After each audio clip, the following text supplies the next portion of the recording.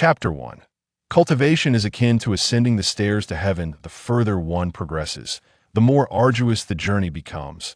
And yet within the confines of a classical abode, Ning Xuan offered a silent smile. Originally, he was a denizen of the Blue Star, struck by lightning and subsequently transported to this realm. Now, he was not merely a lord of the domain, but a venerable saint king. Alas, the lifespan of a saint king is 3,000 years, while that of an emperor extends to 5,000. Yet he had dwelled in this world for 4,800 years. The emperor, throughout his lifetime, remains elusive. Logically, the realm beyond that of a saint king should be the emperor. But how distant is the emperor's realm? To transcend into a saint king is a feat reserved for the most exceptional talents among billions. However, to step into the emperor's domain, even a saint king must contend with a multitude of challenges beyond measure. Cultivation, what a futile endeavor. Over the span of 4 millennia, Ning Xuan had exhausted all his potential. He had devoted his entire existence to the pursuit of the emperor's realm. Yet, it seemed as insubstantial as a moon reflected in water. Ning Xuan's gaze was profound and contemplative. Between the saint king and the emperor, there exists yet another realm. That is the realm of self-dismemberment, also referred to as the saint sovereign. The intention is to sever the self, elevating the saintly realm to the pinnacle. Once this threshold is crossed, it equates to forsaking the ambition of becoming an emperor. The price of entering this realm is the annihilation of one's future, igniting the present. Thereafter, the possibility of ascending to emperor is irrevocably extinguished. But what choice remains for him now? The lifespan of a saint king is 5,000. That is the average standard. In his frail old age, if he does not break through, whether it be tomorrow or the day after, he may never awaken again. This is not the outcome Ning Xuan desires. Those who sever themselves to ascend to sovereignty have never again breached the emperor's domain. But perhaps a miracle may occur? Ning Xuan's expression remained impassive. He hesitated not. Boom! A presence akin to a ferocious beast awakening erupted from his frail form. The void trembled. The ground lamented. The might of the Saint King. Sever. Buzz. Ning Xuan bellowed. His own lifeblood surged to its zenith. Golden essence spilled forth, drenching the entire black spirit domain in a crimson hue. Bang! Bang! The heart, which should have been feeble, resonated like thunder. In the next moment, beneath the heavens, a towering blade shadow descended fiercely upon Ning Xuan. Thud! One strike. Ning Xuan's already aged visage turned ashen. Thud! Another strike. His once golden strands of hair fell away. Thud! Yet another strike. Ning Xuan's once upright stature became stooped. Thud! After 4 strikes, Ning Xuan resembled a lifeless statue, devoid of vitality. Boom! Yet just as the shadow of the heavenly blade began to dissipate, a surge of rich lifeblood poured into Ning Xuan's being. This was the power of life. Pop, pop! The aged, wrinkled skin began to shed, like bamboo shoots emerging in spring, shedding their dead skin gradually.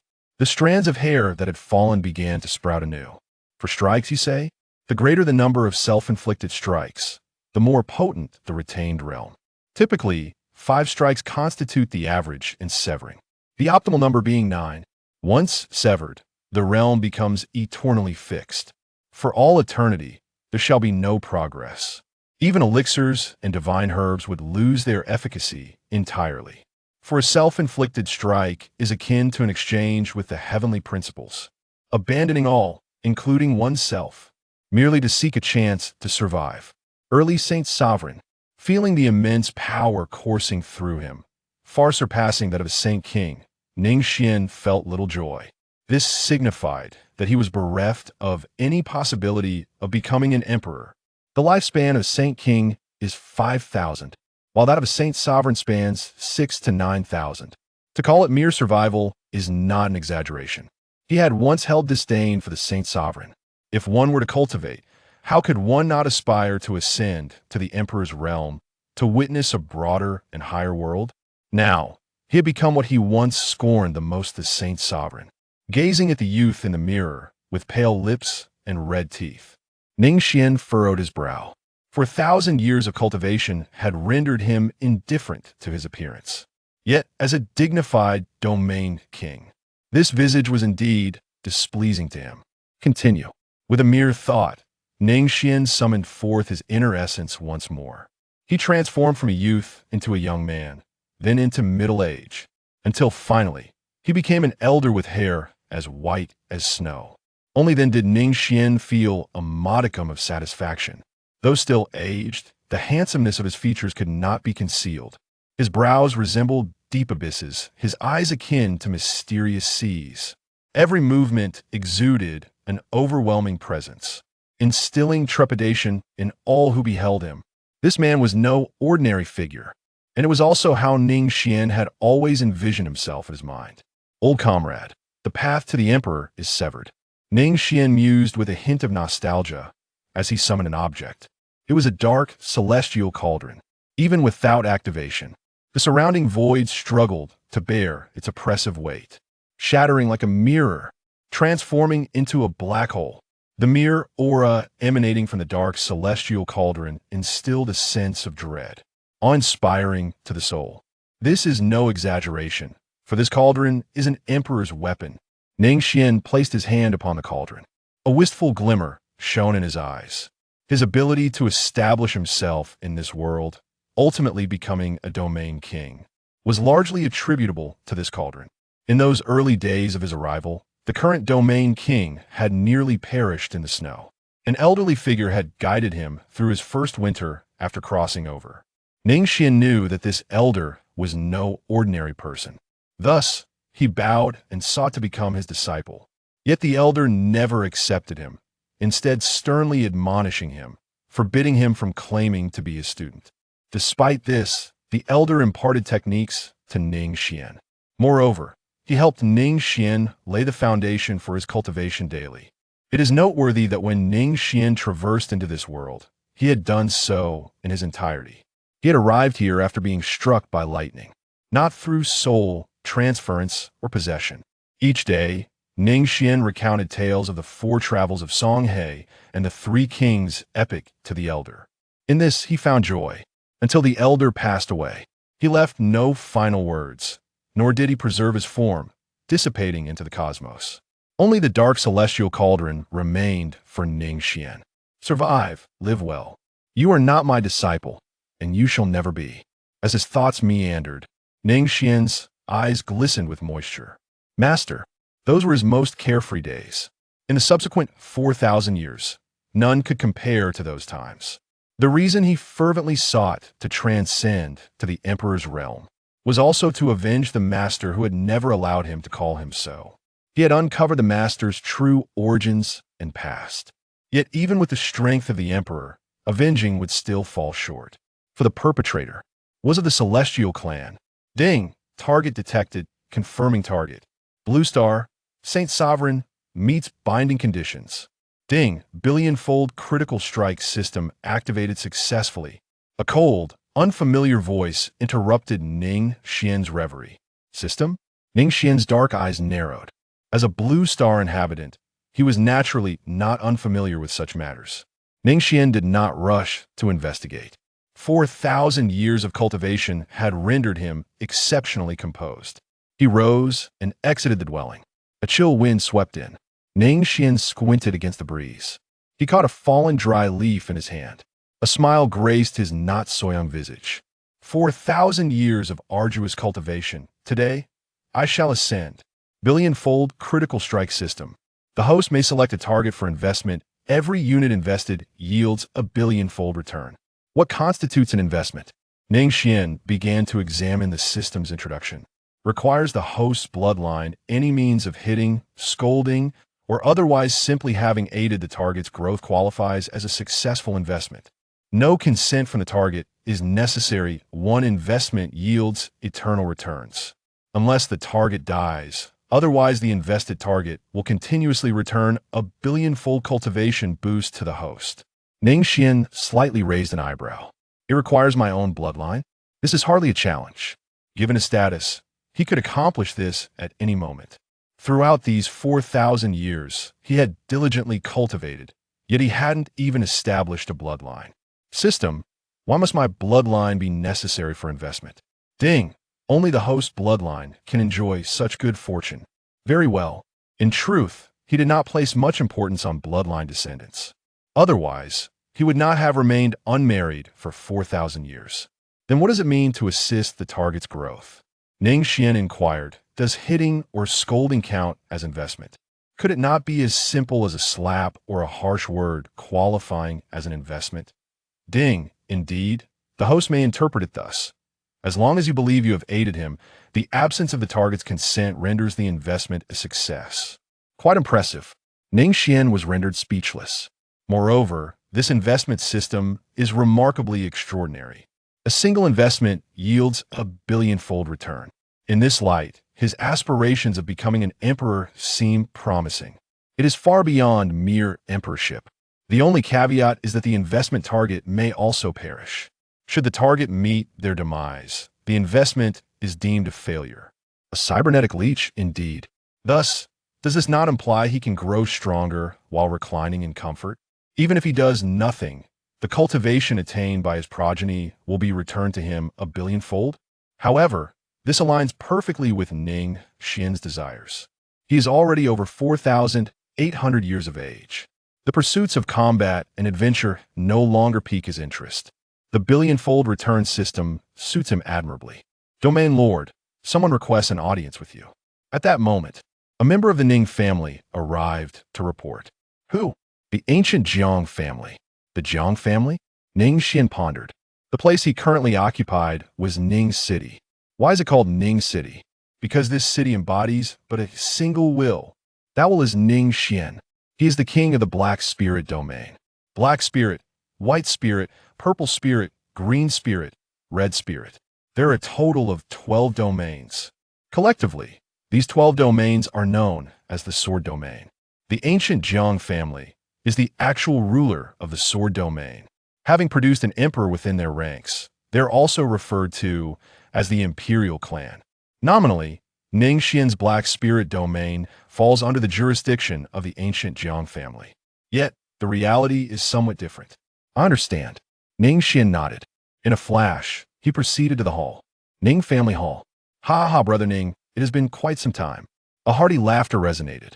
It came from a middle-aged man clad in purple robes, possessing a handsome visage. His eyes exuded authority and a haunting glow. Upon seeing Ning Xuan, he appeared exceedingly amiable. He approached with warmth. Master Jiang. Ning Xuan offered a slight nod. A polite greeting. What brings you to seek me? Jiang Shan was unfazed by Ning Xuan's cool demeanor, for he was accustomed to it. It is nothing, merely came to visit brother Ning. At this juncture, Jiang Shan suddenly froze. He gazed at Ning Xuan in astonishment. Brother Ning, have you broken through to the saint respect level? Indeed. Ning Xuan merely nodded faintly, unwilling to elaborate further. If Master Jiang has no other business, I shall take my leave. Ha, brother Ning, do not be in haste. I have come today to discuss a matter of great importance. Upon receiving Ning Xuan's subtle dismissal, Jiang Shan waved his hand. A trace of inexplicable disappointment flickered in his eyes. He then remarked, Brother Ning is still unmarried, I presume? Speaking of which, my Jiang family has many saintly maidens. How about a union between our two families? A bond that lasts through the ages, fostering a lasting friendship. A union? Ning Xuan scoffed internally. Yet, he maintained a facade of composure. Just as he was about to decline, he reconsidered. That sounds splendid. I shall trouble Master Jiang then. Ha ha ha. It is no trouble at all, not in the slightest. Jiang Shan appeared exceedingly delighted by Ning Xuan's response. He promptly added, Let us do this. Tomorrow is an auspicious day. How does that sound to you, brother Ning? Seemingly fearful that Ning Xuan might retract his agreement. Excellent. Ning Xuan nodded indifferently. Then I shall not see you off, Master Jiang. Jiang Shan's brow furrowed, evidently taken aback by Ning Xuan's abrupt dismissal. Were they not to discuss the specifics of the marriage? Brother Ning, I shall return to my clan to find you a suitable wife, I assure you. You shall not be disappointed tomorrow. Jiang Shan clasped his hands. Then I shall take my leave. I will not see you off. Please stay." Both men displayed remarkable courtesy. Yet, once they departed Ning Manor, Jiang Shan's previously affable expression darkened suddenly. Boom! Ning City was already surrounded by powerful beings. What was even more alarming was that these formidable individuals were all at the Saint level. Over 100 in the Saint entry stage, dozens at the Saint King level, and 7 at the Saint Respect level. "Master, why did you not signal?" An elderly man in gray robes, stooped yet emanating a terrifying aura, inquired of Jiang Shan, perplexed. "The original plan is off that brat. He has thwarted my ascension to Saint Respect." Jiang Shan's countenance fluctuated between shadows and light. What? The Jiang family's warriors were astounded. Ning Xuan's reputation resonated throughout all 12 domains. Who was unaware that he has devoted himself to the pursuit of the imperial realm, remaining unmarried for a staggering 4 millennia? Truly, he is an absolute anomaly. Yet now, he has relinquished his ambition to ascend to the throne and has instead achieved the status of a revered sage. I had intended to scold him, to deride his delusions, but the old fool has finally come to terms with reality. However, the countenance of the powerful members of the Jiang clan is shrouded in gloom. They are too weary even to utter curses. What shall we do now? Ning Xuan of the Sacred King realm is already formidable. What more now that he has become a sage? To be precise, it is not Ning Xuan who is insurmountable, but rather the imperial weapon in his possession. A sacred king wielding an imperial weapon can slay with such ferocity that none in the sword domain would dare to challenge him. And now, he has ascended to the status of a sage. "Fear not, for I have devised a new plan," Jiang Shan said, irritatedly waving his hand, signaling the others to return to the clan. "That old fool has already consented to a union with my Jiang family. And with his lifespan limited to merely 2,000 or 3,000 years at most, our ancient Jiang clan can afford to wait. Let us return and arrange the wedding for tomorrow," an elder of the Jiang clan had long since prophesied. Unless unforeseen circumstances arise, Ning Xuan's time is surely drawing near. Thus, the Jiang clan hastily summoned a multitude of powerful members. They would wait for the clan leader to test the waters before launching their assault.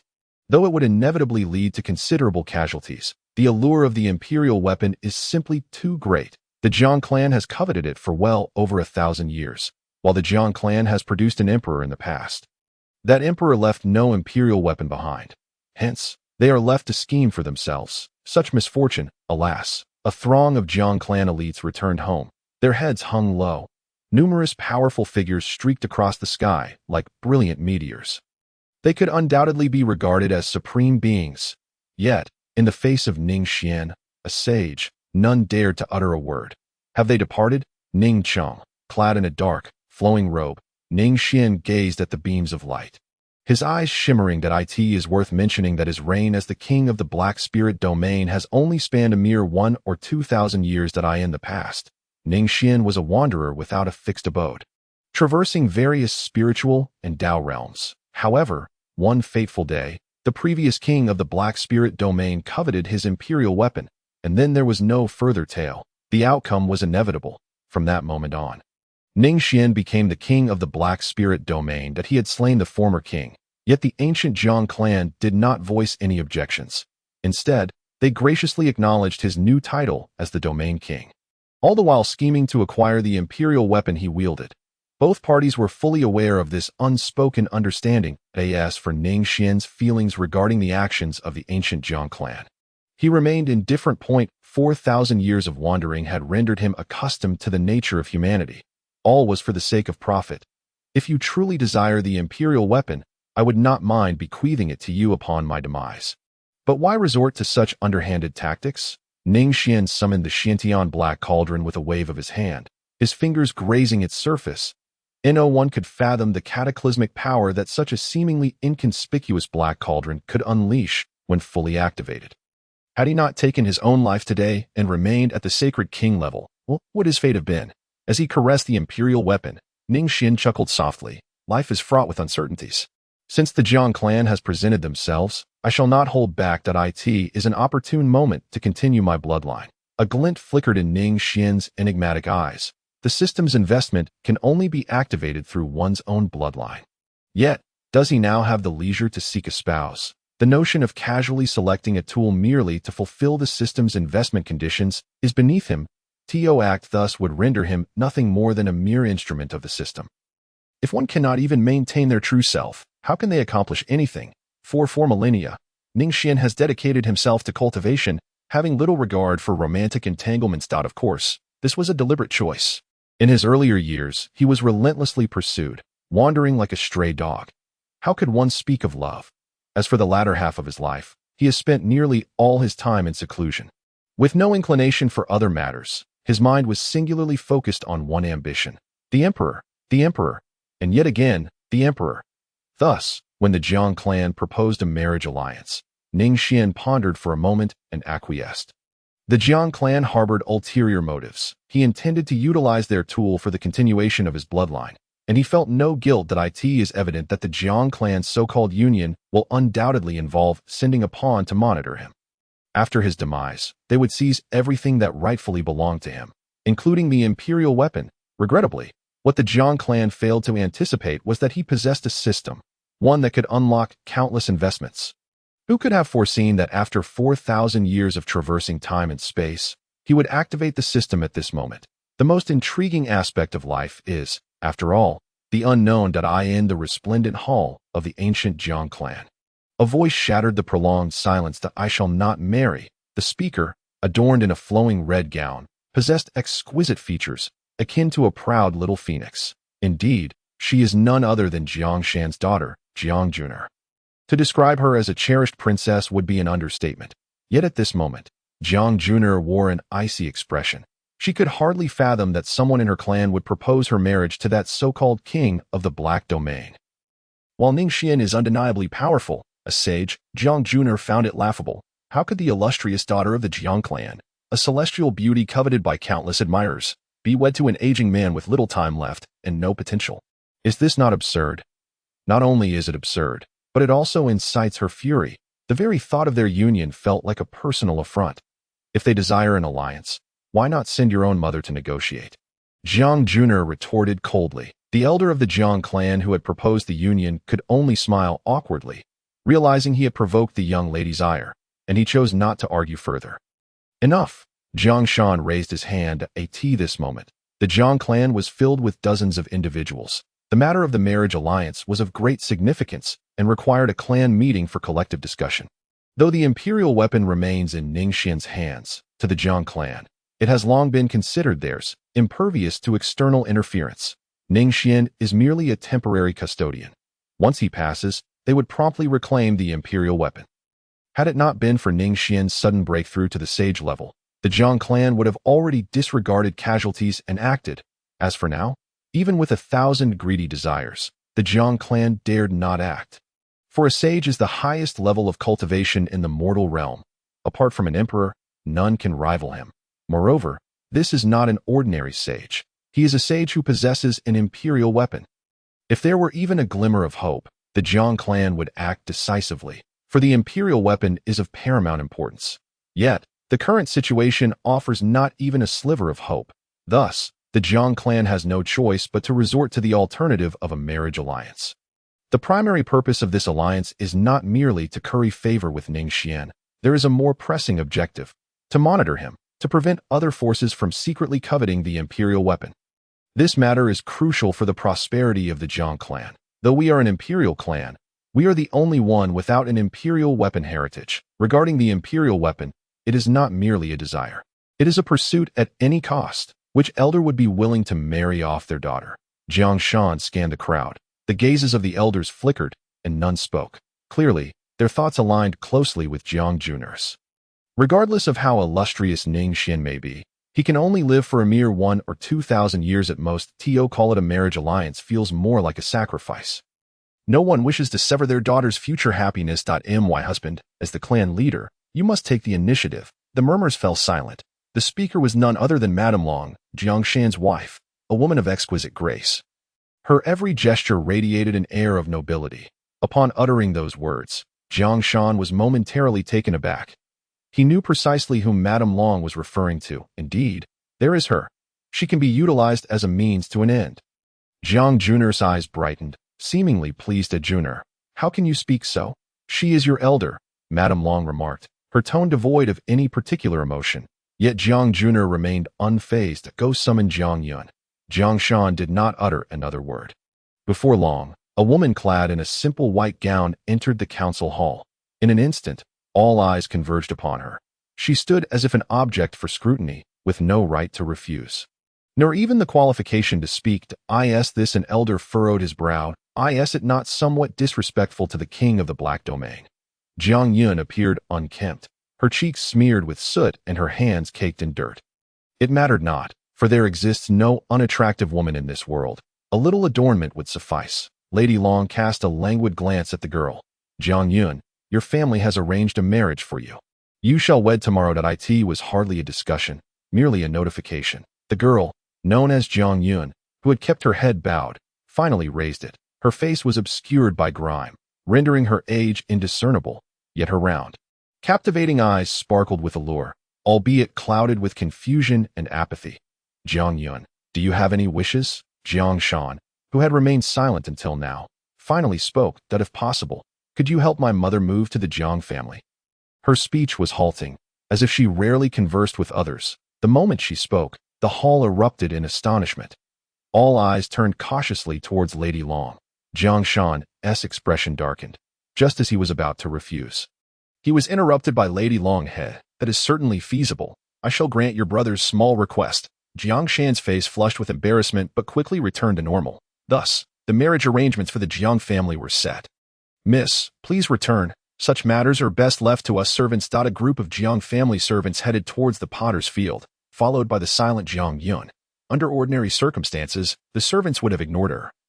But the situation had changed. This young lady of the Jiang family was soon to become the wife of the Ning domain king. The formerly arrogant servants now spoke with marked respect. I want to see it with my own eyes, Jiang Yun articulated slowly, her words deliberate. Please feel free. Mississippi. Several servants began to dig up a dilapidated grave, extracting a comically shaped coffin from within. Why was it deemed comical? Because the coffin was oddly shaped, resembling a child's building blocks, pieced together in a haphazard manner. Understood, the servants replied impatiently. Were it another young lady observing, they would be brimming with enthusiasm, even if nothing were to occur. However, having a beautiful lady watching was vastly different from being scrutinized by an unattractive one. What bad luck, they murmured. Hurry up and finish so we can return. I say, once someone has died, they should be tossed directly into the river to avoid burdening future generations. You shall not speak, a fierce voice interrupted. The girl who typically resembled a mute now glared with eyes that burned fiercely. The servants were momentarily taken aback. In the Jiang family ancestral grounds, a new grave rose abruptly from the earth, devoid of any tombstone or name. Mother, may you rest in peace. Jiang Yun knelt before the fresh grave, her tears flowing freely. She was unwilling to marry elsewhere, for that would mean no one would visit her mother's grave each year. Yet, what choice did someone like her have? From the moment she was born, she was destined to endure immense suffering. Relocating her mother's grave to the Jiang family grounds was her only wish at present. Having a place, however humble, was better than leaving her to the wilderness, where beasts might dig up her remains. Her mother had once said that a grave is akin to a home. Without it, one becomes a wandering spirit. Miss, you are to be married tomorrow and should prepare yourself, urged a maid. Under normal circumstances, she would have acted immediately, but now she dared not. Mother, Jiang Yun knelt before the grave, yet received no response. It was only when dusk fell that she finally rose to leave. Pa, does she truly think herself a lady? She is nothing but a bastard. The maid seethed with jealousy. Why should this foolish girl, who merely stoked the fire in the kitchen, soon become the wife of a domain king? Was it simply because she bore the Jiang surname? In terms of appearance and virtue, the maid believed she surpassed her in every regard. Sometimes, what one desires is what another fervently yearns for. How fortunate, I nearly forgot about you, the maid muttered as Jiang Yun departed. Soon, two figures appeared before the new grave. Lady Long scoffed. Ha! With a single strike, she shattered the mound of earth. Without a glance, she obliterated the comical wooden coffin, along with its contents, reducing them to ashes. What, do you feel sorrow? Lady Long turned to the pensive Jiang Shan. Madam, what are you saying? Jiang Shan replied, somewhat helplessly. I was contemplating how to ensure Jiang Yun keeps a close watch on Ning Xuan in the future. Lady Long chuckled lightly. Do you truly believe I acquiesced to that wretched girl's request to move the grave out of concern for your sister? Faced with Lady Long's sarcasm, Jiang Yun remained unfazed, his eyes suddenly brightening. Indeed, with this in place, I need not fear Jiang Yun's disobedience. Bring the grave back to its original state, Jiang Yun commanded, summoning several servants. Halt, Lady Long sneered, if she wishes to pay her respects. Let her do so. The daughter of a mongrel should bow before a lowly wretch. Madam, could you refrain from such insults? Jiang Yun felt somewhat awkward, but Lady Long paid him no heed. With a swift motion, she brutally strangled a small dog and tossed it into the grave like refuse, covering it back up. Yes, the following day at the familiar new grave, Jiang Yun stood alongside Lady Long. It was almost unbelievable that this was Jiang Yun. Her figure was well proportioned, neither overly plump nor too slim, just right. While Lady Long was also striking, standing beside her made the contrast akin to that of dung to flowers. No one could have anticipated that beneath the layer of grime lay such breathtaking beauty. Yet, Lady Long showed no sign of astonishment. Rather, her expression quivered with agitation.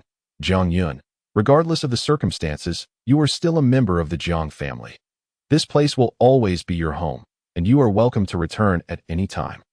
In due course, I shall discuss with your father about including your mother's name in the family register. Lady Long was exceedingly cordial. Jiang Yun, who had remained unresponsive, trembled at the mention of these words. She parted her lips, but ultimately remained silent. Lady Long observed everything with a smirk of derision. Let us go. It is time to escort you. Thank you, Jiang Yun replied, her eyes swollen. May I spend a little more time with my mother? The journey ahead is long, and for someone like me, this farewell may last a lifetime. Tenderly, she stroked the new grave to others. It was merely a mound of earth, but within lay her most beloved. Certainly, Lady Long replied with a wicked smile. You must pay your respects well. Meanwhile, in Ning City, the Ning residence was already bustling with activity. The flow of guests was incessant, and even the inns within the city were fully booked. The Yin domain presented a treasure from the primordial secret realm. The Dan domain offered a 9-sun sacred pill. The purple spirit domain king gifted a piece of glazed armor. The white spirit domain king contributed a tome of celestial level divine arts. The red spirit domain king provided. The influx of guests and treasures was astonishing, many of which were previously unheard of. The welcoming servants had lost their voices from calling out. Yet, the line of distinguished guests delivering gifts seemed endless. This was truly a day filled with both agony and exhilaration. The reason was simple. Today marked the grand wedding of the Ning domain king.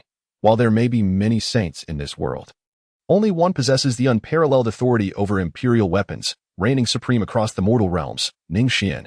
After a round of socializing, the sky finally darkened. As the protagonist of the day, Ning Xuan shook his head slightly and entered the bridal chamber. Under the flickering light of the red candles, a captivating woman adorned with a phoenix crown and red fabric stood before him. She did not sit by the bed. Rather, she seemed to have been standing all along. Jiang Yun? Ning Xuan called out. Is this truly his wife? Jiang Yun did not respond, her delicate hands tightly clutching the edge of her skirt, gripping it even more firmly. There's no need to be so nervous. It is our first marriage for both of us. Ning Xuan smiled broadly, walking over to the table to pour himself a cup of calming tea. Yet, his head still felt somewhat heavy. Despite possessing the cultivation of a saint, he found it challenging to cope. There was no remedy. There had simply been too many people toasting him, and the drinks were far from ordinary mortal wine. Ning Xuan had been drinking for an entire day. Jiang Yun peered at him through the gaps in her phoenix crown. This man would henceforth be her husband, the most significant person in her life. Although he appeared quite aged, it was precisely because of him that her mother's grave could be moved to the Jiang family. Furthermore, Lady Long had promised her to take good care of Ning Xuan, ensuring her mother's name would be inscribed in the family genealogy for his claim of being a first-time groom. Jiang Yun was not foolish. How could such a powerful cultivator remain unmarried until now? Perhaps he thought her naive, believing she would be easily deceived. In truth, she was far from foolish. With a swift motion, she lifted her wedding gown, revealing an enchanting and exquisite figure. Jiang Yun dared not gaze at him, instead clasping her hands tightly to her chest, eyes closed, tears streaming down her face. Please, let us begin. Ning Xuan's gaze lingered on her form for a few seconds, With his formidable composure, he felt a wave of dizziness wash over him. Yes, it was all due to the wine. Ning Xuan shook his head. Suppressing his impulses, that he did not appreciate this numbing sensation. The woman before him resembled a soulless puppet. What meaning could there be in that? Are you anxious? Jiang Yun remained silent, but her tear-streaked face betrayed her emotions. Suddenly, footsteps approached, and a strange aura enveloped her. Jiang Yun's complexion turned even paler. With a swift motion, the red fabric was lifted, revealing the woman's face. Ning Xuan was momentarily stunned once more that it was a breathtakingly beautiful visage. Not as innocent as a young girl, nor as graceful as a mature woman, but rather an exquisite blend of both. Enchantment. Yes, it was enchantment, albeit of the inner kind. Yet at this moment, the woman's eyes were tightly shut. Despair and resignation etched across her features. Come, sit with me for a while. Despite Jiang Yun's desperate weight, Ning Xuan made no move forward. Instead, he returned to the table, initially viewing her merely as a tool. A gift from the Jiang family, and he felt no remorse. However, perhaps it was the woman's profound despair that rendered Ning Xuan somewhat at a loss for words. After several long seconds, Jiang Yun finally opened her eyes in a daze. He truly had not touched her. Jiang Yun looked up to see him observing her predicament with a hint of amusement, and her cheeks flushed crimson. She hurriedly bent down to retrieve her fallen wedding gown. The graceful curve of her waist as she bent down caused Ning Xuan, who had just sipped the calming tea, to take another gulp. Please, don't look. Jiang Yun wished she could bury her head in the ground. Tightly wrapping the red gown around herself. Didn't you take it off yourself? If you're going to undress, wouldn't it be beastly to not look? Ning Xuan smiled lightly. Come, let us converse. All right. This time, Jiang Yun did not refuse, standing bashfully behind Ning Xuan like a maid beside her master. Ning Xuan chuckled. Please, sit down. We are husband and wife. Why stand behind me? Jiang Yun's face flushed as she was pulled to sit across from him. Her entire being seemingly frozen in place. Are you frightened by my appearance? Ning Xuan pondered for a moment, then his body swayed, and his aged visage transformed into a youthful one. He glanced at Jiang Yun. It was indeed awkward for an old man to marry a young woman, and she appeared to be around 23 or 24. Thus, Ning Xuan settled his appearance at 26 or 27. You. The once restrained Jiang Yun suddenly widened her eyes. Staring blankly at the transformed Ning Xuan, his ethereal demeanor and striking features, especially his deep, cold eyes, exuded a wisdom born of experience, an inherent aloofness that did not alienate, but rather enhanced his charm. To me, appearance is merely fleeting. It can change at any moment. Ning Xuan remarked casually. He adeptly utilized the guise of an elder. After all, he was surrounded by ancient figures, and an elderly appearance allowed for easier integration. In reality, a cultivator's appearance is fixed after transcending the divine transformation, and Ning Xuan's transformation occurred at 27. This youthful visage was his true face. However, he preferred the demeanor of a seasoned individual. After all, that elderly visage was unmistakably intimidating. Can you truly maintain such an appearance? Jiang Yun's face flushed as she summoned her courage to ask. Why not? Ning Xuan replied, genuinely puzzled. I am afraid of your other appearance. This left Ning Xuan momentarily speechless. Fine, when I am with you, I shall use my original visage. Seeing Ning Xuan's agreement, Jiang Yun's face became even warmer. Why had she grown so bold, daring to make such a request? And he had actually complied. The two fell into a brief silence on their wedding night. A man and a woman sat opposite each other, an unspoken tension gradually permeating the Oh, you know who I am? Ning Xuan mused, breaking the silence. You are my husband. Observing the naive Jiang Yun, Ning Xuan chuckled softly. Indeed, do all foolish children look alike? What are you laughing at? Jiang Yun mustered her courage, her delicate hand pinching itself in a show of defiance.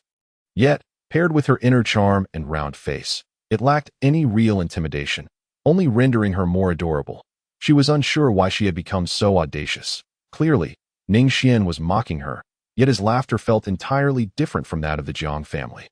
When the Jiang family laughed at her, it was like a knife, sharp and piercing, but Ning Xuan's laughter only conveyed warmth akin to a gentle spring breeze, devoid of malice. It's nothing.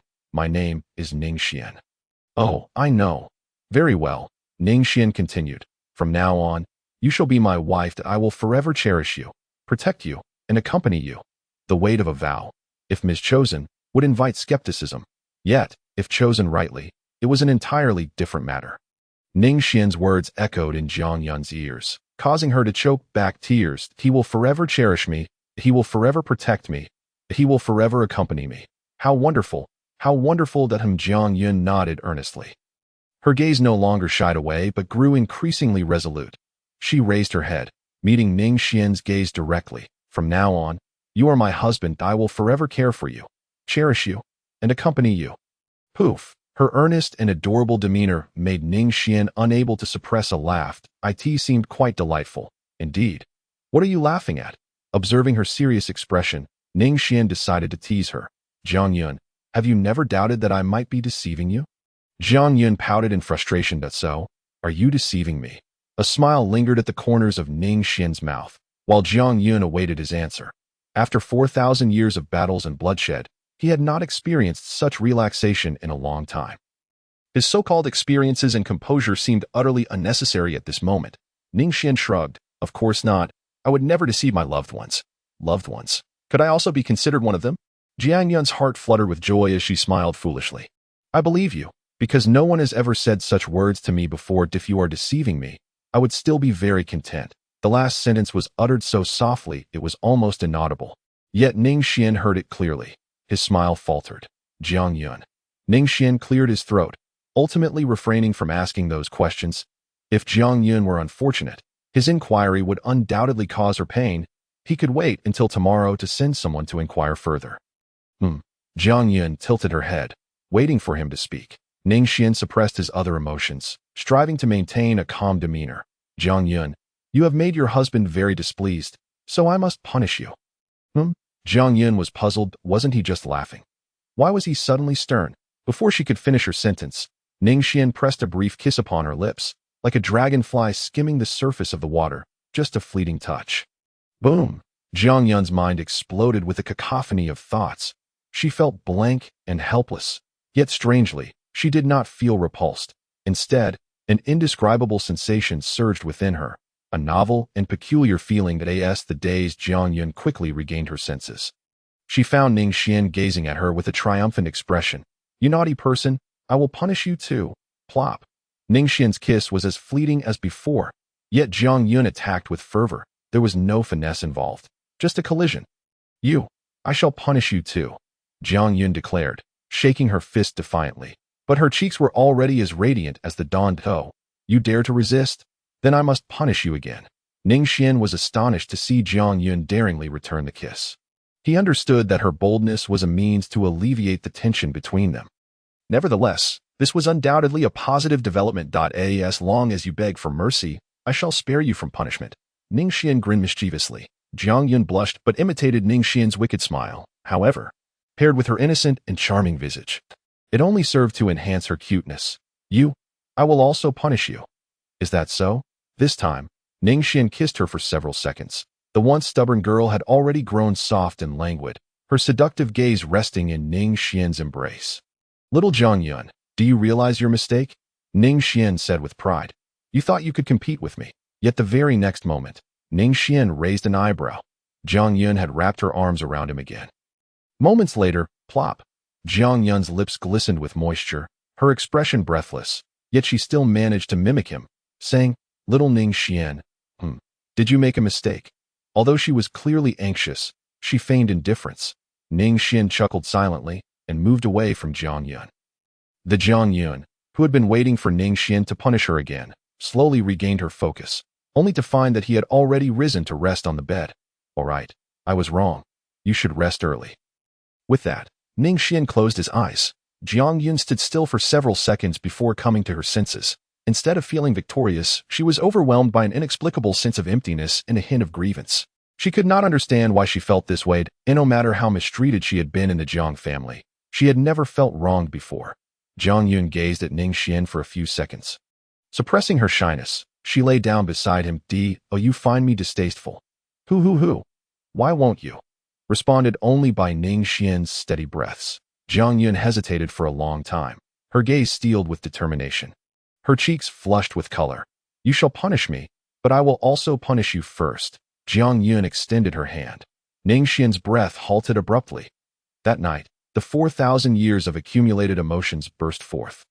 The red candle flickered as they spent a wonderful night together. The fury of 4 millennia ignited, and Jiang Yun tearfully admitted her feelings. The following day, it was already noon when Jiang Yun finally awakened. Sunlight bathed her fair, round face, creating a dreamlike beauty. It took a few moments for her to gather her thoughts. Her clear eyes slightly dazed. It took her some time to process what had transpired the previous day. "Hiss, you naughty person? Hadn't he said he would punish her?" A teasing voice echoed. Jiang Yun's pale face suddenly flushed crimson as she realized that Ning Xuan was still by her side. Perhaps he had awakened long ago, but chose not to rise. Fearing he would disturb her rest, Jiang Yun stared at his face, her eyes reflecting his image. She did not know whether she was his most important wife, but he certainly was her most significant husband. "What are you looking at? Planning to punish your husband again?" Ning Xuan smirked wickedly, though his gaze softened considerably. "Naughty, naughty person." Jiang Yun remained silent, burying her head into the covers. She could hardly believe that the wildness of last night had come from her. "Little Jiang Yun, come. I have a wonderful gift for you." Ning Xuan gently pulled Jiang Yun's head from the blankets. Jiang Yun's face turned scarlet. Perhaps it was the dawn, but she appeared even more bashful than the night before. "Open your mouth, if you don't speak. Ow." Ning Xuan placed a pill into Jiang Yun's mouth. Instantly, a surge of immense energy coursed through her entire being. "What is this?" Jiang Yun gazed at Ning Xuan in astonishment. "It's a pill for opening your spiritual orifices. You can cultivate from now on," Ning Xuan stated casually. "The most crucial aspect of cultivation is the spiritual orifice. Without it, one cannot absorb spiritual energy, and thus, cultivation becomes impossible. However, not everyone possesses spiritual orifices. Oftentimes, only 1 in 10 individuals has them. Naturally, if cultivators gather, they will inherently have spiritual orifices. But Jiang Yun was an anomaly, as a member of the ancient Jiang family. She lacked spiritual orifices. This could only imply that her mother was an ordinary mortal. The pill Ning Xuan fed Jiang Yun was specifically designed to open spiritual orifices. Coincidentally, a pill had been sent by the Dan sect yesterday, and Ning Xuan decided to use it on Jiang Yun. This was not only because Jiang Yun was his wife, but also related to his investment plans. If the two of them lacked spiritual orifices, it would pose a significant problem. Jiang Yun stared at Ning Xuan, her eyes shimmering with tears. She understood better than anyone else how precious a single pill meant for awakening the spiritual orifices of an ordinary person truly was. "Why waste this on me? What are you saying? You are my wife. Who else should I give it to? Should I give it to someone outside?" "No." "Oh." Jiang Yun leaned her head into Ning Xuan's embrace, weeping incessantly. Ning Xuan gently caressed her hair, murmuring, "It is all in the past. From now on, I shall be by your side." "Oh, Ning Xuan, the truth is, I was sent by the Jiang family to monitor you." "I am sorry," Jiang Yun blurted out, her anxiousness allowing her words to flow more smoothly. Ning Xuan chuckled softly. "I have known for quite some time." His gaze softened considerably. "So, that is all behind us. Henceforth, you are merely my wife. However, how dare you conceal this from me?" "Dear Jiang Yun, I must punish you." "Ah. Oh, little Jiang Yun. Or rather, she ought to be called Big Jiang Yun." Time flew by, and 3 months later, Jiang Yun found herself with child. Triplets? Ning Xuan was taken aback, planting a gentle kiss on Jiang Yun. He then left Ning's city, his expression suddenly turning icy. He had uncovered Jiang Yun's past, and was eager to share good news with her shortly. Ning Xuan vanished in a flash of brilliant light from above the Black Spirit domain, heading directly towards the imperial Jiang family. Jiang Yun was originally the daughter of Jiang Shan. One fateful night, after Jiang Shan had indulged in drink, Jiang Yun came into being. However, the dragon lady, filled with jealousy, never allowed Jiang Shan to acknowledge Jiang Yun as his daughter. Thus, Jiang Shan publicly declared that she was merely a daughter left behind by his father, whom he had taken in. How could the Jiang family be unaware of the truth? Yet, Jiang Shan was the head of the family, and such a trivial matter was dictated by his words alone. Regardless of whether Jiang Shan claimed Jiang Yun was his sister, or even his mother or ancestor, none would dare question him. Jiang Yun's life in the Jiang family was far from pleasant. The dragon lady's agreement to let her return to the family was merely a means to torment her, to alleviate her own resentment. Consequently, Jiang Yun had a difficult childhood, bullied by servants and outsiders, which was utterly ridiculous. All of this was orchestrated by the Dragon Lady, while Jiang Yun feigned ignorance, dismissing her as nothing more than a bastard child. Furthermore, the Dragon Lady had a formidable background. He would never risk upsetting her for the sake of a mere illegitimate child. This miserable existence continued until 3 months ago, when Jiang Yun was sacrificed in marriage to Ning Xuan. This was all the information Ning Xuan had gathered through his inquiries. Today, his sole purpose in visiting the Jiang family was to relocate Jiang Yun's mother's grave to Ning City, to sever any future ties with the Jiang family. As for revenge against the Jiang family, Ning Xuan had a far superior plan in mind, one that would inflict unimaginable suffering upon the Dragon Lady. The one the Dragon Lady and Jiang Yun valued most was Long Juner. Ning Xuan's eyes flickered as he hastened his pace. Ning Xuan, brother? Jiang Yun was undoubtedly taken aback by Ning Xuan's sudden arrival. Take me to Jiang Yun's mother's grave, Ning Xuan stated directly, lacking the time for pleasantries with the Jiang family. Jiang Xuan's expression changed dramatically, filled with astonishment. Why would Ning Xuan suddenly wish to visit the grave? This was entirely unexpected, given Ning Xuan's status. How could he possibly wish to pay respect to Jiang Yun's deceased mother? This was beyond Jiang Xuan's imagination, leaving him unprepared. The grave was a means of controlling Jiang Yun. If Ning Xuan were to visit, with his sacred lord Cultivation, he would undoubtedly discover the truth within. Buried there was not a human, but a dog-esque corpse. He could not allow him to go. In the blink of an eye, Jiang Xuan's expression hardened. Yet, in the next moment, boom, all of Jiang Xuan's thoughts dissolved into despair. A chilling sensation washing over him, a vast, overwhelming aura began to permeate the air, each strand radiating an unmatched destructive power. In the presence of such might, one instinctively felt compelled to kneel. An imperial weapon. The weapon of an emperor. Who goes there? Heavens, I sense the might of an emperor. Quickly, investigate. Waves of ferocious energy surged forth, reminiscent of ancient beasts. This was the true heritage of the ancient Jiang family. No one could fathom how many sacred lords lay hidden within. Yet at this moment, even these ancient sacred lords spoke with palpable fear. Take me there, Ning Xuan commanded once more, his tone indifferent. Very well, follow me, Jiang Yun replied, his expression grim. Unable to muster even a facade of enthusiasm, he led Ning Xuan to the ancestral grave site. Stop. Just as Ning Xuan arrived beside the Jiang family ancestral grave, he was intercepted by a figure, none other than the Dragon Lady. This is the ancestral ground of the Jiang family. Outsiders are not permitted to intrude. I kindly ask you to leave. The Dragon Lady cast a cool glance at Ning Xuan. Her tone deceptively polite. Begone. However, Ning Xuan's reply was curt and singular. What?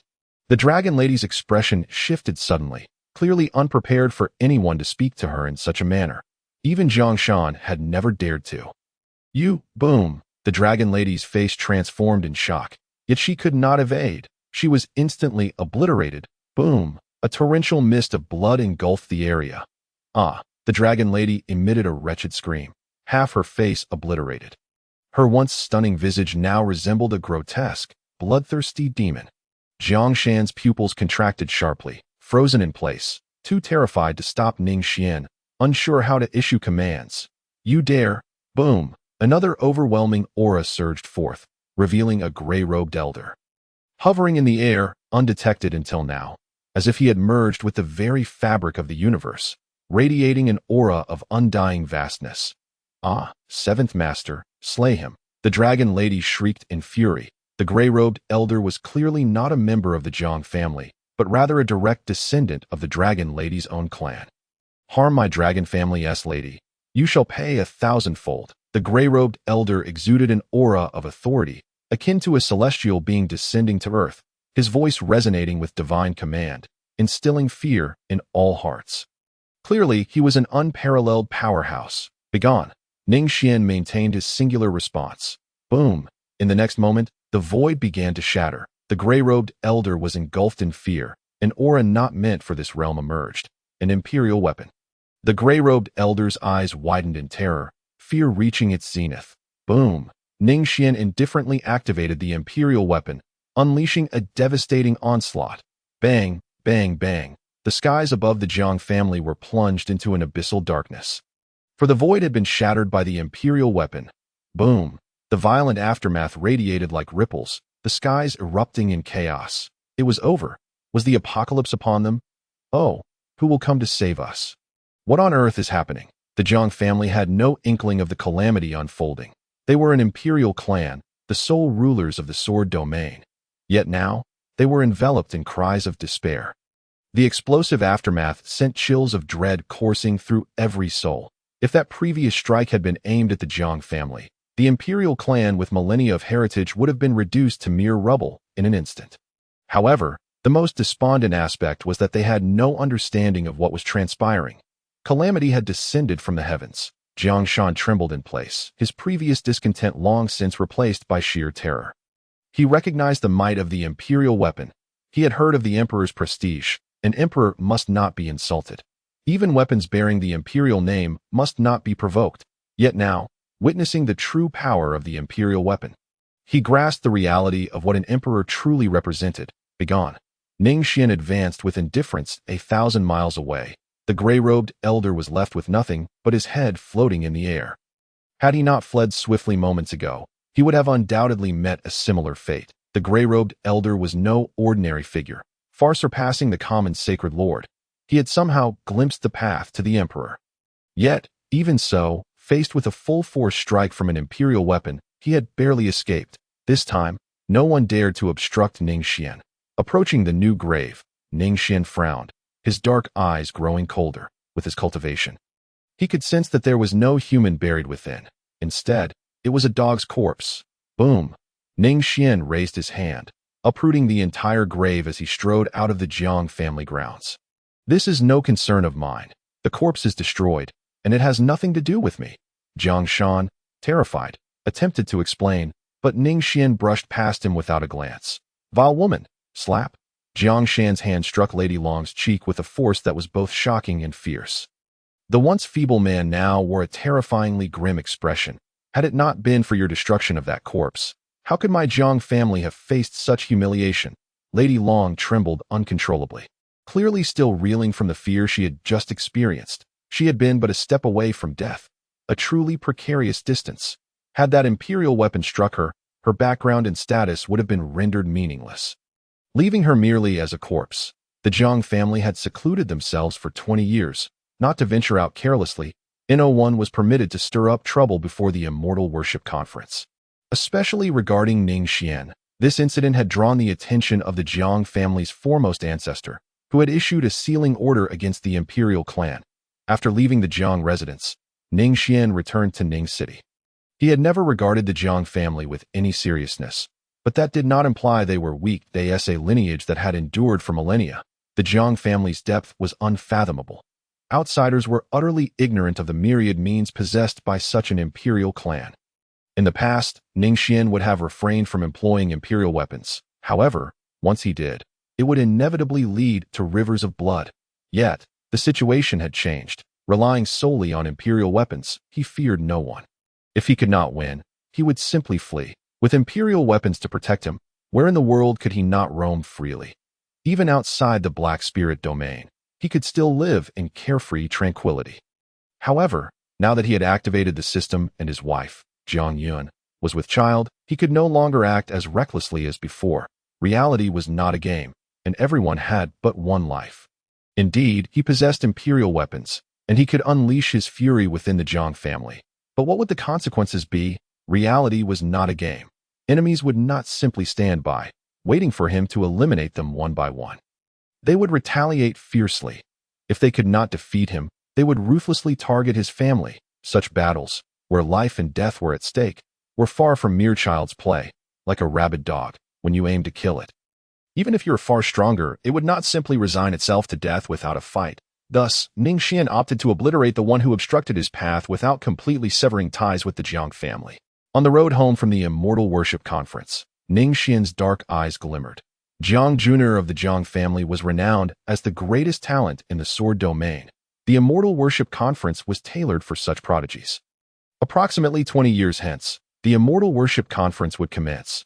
Just as the sword domain was not the only mortal realm, above the mortal realms lay another expanse known as the Dao domain. In the Immortal Worship Conference, only one spot was available for every 4 mortal realms. The victor could ascend to the Dao domain and seek a path to immortality within the immortal sect. As the greatest hope of the Jiang family, Jiang Junior had been nurtured with the utmost dedication of her clan.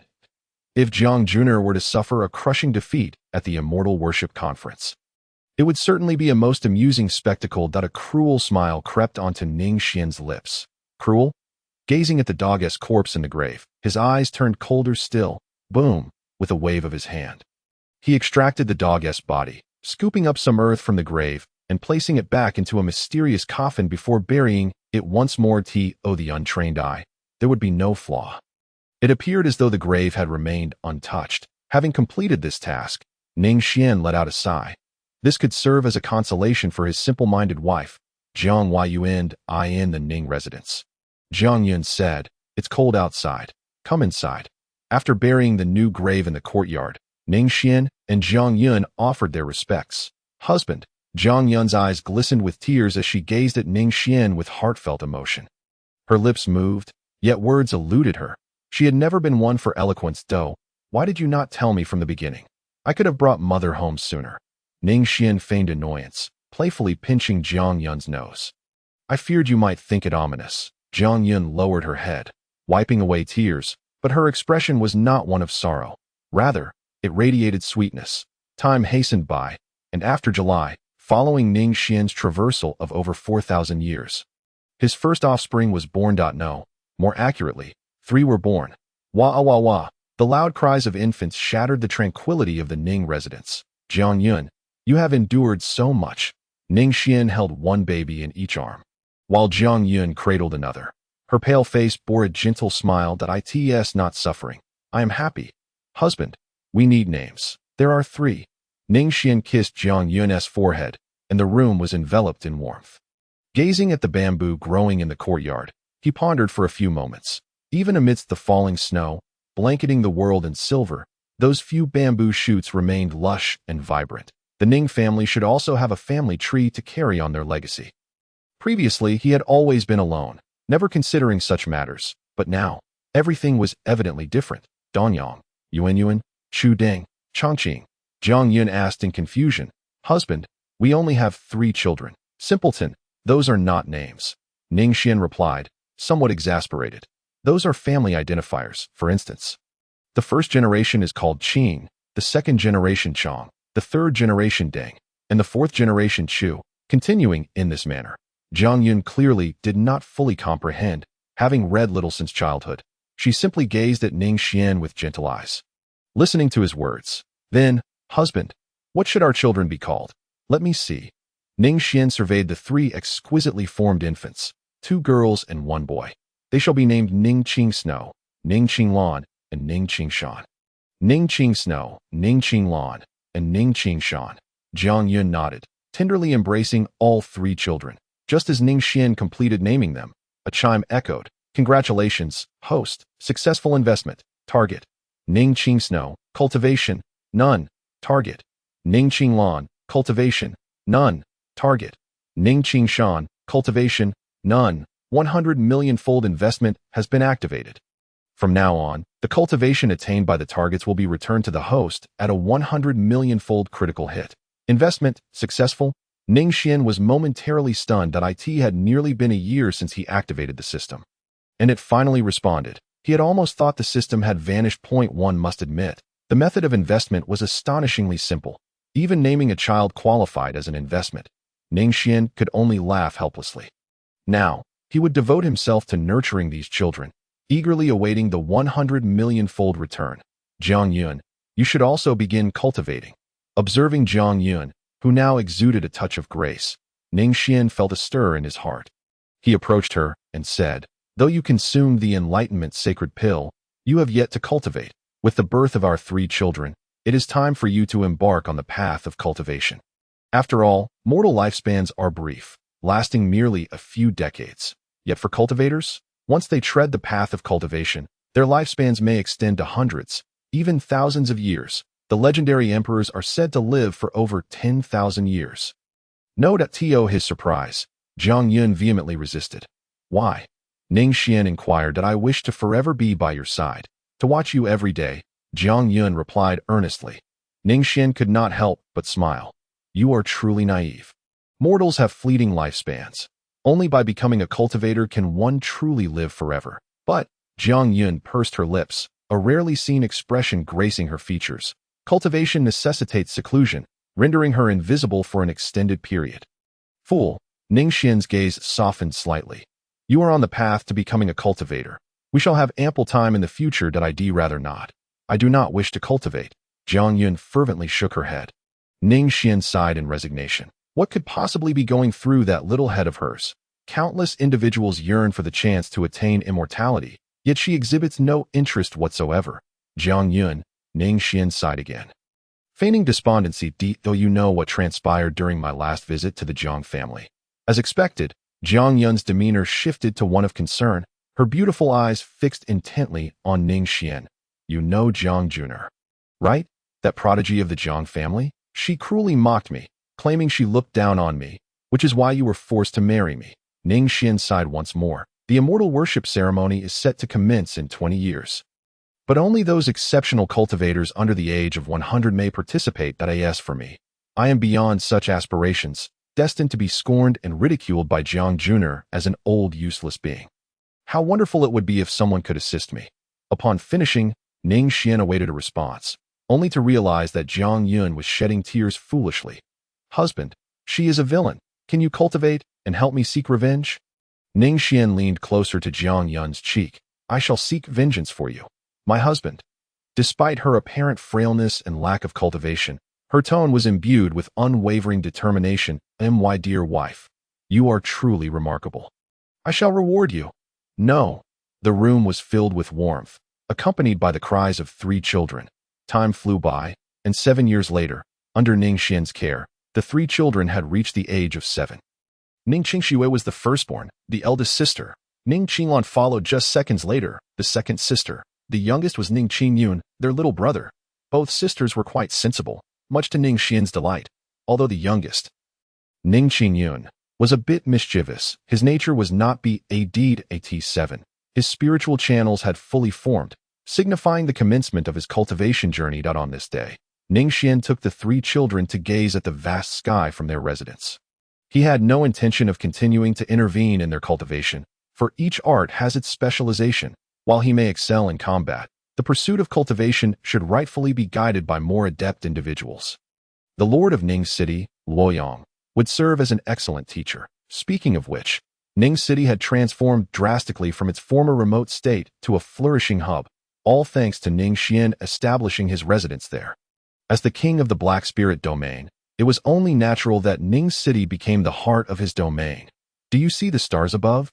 Ning Xuan held the 3 children, his dark eyes fixed on the horizon.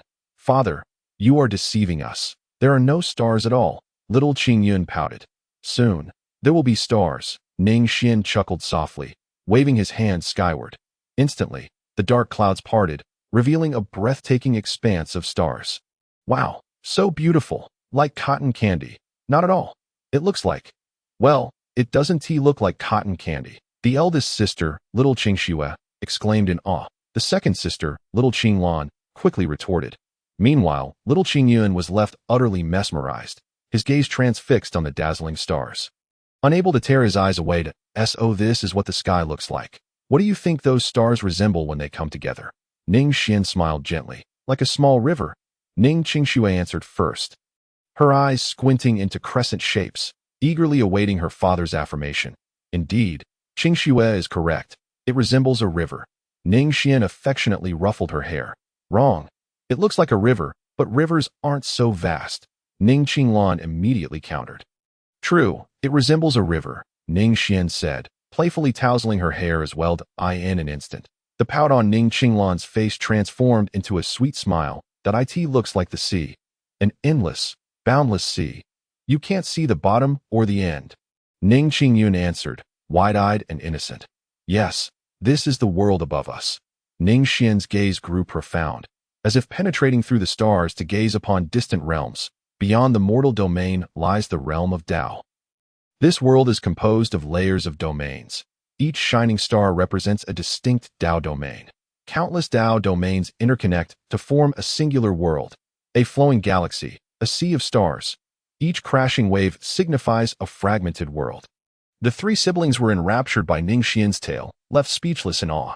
Therefore, Ning Xuan shifted his tone. You must cultivate diligently, understand? Once you grow stronger, you will ascend to the heavens, traversing the sea of stars and soaring through the galaxy. Yes, I will definitely cultivate well and take you, father and mother, to the sea of stars. Fool, it's the galaxy. No, it's the sea of stars. It's the galaxy, the galaxy. I dislike you, little lawn. It's the sea of stars. Humph, it's the galaxy. The two sisters were embroiled in a never-ending debate, while little Jiang Yun continued to gaze at the stars, lost in thought. Time flew by. After enrolling the three children in Ning City Academy for their cultivation, Ning Xuan devoted all his energy to another endeavor, the Primordial secret realm. This was a wedding gift bestowed upon him by the Flame domain. It is worth mentioning that the Jiang family's domain is known as the Sword domain. Domains like the Sword domain are classified as mortal domains. In contrast, the Black Spirit domain, overseen by Ning Xuan, is one of the 12 minor domains within the Sword domain. The Flame domain and the Pill domain are also complete major domains like the Sword domain. All ruled by imperial clans, the Jiang family is considered the weakest among these imperial clans. The reason is straightforward. Although the Jiang family once produced an emperor, they did not inherit any imperial artifacts, leaving them in a rather awkward position among the imperial families. Surrounding the Sword domain are three other major domains: the Flame domain, the Pill domain, and the Soul domain. On the day of Ning Xuan's wedding, both the Pill and Flame domains sent congratulatory gifts, with the only exception being the Soul domain.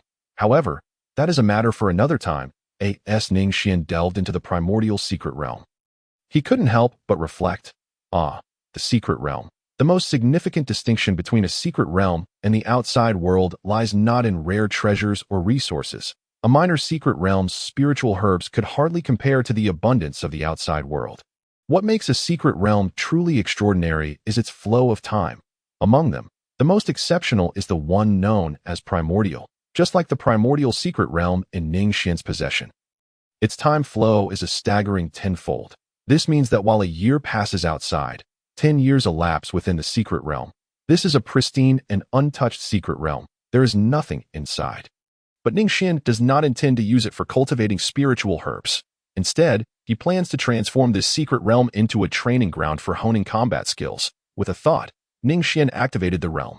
Boom! As a domain king, he lacked for nothing in terms of crafting materials. Drawing upon the long-forgotten memories in his mind, Ning Xuan began to forge these materials into various mechanical puppets, ferocious tigers, wild beasts, and violent dragons, among others. As for another set of creations, Ning Xuan fashioned them into vehicles, motorcycles, and airplanes. Indeed, Ning Xuan intended to create a fantastical adventure. He crafted two opposing factions. However, this would be a fantastical version of the adventure. Ning Xuan designed these mechanical puppets with varying levels of cultivation, ranging from qi refinement to foundation establishment, golden core, nascent soul, spirit transformation, and ultimately culminating at the highest realm of sainthood. Ning Xuan ceased his endeavors. The Holy King could also be refined, but the process demanded an inordinate amount of time. By the time Ning Xuan meticulously arranged the secret realm according to his plans, he realized that a decade had slipped by. This duration exceeded his initial expectations. Yet every moment spent was undeniably worthwhile. Observing the countless puppets and mechanisms before him, Ning Xuan couldn't help but smile with satisfaction. Two formidable factions, the Beast Clan and the Machine Clan. The realms ranged from low to high. The cultivators entering the secret realm could select varying degrees of difficulty according to their preferences. There were three distinct modes of challenge. Easy: defeat the ultimate nascent soul puppet to clear the level. Normal: defeat the ultimate transformation god puppet to clear the level. Nightmare: defeat the ultimate sacred realm puppet to clear the level. As for why Ning Xuan expended such tremendous effort to create what seemed to be a plethora of useless items, the answer was quite simple. It was to temper the younger generation. From the moment he acquired the system, it was destined that many of his kin would follow. Ning Xuan had diligently cultivated for 4,000 years, far more aware of the perils of the outside world than others. Frankly speaking, had it not been for the protection of the imperial weapon, he might not have reached this point. Thus, he constantly sought to aid his bloodline in avoiding certain risks. The primordial secret realm served as the finest whetstone for honing their skills. After his kin had sharpened their abilities within the realm, they could emerge stronger. This method of cultivation was undoubtedly the safest approach. As for its utility, to be candid, not everyone possesses genius. Many cultivators perish in dire circumstances. Take for instance the city lord of Ningxing, Luoyang. Luoyang's ancestors were once close friends of Ning Xuan. He was a remarkable prodigy, lauded for possessing the potential of an emperor. Yet what became of him? He met his demise. It was only after encountering Luoyang that Ning Xuan learned of his clan's decline to the brink of extinction. Consequently, Ning Xuan took Luoyang to Ningxing. Reflecting on the past, Ning Xuan's expression grew increasingly complex. Before the system was activated, he had envisioned gathering a few bloodline tools to significantly enhance his cultivation and subsequently return it 100-fold to himself. From that point on, he would soar. However, mere mortals are not saints, and who among them lacks compassion? Once he truly had descendants, Ning Xuan found himself wishing, above all, for their safety and well-being. What constitutes a home? Even one absence renders it incomplete. Suddenly, a system notification jolted Ning Xuan back to reality. A nascent soul? Ning Xuan blinked in surprise. If memory served him correctly, his eldest son, Ning Yun, had only just turned 17.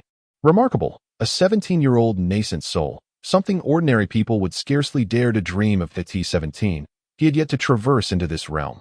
However, with a domain king for a father and abundant resources at his disposal, such cultivation seemed entirely plausible. What is the essence of a family, if not the legacy passed down through generations? It is precisely through the relentless efforts of ancestors that the younger generations are born into heights of greatness. Take the Jiang family, for example. Were it not for their ancestors' imperial legacy, with Jiang Shan's capabilities, the Jiang family would be of little consequence. An ordinary transformation god cultivator, given equal aptitude, would see their offspring take far longer to break through to that level, certainly not more than half the time. One generation may lack promise, two may barely suffice. But what of the third, fourth, or fifth? If the lineage continues uninterrupted, a grand family begins to take shape. Just as Ning Xuan pondered further, a resounding boom echoed. An immense surge of cultivation flooded through him, from his very core to the tips of his extremities. Ning Xuan's dark eyes gleamed with joy.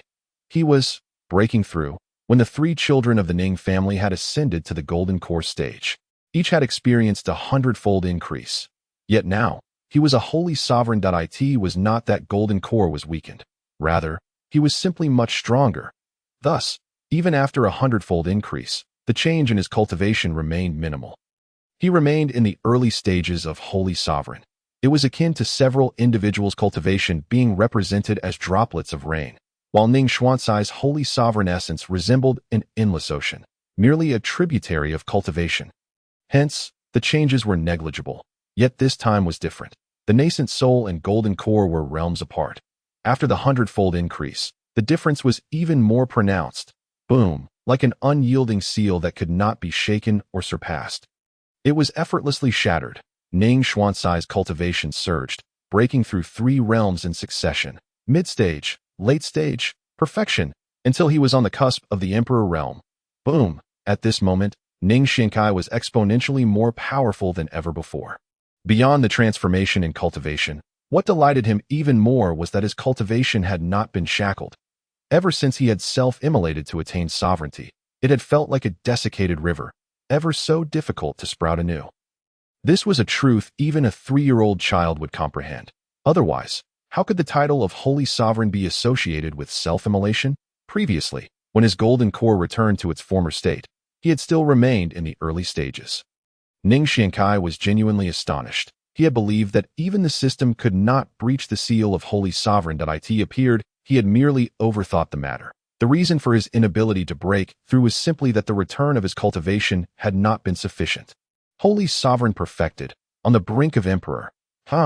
Ning Xuan finally allowed a smile to grace his face. His spirits were exceptionally high. On the brink of Emperor, how far could the true Emperor realm be? And once he reached the Emperor realm, how distant could ascending to immortality and divinity be? And if he were to ascend to immortality and divinity, well, cough cough, that was thinking too far ahead. Ning Xuan collected his thoughts, departing with a smile. After 10 years of dedication, He had fully arranged the primordial secret realm, perfectly suited for the tempering of his descendants. Perhaps Ning Yun could benefit immensely from it. Uncle Xian, the academy is no longer suitable for Qing Yun's cultivation. He has already broken through to the nascent soul stage. Not even the disciples, let alone the faculty, can match him, reported a middle-aged man clad in a brocade robe. His expression one of wry amusement. He was none other than Luoyang, the city lord of Ningqing. I am aware. I shall arrange for him anew. Ning Shinkai nodded. Very well. I shall not disturb you further. Uncle Xian. Luoyang bowed respectfully, then turned to leave. He held immense gratitude towards Ning Shinkai. When his family had been destitute in the wilderness, nearly obliterated by enemies, it was Ning Shinkai who had appeared and rescued them. Had it not been for him, Luoyang would not be the esteemed city lord he was today, but rather a nameless corpse. As for the reason for his rescue, Ning Shinkai had merely stated. For the sake of an old friend, this left Luoyang with a complicated mixture of emotions. From then on, he had addressed Ning Shinkai as uncle. Ning Shinkai had not declined this form of address. By the way, Luoyang, Ning Shinkai suddenly recalled something and called out to him. In these 10 years, he had devoted himself to arranging the primordial secret realm and had seldom seen Ning Yun. What was the character of that child? Well, hearing Ning Shinkai bring this up, Luoyang hesitated, a bittersweet smile playing on his lips. There is no need for concealment. Just speak plainly. Ning Shinkai gestured. Yes, Uncle Xian. Luoyang continued. Qing Yun possesses the highest talent I have ever witnessed. However, it may also be due to this that his temperament tends to be somewhat proud. Luoyang pondered seriously, but this is not necessarily a major issue. It is only natural for a genius to be thus. Qing Yun seldom interacts with the other disciples in the academy, always preferring solitude. His demeanor appears somewhat reclusive, which perhaps warrants attention. Luoyang offered an honest assessment. Is that so? I understand now. Ning Shinkai nodded. Luoyang clasped his hands in farewell. That a reclusive character. How could that child be reclusive? Was it not rather that his high talent led him to look down upon his peers? Ning Shinkai fell deep into thought that he had intended to send Ning Yun into the secret realm for continued cultivation, but clearly, that might be inappropriate. Cultivation could be gradually improved, yet if a person's character were to falter, that would pose a significant issue. Just as Ning Shinkai was lost in contemplation, there came a series of unapologetic knocks at the door. Following that was a youthful voice. Father, have you emerged from seclusion? The tone brimmed with excitement. Despite their infrequent reunions, Ning Shinkai could immediately discern that it was his eldest son, Ning Yun. Yun, come in. Father. Bang. The door swung open, revealing a spirited young man that he appeared strikingly youthful. With remnants of boyish charm still lingering about him, with sword-like brows and starry eyes, he bore a striking resemblance to Ning Xian at this moment. His lips were curled in a proud smile, his face radiating self-satisfaction. Father, can you guess what level of cultivation I have achieved now? There's a reward for the right answer. Ning Xian fell silent, not because of Ning Yun's exuberance, but indeed due to it. Was this considered reclusive? Is it the nascent soul? Ning Xian replied nonchalantly. I knew I couldn't hide it from you. Father, you are the lord of a domain, a formidable, holy venerable. Ning Yun playfully skipped behind Ning Xian, kneading his shoulders. Father, now that I have broken through to the nascent soul, may I make a request of you? He said mysteriously. Ning Xian's prior worries dissipated instantly. If this cheeky demeanor was what they termed reclusive, then others would have long succumbed to complete isolation. Perhaps it was better to send him into the secret realm for some tempering. Go on, speak. Ning Xian said indifferently. Father, do you not feel that Ning City is rather small? Ning Yun blurted out abruptly, then sighed that I wish to leave Ning City and venture out into the world. What? Ning Xian furrowed his brows, immediately rejecting the notion. You are not allowed to go. Is it because there are no friends for you at the academy? I can help you find a solution for that.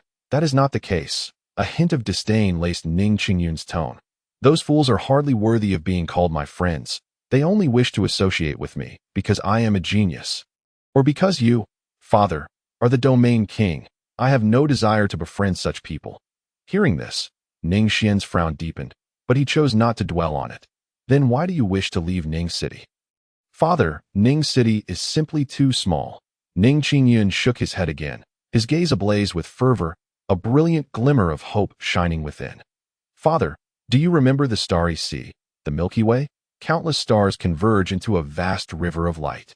The ripple of a single wave can signify the destruction of an entire world. These are tales you shared with us long ago. Ning Yun's expression was fervent. Ning Xuan remained silent. He continued. Beyond this world lies an even grander expanse. Above the starry sky, there exists a loftier celestial realm. My aspirations lie in the sea of stars, in the magnificent Milky Way. My journey does not reside in Ning City, but in the boundless sky. Ning Yun exclaimed excitedly, gesturing animatedly. From the very beginning, his ambitions were never confined to mere peers. Ning City was too small to contain him. Those who abide by rules are often the timid and the inept. Not someone like me who is a genius. What is a genius, if not one who dares to take risks and pursue what others dare not? Enough. Ning Xuan interrupted Ning Yun's fervent speech with a cold tone. His expression complex. He finally grasped Ning Yun's mindset. It was merely a case of aiming too high, believing that remaining in Ning City would lead to mediocrity. Yet it was understandable. A 17-year-old nascent soul is indeed a prodigy anywhere. However, this was not a sufficient excuse for Ning Yun to abandon his clan. Ning Xuan could not permit a mere 17-year-old to venture out into the world unaccompanied. The answer was quite simple. Ning Yun was not just a genius. He was his son. Child, he said, observing the subtle hint of grievance on Ning Yun's face. Ning Xuan softened his tone. That I know your aspirations are lofty, and you do not wish to remain in Ning City for the rest of your life. But I must tell you, the path must be traversed step by step. The fastest shortcut in the world is not to take shortcuts. You are only 17. The same words that Ning Yun spoke. Proud of being a 17-year-old nascent soul, filled with self-satisfaction and confidence. Yet for Ning Xuan, those same words were a cause for concern. I have already prepared the Hongmeng secret realm, in the outside world. 1 year equates to 10 years within. You may enter it for your training. Understood. Ning Yun's expression was one of indignation. His father did not even support his desire to explore the outside world. Yet in front of Ning Xuan, he dared not retort further. Father, I shall take my leave. Go on. Ning Xuan nodded. After Ning Yun departed, he fell into contemplation. His primary concern had always been the cultivation levels of these children.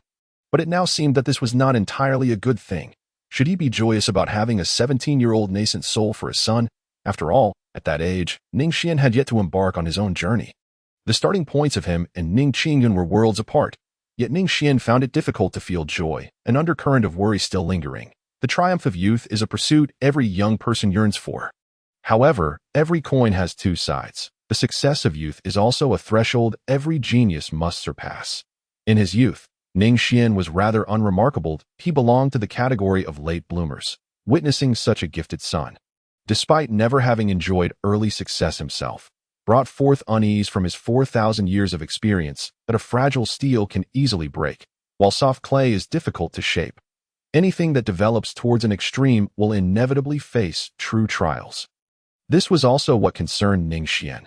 Everything had been too smooth sailing. For 17 years, Ning Yun had grown amidst adoration and flattery. Everyone despises hardship and setbacks, and Ning Xuan was no exception. The education of suffering is among the most distasteful things in the world. Yet at this moment, he remained silent, and no matter how fine the iron, without enduring the fires of refinement, how could it be forged into steel? Take himself as an example. Even with the imperial weapon at his side, had he not endured countless trials to arrive at this day? Had his earlier life not been a precarious dance on the edge of life and death? Thus, when Ning Xuan heard Ning Yun express a desire to leave Ning City, he instinctively rejected it. He understood far better than Ning Yun the cruelty of the outside world. Yet many matters do not unfold as Ning Xuan anticipates. His views, drawn from experience, may be well-founded, but can a 17-year-old genius truly comprehend them?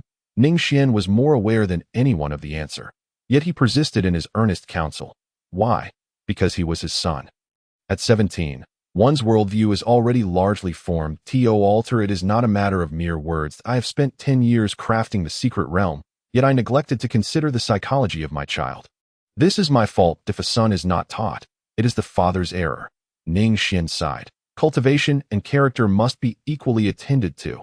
He was not an omniscient being, just as at this moment. One cannot imagine the unexperienced if not for Ning Yun. How could he harbor such profound reflections? Similarly, to think he could change Ning Xuan solely through lecturing was but a fool's dream that I in the future. I must pay more attention to the personalities of these children. After shaking his head, Ning Xuan sought out his other two daughters, Ning Xue and Ning Lan. Once mere infants, they had now blossomed into graceful young women.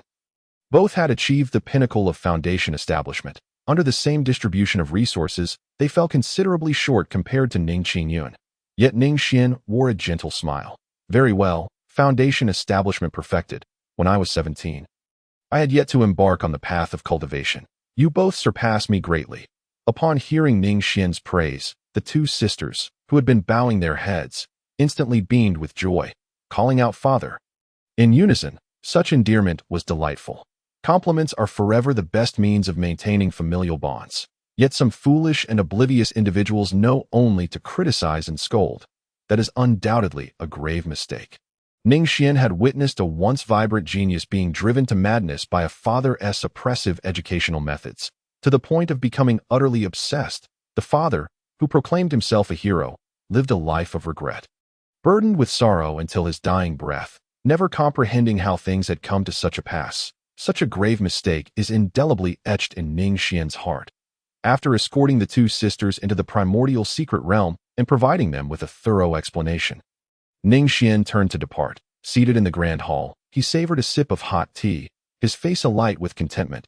Before him, two vivid projections materialized, Ning Xue and Ning Lan.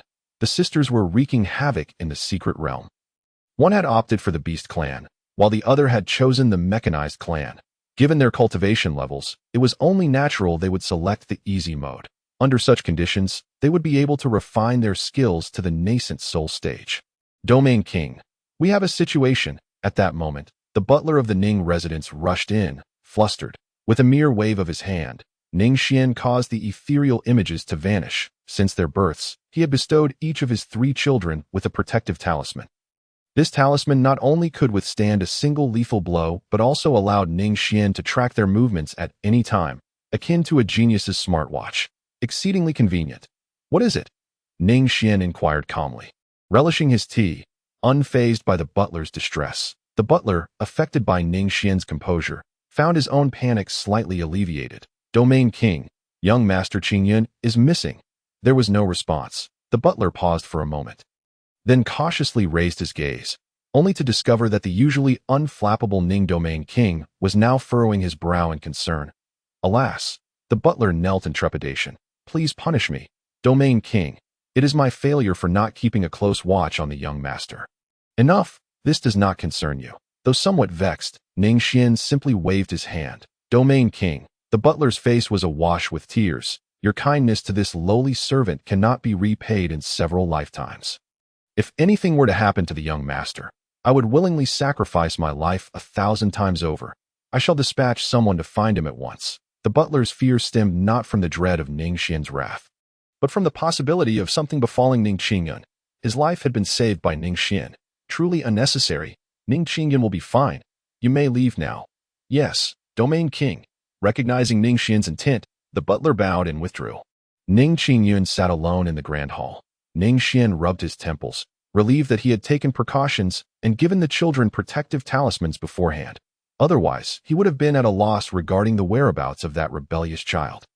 Ning Xuan hesitated momentarily but ultimately refrained from immediately pursuing Ning Xuan. It had scarcely been half a day, and that boy had nearly exited the Black Spirit domain. It was evident that he had planned this escape in advance. To adhere to the rules is to be mediocre. Father, I am a genius, a nascent soul at 17. Ha ha. Just because you forbid me from leaving, does that mean I truly dare not go? The road lies beneath my feet. If I wish to depart, where can I not venture? Within the projection before Ning Xuan, a youthful, handsome boy beamed with pride. It could only be Ning Xuan at your age. You certainly did not achieve what I have. I intend to surpass you in the future. Clearly, he bore some resentment towards Ning Xuan for disallowing him from embarking on this journey, so much so that he had left without even a farewell letter. Do you think I am like those foolish siblings? I am a genius, a nascent soul at 17. Ha ha ha. For the first time, he was leaving the familiar confines of Ning City. Yet, Ning Xuan felt no trepidation whatsoever. His expression radiated excitement, pure, unadulterated exhilaration. The outside world, here I come, like a bird breaking free from its cage, a sword unsheathed, or a fish diving into the water. Gazing at the confident child, Ning Xuan fell into a deep reverie. He was a transmigrator from Blue Star. Why had he crossed over? It was due to a lightning strike. Yet, beyond that, lay a reason he found difficult to articulate at that time. Ning Xuan had only been 17 or 18. It was a day marked by autumn rain when several friends had invited him to climb Dragon Mountain. While young, seized the moment, Ning Xuan was lost in thought, vividly recalling his own excitement from that day. His parents had earnestly advised him against going, citing the dangers of rain and thunderstorms. Ning Xuan had feigned agreement, nodding vigorously, seeing through his facade. His parents could only smile bitterly, powerless in the face of his stubbornness. "You will regret it one day." Their words seemed prophetic. Under the cover of night, while his father slumbered, Ning Xuan and a few companions ascended Dragon Mountain. The winds howled, and thunder roared. A bolt of lightning struck down. And Ning Xuan's life was forever frozen in that moment of brilliance. Just a flash of fire. Was everything predetermined? Without mistakes, without consequences, how could one prove right from wrong? Ning Xuan felt a profound disorientation. He could set out immediately and swiftly retrieve Ning Yun, yet he hesitated, as he had when faced with his parents' admonitions. "I am an educated man. What do my illiterate parents know of my life?" Their words were nothing but outdated platitudes. Indeed, many of his parents' assertions were mistaken, a reflection of the deficiencies in the educational system of their time. Young Ning Xuan had only seen a fraction of their errors. Dismissing all their teachings as obsolete, he had become deeply entrenched in his disdain. How could he possibly listen anew? At that moment, it was akin to that autumn rain of years past. He could not prevent Ning Yun from venturing forth. Just as his parents could not stop him from climbing the mountain, the Black Spirit Domain, one of the 12 minor regions within the Sword Domain. Ning Yun's destination, this time, was the flying Immortal sect. Located at the very heart of the Sword Domain, surrounded by the 12 spirit domains, it was said to be a place teeming with prodigies and exceptional talents, a realm Ning Yun had long yearned to explore. The air here is far fresher than in Ning City. Upon entering the gates of the flying Immortal sect, Ning Yun couldn't help but exclaimed as he departed his family. It felt as if he were a dragon soaring through the skies. "I shall not return until I become a saint." Reflecting on the fact that his father was also a saint, Ning Yun scoffed. He had no intention of achieving the same level of success as his father. "I shall not return home until I become an emperor. I will surprise my father and prove that my decision to leave was not in vain," as he indulged in these lofty dreams. A gentle voice interrupted. "Young brother, are you here to join the Flying Immortal sect?" Ning Yun snapped back to reality, noticing a young man before him, clad in white robes and exuding an air of distinction. Though his features were not strikingly handsome, he wore a reassuring smile that evoked an instinctive sense of familiarity. Ning Yun was no exception. "Greetings, big brother. Are you a disciple of the Flying Immortal sect?" "I have come from a remote area specifically to seek entry in Ning City." His peers often deemed Ning Yun to be reclusive. In truth, the opposite was accurate. He was not at all introverted. He simply had no desire to associate with those bothersome, ordinary wastes. They were not even from the same world. "Welcome. I am Su Xingshan, the senior disciple of the Flying Immortal sect. The sect has high standards for accepting disciples. But it should not pose a challenge for you to be. By the way, may I ask your name?" The young man, introducing himself as Su Xingshan, regarded Ning Yun with a smile. Given his nascent soul level and age, it was implausible that he hailed from a truly remote area. A nascent soul cultivator from a lesser region would typically be a clan elder or sect leader.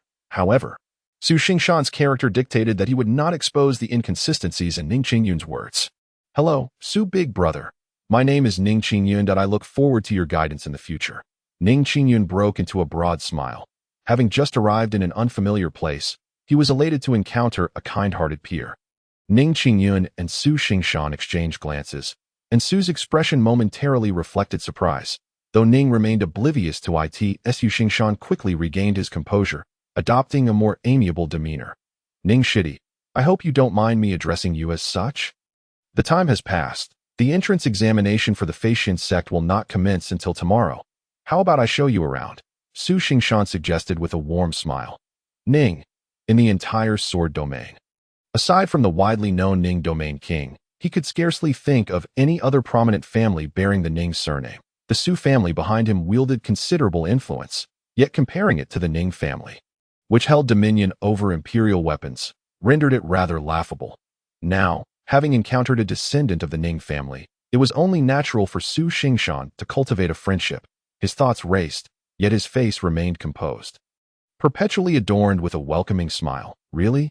Ning Yun exclaimed, his eyes sparkling with gratitude as he clasped his hands in appreciation. He had not anticipated making such a benevolent acquaintance upon stepping into the outside world. If only he could bring this back to Ning City. Humph, surely, his father would regard him with newfound admiration. He was not the sort to languish without his family. Let us enjoy our day together. Then, thank you, Su Dage. The two entered the Facian sect, one following the other. Stop. Naturally, there were disciples of the law enforcement present. Upon realizing that Ning Yun was not a disciple of their sect, they raised their voices in admonition. This person is my friend and will also become a disciple of the sect tomorrow. Might I request some leniency? Su Xingshan replied with a smile as gentle as spring's breeze. The two disciples feigned astonishment, hurriedly bowing in apology. We were blind and failed to recognize that this is the friend of the senior brother. Please, you may enter, and no harm done. It is your duty to safeguard the sect. In this instance, I have inadvertently breached the rules. We shall gather properly another day, my fellow disciples. Not at all. Ning Yun gazed in astonishment at the unfolding scene until Su Xingshan patted his shoulder, bringing him back to reality. Come, Ning Shitty, let us proceed inside. Yes, thank you, Su Dage. Ning Yun's eyes were filled with complexity. He was taken aback by how influential Su Dage's connections were. He vowed that one day he too would be a person of such stature. His gratitude for Su Xingshan deepened. Senior brother, why did you intervene just now? One of the gatekeepers questioned his companion after the two had entered the Facian sect. It is evident to even a fool that the young man is a friend of the senior brother. Why the need for such theatrics? Ah, you do not understand, do you? Although the senior brother is always kind, has he ever personally brought anyone from outside into the sect? That youth must be exceptional. By doing this, we not only make the Navi young man more grateful to the senior brother, but also enhance the senior brother's reputation. What is not to like? Now it makes sense, the other disciple said, enlightenment dawning upon him. Could it be that you are overthinking this? With the senior brother's kind nature, would he truly be bothered by such matters? Haha, just because he is called Xingshan, do you truly believe him to be virtuous? Within the Facian sect, Ning Yun, devoid of any funds, found a place to rest thanks to Su Xingshan's arrangements. That evening, the two celebrated with wine, leaving Ning Yun overwhelmed with emotion, tears streaming down his face. This senior brother was as warm as a spring breeze, responding to his every sentiment as if they were kindred spirits. He wished nothing more than to swear brotherhood with him. That night, they drank until inebriation claimed them, falling into a deep slumber. Alas, the following day, Ning Yun's expression shifted. He realized it was already afternoon.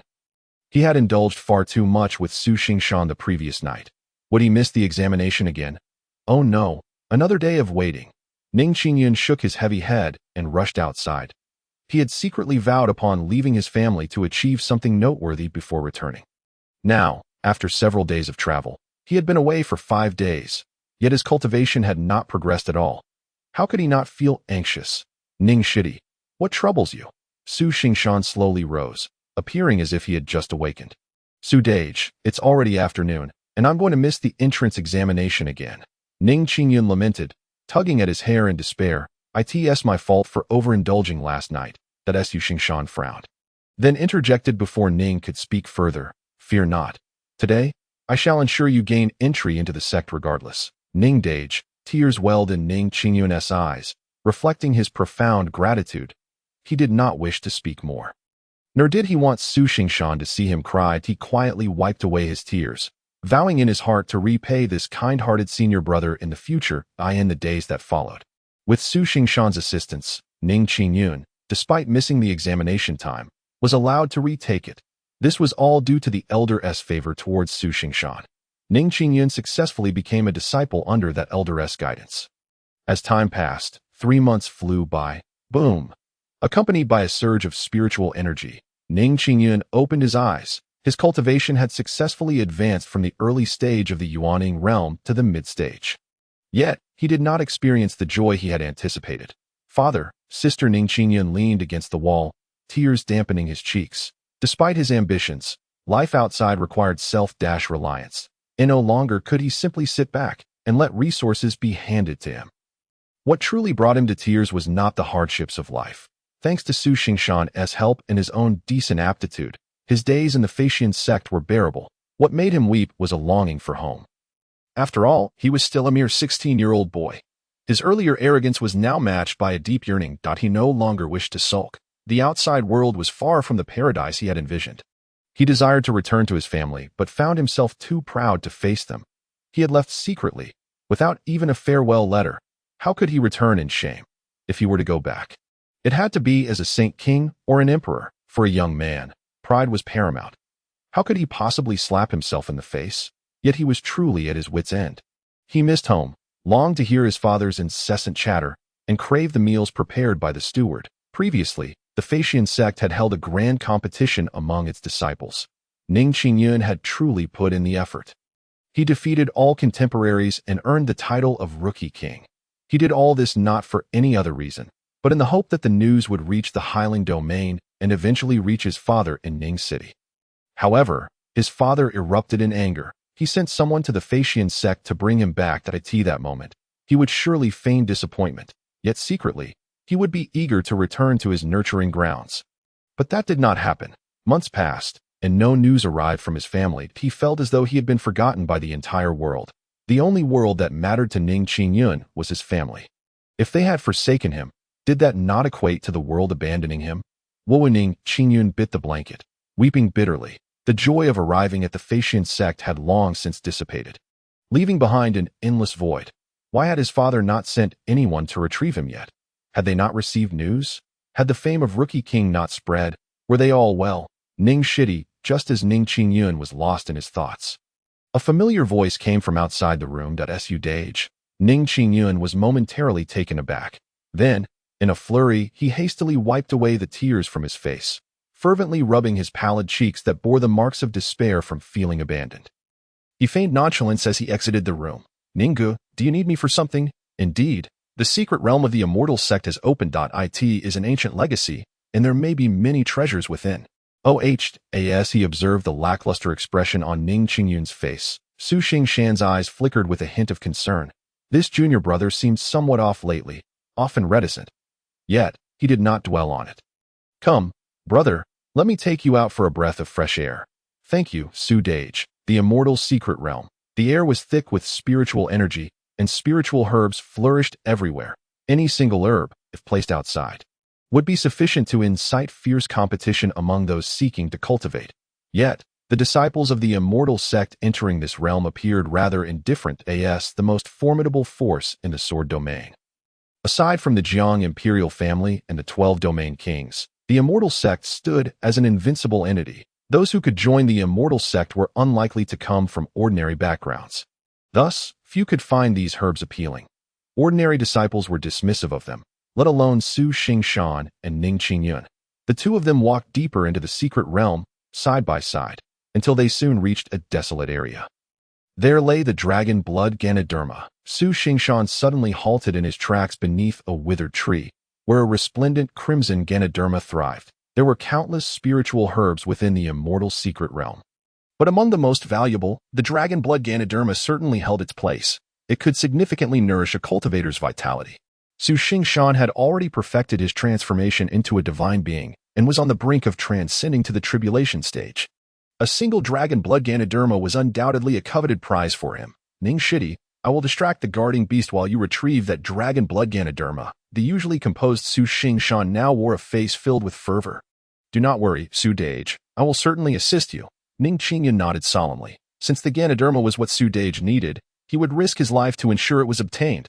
Good. Su Xingshan patted Ning Xuan on the shoulder, a look of reassurance crossing his features, and he fell silent.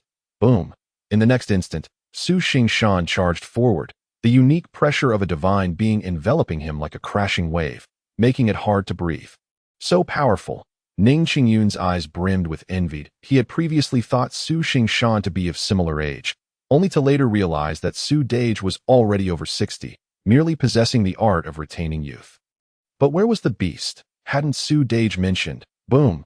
Just as Su Xingshan was about to reach for the Ganoderma, a massive dragon burst forth from the ground, lunging fiercely at him. Be careful! Ning Yun's complexion changed dramatically. He felt as though his breath had stopped. Yet, just as the colossal dragon was about to swallow Su Xingshan, he evaded with an astonishing speed, clearly having anticipated the attack. Boom! Su Xingshan wielded his weapon and ruthlessly pierced the dragon's eye.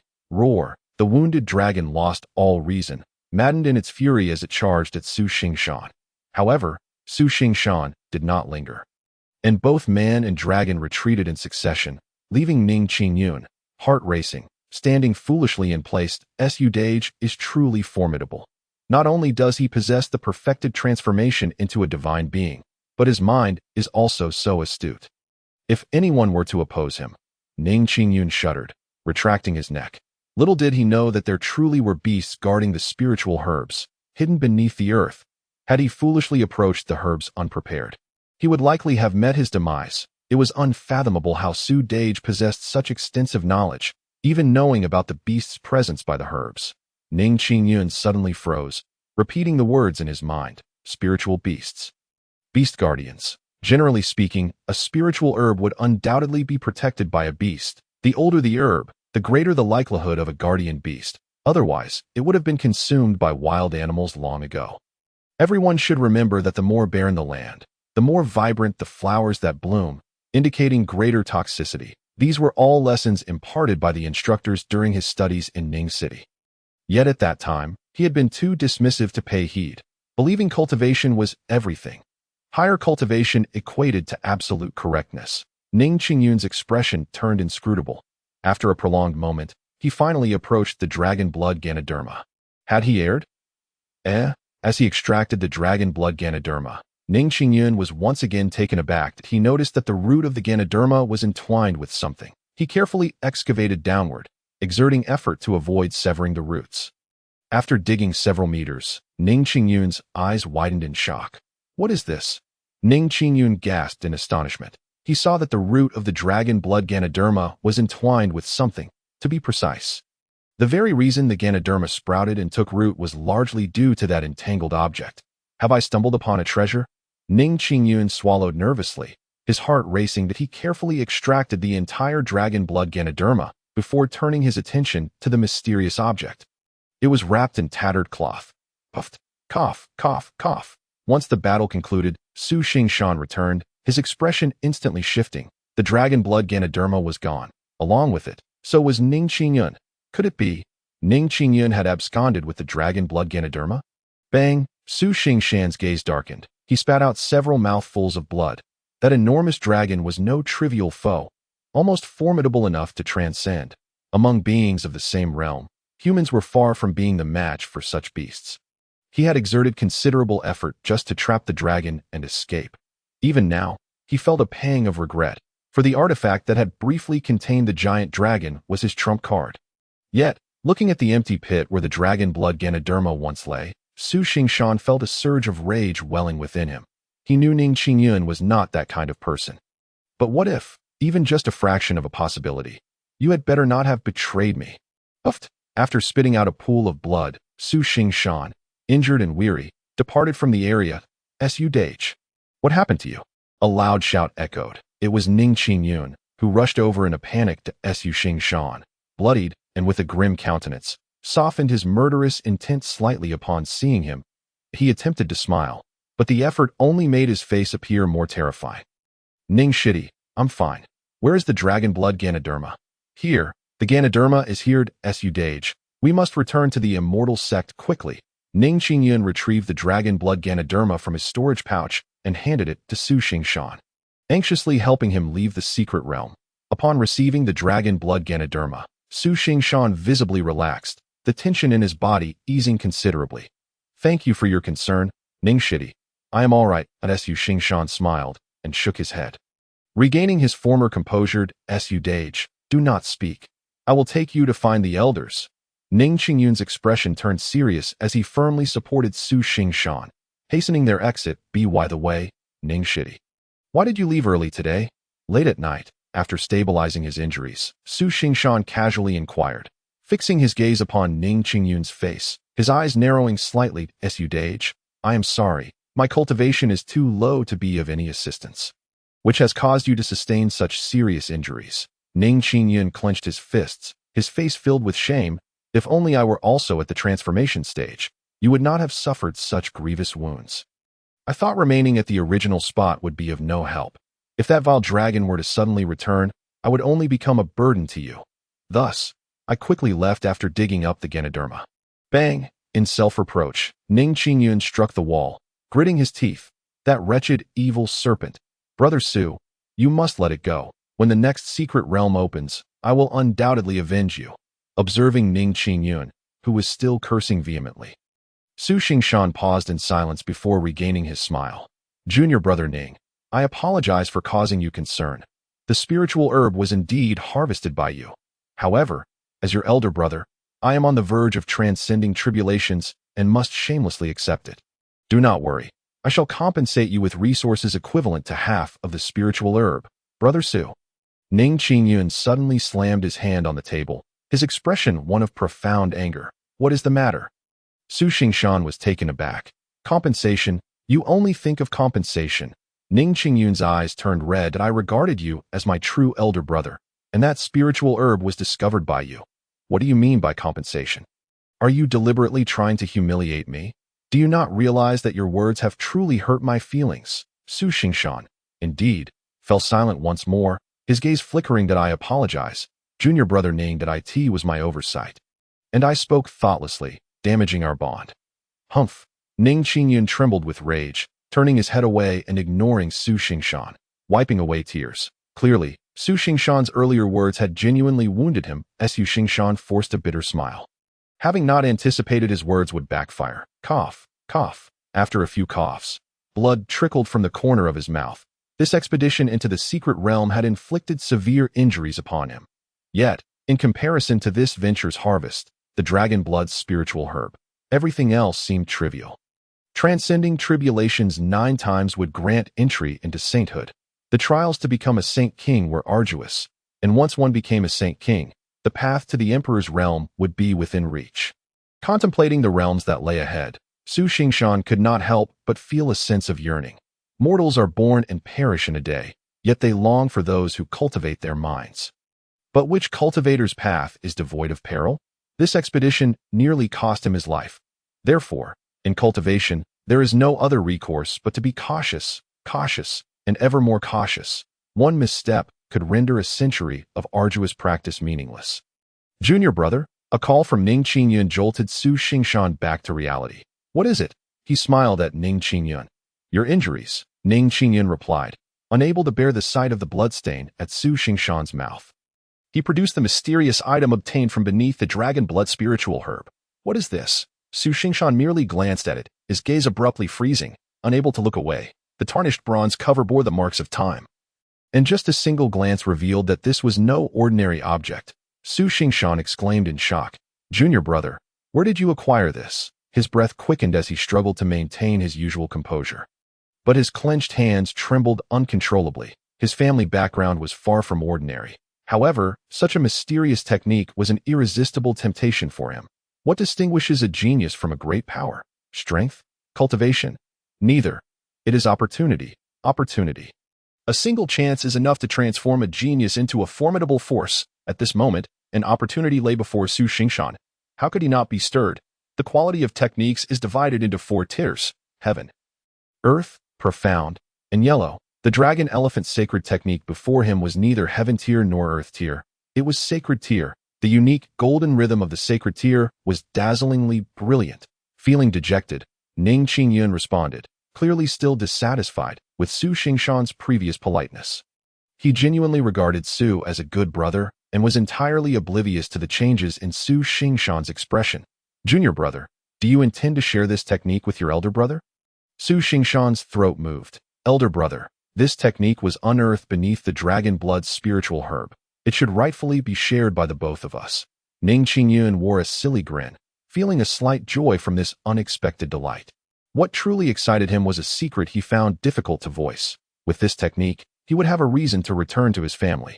Initially, he had sneaked away, yet merely 4 months had passed, and he found himself longing for home. That feeling was hard to suppress, gnawing at him like ants. Naturally, he could not return to Ning City in a cowardly manner that a young man is often concerned with pride and dignity. There is nothing wrong with this. It marks a significant transformation from boyhood to manhood. Thus, the arrival of the dragon elephant sacred technique was fortuitous.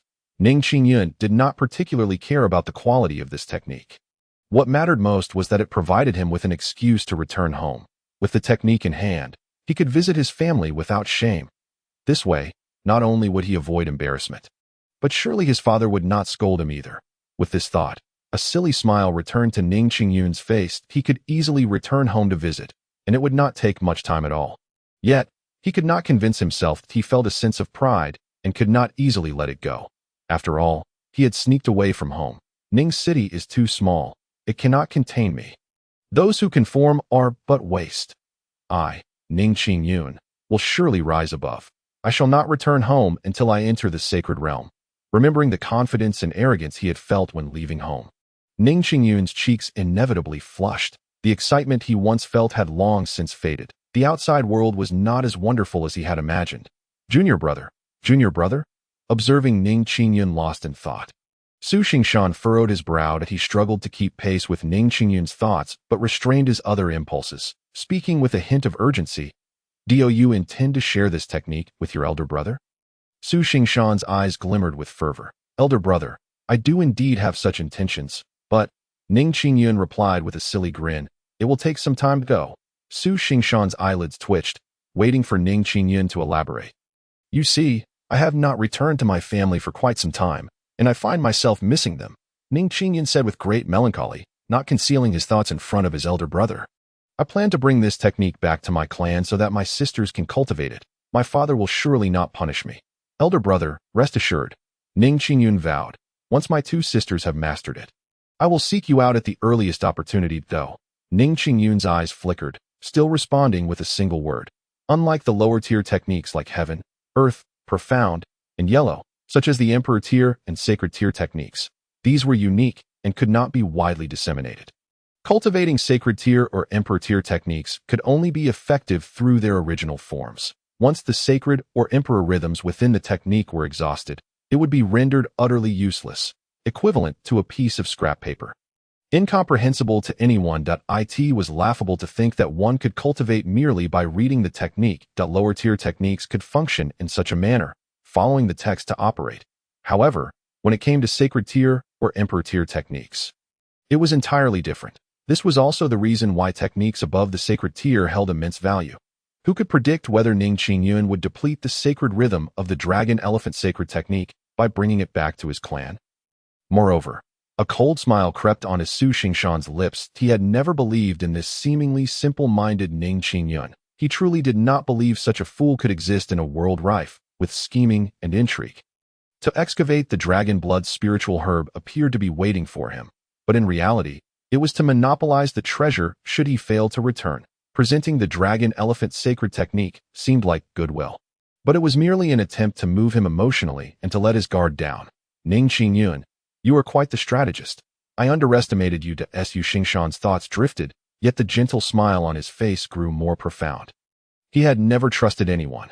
Junior brother, your elder brother awaits your return. Tonight, we shall not return until we are intoxicated. Su Xingshan, with a benevolent demeanor, retrieved the wine from his storage bag. Brother, I shall drink to your honor. How fragrant! Ning Xuan's eyes gleamed, and he swallowed repeatedly.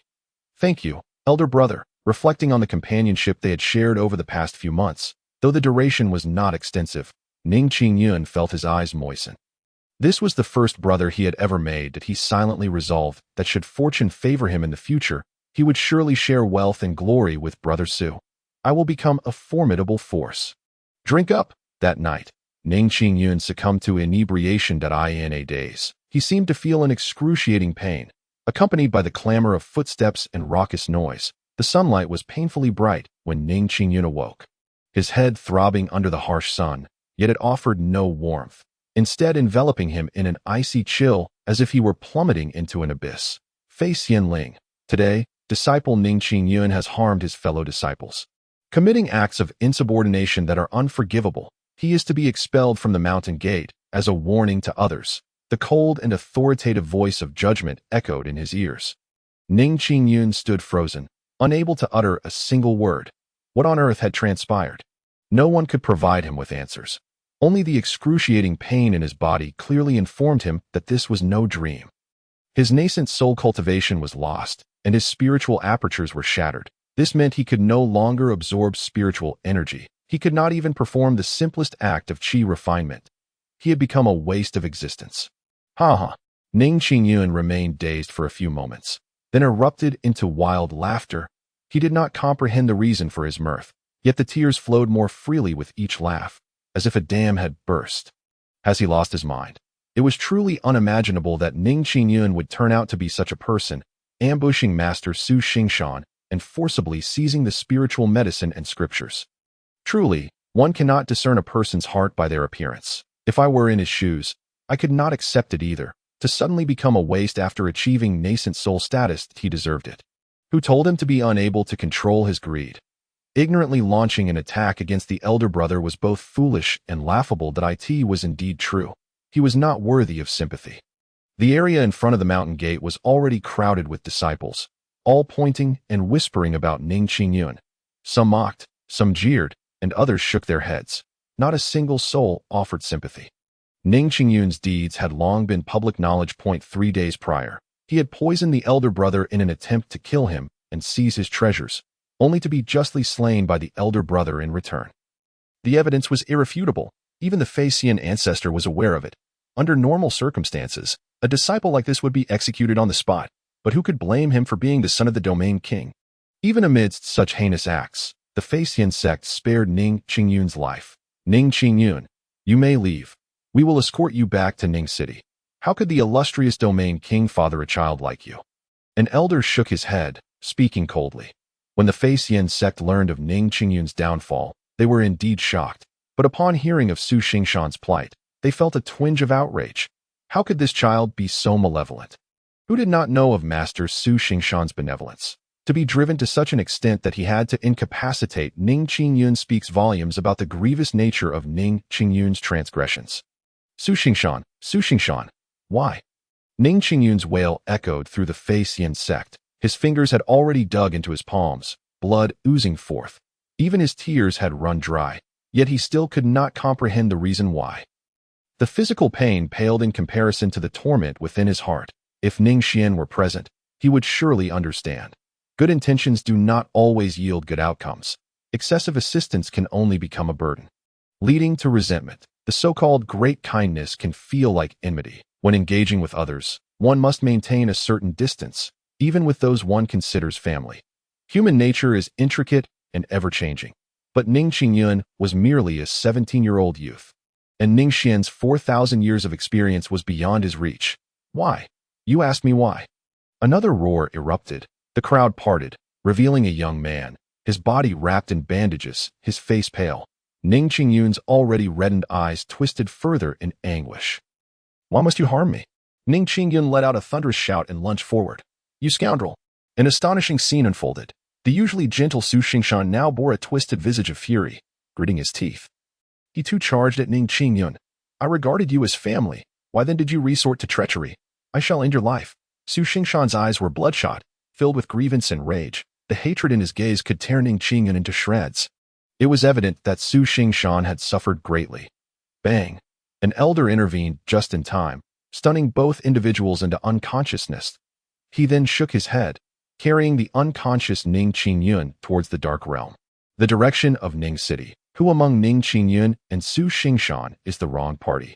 The answer is clear. With Ning Yun's mere nascent soul cultivation, had he not resorted to treachery and ambush, how could he have possibly injured Su Xingshan, who was at the transformation stage? His transformation into this pitiful state and becoming a waste was ultimately his own doing. He reaped what he sowed. Ning sitted at a pair of deep, dark eyes gazed skyward, seeming to control all. Before us stood a white-haired elder, exuding an aura as imposing as a mountain. Ning Xuan, the domain king of the Black Spirit domain. Has he been rendered useless? As he observed the scene at the Facian sect, Ning Xuan's expression remained devoid of emotion. This outcome was not unexpected. It had long been anticipated, given Ning Yun's temperament. Should he not suffer at the hands of Su Xingshan today, tomorrow he would encounter Wang Xingshan, Zhang Xingshan. The saying goes, the sooner one realizes their mistakes, the better. This setback might feel like the end of the world to Ning Yun. Yet to Ning Xuan, it was as light as a feather, merely a cause for a smile. In youth, when faced with setbacks and failures, one often feels as if the sky is collapsing. But dear friend, what truly endures throughout one's life is not glory and success, but the trials and tribulations. Ning Xuan remained expressionless, reflecting on his own past. Upon his arrival in this world, had he not experienced betrayal, deceit, and scheming? This does not imply that he was more intelligent or superior to Ning Yun. Rather, these experiences are essential elements of life. One must traverse these paths to grow, mustn't they? Despite having sensed that Su Xingshan posed a problem, Ning Xuan did not intervene immediately. He understood that without the consequences of one's mistakes, and without corresponding lessons, how could one make judgments about choices in life? What about the next time? He could have eliminated Su Xingshan beforehand. But what then? Without experiencing this calamity, how would Ning Yun undergo transformation? Ning Xuan had hoped that Ning Yun might discover the problem on his own. Yet the reality proved that his eldest son was not particularly astute. However, this was of little consequence. Aside from life and death, life permits infinite errors. Experience is not gleaned solely from success. The lessons learned from failure are equally invaluable. Now, it was time to take care of the aftermath for him. Ning Xuan rose calmly. This minor setback truly meant little. He too had walked this path step by step. As a father, he once wished to prevent his children from straying down the wrong path. Yet the moment Ning Yun sneaked out of Ning City, Ning Xuan came to a realization. If one does not stray from the wrong path, how can one walk the right one? Could he truly remain a caretaker forever, allowing his children to live under his protection indefinitely? Perhaps he was overly eager. As a father, one often wishes for family harmony. Yet Ning Yun made it clear to Ning Xuan that even someone as powerful as he could not entirely control everything. Ning Yun was not merely his son. He was a living, breathing individual. As a person, he would have his own thoughts, and no one could fully control another, even if that person were his own father. Boom! Ning Xuan's figure flickered and vanished from Ning City. When he reappeared, he had already stepped into the Yin sect. Ning Domain King, what brings you here? A short, terrifying elder greeted him with a smile. It was none other than the Yin ancestor, a holy sovereign powerhouse. As one of the few sacred sovereigns aside from the 12 domain kings, his strength is undoubtedly formidable. However, Ning Xuan did not regard him. Instead, he spoke with an air of indifference. Killed da? The elder of flying immortals flinched, his expression shifting slightly. Boom! In the next moment, a terrifying force of suction emanated from Ning Xuan's palm. No, please! The cries of terror and horror rang out. Unmistakably belonging to Su Xingshan, he had long concealed himself, hoping to hide away. But before a sacred sovereign, how could one truly hide? Where could one possibly conceal themselves? Ning Domain King, this matter requires investigation. The wrongdoer remains unknown. The elder of flying immortal's complexion changed dramatically once more. Ning Xuan's actions were so swift that he had no time to react, despite having prepared in secret. What was even more alarming was Ning Xuan's cultivation level. He had heard tales of this domain king who had achieved the sacred level with a single self-inflicted wound. Yet he was, in fact, at the pinnacle of the sacred sovereign realm. The elder of flying immortals felt his soul quake in terror.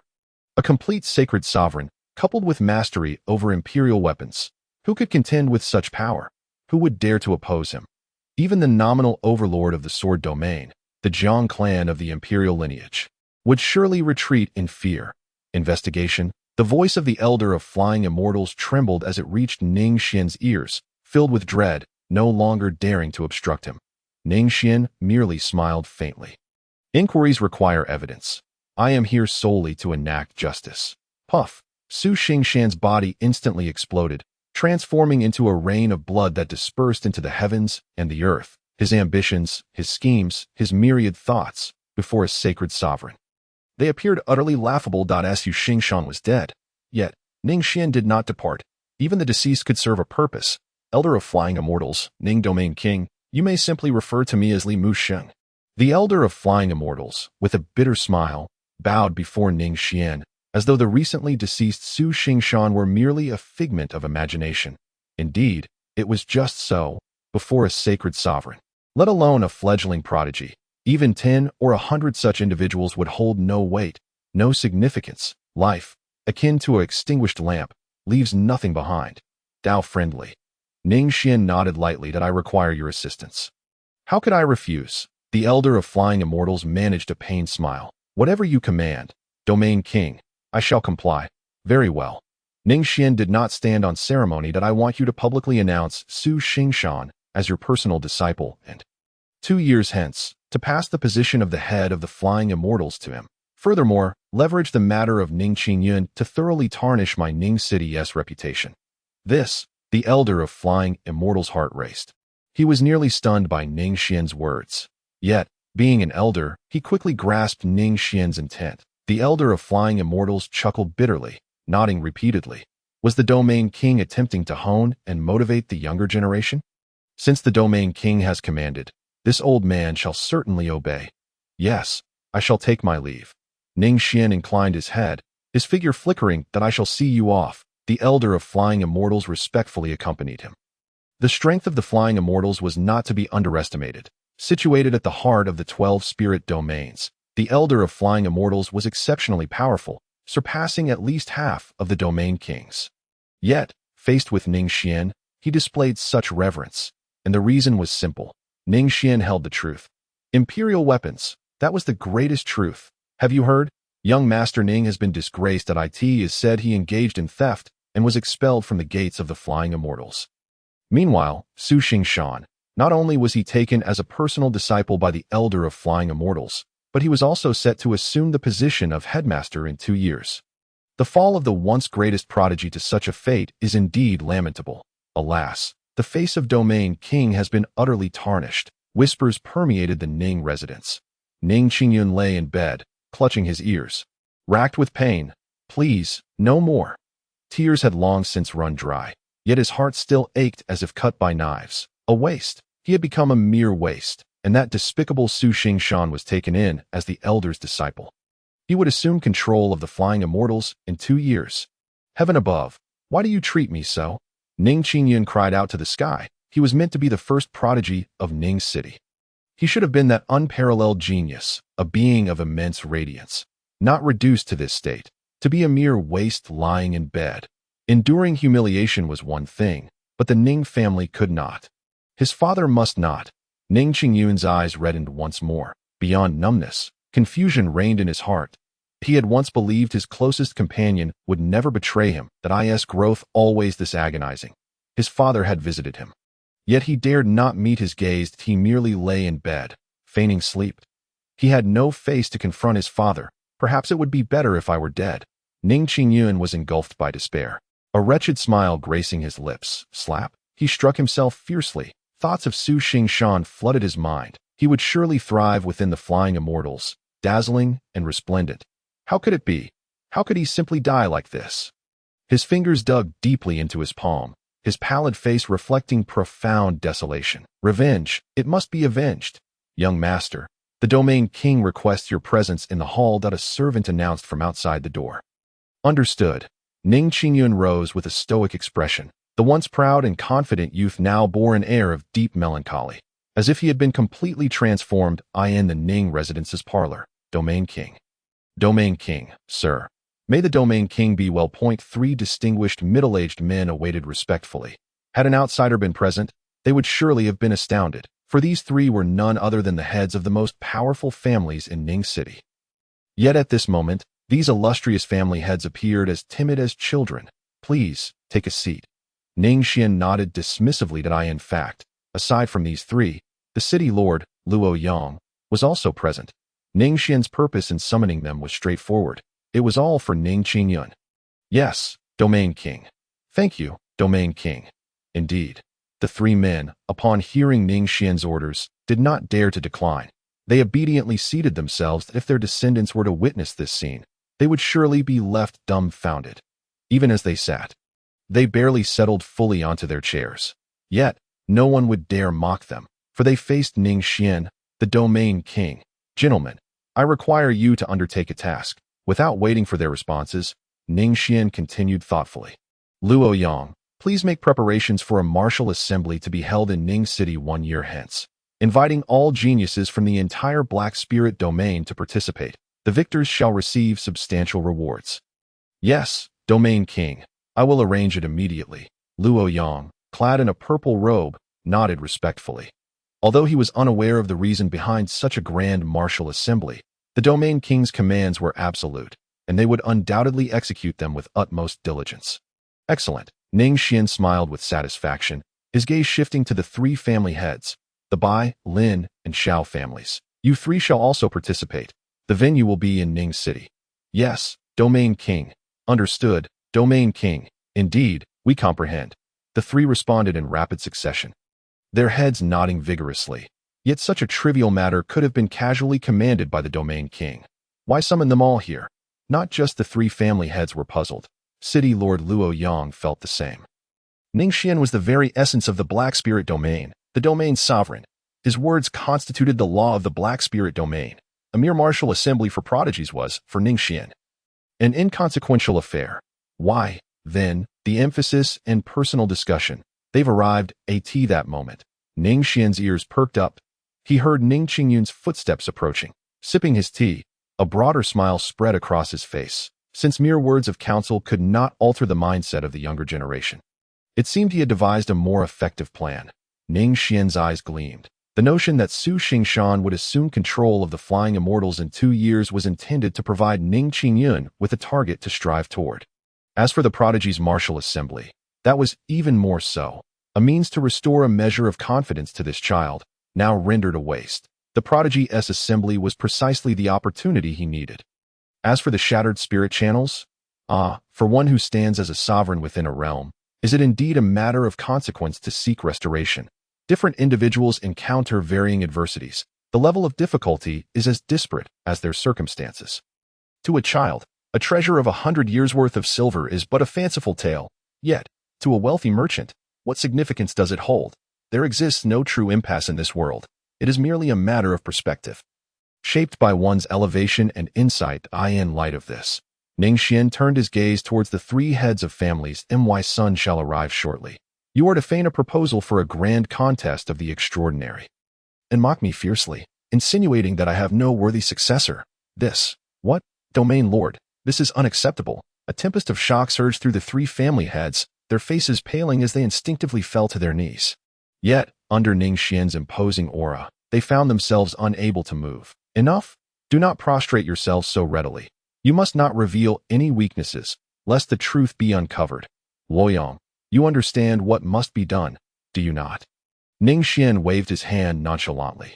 Domain Lord, Luoyang managed a bitter smile. That moment, a creaking sound echoed as footsteps approached. A 17-year-old youth strolled into the parlor. Who else could it be but Ning Yun? Father, City Lord, esteemed uncles. Ning Yun lowered his head in shame.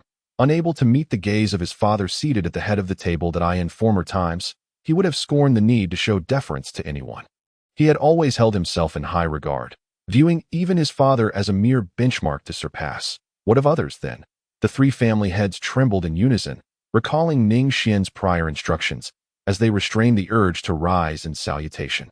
At that moment, Ning Xuan cast a glance at them. Ahem. Luoyang coughed lightly, his eyes not resting on Ning Yun, completely disregarding him. Domain Lord, the realm is now teeming with prodigies. I suggest we hold a contest for the extraordinary, inviting all those under 20 to participate. Ning Xuan's expression seemed to falter. Was it not an affront to host a contest of prodigies now that his own son had just become a pariah?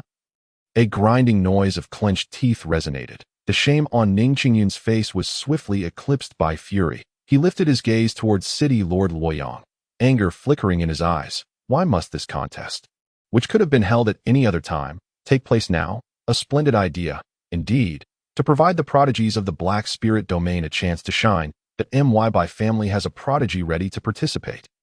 The head of the Bai family was the first to declare. Lin family has a talented individual as well. The Lin family had followed suit. Ha ha ha. How could the opportunity for acclaim be missed by my Xiao family? The head of the Xiao family laughed heartily. But pray tell, does our esteemed domain lord have any successors to join? Silence. The parlor descended into an oppressive stillness. Ning family's hope. Ning Yun, who was unaware that he had just been rendered a waste. As expected, Ning Xian's countenance grew notably grim. Ning Xian remained silent. The stifling atmosphere pervaded the room. Ning Yun's fingers had already pierced his palm, yet he felt no pain, his face pale and contorted. The contest of prodigies should have been a spectacle he relished, yet now it felt as though he were plunged into an icy abyss. He longed to shout at the three family heads. But at that moment, words eluded him, and tears brimmed in his eyes that he was not so feeble, nor so cowardly and weeping. Yet, as a cripple, he felt suffocated, devoid of any confidence. This was the first time he had witnessed his father in such a predicament. Indeed, Domain Lord, the contest of prodigies is a fortuitous event. Through this grand competition, we shall uncover the true talents of the Black Spirit Domain. Luoyang spoke. The phrase true talents was articulated with particular weight, each word striking Ning Yun's heart like a hammer. While others might remain unaffected by these words, he had already been reduced to a waste. Very well. Ning Xian seemed to lack a reason for refusal. Reluctantly nodding, the contest of prodigies will be beneficial for the development of the Black Spirit Domain. You may proceed with preparations that it shall be held in Ning City a year hence, inviting the talents from all 108 cities of the Black Spirit Domain to partake. Understood. We shall take our leave now. Luoyang and the three family heads bowed in farewell. Upon closer inspection, one might notice that all four were trembling at the knees. Observing Ning Yun's silence, his head bowed. It appeared that the intended effect had been achieved. Ning Xian cleared his throat and cast a glance at the four. Luoyang, understanding the unspoken cue, offered a wry smile. I wonder which of our talents will claim the top prize this time. Surely it will be one of our three great families. Humph, our clan possesses no shortage of prodigies. Ah, how lamentable for the esteemed domain lord to have no successors, not even a participant. It is truly a disgrace. Ha ha, indeed. The group departed, their laughter trailing behind them. Ning Yun's eyes reddened. Feeling utterly speechless, Ning Xian sighed. Gazing at him, he had anticipated that this child would erupt in anger, perhaps invoking some notion of a 30-year cycle of retribution. Yet, to his surprise, the boy remained silent. It seemed that after this outing, he had indeed matured considerably. The shattering of the spiritual aperture was never a matter of concern for Ning Xian. What he truly valued was the growth of Ning Yun's character. And from the looks of it, the outcome seemed promising. My child, do you suffer greatly? Father, with a thud, Ning Yun fell to the ground in tears. I have wronged you. It is all my fault that you lost face. I am a waste. I am a waste. The more he spoke, the more agitated he became, tears spilling anew from his eyes. There is no need for such lamentations. Ning Xian gently shook his head. Lifting his son from the ground, son, you need not apologize to your father. Ning Xian meticulously adjusted Ning Yun's disheveled collar, patting his shoulder. Father, Ning Yun had never before felt the weight of his father's hand so profoundly. The contest of prodigies is still a year away. I believe my son, Ning Yun, shall not be deemed a waste. Ning Xian regarded him earnestly, his eyes devoid of disappointment, filled instead with encouragement and expectation. What is one failure? Shall you despair simply because your spiritual aperture is shattered? In my youth, my own aperture shattered more than once. Father, you too. Ning Yun trembled, gazing at Ning Xian in astonishment. Was it possible that the esteemed domain lord, too, had such a past? Are you surprised? Ning Xian smiled lightly, treating Ning Yun not as a mere child, but as a brother confiding in him. This title of domain lord was not conferred upon me from birth. Yuner, the journey of life is not solely paved with laughter. The path lies beneath your feet. Tread it boldly. What do the jeers of others matter to you? Live without regret. Continue onward, persistently. Ning Xian gently patted Ning Yun's shoulder several times. His confident and serene smile profoundly impacting Ning Yun. The trepidation, grievance, and resentment that had once dwelled within him seemed to dissipate rapidly under the warmth of that smile. You are my son. Ning Xian, you shall soar as high as the clouds. With a name like Yun, how could you be anything but extraordinary? Father, Ning Yun felt a surge of fervor rush to his head, causing his entire being to tremble. He was but 17, yet under Ning Xian's casual encouragement, he reignited with fervor. even though he was currently but a mere mortal stripped of his cultivation at 17, to progress from chi refinement to nascent soul was a feat of genius. Ning Xuan spurred him on, at 18, to rise from waste to chi refinement. That too is a mark of genius. The distinction between a 17-year-old nascent soul and a 60-year-old nascent soul holds no difference in my eyes. Both are prodigies. To be young and accomplished is a rarity. Yet is it not true that those who achieve greatness later in life are also exceptional? My child, tell me, do you consider yourself worthless? Ning Xuan gazes at you with hopeful anticipation for your future. No, I am not worthless. I am a genius. Ning Yun's face flushed with determination, feeling a surge of ambition and fighting spirit. The once self-assured Ning Yun seemed to have returned. However, he would never again be as arrogant and ignorant as he once was. Yet, Ning Yun's excitement was short-lived. Ning Xuan's next words froze his expression. Very well, my child, I will find a way to help you with your spiritual channels. However, before that, you must first settle down at Ning Academy. Ning Academy. Settle down. If there is one person Ning Yun despises more than anyone, it is undoubtedly Su Xingshan, that detestable deceiver who cast him into despair. But if there is one thing he fears above all else, it is returning to Ning Academy. Father, is it possible to avoid going? In an instant, Ning Yun's ambition dissipated, replaced by an overwhelming chill. How had he acted before? Even when his father advised him, he paid no heed. He had simply left the academy, disdainful of remaining in Ningcheng, that if he were still the once promising genius of Ningcheng. Returning to the academy would be a matter of course. Who wouldn't he wish to return in glory? But what is the current predicament? He is worthless, he has become a failure. Under such circumstances, how could he possibly face the academy and those he once looked down upon? Ning Yun's face turned pale, filled with unbearable shame. Even if he were to endure excruciating pain, he could grit his teeth and bear it. But this matter? No, please, no. For someone who had always been oblivious to the heights of heaven and depths of earth, fear now flickered in his eyes. No, everything has its pros and cons where there is a cause. There must be an effect if you cannot even face this. How will you confront greater challenges in the future? Ning Xuan offered Ning Yun no room for refusal, decisively cutting off his escape. In that moment, Ning Yun felt as if struck by a thunderbolt, retreating into himself. Ning Academy. Ha ha ha ha ha. Is that Ning Xiao? How could the former top genius have fallen to such a state? His cultivation is gone. Ha ha. Heaven has eyes. Retribution. Retribution indeed. The moment Ning Yun stepped into the academy, those who had once been on the receiving end of his lessons burst into laughter. Ning Yun hunched over. Wielding a broom to clean, he seemed less like a 17-year-old youth and more like a lifeless shell. In truth, that was precisely the case. Better to be dead than alive. Some may still live.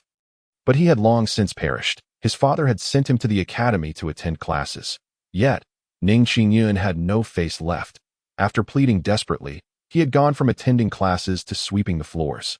This time, his father did not refuse his request. He was to sweep for a month, after which his father would assist in repairing his spiritual channels, for the sake of revenge, to overthrow Su Xingshan. Ning Yun endured, but as he truly stepped into the academy with a broom in hand, his long-suppressed pride shattered. He hung his head. Woe is me. Please, let me leave. His silent prayers seemed to have no effect. Instead, the crowd around him grew ever larger. Even many teachers who had once regarded him as a paragon looked upon him with pity. At that moment, Ning Yun wished to bury his head in the ground. He knew his face must be as red as a monkey's backside, but his father had said, avoidance will never resolve a problem. To achieve success, how could one not endure failure if he only wished to be an ordinary person? He could simply turn and walk away. But did he wish for that? The answer was, of course, no. A year later, Ningcheng would host the Tianjiao Huiwu. In 2 years, Su Xingshan would take over as the headmaster of Feixian. He could not escape, nor could he hide from it. Ning Yun gritted his teeth, ignoring the gazes of familiar faces, former enemies, and strangers alike, as if they were invisible. Please, go to class. Ding ding ding. Finally, the bell of the academy rang. The multitude of disciples returned indoors to attend classes, granting Ning Yun a moment to breathe. He collapsed onto the ground, his back drenched in sweat. Oh, Yun, a voice called from behind him. Ning Yun's expression shifted, and he quickly scrambled to his feet. The newcomer was not an enemy, but rather a once-esteemed mentor who had high hopes for him. What brings you here? Just passing by. Coincidentally, you practiced the fire cloud palm the best back then. Why not demonstrate it to my disciples? The mentor spoke with a warm smile. Teacher, Ning Xuan lowered his head, his eyes brimming with moisture once again. I'm sorry. I have become a failure. What nonsense is this? In my eyes, you have always been the brightest child. The mentor chuckled as he led Ning Xuan back inside. Yun, keep it up. The teacher cast him an encouraging glance, the so-called fire cloud palm. Facing the gazes of many young talents from Ning Yun prepared to explain, but found himself at a loss. The fire cloud palm, which had once seemed effortless to him, now appeared cryptic and inscrutable. Without his cultivation, he could not even comprehend it, let alone explain it. He stood on the platform for a considerable time, but ultimately had nothing to say in that moment. Ning Yun was lost in thought. His earlier shame dissipated, replaced by silence. After a long while, guess who I just saw? Ning Yun. It's Ning Yun, the glory of Ning Chong, the #1 genius. Can you guess what he is doing now? Sweeping the floors. He is sweeping the floors. This is impossible. He is the child of Lord Yuan. If you don't believe me, go see for yourselves. In the following days, the crowd of spectators only grew larger. Yet Ning Yun had become calm. The remnants of his youthful face bore traces of weariness. The quickest path has no shortcuts. Everything must be experienced, and everything is inevitable. Ning Yun murmured to himself. Several days passed. Half a month had gone by since his return to Ningchong. Unlike before, as Ning Yun swept the floors, a green-haired girl began to accompany him. The girl was charming, her brows exuding a trace of spirit. Ignoring the astonished looks around them, she swept the floors alongside Ning Yun. By Ling, Ning Yun's lips moved, but those two words never escaped. He was grateful to her. Her actions were akin to a timely gift during a snowstorm. Even though Ning Yun had long since grown accustomed to solitude, the girl named Bai Ling claimed to be his friend. Each day, she cheerfully cleaned the academy with him. Gradually, the two became familiar with each other. And Ning Yun grew accustomed to her presence. One day, after cleaning the academy, they ventured to the back mountain. Bai Ling, you shouldn't come to sweep with me. You'll be ridiculed. Ning Yun was now able to calmly express these words. Ridicule. Bai Ling tilted her head, gazing at him with clear eyes reflecting his image. I am a failure. Ning Yun chuckled self-deprecatingly. A 17-year-old failure is indeed laughable. Not only am I embarrassed, but my father also bears the shame. That is not true. Once Ning Yun finished speaking, Bai Ling looked at him earnestly. Brother Yun, you are not a failure. Bai Ling earnestly remarked. A momentary failure, I believe, is insignificant to you. You know, I am genuinely delighted by the person you have become. Bai Ling smiled contentedly, her charming cheeks narrowing further with delight. Why? Ning Yun inquired, perplexed. Because the old you would never even glance in my direction, unlike how you are now, Bai Ling said, radiating happiness. Ning Yun felt a twinge of awkwardness. Through their previous conversations, he had learned that the former Bai Ling had brought him food daily when he was still regarded as a genius. Bai Ling had been tireless in her efforts.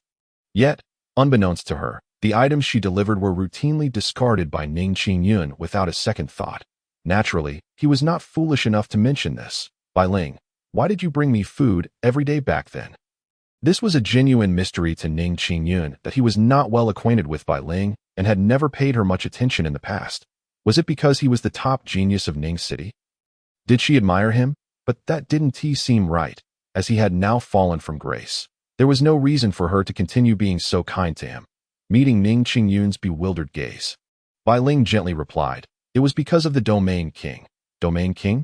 My father? Ning Yun was truly taken aback. Bai Ling, are you really that kind of person? You misunderstood me. Bai Ling shook her head, propping her chin on her hands as she explained, our family did not originate from here. We came from the outer spirit domain. Is that so?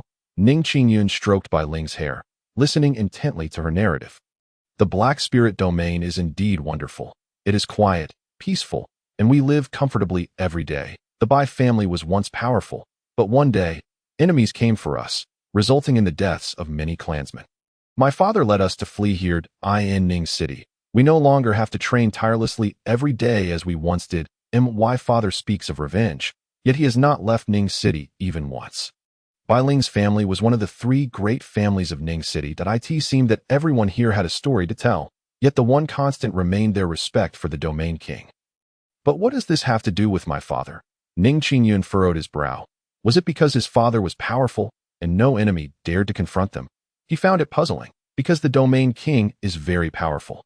Bai Ling smiled. But that is merely one reason. Brother Jiang Yun, do you know what the outside world is like? Despite having left Ning City and visited the Xian sect, Ning Xuan clearly knew very little. He could only offer an awkward smile, awaiting Bai Ling's explanation. The sword domain consists of 12 minor spirit domains. Except for the black spirit domain, the other domains must regularly pay tributes of cultivation resources to the Jiang family.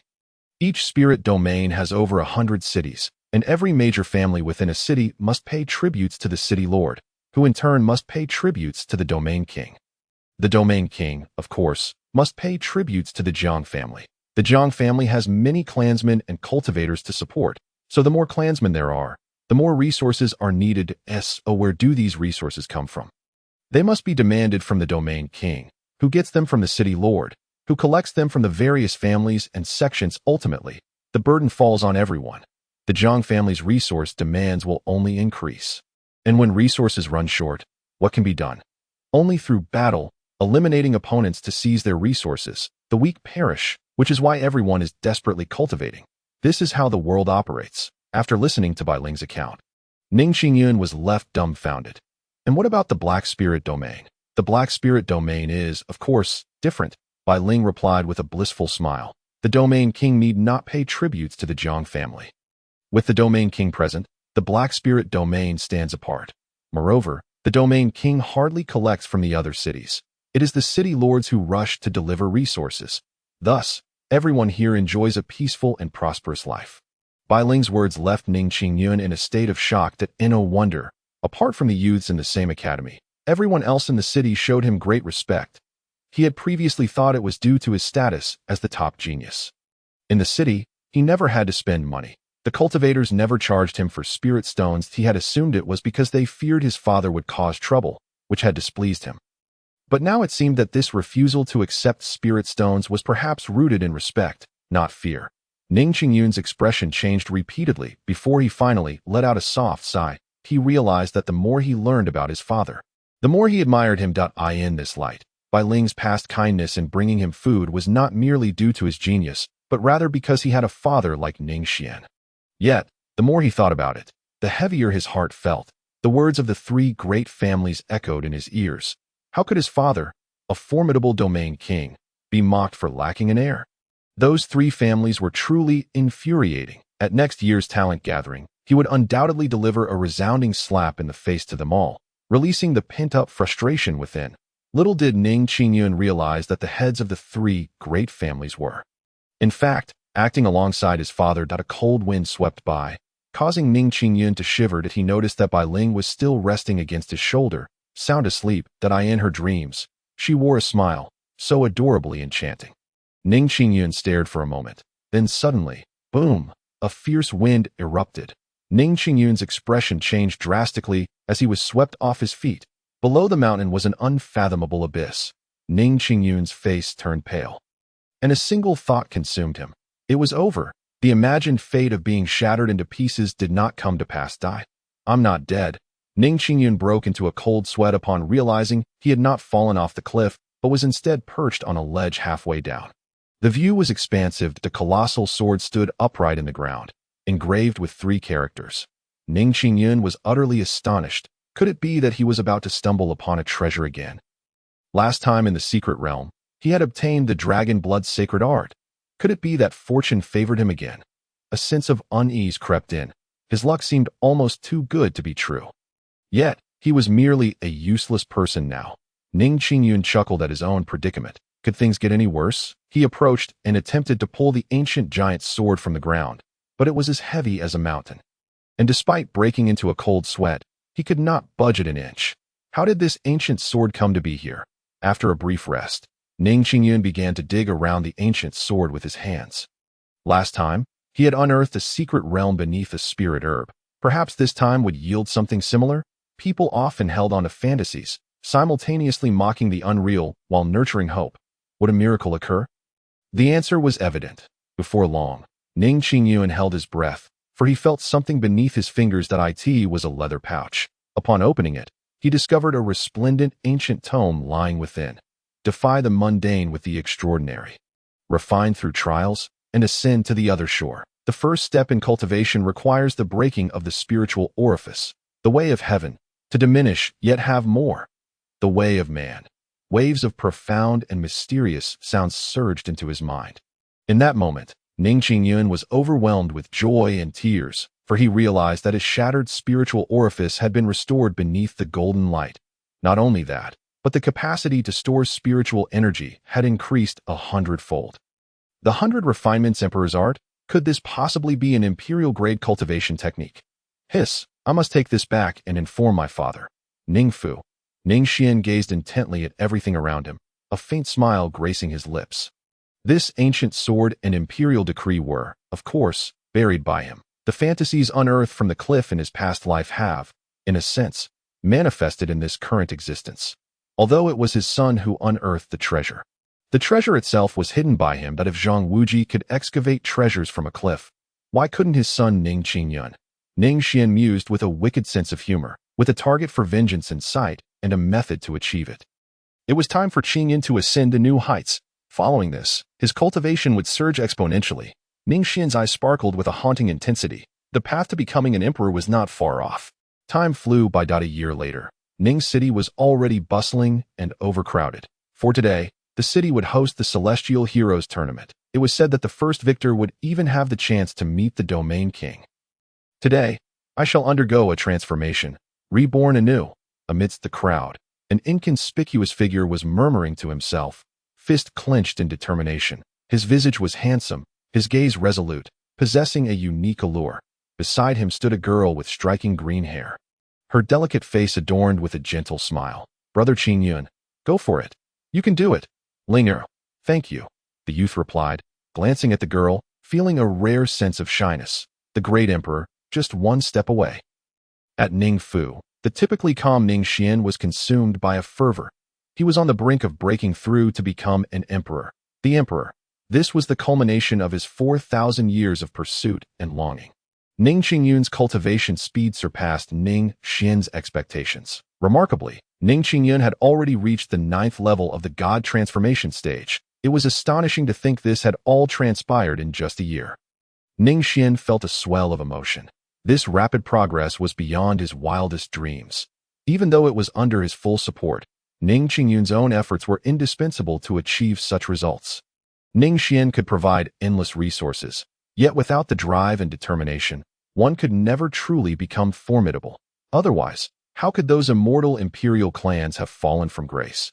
If mere resources could forge the strong, this world would have long been dominated by a singular power, but reality was far more complex, as the world was filled with countless mortal realms. How remarkable that the script's effects were so profound. Perhaps I should orchestrate more of these. It was undeniable that this was quite enticing to AS for the nature of cultivation. Ning Xuan did not place much importance on it today as a domain king. He possessed resources beyond count, and as his progeny, Ning Xuan would never lack for them. Yet, one must remember, true strength is not merely a result of feeding resources like livestock. More elements are required, such as temperament, will, and even luck. Ning Xuan's eyes shimmered. Had he known that orchestrating pressure and theatrics would ignite his child's desire for strength, he wouldn't have needed to ponder so much. The offspring of the Ning family were destined to face numerous tribulations in their growth, and Ning Xuan would assist them through each and every one. They would grow stronger through adversity. As for where these challenges would originate, well, that was not for discussion. In an instant, countless scripts unfolded in Ning Xuan's mind. It was not that he lacked paternal instincts. However, with a goal in place, Ning Xuan's cultivation soared as if propelled by a rocket. How could one not feel envious? After the tournament, only a year remained until Su Xingshan's challenge. To break through to the emperor level, the 9th level of God transformation was still somewhat lacking. Ning Xuan's eyes glinted with determination. He planned to apply a bit more pressure on his eldest son Ning Xuan. Perhaps fabricating a rumor that Su Xingshan had already attained saintly status as for today's Celestial Heroes Tournament. Was that truly a tournament? Ning Xuan had no intention of attending. The outcome had already been determined before it even began. Today would not be a true tournament. A tournament would at least require comparable strength. Today's singular theme was none other than Ning Yun's personal showcase. He would be reborn through fire today. Reclaiming the former grandeur of a celestial hero, Ning Xuan was not the least bit concerned that after his victory, Ning Yun would revert to his previous arrogance and ignorance. He was Ning Yun, but no longer the Ning Yun of yore. In the square of Ning City, the Black Spirit domain boasted 108 cities, each housing nearly 1 million inhabitants. Yet, Ning City was truly astonishing. With a population exceeding 9 million, although referred to as a city, it resembled a nation within a city. Today's Celestial Heroes tournament would see the participation of over 100 celestial heroes, each emanating a formidable aura that inspired reverence in those who beheld them. None among them were mediocre. In a city of millions, only one could emerge. Yet today, there were over 100 such prodigies, one from each of the 108 cities. While the host city of Ning had 4 participants, are all the participants present? A resounding force surged forth, parting the crowd. 3 youths, each around 18 or 19, emerged from the Lin family, Lin Feiyong, from the Xiao family, Xiao Feiyu, from the Bai family, Bai Feifei. We 3 are the 3 young masters of Ning City. Country bumpkins from the countryside, come challenge us. The trio arrogantly ascended the stage. Their audacity astonished not only the 100 celestial heroes present, but also the tens of thousands who had gathered to watch. Have they lost their minds? Who do they think they are? Calling us country bumpkins? How brazen! Amidst the whispered exchanges, the 100 celestial heroes frowned in unison. Their furrows were not born from being insulted as country bumpkins, as the chosen elite among millions. How could they be swayed by such trivial insults? What perplexed them most was the existence of such opponents. Who were these fools, so audacious as to insult them? Such brazen ignorance, in reality, had no place in this tournament. Ning City's celestial heroes were all so dim-witted. In an instant, all eyes focused on the high platform. There sat 4 individuals, the heads of the 3 great families, and the city lord, Luoyang. Ahem, Luoyang cleared his throat. His authoritative visage bore eyes that commanded respect. Not only him, but even the 3 family heads who had previously dared not breathe in Ning Xuan's presence now exuded an air of inscrutable dominance. As the participants gathered, the Celestial Heroes tournament was set to commence. The rule was simple. Victory. There was no need for a top 10 or even a top 3. Only the singular champion mattered. To stand at the end of the tournament was to claim the title of champion. Though his voice was not particularly loud, it echoed throughout the square like the tolling of a bell, clear to all ears. Yet, from a perspective unseen by the crowd, the once mighty city lord Luoyang revealed a hint of a bitter smile. He turned to the heads of the 3 great families. Everything is in place, I trust. The previously stern expressions of the 3 family heads now reflected their restlessness. Yes, I have instructed my son to thoroughly ridicule the other celestial heroes, inciting the crowd's disdain, only to gracefully concede to young Master Ning in the end. This will surely endear young Master Ning to the masses. I have given similar instructions. I hope the Domain King finds it satisfactory. Indeed, as the most outstanding celestial hero of the 3 families, perhaps not the absolute best, but undoubtedly a future successor, the heads of the 3 families had arranged this with the intent of familiarizing their heirs with young Master Ning. As for the notions of arrogance, did they truly believe everyone was like Ning Yun, with the Domain King father they dared not provoke? It was merely a ruse. Since ancient times, only cunning has won hearts. How could young Master Ning hope to turn the tide without a comic foil? Once Ning Yun claimed victory, they would stage a scene of the 3 youths repenting and weeping, thereby cleansing their reputations in a convenient manner. Not only would this fulfill the Domain King's task, but it would also forge connections between their descendants and young Master Ning. A twofold benefit, indeed. As the cheers of the crowd erupted, the Celestial Heroes tournament commenced. Ladies and gentlemen, please do not misunderstand. I am not targeting any one of you. Lin Feiyong, with a crooked smile, taunted, I am referring to all present here. You are nothing but trash, as he uttered that last statement. He shockingly raised his middle finger, pointing it at a young man seated below the stage. In an instant, the audience erupted into an uproar, yet an eerie silence enveloped the venue. What is happening? Lin Feiyong felt somewhat perplexed. However, the task assigned by his father was to provoke and ridicule mercilessly. Ultimately, he was to be defeated by that young man. Naturally, he harbored a sense of pent-up frustration within him. Hence his extra fervor in the mockery. To defeat you, I need only a single hand. No, merely a finger to crush you.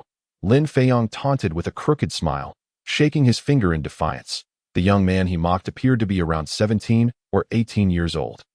Gazing at him with an impassive expression. At an age typically characterized by fiery impulsiveness, how could he remain unfazed by such blatant ridicule? Lin Feiyong found this quite astonishing. Nevertheless, he intensified his mockery. What are you staring at? Not convinced? Soon, I shall turn you into a folding stool. He reveled in his taunts, convinced that such audacity would earn him his father's hearty approval. His crooked smile became increasingly adept, eliciting not mere annoyance but a desire among the onlookers to eliminate him. You ungrateful wretch! The head of the Lin family on the high platform turned ashen. Damn it! I intended for Lin Feiyong to mock. But not to this extent, this damn brat. The Lin family head ground his teeth in frustration. Lin Feiyong glanced at his usually imposing father, who displayed an unusual excitement. Mistakenly interpreting this as encouragement, he escalated his taunts. Useless! What are you staring at? Soon, I shall give you a good thrashing. Suddenly, the Lin family head collapsed onto the ground. The country bumpkins from the countryside. Have they become self-conscious? Afraid? Hesitant? The three young masters of Ning City formed a triangular formation, their expressions still exuding an air of provocation. If you dare not step forward, hurry back to your pigsty. Xiao Feiyu crossed his arms, looking down his nose at them. Come up to the stage. Your fates have long been sealed, and that is failure. Do not bother telling me your names, for I have no interest in the defeated. Dressed in a flowing white robe, Bai Feifei nonchalantly tossed her hair and took out a mirror to admire herself. Completely disregarding the 100 talented youths present, the 100 talented youths clenched their fists, knowing they should not be affected by such trivialities. Yet, how could they remain entirely unperturbed? They were all under 20. Unaccustomed to such brazen insolence. The reason they refrained from stepping onto the stage was simple. They sought victory. There could only be one champion. Thus, it was evident that the first to act would suffer the greatest depletion of strength.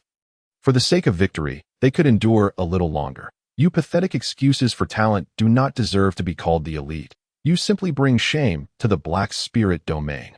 Lin and Xiao continued their jibes, their sneers tinged with a hint of helplessness. Their task was to clear the path for the young man beneath the stage. That it mattered not whether they possessed martial prowess. It was merely the master's command. No, it was the family head's task. Yet, they had underestimated the patience of the 100 talented youths who bore with such taunts. Just then, Lin Feiyong was about to continue his mockery when he suddenly felt a jolt in his heart. He quickly swallowed his words of derision. Bai Xiao, something seems amiss with you too. Lin Feiyong's expression changed in an instant. It turned out that the two brothers, known as the three young masters of Ning City, had long distanced themselves from him, leaving him standing alone, striking a pose. Meanwhile, his two companions cast him furtive glances filled with a desire for self-preservation, feigning ignorance of their past camaraderie. Something was terribly wrong, even with Lin Feiyong's usual lack of awareness. He sensed an ominous shift. The reason was simple. The audience, which should have merely been a crowd of onlookers, was now glaring at him with murderous intent. Lin Feiyong was bewildered. What was happening? Were they not just a bunch of inconsequential spectators? Why did they all appear as if they could not coexist with him? Did they believe he had insulted them? Lin Feiyong chuckled bitterly to himself. But this was all part of his father's plan. Father, Lin Feiyong shrank back, casting a pleading glance towards the high platform, looking utterly bewildered. Cough. This is my foster son. I do not know him. Let us commence the martial contest swiftly. Yet, to his astonishment, the Lin family head merely turned away, adopting a stance of impartiality. What in the world is happening? Lin Feiyong's head spun with confusion.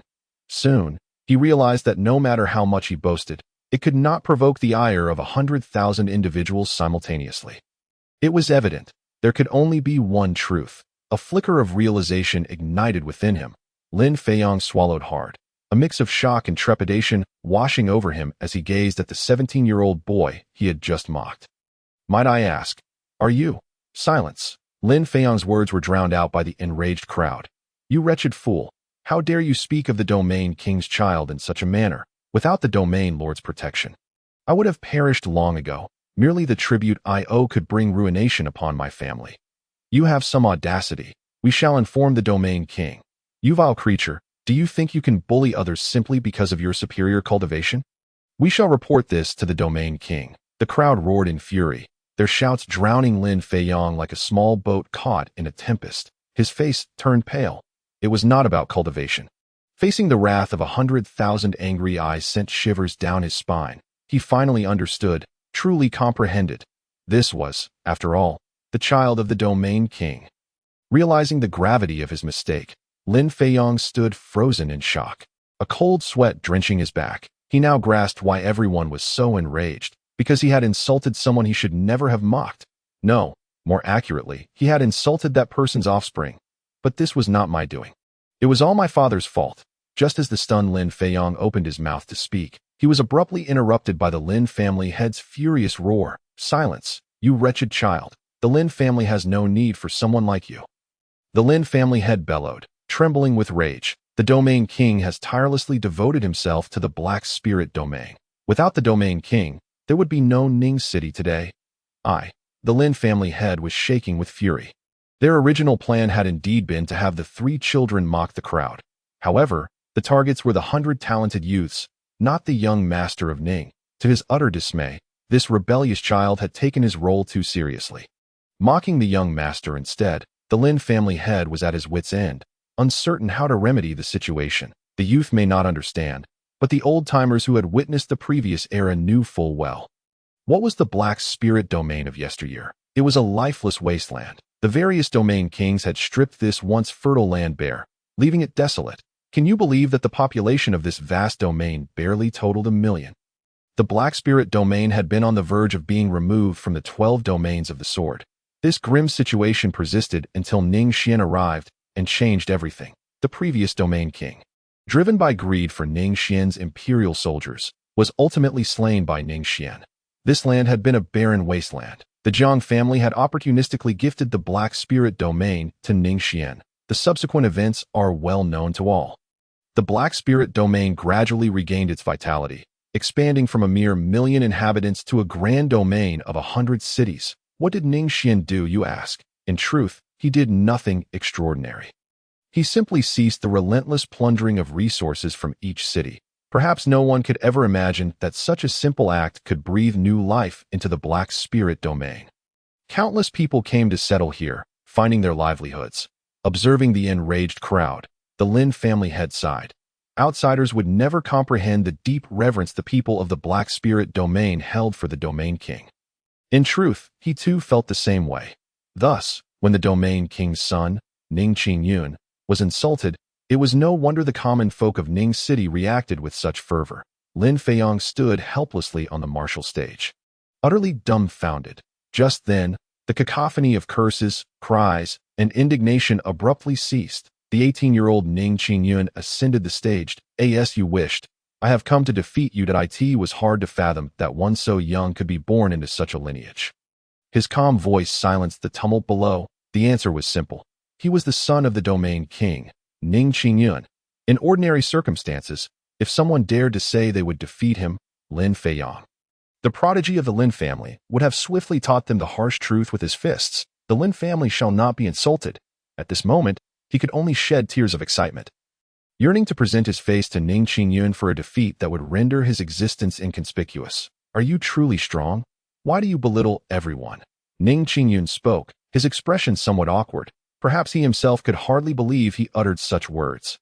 For in his past, both his thoughts and actions mirrored those of Lin Feiyong at this very moment. In his confusion, he felt a flicker of gratitude for having awakened early. Perhaps, as his father had suggested, failure is not necessarily a misfortune.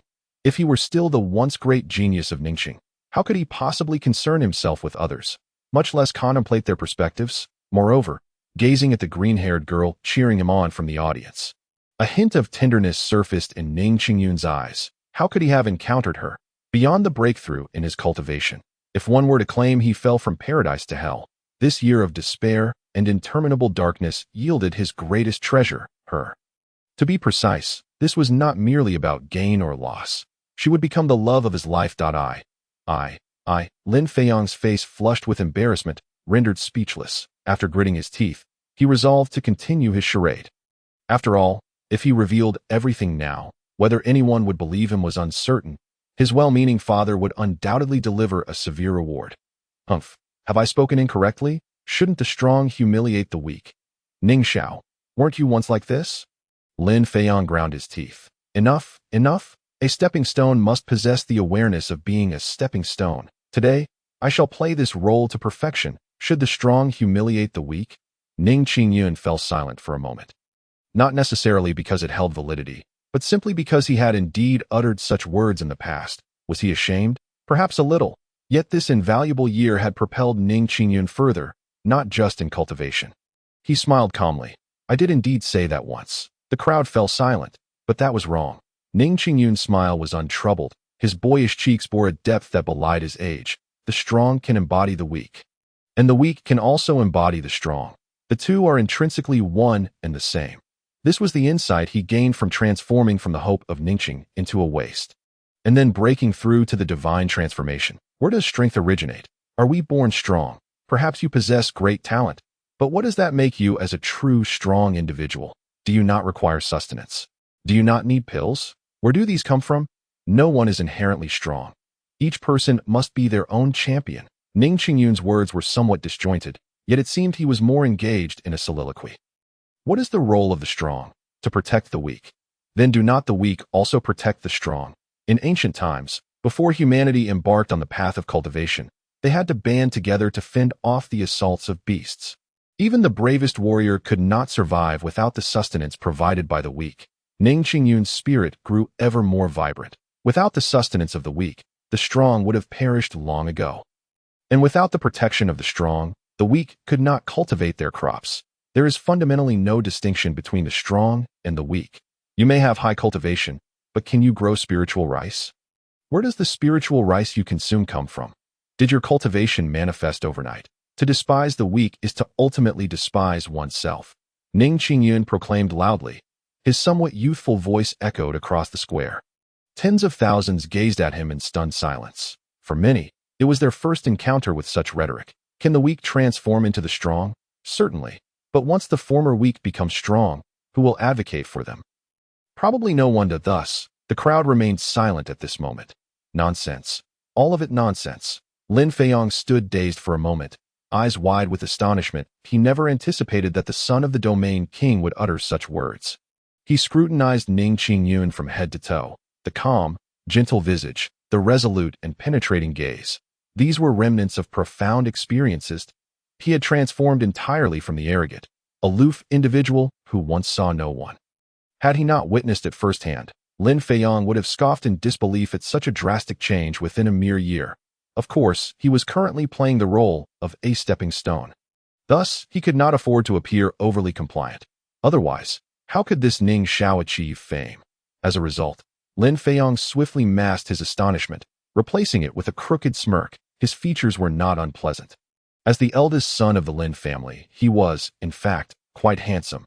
However, the more appealing he appeared, the more his crooked grin invited disdain. That I won't listen, I won't listen, I won't listen. The strong should humiliate the weak. The weak should be trampled beneath the strong. This is the proper order. Lin Feiyong raised his middle finger. All wrong, utterly wrong. How infuriating. Even a clay figure possesses some spirit. How much more so this young lad? Ning Xuan. Seeing Lin Feiyong so unyielding, Ning Yun felt a surge of anger. A self-righteous individual like him would experience what it meant to be trodden upon by the weak. Humph, by your own logic. If you trample upon me, does that not prove that the weak are only ever humiliated by the strong? To defeat me means you too become a strong individual, does it not? Or are you merely a weakling? How infuriating. Ning Yun was genuinely enraged. His face flushed with anger. He had not anticipated this fellow would be so obstinate. As for arguing further, what was there to discuss? He had merely transitioned from genius to waste for a brief period. He had not been possessed. With an empty mind, how could one conjure so many arguments? I will defeat you. Humph. Come on. I have not felt this exhilarated in quite some time. Use all your strength. Let me experience a modicum of joy. Lin Feiyong's crooked grin became increasingly practiced. That detestable fellow. Boom. Ning Yun's figure flickered, transforming into several afterimages as he charged fiercely at Lin Feiyong. That crooked mouth. That loathsome crooked mouth. He must turn it into a true, crooked mouth. Bang! Ning Yun's fist slammed into Lin Feiyong with tremendous force. The latter was sent flying. Crack! He crashed violently against the wall. Left with but one thought. That hurts. How could he be so strong? Ning Yun beheld his own fist, stunned for a brief moment. He too was left with a singular thought. How could I be so weak? Hiss! Lin Feiyong drew a sharp breath as he rose from the ground. His eyes filled with shock. He understood that this young master Ning seemed to have resumed his cultivation after being rendered a waste. Yet he never imagined that in less than a year, the other's strength had reached such terrifying heights. He had indeed intended to go easy on him. But how could he have been so thoroughly sent flying by a single punch? He had simply reacted too slowly. Two good brothers. What are you waiting for? Defeat the son of the domain king and share the glory with me, Lin Feiyong bellowed. Yet he did not foolishly rush at Ning Yun. The moment they engaged, he realized he could not possibly match Ning Yun. The reason he acted this way was merely because he was kind. As for good brothers, they naturally share both fortune and misfortune. He had been scolded by the onlooking crowd for ages. Then, to be struck by Ning Yun's punch, leaving him grimacing in pain, such a good opportunity should not be forgotten by his two good brothers. Indeed, Ning Yun glared at Xiao and Bai, the young masters of their respective families, almost forgetting that they too had a part in this. Ningqing's three young masters. Do you even have the face to use the name of Ningqing? Surrender and accept your defeat. Xiao Feiyu and Bai Feifei's expressions shifted slightly, but now was not the time for such thoughts. The two charged towards Ning Yun, one on the left and one on the right. Arrogant, brazen, how could the title of the three young masters of Ningqing be questioned by you? The path to death has already been set. Boom! The cold demeanor of the two individuals suddenly filled the air with a fierce aura. They were indeed at the third level of the transformation realm. The onlookers collectively inhaled sharply. It should be noted that participants in the martial arts competition must be under 20 years of age. Observing the arrogance of the few individuals earlier, their anger seemed to have diminished considerably. After all, regardless of the situation, those with strength truly possessed the qualifications for arrogance, too at the third level of transformation realm. And not to mention Lin Feiyong. Ning Yun's expression grew serious. The disparity between each level within the transformation realm is significant. However, it is not an insurmountable chasm. The difference between one level and another is not as exaggerated as the divide between heaven and earth. That is a matter for the sacred realm and beyond. His talent can be considered good, yet it has not reached a shocking level to transition from being a waste to the 9th level of the transformation realm in just 1 year. The greatest reason for this is not even the mysterious Balian Emperor's scripture. Rather, it is due to the resources provided by his father. Can you believe that a single pill could elevate one from the chi refinement stage to the nascent soul stage? Such precious divine items, unimaginable to outsiders, are truly of little concern to the domain king's mansion. Over the past year, Ning Yun has spent more time consolidating his realm. However, this leads to an awkward situation. Resources are not omnipotent. They can lead to a frenzied increase in cultivation in the early stages. But what about martial skills? It is important to understand that practicing martial skills cannot be achieved merely by consuming pills. It requires relentless training over time. Yet Ning Yun has been focused on consolidating his realm. When would he have time to diligently practice martial skills? His father had previously urged him to cultivate in the Hongmeng secret realm, and he now regretted not listening. In that place, training martial skills is of the utmost efficacy. Ning Yun felt a tinge of regret, but now is not the time for such thoughts. He must devise a strategy to confront these three formidable opponents. And there are still 100 other prodigies. Ning Yun felt a sense of unease. He verbally declared that he must seize first place. Yet deep down, he lacked confidence in terms of cultivation. The 9th level of the transformation realm is undoubtedly the highest. However, should a confrontation truly arise, glancing at the 100 extraordinary prodigies, Ning Yun let out a bitter smile. Do what one can, and leave the rest to fate. His gaze then firmed. Even if he possesses no remarkable martial skills. But these three despicable scoundrels, mocking the weak, looking down upon outsiders, such arrogance and hubris, absolutely unforgivable. Ugh! Ning Yun shouted.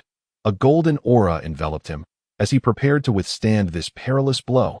Not good. The situation had changed. What should be done now? The three family heads on the stage, along with City Lord Luoyang, exchanged glances their expressions slightly altered.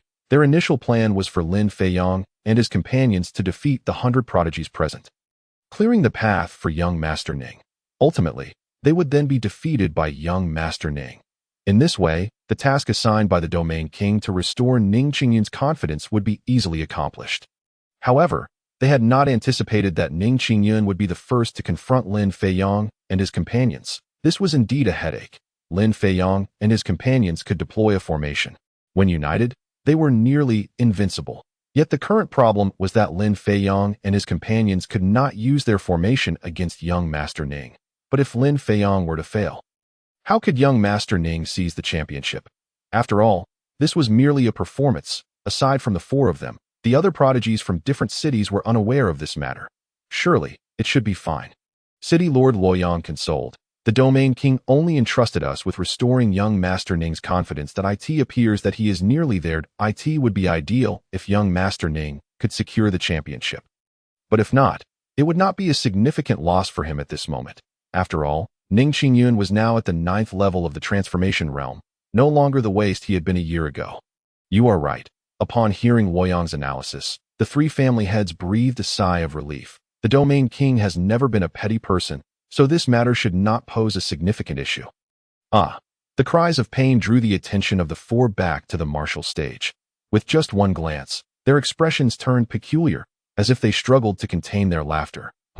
Observing the wailing Xiao Feiyu and Bai Feifei, Ning Qingyun furrowed his brow in confusion. It seemed he had done nothing at all. The moment Xiao Feiyu and Bai Feifei touched him, they screamed and were sent flying, as if to clarify Ning Qingyun's doubts. A voice of astonishment rang out. It was Lin Feiyong. His face was pale, his fingers trembling, but a closer look would reveal that he was fiercely pinching his own thigh to maintain the act. If Kuan were present, he would surely shed tears. What a dedicated performer. There must be some trickery. Lin Feiyong feigned terror as he exclaimed, "It is the legendary, invincible, universe-shattering, terrifying divine gold armor." Ning Qingyun was momentarily bewildered. His cultivation technique was so powerful, wasn't it simply called the Golden Bell Shield? It was merely a book he had randomly selected from his family's treasury because it was simple to practice. Could it truly be that formidable? After all, it was found in his father's treasure trove of techniques. Ning Qingyun felt an uncertain mix of astonishment and doubt that it was not that he was foolish. Rather, the acting of the three young masters of Ningxing was simply too convincing to, no wonder, so terrifying. Xiao and Bai gasped in shock, keeping their heads low. They bit their lips to suppress their laughter. Indeed, it is the invincible divine gold armor of the universe, Lin Feiyong shouted with certainty. He could hardly recall what he had just fabricated, yet this did not hinder him from putting on an impressive facade of fear. This armor could return double the damage to its enemy. No wonder Ning Qingyun did nothing, and yet Xiao Feiyu and Bai Feifei were gravely injured. The onlookers all displayed expressions of dawning understanding. If that is the case, then Ning Qingyun is bound to win. Even if Xiao and Bai cannot break through that divine armor, who else could pose a threat? No one doubted the authenticity of the situation. The answer was simple. After all, who is Ning Qingyun's father? The Domain King. Ning Xuan, in the eyes of the crowd, was an omnipotent, invincible deity. This was no exaggeration. After all, in the 12 spirit domains of the Sword Domain, aside from Ning Xuanyu's Black Spirit Domain, which other domain does not need to pay homage to the Jiang family? I refuse to accept this. At that moment, a shout shattered the silence. A prodigy stepped onto the martial stage. His complexion was equally pale, his steps trembling. Yet what remained unchanged was the determination and fervor in his eyes. As the foremost genius of Wushan City, I carry the expectations of millions. How could I leave without throwing a single punch? Even if I am to be defeated today, I shall not bring shame to Wushan City. Boom! An aura of terror enveloped the arena. The onlookers turned their heads in unison, astonished. 5th level of transformation realm? Such a fearsome cultivation, such a formidable presence. This individual is destined for greatness. The crowd marveled. Only the four on the high platform, including Luoyang, exchanged wry smiles. This truly spells trouble. 5th level of transformation realm?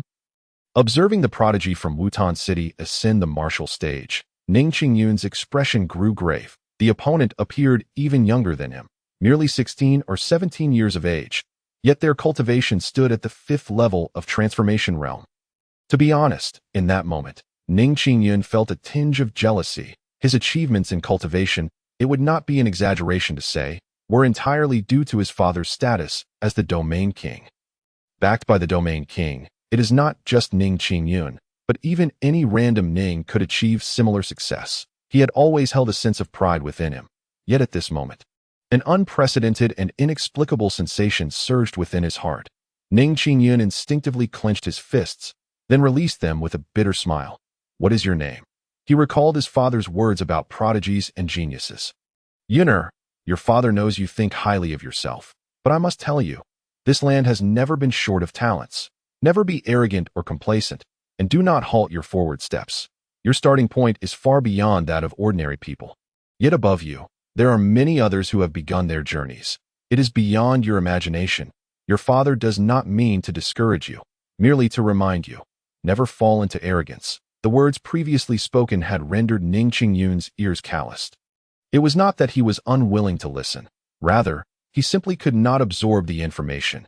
Yet at this moment, the incessant reminders from his father, which had once failed to penetrate his consciousness, now surged forth in a torrent. "Wushan City, Yiyan," the 16-year-old Yiyan spoke in a deep voice. "Yiyan, you say? I shall remember that." Ning Xuan nodded solemnly. Out of courtesy, he too proclaimed his name. "Ning Chong, Ning Xuan, Ning Xuan. I shall remember that as well." Before the son of the domain king, the boy who introduced himself as Yiyan, Ning Xuan maintained a demeanor of neither subservience nor arrogance. What kind of environment, what exceptional talents, could give rise to such a genius? Ning Xuan had rarely known despair, nor had he suffered significant setbacks, but in this instant, he could not help but smile bitterly. Talents in this world are as numerous as fish crossing a river. Your adversaries are not the ordinary mortals, but rather those who stand alongside you on equal footing. And this was merely the genius emerging from the Black Spirit domain. How vast is the world? The Black Spirit domain is but one of the 12 minor domains of the Sword domain. And what of the Sword domain? There are thousands of such mundane realms. What had been his youthful ambition? "My journey has always been among the stars and the sea." Bitterness unfurled within his heart. Ning Xuan smiled ruefully. Yet he could not even overcome the hurdles of today. He understood well that he would be defeated. Some opponents, upon merely appearing before you, reveal the disparity in strength. Even before they make a move, just like a fierce tiger, even in slumber, retains an aura of ferocity. The young Yiyan was evidently such an existence. For one of his caliber, realms, merely a facade, had he not been solely focused on enhancing his cultivation, but rather on perfecting his martial skills and combat prowess. Then today, alas, there are no ifs. The 16-year-old Yiyan, merely standing there, instilled in Ning Xuan an overwhelming sense of invincibility. Perhaps it was not merely a feeling. His fighting spirit was dissipating. How utterly absurd. He was at the 9th level of the transformation stage, yet his opponent was merely at the 5th. Such a scenario should not even exist. But at this moment, Ning Xuan found himself devoid of the will to fight. He could only desperately maintain his golden bell shield. Perhaps that was his last shred of confidence. Or perhaps it was a facade to conceal his own insecurity that I hail from Shurtsuan, a place perhaps unknown to many. I have fought ferociously against savage beasts and battled wild men, endured death-defying circumstances countless times, and thus have I arrived at this point. Yiyan declared. His voice was not particularly loud, yet it resonated with an undeniable confidence. And what of him? Listening to the youth's tale, Ning Xuan clenched his fists. Words eluded him that he, relying on the legacy of his forebears, had become a genius, yet failed to perceive others clearly. Foolishly, he had been rendered incapable. "Nothing can hinder my progress, not even fierce beasts, nor death, and you cannot either," Yiyan bellowed. A phantom of a roaring tiger emerged around him. A chilling aura suddenly enveloped the surroundings. Even the spectators outside the training platform trembled in the wake of this fierce presence. This was a being who had truly emerged from the clutches of death. Boom! Ning Xuan strained to summon his golden bell shield, as if it were the only lifeline he could grasp while drowning. He dared not speak, for the ferocious aura emanating from Yiyan instilled a paralyzing fear within him, compelling him to retreat. Thus, he could only grit his teeth and summon the golden bell shield to face it all. Break! Boom! Yi Yan lunged towards Ning Xuan. Ning Xuan felt a lump rise in his throat. Instinctively, he shut his eyes. Boom! A deafening roar erupted. Yet strangely, Ning Xuan quickly opened his eyes. His expression was one of astonishment. His golden bell shield had not been shattered. On the contrary, the once mighty Yin was now clutching his chest, the shattered phantom of a tiger above him, lying on the ground and howling in agony. Ah, it hurts so much. Truly it hurts. What was that? The invincible cosmic diamond shield. It doubled, no, quintupled the recoil of my attack. Yi Yan cried out, his lips stained with glaring blood. Ah, not only did Ning Xuan breathe a sigh of relief, but Ning Cheng's third also stood in stunned silence. The three of them simultaneously uttered an ah, casting a peculiar glance at Yi Yan. Could it be that this person was also arranged by the city lord? But now was not the time to ponder such matters. Observing the other geniuses below, who were both eager and somewhat intimidated, the third young master resolved to act. Boom! A terrifying aura began to permeate the air.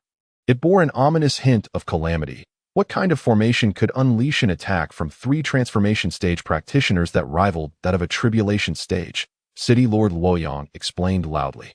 The gazes of the crowd had long since been captivated by the training platform. How dare they look down upon us, the third young masters of Ning Cheng? Unforgivable, unpardonable. Ah, charge! Lin Feiyong, Xiao Feiyu, and Bai Feifei exclaimed in unison.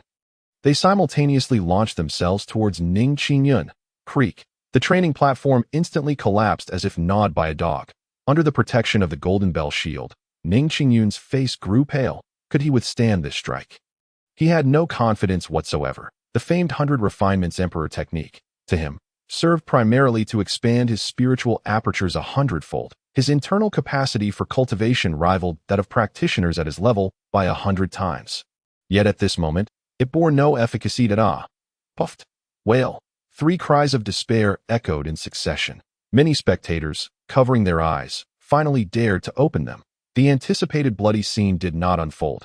Instead, the 3 young masters, who had just unleashed an attack comparable to that of a tribulation stage, were now lying on the ground, wailing incessantly. Cough, cough, cough. I'm bleeding. It's over. My spiritual aperture is damaged. It will take months to heal. Oh, it hurts so much. The invincible cosmic shield is indeed formidable. It's not merely double or 5 times, but 10-fold rebound damage. Their lamentations left Yi Yan, who lay nearby, pale as a ghost. Truly pale, he silently rejoiced at his own cleverness. Just moments ago, he had intentionally injured himself. Otherwise, Yi Yan lifted his gaze towards the 3 young masters. His relief deepening that he feared he might have met the same fate as those 3 fools that engage in a battle and end up severely injured. What purpose did that serve? Was it not painful? Was lying down not a waste of training time? He felt immensely fortunate for having made a wise choice. With this thought, Yi Yan wiped the sweat from his brow. The son of the domain king. Terrifying indeed. As for why he had chosen to step onto the platform, he had traveled all this way to Ning Cheng. Surely he could not return without having made a move, for that would be utterly shameful. He was, after all, the fierce tiger Yi Yan. Who else? Who else? The previously trembling Ning Xuan was now invigorated, as if infused with a surge of adrenaline. He scanned the multitude of geniuses with fervor. It was not fear, it was a fervent desire for everyone to come forth and challenge him. I concede. I yield. The son of the domain king is indeed extraordinary. The crowd of geniuses either trembled in fear or stood paralyzed, all choosing to bow their heads. Excellent. The inaugural Black Spirit Domain Genius Competition has successfully concluded. The champion is Ning Xuan. City Lord Luoyang beamed with radiant joy. The 3 great family heads also wore sincere smiles. Indeed, they had managed to accomplish this task with minimal risk. Domain King, Domain King, Domain King. The surrounding spectators were even more exhilarated than the victorious Ning Xuan. Ning Xuan had already calmed down, yet the crowd continued to shout with excitement. Ladies and gentlemen, Luoyang raised his hand to quell the clamor. Even the other slightly disheartened geniuses turned their gazes toward him. Luoyang was not merely the city lord of Ning Cheng. Of course, the city lord of Ning Cheng, located in the domain of the Domain King, could not be compared to other city lords. The Domain King had issued orders. Luoyang pondered for a moment before speaking gravely. The mention of the Domain King sent a jolt through everyone's hearts. They all focused intently, For the better development of the Black Spirit domain, starting now, Ning Xuan will establish the Black Spirit Academy, where the outstanding practitioners selected from various cities can come to study here. Yes, your word shall be the first batch that a multitude feels as though they have a thorn lodged in their throats, yet they do not suffer. Instead, their eyes brim with tears. This sentiment is particularly poignant among the 100 prodigies. Each a paragon of talent within the city. But then what? There is no further development that as the saying goes. The sword domain has never lacked for geniuses. Unless, of course, your surname is Jiang. The establishment of the Domain King Academy is, to many, akin to a rebirth. Spending a lifetime in a single city pales in comparison to the potential nurtured within a domain. Point 1 need only consider the difference with a mere flick of a toe. The latter is destined to traverse greater distances. Not to mention, the battles against the exceptional talents from other cities yield immense rewards for all involved. Is it difficult to establish a domain academy? Not at all, but has anyone done it? At least the sword domain has not. Whether they are geniuses or prodigies, what significance does it hold? What the Jiang family desires is simply servants devoted to their cause, nothing more. A fervent roar once again reverberated throughout Ning City. Even the visiting prodigies cried out with hoarse voices, "Father, long live!" Ning Yun, clutching the glory of victory, bore no trace of his previous arrogance. Instead, he appeared lost in thought for an extended period. Thunder rumbled overhead, and with a mind unburdened, Ning Yun stepped forward to face the tribulation.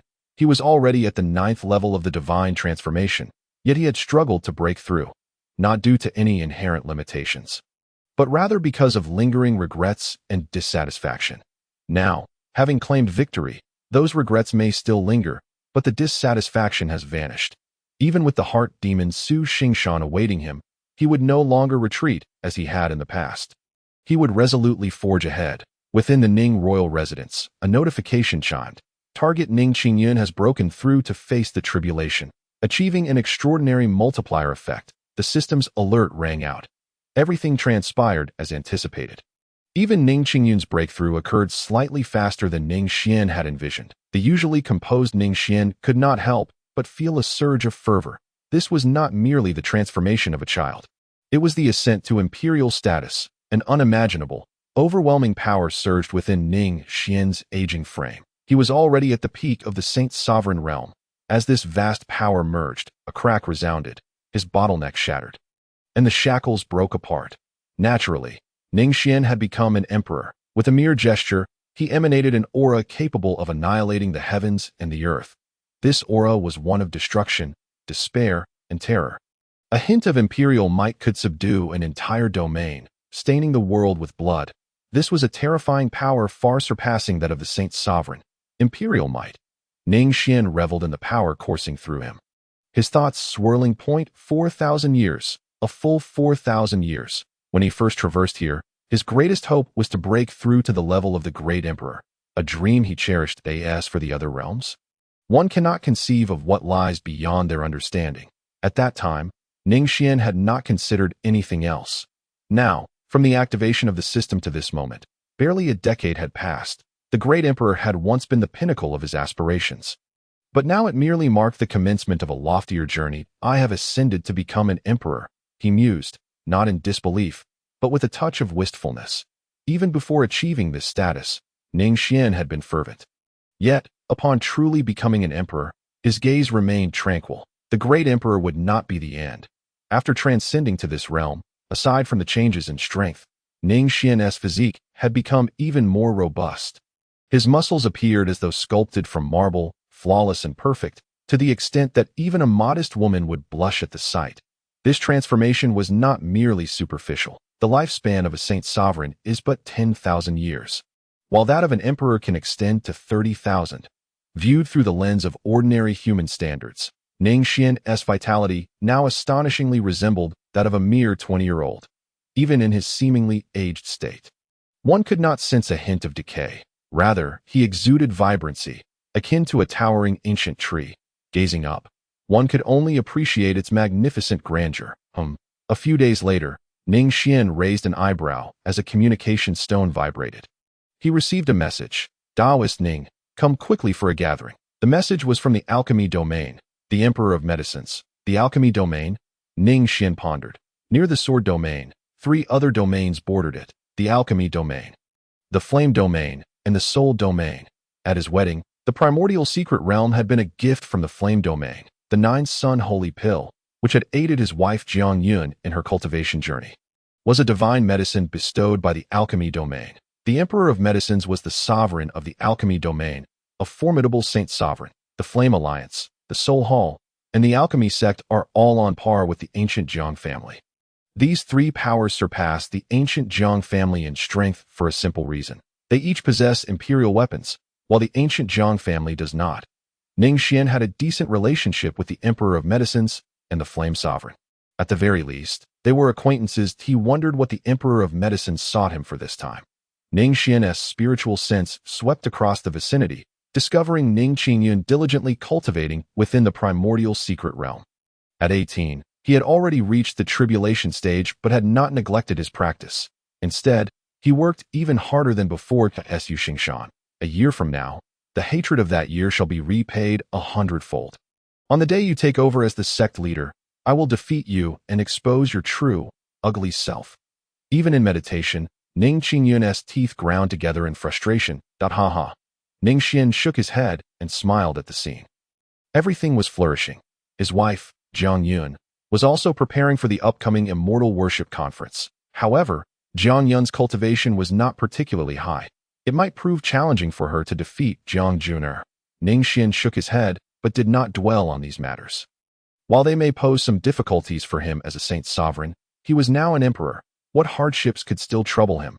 Everything lay within a single thought. This was not arrogance. It was merely reality. The realms where the saint sovereigns resided were dead ends. The paths of the great emperor were limitless. Ning Xuan's figure flickered as he departed from the residence, eyeing the vast expanse above the heavens. 3 figures sat in opposition: an elderly man with white eyebrows, a somber-faced man, and a woman clad in golden robes. They were the Emperor of Medicines, the Soul Sovereign, and the Flame Emperor, the 3 saint sovereigns. Each rulers of their respective domains had gathered here today, their statuses even more exalted than Jiang Shan's. None spoke, their brows furrowed in contemplation. Suddenly, a sound resonated, the void parted like flowing water, and a figure clad in a dark robe appeared. His features were strikingly handsome, his white hair billowing, and his indifferent expression exuded an aura of immense pressure. It was Ning Xuan. Taoist Ning, please take a seat. Upon his arrival, the 3 leaders, previously deep in thought, turned their gazes toward him. The Emperor of Medicines greeted him with a warm smile, while the Flame Emperor nodded in acknowledgement. Only the Soul Sovereign regarded him with a cold glint in his eyes, clearly indicating a less than amicable relationship. Ning Xuan acknowledged the Emperor of Medicines and the Flame Emperor with a nod before taking his seat. As for the Soul Sovereign's chill. After 4,000 years, it was impossible for one to be surrounded solely by friends. Enemies and hardships invariably accompany a lifetime. The journey of life is never devoid of challenges. If one were to dwell on every grievance, they would be driven to madness. Ning Xuan had even forgotten how his connection with the Soul Sovereign had initially formed. Taoist Ning, it is this way. Once Ning Xuan was seated, the Emperor of Medicines rubbed his brow in concern before explaining. We have summoned you here for the purpose of forming an alliance among the alchemy domain, the flame domain, the soul domain, and the sword domain. An alliance? Ning Xuan raised an eyebrow, awaiting further elaboration from the Emperor of Medicines. Why would the 4 domains seek to ally, and why was he, rather than the Jiang family of the sword domain, invited to this gathering? The answer was clear to all present. It was simple and self-evident. Ning Xuan possesses an imperial weapon. To be frank, a royal lineage devoid of such a weapon hardly merits the title of emperor. Among the myriad of imperial clans, the Jiang family stands out not only for its lack of presence, but also for its feeble strength. Ranking among the lowest, this matter draws a heavy, bitter smile from the Medicine Emperor once more. The furrows on his brow today likely surpass all those of the past combined. Stop. At this moment, the Soul Sovereign interjects with a cold sneer. Instantly, both the Medicine Emperor and the Flame Emperor turn their brows towards him. Soul Sovereign, this alliance is of great significance. Do not instigate trouble. Even if Taoist Ning has had past grievances with you. So many years have passed, it is time to let it go. Both the Medicine Emperor and the Flame Emperor urge, "Let it go." What a splendid notion. The Soul Sovereign first scoffs derisively, then erupts into a desolate laugh. His gaze sharpens. In that instant, the Medicine Emperor and the Flame Emperor both frown and avert their eyes. The Soul Sovereign, "This matter of alliance is crucial. You should not provoke conflict." Indeed, Taoist Ning's actions were justified. He merely acted in accordance with the will of heaven. The Flame Emperor admits candidly as for the notion of acting in accordance with heavenly justice. Such ideals seem laughable to their level of cultivation and status. Concepts of justice are akin to the chastity of a courtesan, something to be performed but never spoken of. Their defense of Ning Xuan is not born from deep camaraderie, but rather from a desire to avoid a conflict that neither wishes to see unfold. And as for friendship, that notion is even more ludicrous at their level. Discussing relationships is naively simplistic. True friendship exists only under conditions of mutual benefit, as two impoverished scholars may find camaraderie, perhaps friends. Perhaps not, merely a matter of circumstance. Otherwise, anyone could be anyone's friend. Much like the foolish mortals who pursue romantic notions, they often create absurdities to validate their feelings. Point to elderly couples holding hands until death do they part. Are they together purely out of love? How absurd. They are simply lacking better alternatives. The powerful seek their own interests, while it is only the pitiable weak who become ensnared in the so-called emotions. Acting in accordance with heaven's will. What a preposterous idea. The Soul Sovereign's face turns ashen, and he grows increasingly aggressive. As the Flame Emperor stated, he himself has slaughtered millions of souls in the name of cultivation.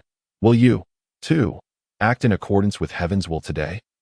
The Flame Emperor's expression shifts slightly as he gestures for silence. Misunderstanding, merely a misunderstanding. Soul Sovereign, let us not damage our harmony.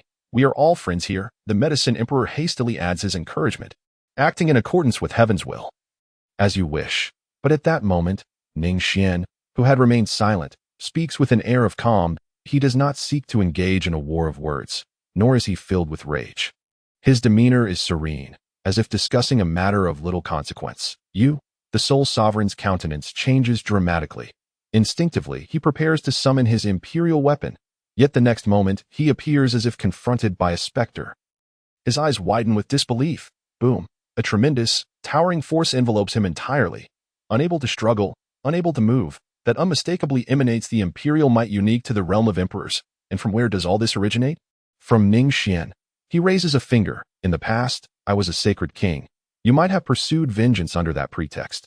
Once, I was a sacred sovereign. You could have scorned and resented me. But now that I am an emperor, do you still dare to provoke me? His tranquil voice resonates like a divine decree, shaking the very core of their beings. Imperial might. The terrifying, vast imperial might, suppressing all around. The Flame Emperor's face turns deathly pale. Utterly shocked, the Medicine Emperor trembles as if witnessing a miracle. The Soul Sovereign, casting aside all his holy power, utters in terror, "Mistake." Boom. In the next moment, the calm finger descends. For the Soul Sovereign, it feels as if the heavens themselves have collapsed. How can one resist? How to evade?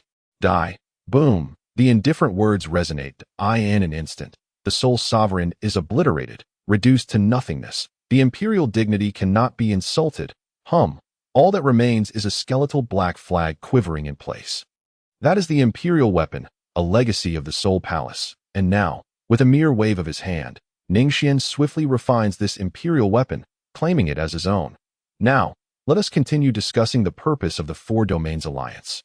My friend. His calm voice rings out once more. Yet all that can be heard is the rapid thumping of hearts in response. Both the Flame Emperor and the Medicine Emperor stand dumbfounded. Trembling uncontrollably, the Soul Sovereign is dead. An emperor of comparable strength to them has simply vanished, no different from an ant. Their terror does not stem merely from this. What is even more horrifying is that it was Ning Xuan who executed the Soul Sovereign. He has ascended to the rank of emperor. A sacred king can rise to become an emperor, yet to sever one's path to the emperor's throne is to cut off all possibilities. A sacred sovereign can never transcend to the realm of the emperor. This is a universally acknowledged truth across myriad domains, a rule as ironclad as any. Yet now, the figure standing before them as an emperor has shattered that unbreakable curse. A miracle, such is its nature. The Medicine Emperor is flooded with an overwhelming sense of shock and confusion. However, Upon hearing Ning Xuan's inquiry, he swallows all doubts and stands respectfully, unwilling to face Ning Xuan directly. The Flame Emperor mirrors this behavior. This is not merely a request from Ning Xuan. It requires no command. The dignity of an emperor cannot be insulted. Likewise, their cultivation determines their status. To sit opposite an emperor is an act of irreverence that cannot be forgiven in this world. Differing levels of cultivation dictate disparate social standings. Ning, you have become an emperor? The medicine emperor realizes that this inquiry may be somewhat impolite, yet he cannot help but ask, his mind still reeling from the earlier spectacle of a finger obliterating the sovereign. Yes, do tell me, what is the purpose of the alliance? Ning Xuan replies with a calm nod, seemingly patient. The two, who have been cautiously observing his expression, simultaneously draw in a breath of cold air. An emperor, Ning Xuan has truly become an emperor. This individual is indeed terrifying. Previously, the Medicine Emperor and the Flame Emperor had sought to befriend Ning Xuan primarily due to the value of his imperial weapon. However, neither could have fathomed that this usually silent, occasionally immature character would undertake such selfless acts of justice, only to rise to the status of an emperor. One must never provoke him. Cold sweat cascades down the foreheads of the Medicine Emperor and the Flame Emperor. No longer needing concealment, the Soul Sovereign met a most unjust end. Had he known Ning Xuan's true strength, how could he have acted so recklessly? Ning Xuan's cunning is indeed fearsome. Had he directly confronted the Soul Sovereign? With an imperial weapon in hand, the Soul Sovereign, though not his equal, could have at least put up a fight. As the head of an imperial lineage, he must possess numerous defensive measures. Yet what is truly terrifying? A majestic emperor, displaying no reaction whatsoever in the face of disrespect from a sacred sovereign, until he suddenly took action, clean, decisive, without hesitation. The Soul Sovereign offered no resistance and was obliterated with a mere finger. This is not merely a matter of terrifying strength. It speaks volumes of his cunning. Ning, venerable Ning, please allow me to gaze upon your horizon. The heart of the Medicine Emperor quivered, nearly on the verge of tears. He found himself utterly at a loss regarding how to interact with Ning Xuan, even to the point of what to address him as. There is no need for such formality. Do share the purpose of your alliance. Ning Xuan responded, his demeanor calm and seemingly unchanged from usual. Yet, the Medicine Emperor dared not relax, trembling with trepidation, unable to articulate a single coherent sentence. Countless thoughts raced through his mind, yet before the Emperor. He felt as if bound in chains, utterly uncomfortable. Consider this. After painstakingly cultivating for thousands of years, you have finally amassed boundless glory, wealth, and status. Yet, before you stands a terrifying existence capable of extinguishing your life at will. It is not befitting for an emperor to mingle with those of their ilk. They lack the qualifications. I have said it once. There is no need for such behavior. Ning Xuan rubbed his brow. Aware that this world operates on the principle of the survival of the fittest, where hierarchy is a concept hard to believe from his previous life. However, he had not anticipated that revealing his cultivation would instill such fear in these two. This was not the outcome Ning Xuan desired. Let us do this. I currently have no disciples. Would you two be willing to pledge yourselves as my students? Ning Xuan spoke thoughtfully, his expression inscrutable. An emperor must provide assurance. Else, these two might struggle to fulfill their roles in his plans. Ning Xuan's mind was abuzz with numerous scenarios, and it was evident that he could not solely invest in his son Ning Xuan. Thus, he often required others to collaborate with him in executing his narratives. Ning Xuan always maintained a long-term perspective. Even after breaking through to the emperor rank, he had never been blindly confident. Thinking that with the strength of one alone, he could become invincible. Such thoughts were foolish. He sought to grow even stronger, and his greatest reliance was evidently the investment system. Thus, nurturing successors became paramount. He wished to proclaim to the world that he had ascended to the rank of emperor. Not to mention, the decayed examples of imperial families were all around him. He certainly did not wish for his descendants to fall into a life of indulgence and complacency. There was no other choice. Ning Xuan continually recalled the elder who had bestowed upon him immeasurable grace upon his arrival in this world. That he still needed to avenge that elder, and relying on his own strength alone was clearly insufficient. Only by cultivating one, or even multiple heirs to the emperor realm, or perhaps even higher, would he have hope, after 100-fold effort. Ning Master, greetings, Master. In the midst of his thoughts, the Medicine Emperor and the Flame Emperor had already bowed deeply. prostrating themselves repeatedly. Both appeared exceedingly agitated, their initial shock quickly transforming into excitement. "Yes, rise," Ning Xuan gestured, assisting them to their feet.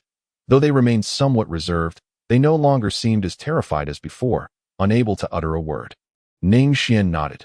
"Now, do share the details of your alliance with me." "Yes, Master Ning." The Medicine Emperor replied with utmost reverence. When he addressed Ning Xuan as master, no awkwardness was evident on his aged face. This world is indeed governed by the strong to be able to take Ning Xuan, this emperor, as their teacher was indeed a fortuitous opportunity for them. "Master Ning, it is not only the 4 domains that plan to form an alliance. All the mortal realms are uniting as well." The Medicine Emperor's expression grew grave once more, though Ning Xuan encouraged him to continue. Why did the Medicine Emperor always seem to speak in half measures? "Let me elucidate." The Flame Emperor stepped forward, taking the initiative to speak. "The mortal realms are on the brink of an unprecedented upheaval. Not just the mortal realms. In fact, the Tao realm and the Immortal realm are also preparing." The mention of the Tao realm and the Immortal realm caused Ning Xuan's brow to furrow slightly. The mortal realm was not the sole territory. Above the heavens, those twinkling stars represented the Tao and Immortal realms. The world was stratified, with clear distinctions. The mortal realm revered the emperor. The Tao realm was governed by its sovereigns. The Immortal realm sought eternal life. The divine realm was the abode of deities. The Flame Emperor expounded on these 4 realms with palpable longing, her delicate visage reflecting a surge of desire, a lineage that had once produced an emperor. They were privy to more information than Ning Xuan. Oh, now Ning Xuan was genuinely intrigued. All talk of alliances faded from his mind. The stages of cultivation, chi refinement, foundation establishment, golden core, nascent soul, spirit transformation, tribulation crossing, saint entry, saint king, saint respect. These comprised the 9 realms of the mortal domain. The emperor was the pinnacle, yet what lay beyond the emperor's realm? Upon hearing Ning Xuan's inquiry, the Flame Emperor respectfully glanced at him. "Master, there are 3 tiers of the emperor. The emperor, the peak emperor, and the emperor titan. Above the emperor titan lies the ritual Tao realm. In the Tao realm. The ritual Tao realm signifies dominion, and above the ritual Tao is the Immortal realm. The Immortal realm is beyond reach. My disciple does not possess knowledge regarding the division of the Immortal Tao realms, only having heard that the Immortal Tao also shares 3 tiers, akin to that of the Emperor Do, and the ritual Tao likewise has 3 tiers. This realm is referred to as the Emperor's Sovereign. As for the other 2 tiers beyond the ritual Tao, they are beyond my knowledge." The Flame Emperor's tone brimmed with aspiration, yet was tinged with melancholy. For cultivators from the mortal realm, even those who were sovereigns of the imperial lineage, no matter how strong, those realms above were mere reflections in water, fleeting dreams, a distant and unattainable goal. The more they learned, the greater their dissatisfaction and despair grew. Emperor Sovereign of the ritual Tao. Upon hearing the Flame Emperor's explanation, Ning Xuan's eyes gleamed with intrigue. The Emperor, Peak Emperor, Emperor Titan, and Emperor Sovereign. Clearly, these represent the subsequent realms. As for the specific divisions of these realms, he did not inquire further, as the Flame Emperor and the Medicine Emperor likely lacked detailed knowledge. For a moment, silence enveloped the 3. The Flame Emperor and the Medicine Emperor wore expressions of yearning. Yet their countenance betrayed a sense of unattainability. Only Ning Xuan's eyes sparkled, not with longing, but with the notion of a script. Indeed, after listening to the Flame Emperor's description, his thoughts only revolved around producing more offspring. To create more narratives at 4,000 years of age, it was truly a time to strive. Ahem. However, his striving was not in relentless cultivation, but in fervently arranging scripts for his children, inspiring the next generation to grow stronger. After a brief silence, Ning Xuan was the first to break it, drawing the Flame Emperor and the Medicine Emperor back to reality. "Now, what does the alliance you speak of have to do with all this?" "Ning Master." This time it was the Medicine Emperor who responded. Their ancestor, who had once ascended to the Tao realm, possessed more channels of information. As it happens, this alliance stems from. The Medicine Emperor stroked his long beard, preparing to elaborate slowly. Suddenly, with a piercing glare, Ning Xuan startled him into silence, prompting him to continue in one breath. "It is said that at the end of the heavens lies a forbidden ancestral domain. That is where the most powerful cultivators in the world ultimately converge. It is the end of the cultivation path, the origin of all things. The beings there are currently engaged in a shocking endeavor. The Medicine Emperor's expression turned grave and pale. They had ignited future fortunes, sacrificing the past and present to borrow 200 years for the present. Within these 200 years, the world shall give birth to unprecedented and unparalleled existences. Spiritual herbs will abound, opportunities will arise in abundance, and prodigious talents shall emerge in numbers beyond counting in the coming 2 centuries. Isn't that a good thing? A good thing? The Medicine Emperor chuckled bitterly. Unable to summon a genuine smile, his complexion grew increasingly grim. Every matter carries a price. This frenzied 200 years would also be the last 200 years. 200 years, only 200 years remain. Should one fail to transcend and break free, a dead end awaits. The Medicine Emperor spoke increasingly loudly, his emotions spiraling out of control. Ning Xuan furrowed his brow, coming to understand the implications of the Medicine Emperor's words. In other words, the mortal realm has merely 200 years left. After 200 years, would it face decline and the depletion of spiritual energy? Not merely decline, not merely the exhaustion of spiritual energy. The Medicine Emperor offered a desolate smile that if that were the case, it could still be considered fortunate. The powerful beings of the ancestral realm have sacrificed all future fortunes to ignite this fleeting 200 years. After 200 years, it will not merely be the depletion of spiritual energy or the withering of all things, but utter annihilation. The mortal realm, devoid of the core energies of fortune, will be utterly obliterated. Not just the mortal realm, but also the Tao realm and the immortal realm. They too shall vanish. What? Ning Xuan, who was rarely taken aback, felt a tightening in his brow this time that he finally grasped why the Flame Emperor and the Medicine Emperor bore such expressions of despair. Is 200 years a long time? For mortals, it may be 2 or 3 lifetimes. Yet for cultivators, it is but a fleeting moment. 200 years is simply too brief. The several tens of thousands of years of lifespan he had just gained from breaking through to the Emperor level vanished in an instant. The world is on the brink of destruction. What use is any additional lifespan? Is there no one to intervene? Ning Xuan frowned. How can one intervene? How to stop it? The Medicine Emperor forced a bitter smile. The decision was made by the beings of the ancestral realm. Silence, that a profound silence lingered for some time. This sudden news left Ning Xuan unprepared. His original plan had been to leisurely nurture the younger generation, allowing them to grow and awaken on their own. But now only 200 years remain. Ning Xuan rubbed his brow. This is troublesome. When will the plan to ignite the present and sacrifice the future commence? The news from above has emerged in these past few days that just these days. Ning Xuan's heart sank again. Such a frenzied plan, in his previous life, would have been utterly unbelievable, sacrificing the future to ignite the present. It goes without saying that numerous individuals will be crushed under the relentless tide of this era. 99%. No, perhaps even more. Yet this is a world governed by the survival of the fittest.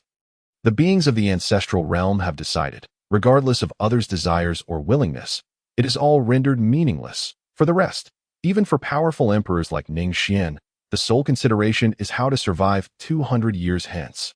It is no wonder the Medicine Emperor and the Flame Emperor are in such despair. They are not merely individuals. They represent entire lineages that have endured for tens of thousands of years. How could they not be concerned? Fortunately, there exists the infinite investment system. Through the investment in descendants, I may reap 100-fold return. Thus, it does not appear to be an entirely hopeless situation, although there is some pressure. It is not enough to dishearten Ning Xuan. Glancing at the disheartened Flame Emperor and Medicine Emperor, Ning Xuan shook his head. There is no need for such despair. This may not be a bad thing. Perhaps we can seize this opportunity to ascend to even greater heights. We shall rely more on our master. The Flame Emperor and Medicine Emperor managed a forced smile, evidently unable to immediately adjust their emotions. The Holy Sovereign cannot break through to the Emperor level. But what of now? Have I not broken through? If I can break through, then so can you. Ning Xuan's words held profound implications yet remained deliberately vague. Upon hearing this, the Flame Emperor and Medicine Emperor suddenly raised their heads. Their gazes burned with intensity as they looked at Ning Xuan. Ning Master, are you suggesting that you have a way to help us break through to the Emperor level? Master, Ning Xuan smiled without speaking. It is only prudent to be circumspect in such matters. By the way, what exactly is the situation with the alliance? Medicine Emperor, please elucidate. Yes, Ning Master. The Medicine Emperor quickly bowed, his expression filled with eagerness to please. This matter has not only troubled me. Other realms that have received the news are also quite anxious. The mortal realms have always been self-governing, but since the news from the ancestral realm spread, many have begun to consider uniting to swallow the weaker realms and strengthen themselves. In recent days, before any changes have occurred in the mortal realms, several weaker imperial lineages have already been obliterated. The Medicine Emperor's expression grew slightly serious, though he no longer appeared overly concerned. After all, they were in the presence of a genuine emperor. There are over 1,000 mortal realms today, yet how many emperors are there? By all appearances, there are no more than 10. Realms like the Pill Realm, the Soul Realm, the Flame Realm, and the Sword Realm. These realms, located far from the center of the mortal realms and in remote corners, remain quite safe. The powerful imperial lineages are in an alliance, and several realms jointly attack the weaker imperial lineages, which is why we initially considered a 4-realm alliance. Thus, even if some imperial lineage intends to swallow us, they must weigh their own strength. The Medicine Emperor spoke respectfully. I see. Ning Xuan nodded, understanding why the Medicine Emperor had reached out to him. What is your stance then? Both the Medicine Emperor and the Flame Emperor looked at Ning Xuan with confusion. Ning Master, your stance is our stance. Indeed, Master. Just give us your orders. Well, I wish to continue the alliance, Ning Xuan stated. The Pill, Soul, Flame, and Sword realms will publicly announce the formation of an alliance to deter any imperial lineage that might come to trouble us. My identity as an emperor, please remember to keep it confidential. I do not wish for anyone beyond the two of you to know. Ning Xuan instructed if his identity as an emperor were to be exposed. How could he arrange a grand future for his beloved son? Understood. That do not worry, Master. The Medicine Emperor and Flame Emperor naturally had no objections, nodding in agreement. But what should we name our 4-realm alliance? The Soul Sovereign has passed, yet Ning Xuan still included the Soul Realm, clearly with ulterior motives. Thus, the Medicine Emperor refrained from mentioning it. You decide. I am not adept at naming. Then, the Medicine Emperor pondered for a moment, his eyes suddenly brightening. How about naming it the Great Love Alliance? The world is one family, and great love knows no bounds. What does Master think? The Medicine Emperor exclaimed, rubbing his hands in excitement. A good name indeed. Ning Xuan fixed his gaze upon the Medicine Emperor, his fingers twitching slightly as he recited. In the Valley of Despair, the cold wind blows. The Valley of Despair? What place is that?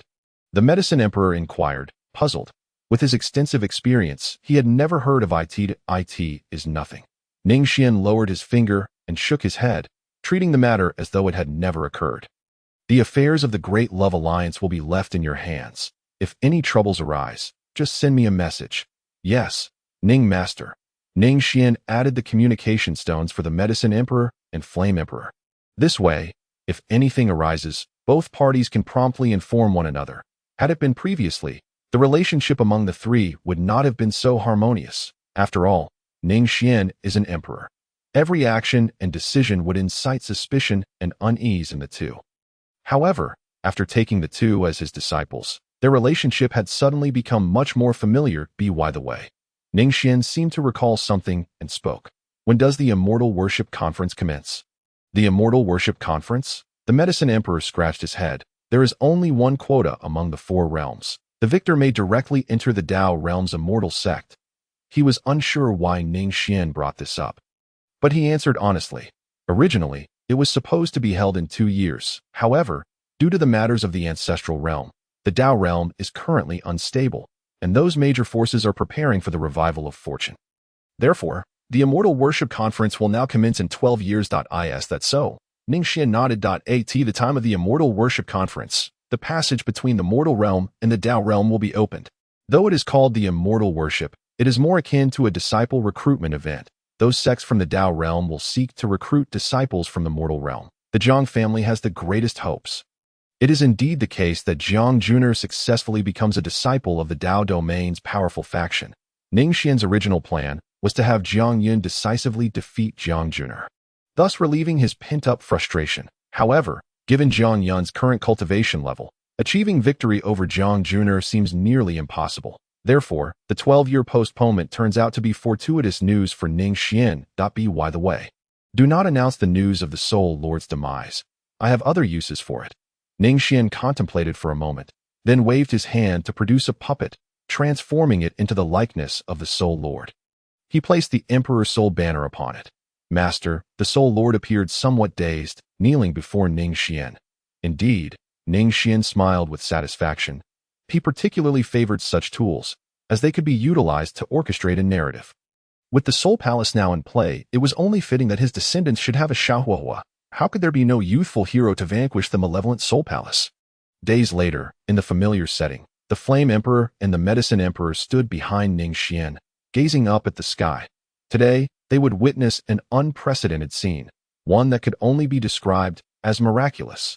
Sacrificing the future to ignite the present. It begins. The voice of the Medicine Emperor quivered, while the Flame Emperor's breath quickened.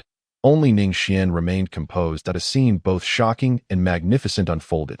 The vast expanse of stars suddenly erupted into golden flames. Initially, the flames were but a flicker, yet they soon exploded with a roar, rapidly engulfing the entire cosmos in fire. This included the mortal domain, the Tao domain, and the immortal domain in the boundless universe. All that could be seen was a conflagration of golden flames. Was this the manifestation of fortune? Ning Xuan furrowed his brow in thought. What was ignited was not a tangible object, but rather an enigmatic essence, one so profound that even the emperors could not grasp it. Fortune. Everything in the world is encompassed by fortune, but no one can articulate what fortune truly is, nor can anyone control it. The simplest truth is that without the protection of fortune, even those who might one day dominate the world would struggle to be born. Yet at this moment, that mysterious fortune was inexplicably ignited. It did not merely light up a few years or decades. It was a gamble on the entirety of the future. Ning Xuan understood why the next 200 years would herald significant global transformations, leading to an unparalleled prosperity. And yet, 200 years hence, devastation would follow. A firework ascended into the sky, and at the moment of its most dazzling brilliance, it was destined to fade. A world devoid of fortune is akin to a bird stripped of its wings or vegetation withered and dying. The future was already predetermined. Was it all that was left for me? Merely 200 years. If I cannot ascend to the heavens within these 200 years, I shall be left with only a path to demise. Few would witness this spectacle. Only those of the emperor level could discern the changes. The Medicine and Flame Emperors were able to perceive this magnificent scene thanks to Ning Xuan's assistance.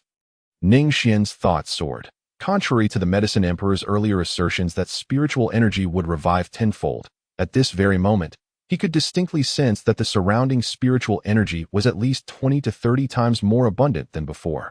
The world was undergoing a dramatic transformation. It is likely that few would recognize this moment. Even if they did, the lowest-tier cultivators would merely rejoice. Spiritual herbs were plentiful, and opportunities abounded. It seemed as though everything was progressing in a positive direction. The mortal domain was boundless, and the combined number of mortal domains exceeded 1,000. Moreover, these mortal domains were divided into territories that a vast sea of realms flowed through, segmenting the 1,000 mortal domains into 5 regions: East State, West State, South State, North State, and Central State.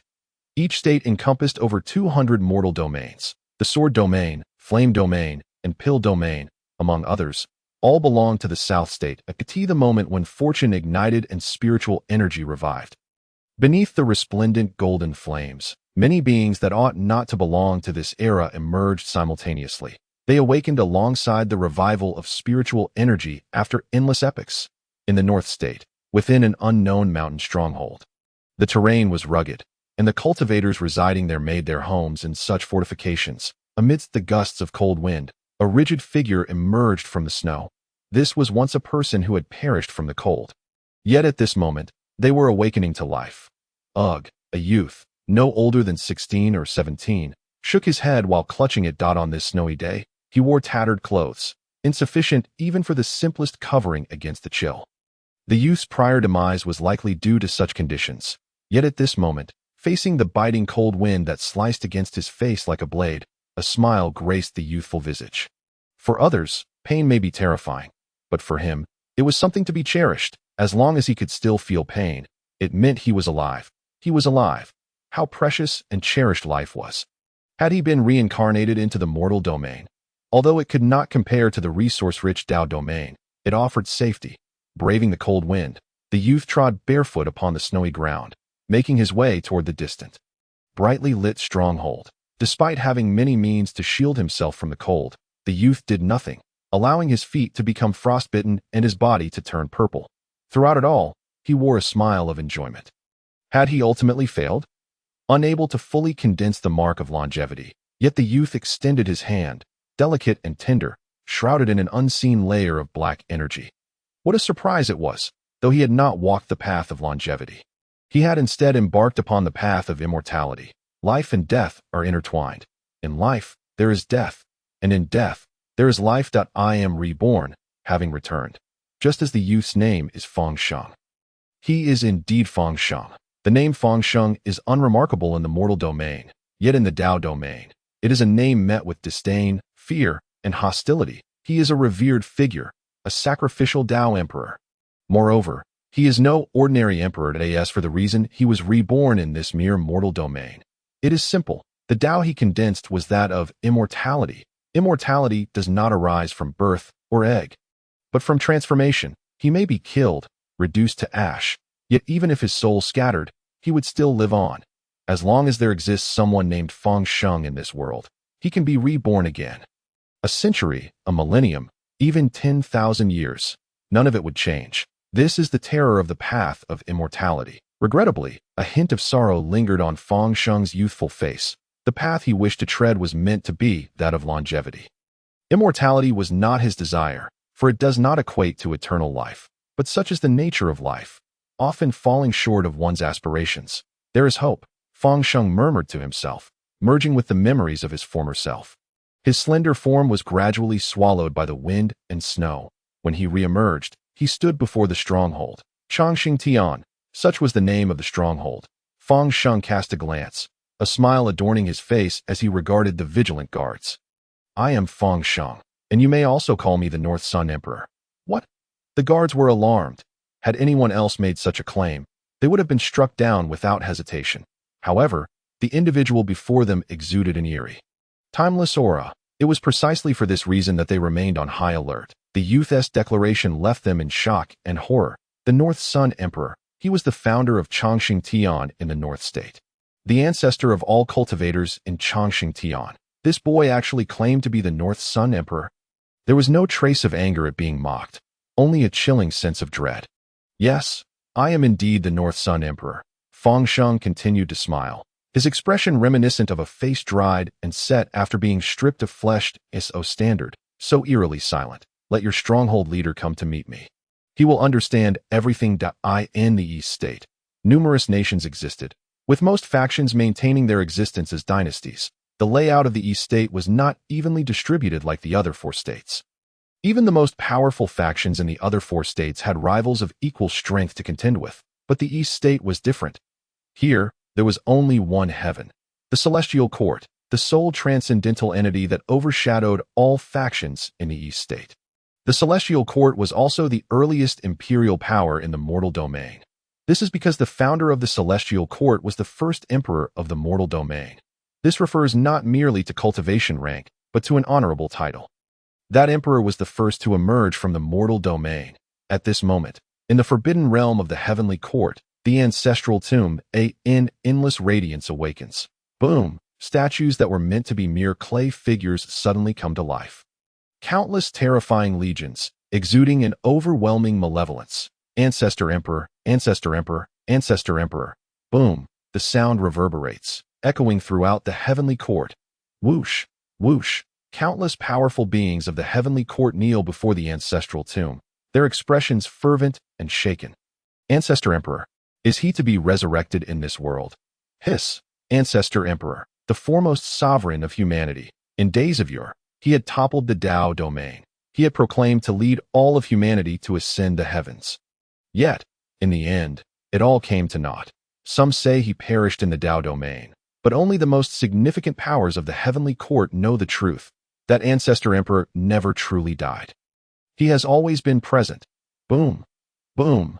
Within the ancestral tomb, powerful beings continuously awakened. A terrifying aura reverberates, shaking the very heavens and earth. Yet such entities are far from limited to just one or two. At the deepest depths, three chilling presences awaken. They traverse the heavens. They weave the earth.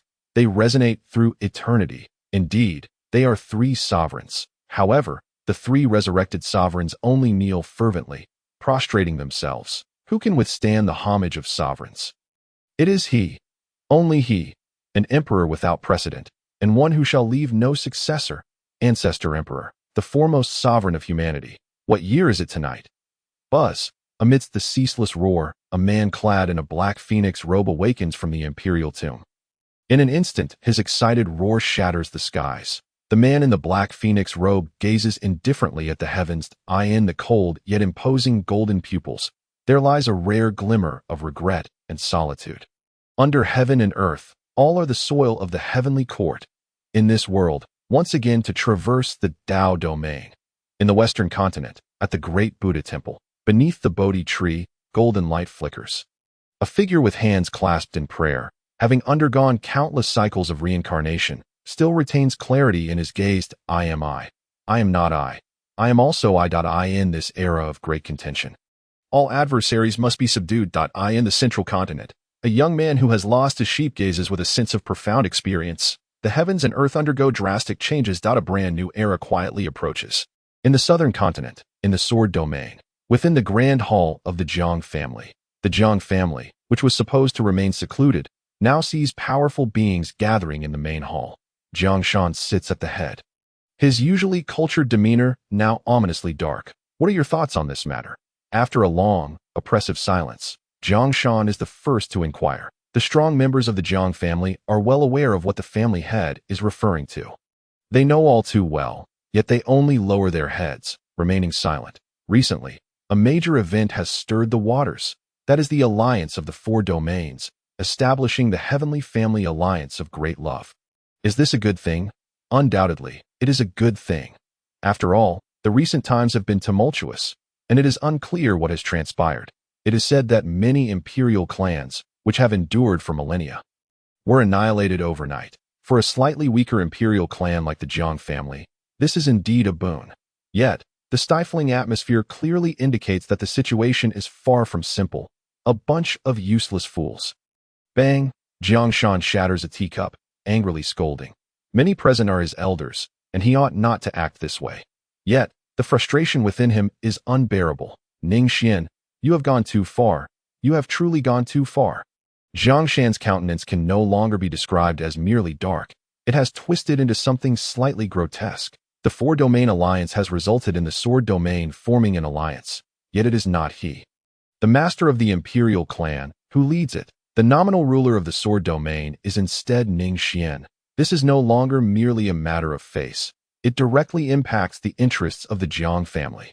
Have the remaining 11 domain kings not yet submitted this month's tribute to the Jiang family? Jiang Xuan's expression darkens as he looks towards a powerful being of the Jiang family. The responsible Jiang family elder smiles wryly. Family head, only one of the 11 domain kings has submitted under my urging.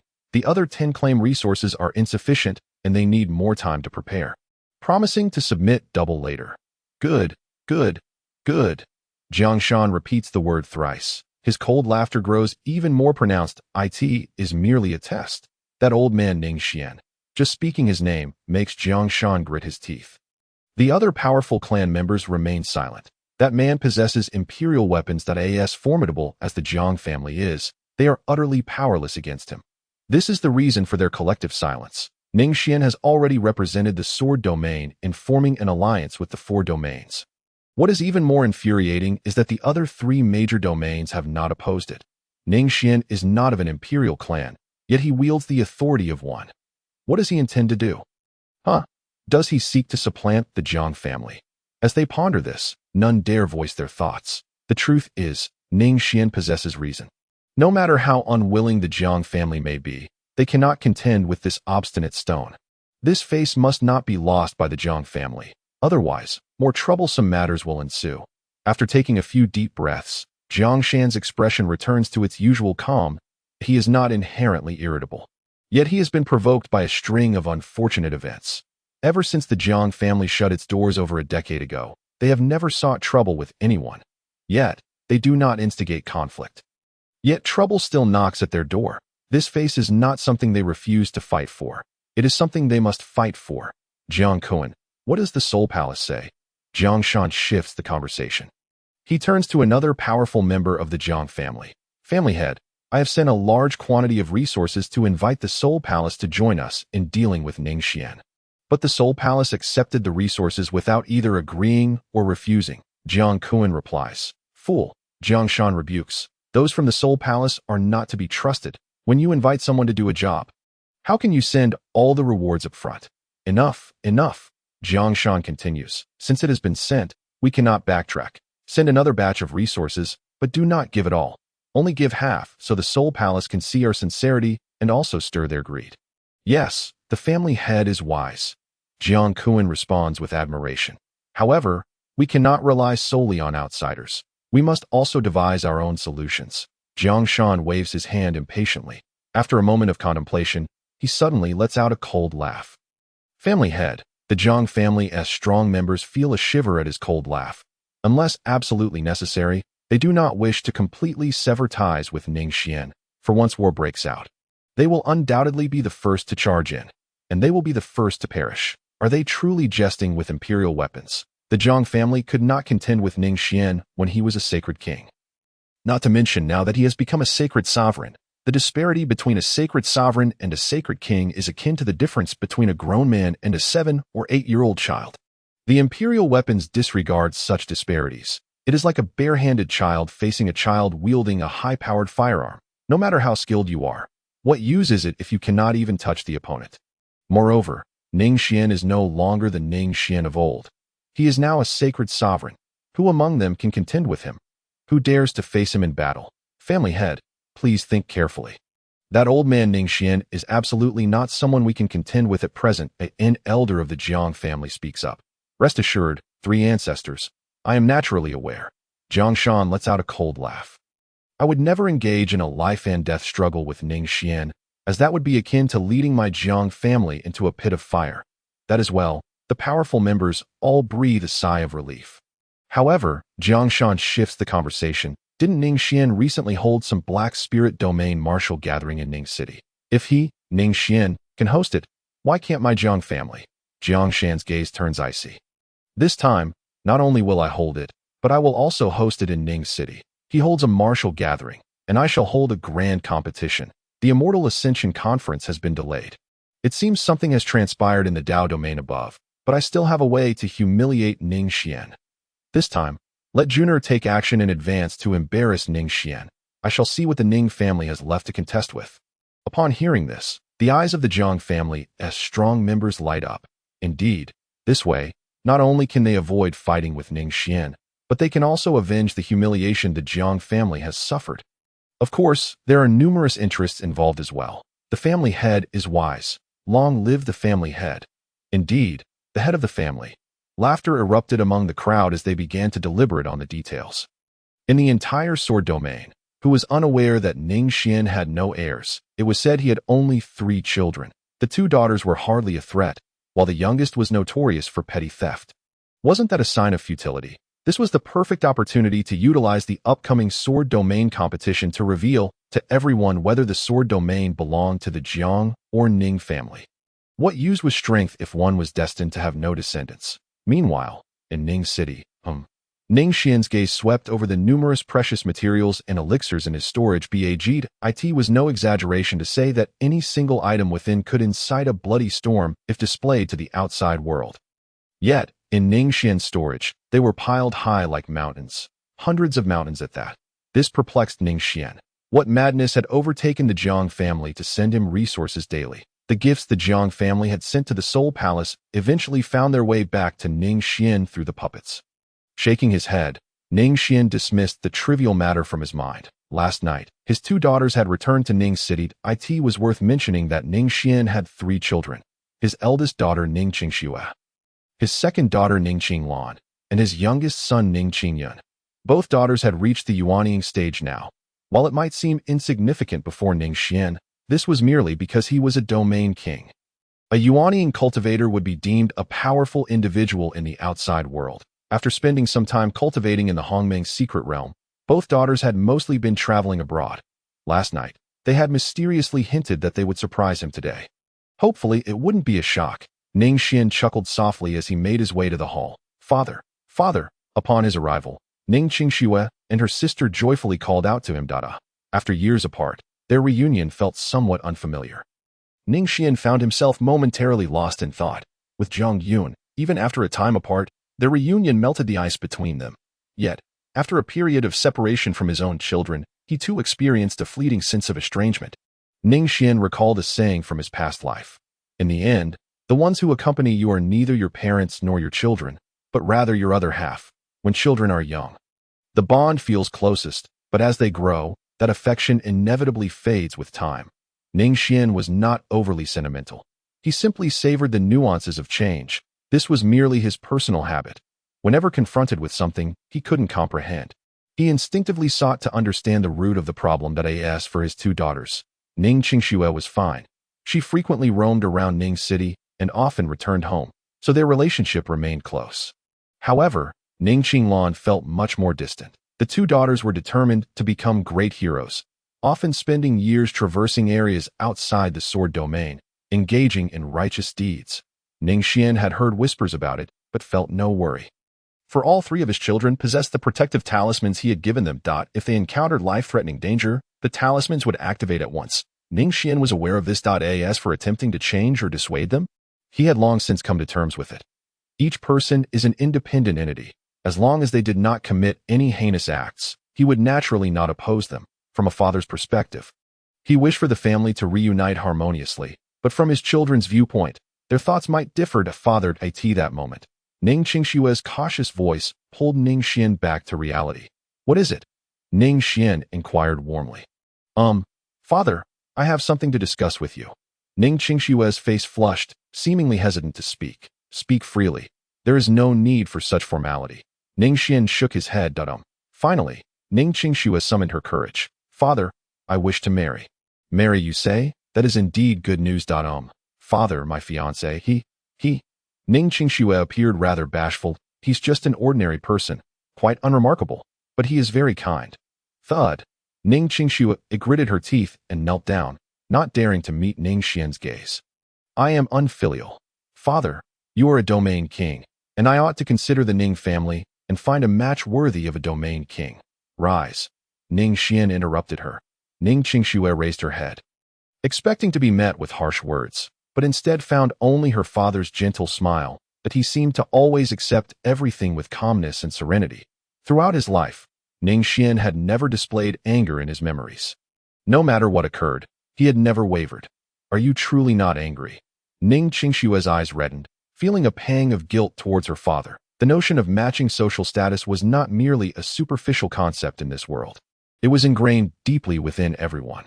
After all, this was a world where strength reigned supreme. The eldest daughter of the Ning family, enjoying the benefits of their resources, she felt she ought to consider the family's interests.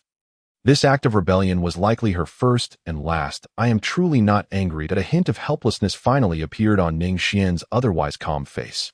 Ning Xuan smiled, and Ning Xue returned the smile. Does he treat you well? Yes, he treats me very well, always caring for and cherishing me. That is good. Father, we are expecting a child. Ning Xuan was momentarily speechless. With such news, what else could he say? Where is that person? When will you bring him over for me to meet? Father-in-law. At that moment, a young man stepped in, gritting his teeth. He appeared slender, with a somewhat dull expression on his face. Zhang Beinian pays his respects to father-in-law. He knelt before Ning Xuan. Rise, child. Ning Xuan assessed him with a glance and nodded, helping him up. The notion of matching social status holds little importance to me. As long as you both are happy together, that is all that matters to father-in-law. Upon hearing this, Zhang Beinian trembled all over, filled with gratitude yet unsure of what to say as he looked at Ning Xuan. Before coming, he had envisioned numerous possibilities, even fearing for his life. Yet, he never anticipated things would go so smoothly that it felt like a dream. Meanwhile, Ning Xue's eyes brimmed with tears. By the way, the Ning Manor is quite large. Young Zhang, consider this place your home. There is no need to feel nervous. You may bring your parents over. Father-in-law. Zhang Banian was at a loss for words that a man does not shed tears easily. Yet he felt both heartbroken and moved. With a thud, he knelt again. That I will forever remember everything you have done today. I will never forget. This must be what it means to be an honest man. Unable to even articulate a heartfelt sentiment without sounding sincere, Ning Xuan chuckled and shook his head, helping him up once more. After giving the two a moment to adjust, Ning Xuan turned his gaze to the quietly observant Ning Xuan. Xuan, what about you? Is there something you wish to share with me, father? Ning Xuan forced a smile. I also have a child. Ning Xuan was once again speechless. What kind of day was this, with everyone making such announcements? It seemed that Ning Xue and Ning Xuan had conspired to share this news together, fearing his anger. But why would Ning Xuan be angry? This was hardly a matter of great consequence. And in fact, it could be seen as a positive development. Moreover, with the system's investment function, he could invest in his grandchildren as well, as long as there was a blood relation to Ning Xuan. Even if it spanned dozens or hundreds of generations, even the faintest connection would suffice. Investment remains a viable option. A fortuitous event indeed, a double blessing. Ning Xuan's smile bore no hint of reluctance. In that moment, all three felt a wave of relief wash over them. And what of your husband? As for that, Ning Xuan's smile grew increasingly strained. He does not harbor feelings for me. It is I who am enamored with him. At that revelation, Ning Xuan felt as though he had been struck by a double blow from Arthur and Daji. He fell silent for a few seconds. Well, that matters little. Love and hate alike. She is undoubtedly my daughter. Upon hearing those words, Ning Xuan's previously taut smile finally relaxed significantly. Thank you, father. The following day, just as he had learned of the two grandsons yesterday, today Ning Xuan received another significant piece of news. The Jiang family is to host a grand competition in Ning City. All 12 spirit domains are to participate. Each domain is to send forth a genius to compete on the martial stage. Holding the invitation, Ning Xuan's expression was particularly peculiar at a grand competition. Has the Jiang family overindulged? However, it soon dawned on him. In light of the previous day's revelations, the corners of his mouth curled into a more playful smile. Since the alliance was formed, the other 11 spirit domains of the sword domain have failed to submit their offerings to the Jiang family in a timely manner. Thus, the Jiang family seeks to leverage this competition as a pretext to assert their dominance. Ensuring the remaining spirit domains acknowledge that the Jiang family remains the unrivaled monarch of the sword domain. Such endeavors hold no intrigue for Ning Xuan. What grand competition! The youth may find excitement in it, basking in the limelight and achieving fame. Yet for one who has survived for 4 millennia, it truly bears no significance. Whether it be martial contests or combat exhibitions, are they not merely performances akin to monkeys in a zoo? Of course, this is but Ning Xuan's personal perspective. However, the Jiang family has presented themselves. How could one not retaliate? The contestant sent forth by the Jiang family, Jiang Yun, possesses cultivation at the Saint Realm. Justly, vengeance must be served, and face must be reclaimed. Ning Xuan's eyes glinted coldly. He has never regarded the Jiang family with any respect. The Saint King realm is but a trifle, the Saint Venerable realm even more so. Moreover, he has now reached the level of the great emperor. As for why he does not immediately eradicate the Jiang family, Ning Xuan's vision has always been far-reaching. Why is it said that wars lead to leaps in technological advancement? Why do second-generation offspring fall short of their predecessors? Beyond luck and the tides of time, there lies a far greater reason. True gold can only be forged through fierce flames. An overly comfortable environment will only lead to mediocrity. This is not what Ning Xuan wishes to witness, especially with the impending exhaustion of 200 years of fortune. From the outset, the Jiang family was intended to be the enemy he would deliberately cultivate. They are the beginner's village he has left for the next generation. There no way to mend relations with the Jiang family. If he so desired, the Jiang family could undoubtedly become his brothers. His allies, Ning Xuan possesses ample strategies at his disposal. Yet, is there any necessity? In this world, where there are good people, there must also be those of ill repute. Just as perilous environments can drive one to despair, overly comfortable settings can lead to moral decay. Every phenomenon possesses dual aspects of value. It merely depends on one's ability to discern that, as the saying goes, the world is never devoid of beauty. It simply lacks eyes that can recognize it. Value is no different. Originally, he intended to cleanse the shame of years past at the Baixian conference. Yet since the Jiang family has come knocking. Ning Xuan smiled with amusement. Jiang Yun, my wife, let us seek vengeance tomorrow. The date of the grand competition is set for tomorrow. Jiang Jr. possesses the cultivation of the Saint realm. And what of Jiang Yun? Her cultivation is a pitiful transformation realm. This is only with Ning Xuan's extraordinary assistance. Jiang Yun's aptitude can hardly be deemed commendable. From a data perspective, this appears to be a contest with an unequivocally predetermined outcome. However, who is Ning Xuan? He has now ascended to the status of a great emperor, let alone the Saint realm Jiang Yun, even Jiang Jr. of the Saint Venerable realm. If Ning Xuan desires her defeat, then even an ant could triumph over her. This is by no means arrogance. It is simply that few can comprehend the terror of a great emperor, a rarity throughout the ages. Ning Xuan's figure flickered, stepping into the Hongmeng's secret realm. Father, a voice filled with surprise rang out. It was Ning Yun. He was idling at the entrance of the secret realm. What brings you here? I am searching for your mother. Ning Xuan replied. Is something amiss? Ning Yun asked casually. Ning Xuan pondered for a moment and chose not to withhold, sharing the grievances between Jiang Yun and the Jiang family, as well as the reasons behind the upcoming sword domain grand competition with Ning Yun.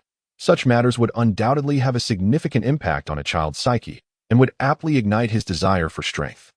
Indeed, after hearing Ning Xuan's account, Ning Yun's expression shifted dramatically. He clenched his fists in anger. The Jiang family, that despicable Jiang family. In the future, I shall repay the humiliation my mother has endured 1,000-fold. Observing Ning Yun's fervent state, Ning Xuan nodded with satisfaction. It is good that you understand.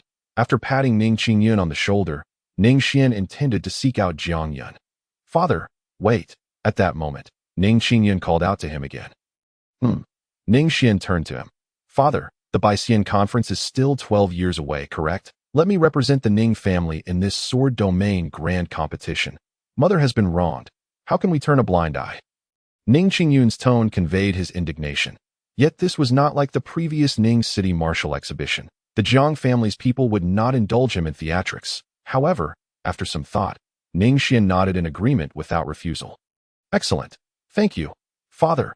Ning Yun clapped his hands in joyous celebration. He may have already envisioned how he would teach the Jiang family a lesson the following day. Of course, in Ning Xuan's eyes, he remained but a child.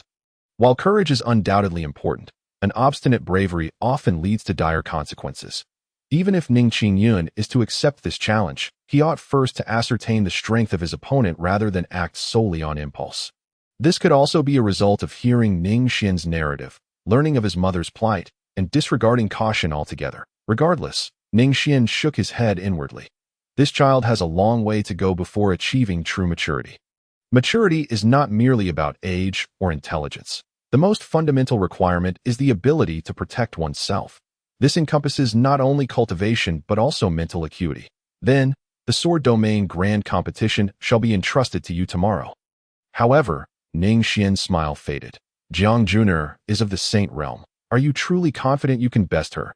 If not, you may find yourself in an even more humiliating position. Currently, Ning Yun is merely at the tribulation stage. The chasm between the tribulation stage and the Saint realm is vast enough to instill despair. Moreover, Ning Yun's talent pales in comparison to that of true prodigies. His only distinguishing feature is the remarkable cultivation within him, far surpassing that of peers by 100-fold. This is all due to the imperial-grade techniques he obtained from beneath the cliff. The resources he can provide are limited.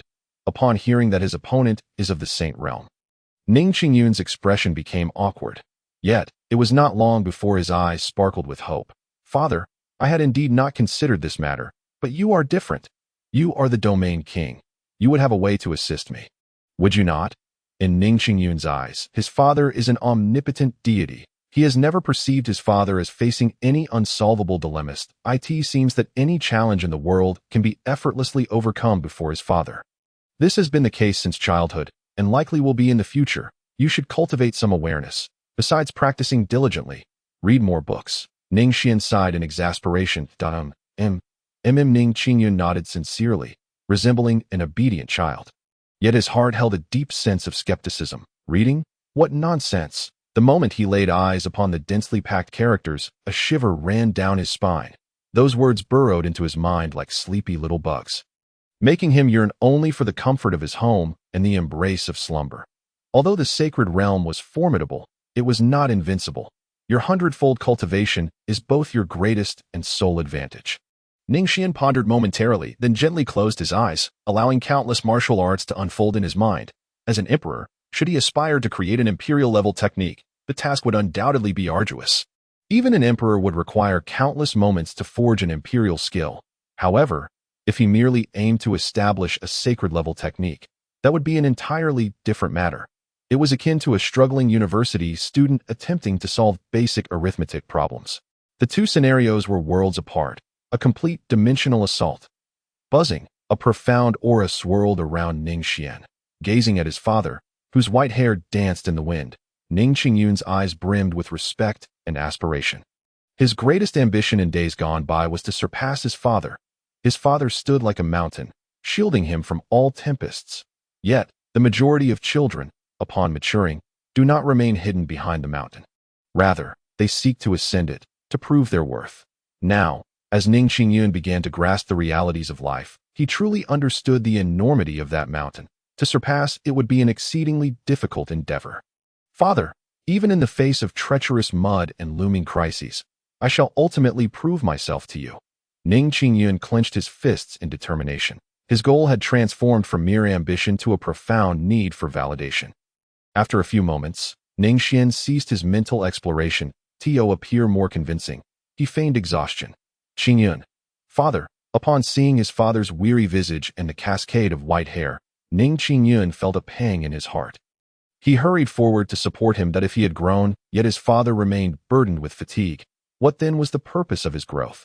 Father, I shall hasten my maturation. Once, you sheltered me from the storms. Now it shall be my turn to shield you. Observing Ning Yun discreetly wiping away tears, Ning Xuan couldn't help but chuckle. In a wonder it is said that deep affection cannot be retained throughout time. Only schemes can win a person's heart. Ning Xuan trembled slightly, allowing Ning Yun to glimpse the shift in his demeanor. The fervor with which the youth had declared war against the Jiang family had long since faded, leaving behind only silence and sorrow. This technique is called Lingxi. Though it is merely of sacred quality, it is exceptionally suited for you. Noting Ning Yun's lackluster mood, Ning Xuan offered words of comfort. Are you troubled about the competition tomorrow? Afraid you might lose? He was fully aware of what truly weighed on Ning Yun's silence. Hence his intentional remarks. No, that is not the case. Father, you underestimate me. How could I fear defeat? Ning Yun managed a strained smile. That is good to hear. Ning Xuan nodded, handing the technique to Ning Yun. There exists no strongest technique, only the one that best suits an individual. Your hundredfold cultivation, paired with this Lingxi, is indeed a match made in heaven. This technique can unleash tremendous power instantly. The stronger your cultivation, the mightier the force you can summon. And you, well, your prowess surpasses mine at your age. Give it your all. Tomorrow, all eyes will be upon you. Ning Yun couldn't discern whether he absorbed his father's words. Holding the Lingxi, his face twitched with emotion. Child, this technique was not created by me, but was a fortuitous discovery that I shall not disturb your training any further. I will take my leave. Ning Xuan waved his hand graciously, then trembled as he departed. Watching his father's retreating figure until he was entirely out of sight, Ning Yun, who had previously been as stoic as a wooden statue, crumbled in an instant. Overcome with sobs, tears blurred his vision. Grasping the Lingxi, his thoughts were consumed by the image of his father's weary back. His heart ached as if it were being cleaved by a blade. Father, how can I repay you? What can I do to express my gratitude? You exerted such effort in creating this technique for me, yet you insist it was given by someone else. You take me for a fool. After some time, Ning Yun managed to steady his emotions. Even if he were to weep, now was not the time that tomorrow's grand competition awaited him. Father, I shall not bring you disappointment. Ning Yun tightened his grip on the Lingxi and fervently began his training. Initially, he believed it would be a daunting task. However, he was mistaken. In less than half an hour, he had fully comprehended the Lingxi. Was this due to talent? Ning Yun was self-aware. His innate abilities were hardly exceptional. The sole reason for his rapid progress lay in the profound compatibility of this technique with him. It could even be said to have been tailor-made for him, his father being only a sacred sovereign.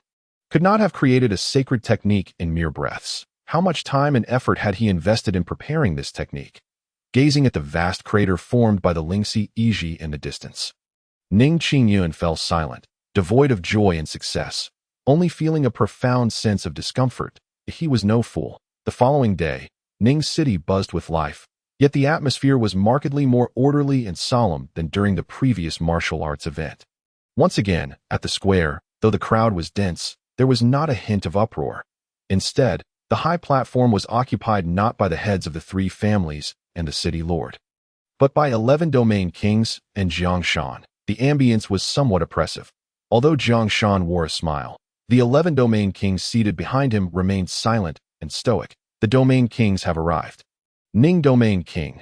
Domain King, sir. It was unclear who shouted first, but soon the crowd parted spontaneously, creating a narrow path that a man clad in dark robes, with hair as white as snow and brows as deep as the abyss, strode forward. Ning Xuan, friend Ning, it has been a long time. Please take a seat, esteemed friend.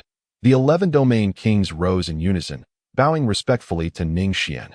Jiang Shan's eyes flickered momentarily before he too stood. Ha ha, friend Ning. It has been many years, yet you remain as impressive as ever.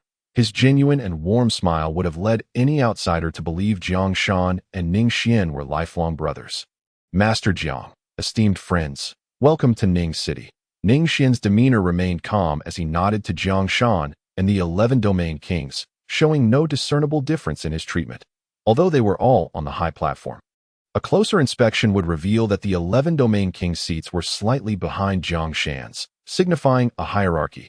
However, there was one exception, an empty seat next to Jiang Shan. All the domain kings from the sword domain were present, and the answer as to whom that last position was reserved for was, evidently, clear. Ning Xuan took his seat with an air of indifference. Jiang Shan's enthusiasm remained unchanged, seemingly unconcerned. The 11 domain kings behind him simultaneously lifted their heads, only to lower them again. Today was ostensibly the sword domain competition, providing a platform for the talented to showcase their abilities. However, everyone understood it was far from that simple. The 11 domain kings were more acutely aware than anyone else. With friend Ning also present, let the sword domain competition begin, Jiang Shan cheerfully announced. My Jiang family has presided over the sword domain for 270,000 years, and this is our first time hosting a sword domain competition. The rules are simple. Any domain expert is respected, as long as one defeats all challengers. Victory is theirs. That my Jiang family shall take on the role of the defenders. What do you all think? Jiang Shan turned to the 11 domain kings behind him. That a smile vanished from his face, replaced by a chilling glare. There is no objection. You may proceed as you see fit. Very well. The Lord of the Zonyu nodded repeatedly. Daoist Ning, do you deem my arrangement appropriate? Jiang Shan turned his gaze toward Ning Xuan, his face once again adorned with a fervent smile. The whom much is given, much is expected, Ning Xuan replied coolly. Jiang Shan's smile remained, enigmatic and inscrutable. Let it be so, Junior. Take to the martial stage. No sooner had Jiang Shan's words fallen than a woman clad in a red dress ascended the stage with an air of pride. Her features were exquisite, yet her piercing gaze was somewhat disconcerting, as if viewing the surrounding crowd as mere refuse. She was none other than Jiang family's prodigious princess, Jiang Junior, originally preparing for the Immortal Worship Conference. She was the seed candidate for Jiang family aiming for victory. However, for various reasons, she had appeared ahead of schedule. Hurry up and come to the stage, a bunch of bumpkins, do not waste my time. Jiang Junior spoke, her tone not overly arrogant, but rather self-assured. That lofty demeanor required no deliberate display. It was ingrained within her very essence. The surrounding spectators fell into a hushed silence. For the common folk of Ning City, this was their first encounter with such a presence. While anger simmered, no one dared to voice it. This world was indeed one where the strong reigned supreme, and anyone could discern the unparalleled nobility of the princess. Jiang Junior. Purple Spirit Domain King. Where are the talents you prepared? Junior has been spoiled by me. Her temperament is somewhat unruly. Who among you dares to teach her a lesson? Jiang Shan's words were reproachful.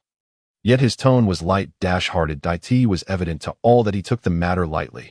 Princess Junior possesses exceptional talent. We of the Purple Spirit Domain shall not venture forth to humiliate ourselves. The first to respond, The Domain King's expression darkened as he lowered his head to answer.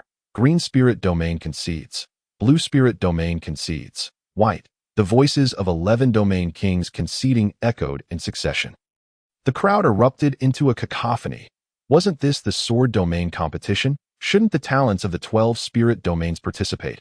Why did these domains concede without contesting? Was Jiang Yun truly that formidable?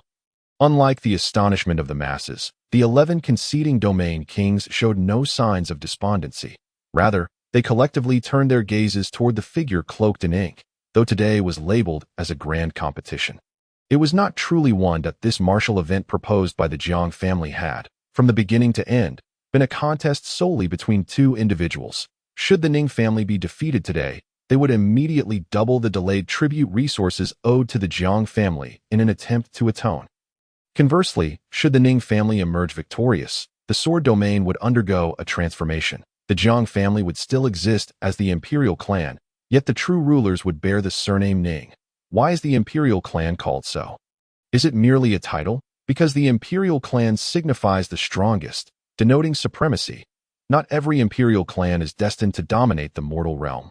Rather, it is because no force surpasses the imperial clan.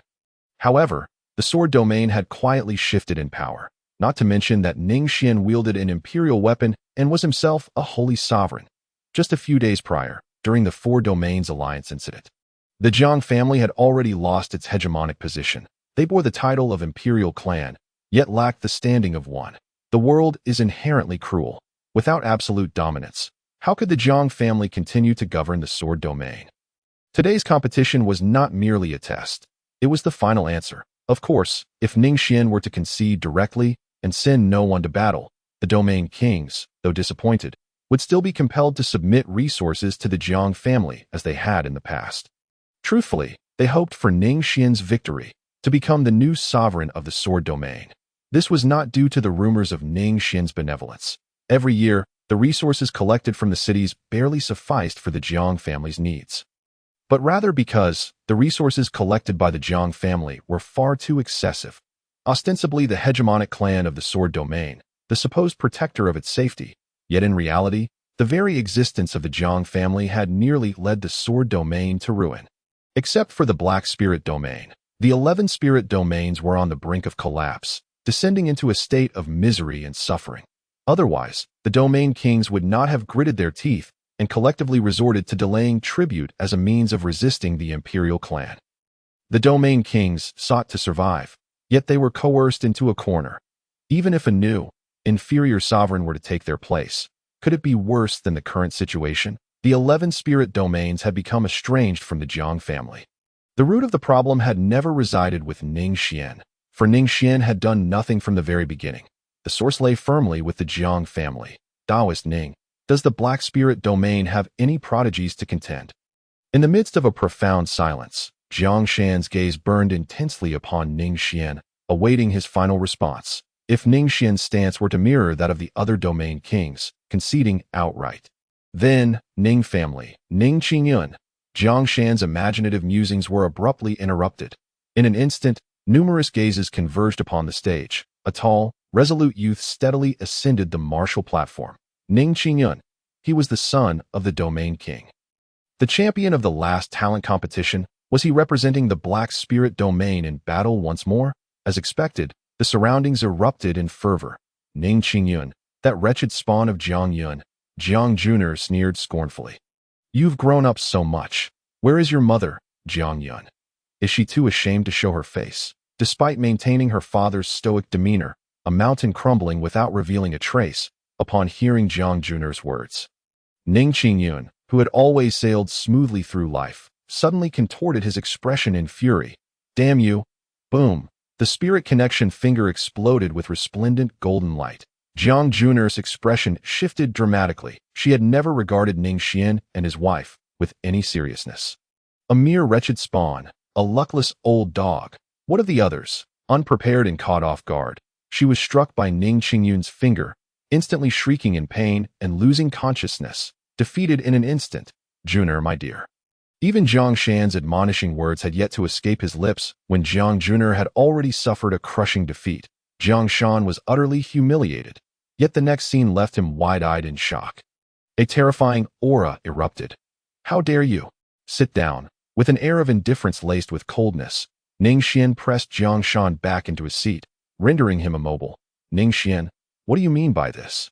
Jiang Yun's face contorted in rage and embarrassment, yet Ning Xuan did not even cast him a glance, merely resting a hand upon his shoulder, as if a mountain, utterly suppressing him, upon the martial platform. After effortlessly defeating Jiang Yun, Ning Xuan did not depart. Instead, his eyes still burned with fury. Even though Jiang Yun was an enemy, even though she had humiliated him, Ning Xuan would not have felt such wrath. "I never strike at women, but why must you insult my parents?" Ning Yuan's eyes turned a fierce crimson. Rarely did he exhibit such hostility. Did she think herself remarkable merely because she was a holy realm cultivator? "Then let me shatter your holy realm." Boom! Ning Yuan launched an attack. Jiang Yun, already unconscious and defenseless, let out a pained wail as her spiritual aperture was shattered beneath his foot. The agony was akin to having her very soul flayed. As surging spiritual energy erupted from the martial stage, scattering in all directions, the crowd fell into a deathly silence. Jiang Yun had been crippled. The greatest advantage of the imperial clan was its seemingly inexhaustible resources. Yet this also constituted its greatest flaw. Possessing immense power without ever having faced a life-and-death battle, it was akin to a castle in the air, lofty yet unstable. One must never be complacent in this regard. In the Ning estate, following the conclusion of the competition, Ning Xuan was imparting wisdom to Ning Yun. The freshly victorious Ning Yun displayed neither impatience nor restlessness, listening attentively to his father's counsel. "Rest assured, father, I comprehend." Ning Yun nodded in response that in the past, he had been unable to heed such advice. How could he understand without experiencing it? It was only after enduring a period of setbacks and despair that he came to recognize that the Council of Elders, whether understood or not, should be taken to heart. Those were lessons distilled from the passage of time, as long as you understand. Ning Xuan smiled with relief. "Then I shall not disturb you. Go and train in the secret realm." Su Xingshan had also entered the holy realm, yet he was not a waste like Jiang Yun. "Father, you need not worry that it was I who tarnished the Ning family's reputation. I shall personally restore it." Ning Yun took his leave. Before long, the city lord, Luoyang, made his appearance, accompanied by 11 sealed letters and 11 storage bags brimming with resources. "My lord of the domain, these are the contributions from the remaining domain lords that I am to present to you," Luoyang said respectfully. "Resources for cultivation?"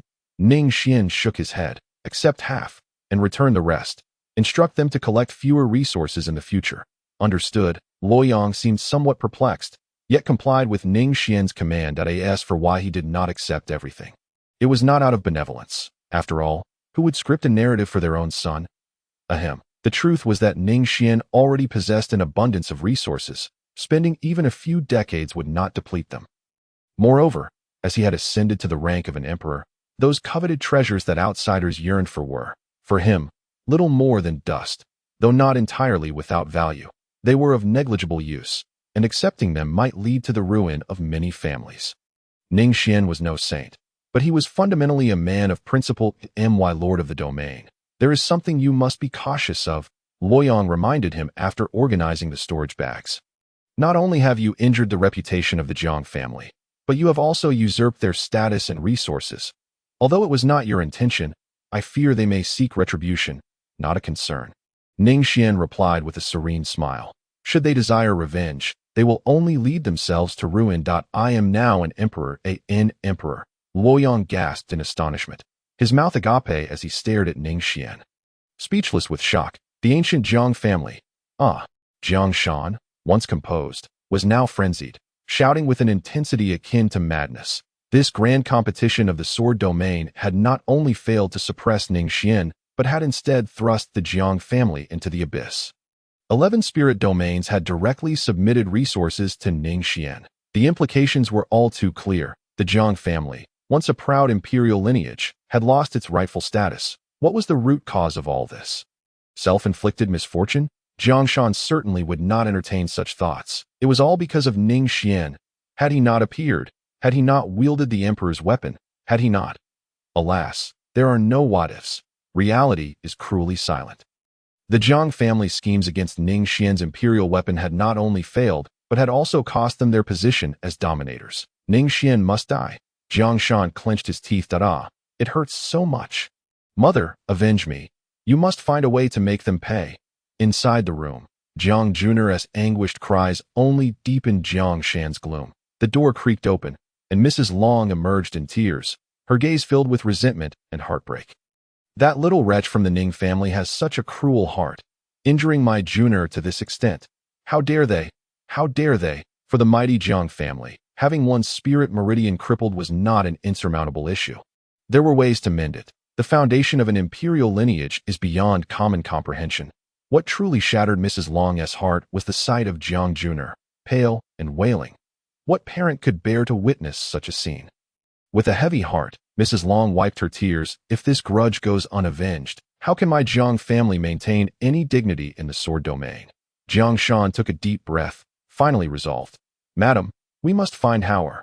Yes, we must ensure that the Ning family wretches meet a fate worse than death, Mrs. Long declared, her heart brimming with vengeful intent. Deep within the Jiang family's most fortified sanctuary, they traversed layers of guards until they reached their destination. There lay a massive azure stone, with spiritual energy as thick and rich as rainwater. The Jiang family was already situated in the most spiritually abundant territory of the entire sword domain. Yet the energy surrounding this azure stone was 100 times more potent than that of the Jiang family hall. Howard, Jiang Shan's voice trembled as he cautiously gazed at the young man sitting cross-legged upon the stone. The youth appeared to be in his mid-20s, with features as smooth as jade. His only flaw was an eagle-like nose that somewhat marred his appearance. What is it? The young man replied indifferently, his eyes remaining closed. Longer. Your sister has been crippled. Mrs. Long spoke, her tone laced with both affection for her son and bitterness towards Ning Xuan. Long Hao finally opened his eyes, revealing a pair of rare dual pupils. Exuding a chilling authority, he turned his gaze towards Jiang Shan, who, as his father, found himself utterly at a loss, unable to meet his son's eyes. Long Hao's expression remained impassive as he shifted his attention to Mrs. Long. The future of the Long lineage will be in my hands. Very well, Longer, the couple said, their demeanor cautious before their son, almost afraid to breathe too heavily. Foolish, Long Hao coldly uttered after hearing Mrs. Long's account, causing her complexion to pale further, feeling even more helpless. But Jun'er, she is still your sister. Sister? Long Hao's face twisted with disdain. His birth name was Jiang Hao, but due to his extraordinary talents, he had been bestowed with the surname of the Long family, his mother's lineage. Those from the mortal realm had to qualify through the Immortal Selection Conference to ascend to the Dao domain. But he was different. He bore the Long surname, destined to become a member of the Long family in the Dao domain. Of course, she is a sister. After a long silence, just as Jiang Shan and Mrs. Long were nearly breathless, Long Hao finally spoke to Howard. Has your cultivation been going smoothly? Jiang Shan exhaled in relief and inquired with genuine concern. Long Hao did not respond, perhaps deeming such superficial and time-wasting pleasantries beneath him. The Immortal Selection Conference will not commence for another 12 years. When it does, I will participate and summon the emissaries of the Dao domain to annihilate Ning Xuan. With that, Long Hao closed his eyes once more. Mrs. Long and Jiang Shan initially felt elated. They were well aware that those who presided over the Immortal Selection Conference were all emperors, but soon, Mrs. Long, filled with reluctance, said, must we wait 12 years? The thought of the Ning family's wretches made her stomach churn. What other choice is there? Long Hao scoffed. Ning Xuan has already reached the Saint Sovereign realm and possesses an emperor's weapon that if he becomes desperate, who can stop him? What a bunch of fools. Making such a mess over an emperor's weapon. With that, he shut his eyes again. Faced with Long Hao's reprimand, Jiang Shan and his wife could only smile awkwardly and take their leave at Howard. We shall not disturb your cultivation any longer. From the looks of you, you have already reached the 8th stage of the Saint King realm, right? Our Jiang family is bound to produce a true dragon. As for the Ning family's wretches, let us endure them for another 12 years. The couple chattered for a while, unconcerned by Long Hao's silence. In Ning City, there had been no news of the Jiang family's movements for several consecutive days. Having lost their dominant position, could they remain so docile? Ning Xuan found this rather surprising, yet he did not dwell on the matter. Just as the saying goes, he had never regarded the Jiang family as a significant threat. Now he was an emperor, with an emperor's weapon in hand. Enemies? Apologies. But in Ning Xuan's lexicon, such a concept simply did not exist. His adversaries were confined to those below the saint's sovereign realm. An emperor has no enemies. At least for the time being. My grandson is soon to be born, is he not? Ning Xuan awaited with bated breath. For the past several days, his thoughts had been consumed by this matter. If there was anything capable of disturbing Ning Xuan's mind, it was undoubtedly the prospect of future generations. This was not merely a notion of becoming a grandfather. It was far more significant. As it pertained to his grand investment plans, on a pitch-black night, a piercing wail shattered the uneasy atmosphere that a grandson had finally been born. Ning Xuan stood vigil outside the courtyard, having consumed several pots of tea. Upon hearing the cries, he felt a wave of relief wash over him. Father-in-law, look, Jiang Yun is braving the wind and snow to keep vigil outside as well. His voice quivered unexpectedly. Ning Xuan followed the direction of his finger and furrowed his brow. Above the rooftop, a multitude of black mist swirled ominously. Within the darkness, phantoms danced. A sinister demon cackled with malevolence, while a resplendent figure seemed to suppress the very heavens. Countless apparitions intertwined, only to dissipate in an instant. What could this mean? Jiang Yun stood agape. Even he recognized that such celestial phenomena were anything but ordinary. Yet he had never considered that the children might possess extraordinary destinies. He was simply an honest man who wished for his family to thrive. He could not discern whether this situation was auspicious or ominous. It matters not, Ning Xuan consoled. Though his brow remained furrowed, he too could not decipher the true nature of this occurrence. However, he had heard that the birth of prodigies often coincided with celestial anomalies. Yet, his grandson had neither golden lotuses rising from the earth nor auspicious clouds from the east. Instead, they had witnessed this strange and eerie spectacle. I shall investigate further later, Ning Xuan resolved. The courtyard door swung open, and the midwife emerged, cradling 2 infants, her face radiant with joy. Congratulations, my lord. You have 2 boys. There is yet another child yet to be born. I estimate it will take another year or 2. Is my wife in any distress? Jiang Yun inquired anxiously. Puffed. What a foolish scholar. Both young ladies are practitioners. What could possibly trouble them? The midwife shot him a disdainful glance. Jiang Yun could only manage an awkward smile. Ning Snow had given birth to twins, while Ning Lan had 1 son. The midwife's mention of another child was likely referring to Ning Snow. Let me see the children. Creak. Ning Snow and Ning Lan stepped out from the room. Though their faces appeared somewhat pale, their brows were alight with happiness. The 2 women carefully accepted the infants from the midwife's hands. Father, bestow them names, one urged. Indeed, what adorable little ones. The 2 infants, one in Ning Snow's arms, cried heartily, while the other, held by Ning Lan, gazed with ink-black eyes, silent and still. Names, you say? Ning Xuan pondered. Following the Qing generation, they were now entering the Zhang generation. King Snow's child shall be named Zhang Ming, and Qinglan's shall be Zhang'an. What do you think, Banian? Excellent names, Zhang Banian readily agreed, his face brimming with affection as he teased the wailing little Zhang Ming. Father, sister, I have a request to make, Ning Lan said, gently caressing her child's cheek before turning to Ning Xuan and Ning Snow. Are you planning to leave again? Ning Xuan asked, perhaps unaware, but as the elder sister, Ning Snow understood some of Ning Lan's private matters. Even the usually good-natured Ning Snow frowned slightly. Puffed. Ning Lan offered a wry smile, saying nothing, and simply knelt on the cold ground. What are you doing? Get up, Ning Snow urged, tugging at Ning Lan, but to no avail. That I intend to depart from the sword domain and travel elsewhere. There are countless souls suffering in this world. I must aid the virtuous and punish the wicked, to eradicate evil and uphold righteousness. Furthermore, I seek the father of Zhang and sister. I hope you will assist me in raising him as if he were your own child. I shall return to visit when time permits. Very well, sister, I promise you. Ning Snow sighed, resigned. Regardless of the circumstances, I shall treat Zhang as my own flesh and blood. Upon hearing her sister's words, Ning Lan finally smiled, rising from the ground. Father, as a daughter of the Ning family, I regret that I cannot fulfill my filial duties by your side. That I hope you can understand, Ning Lan said apologetically. Glancing at Ning Xuan, it matters not, Ning Xuan replied, shaking his head nonchalantly. Be ye safe, he added.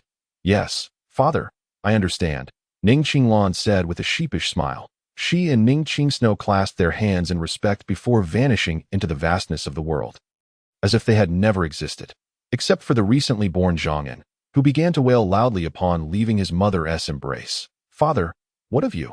Why do you not counsel little Qinglan? Ning Snow cradled Jiang Yun, her eyes filled with compassion. Jiang Yun, dear, do not cry, she murmured. Strangely enough, the previously tranquil Jiang Yun suddenly erupted into inconsolable tears. What can I do, if you cannot persuade him? How can I? Ning Xuan remarked, at a loss. When it rains, it pours. That I in the days that followed. Ning Xuan began scouring ancient texts. Buzz, volumes of ancient tomes opened before him as words transformed into streams of light, flooding into his consciousness. At long last, after an exhaustive 2 months of poring over countless texts, Ning Xuan's heart raced. He had discovered information regarding the phenomena surrounding births. Great Dream Supreme Body, Ning Xuan murmured, his brow furrowing deeper. In this world, there existed countless cultivators, each varying in aptitude and comprehension. Above the pinnacle of talent, there were the 10 sacred bodies. Each sacred body represented a prodigious and rare gift that emerged only once in a millennium. Beyond the sacred bodies, there were 3 supreme physiques. This was not to say that supreme bodies were superior to sacred bodies, but rather that they were even more enigmatic and indescribable throughout the annals of time. The number of supreme bodies that had manifested in the mundane realm was exceedingly few. The Great Dream Supreme Body was one of these 3 supreme physiques. It possessed the ability to traverse ancient dreams, receiving teachings from predecessors and ancestral wisdom. Could Jiang Yun truly possess such a physique?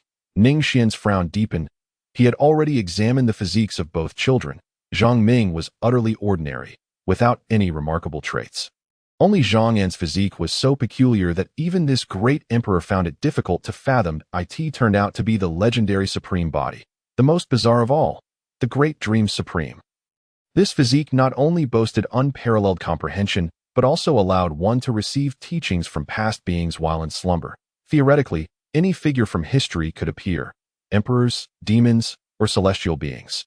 Ning Xuan's greatest concern was that Jiang Yun, before even having the chance to grow, might be led down an unpredictable path. After all, no one could foresee who might manifest in his dreams. Such uncontrollable events were indeed troubling. Ning Xuan rubbed his temples, feeling a headache coming on. Under normal circumstances, any parent would be overjoyed to learn their child possessed the Great Dream Supreme Body. Ning Xuan should have felt the same. Yet, this Supreme Body was the Great Dream Supreme, for which ancient texts recounted that those who bore this physique either went mad or met tragic ends. There had never been a good outcome associated with it. Perhaps the emergence of a Supreme Body cannot be entirely negative. He pondered. At worst, I shall prevent this child from cultivating before the age of 10 and focus on imparting proper guidance.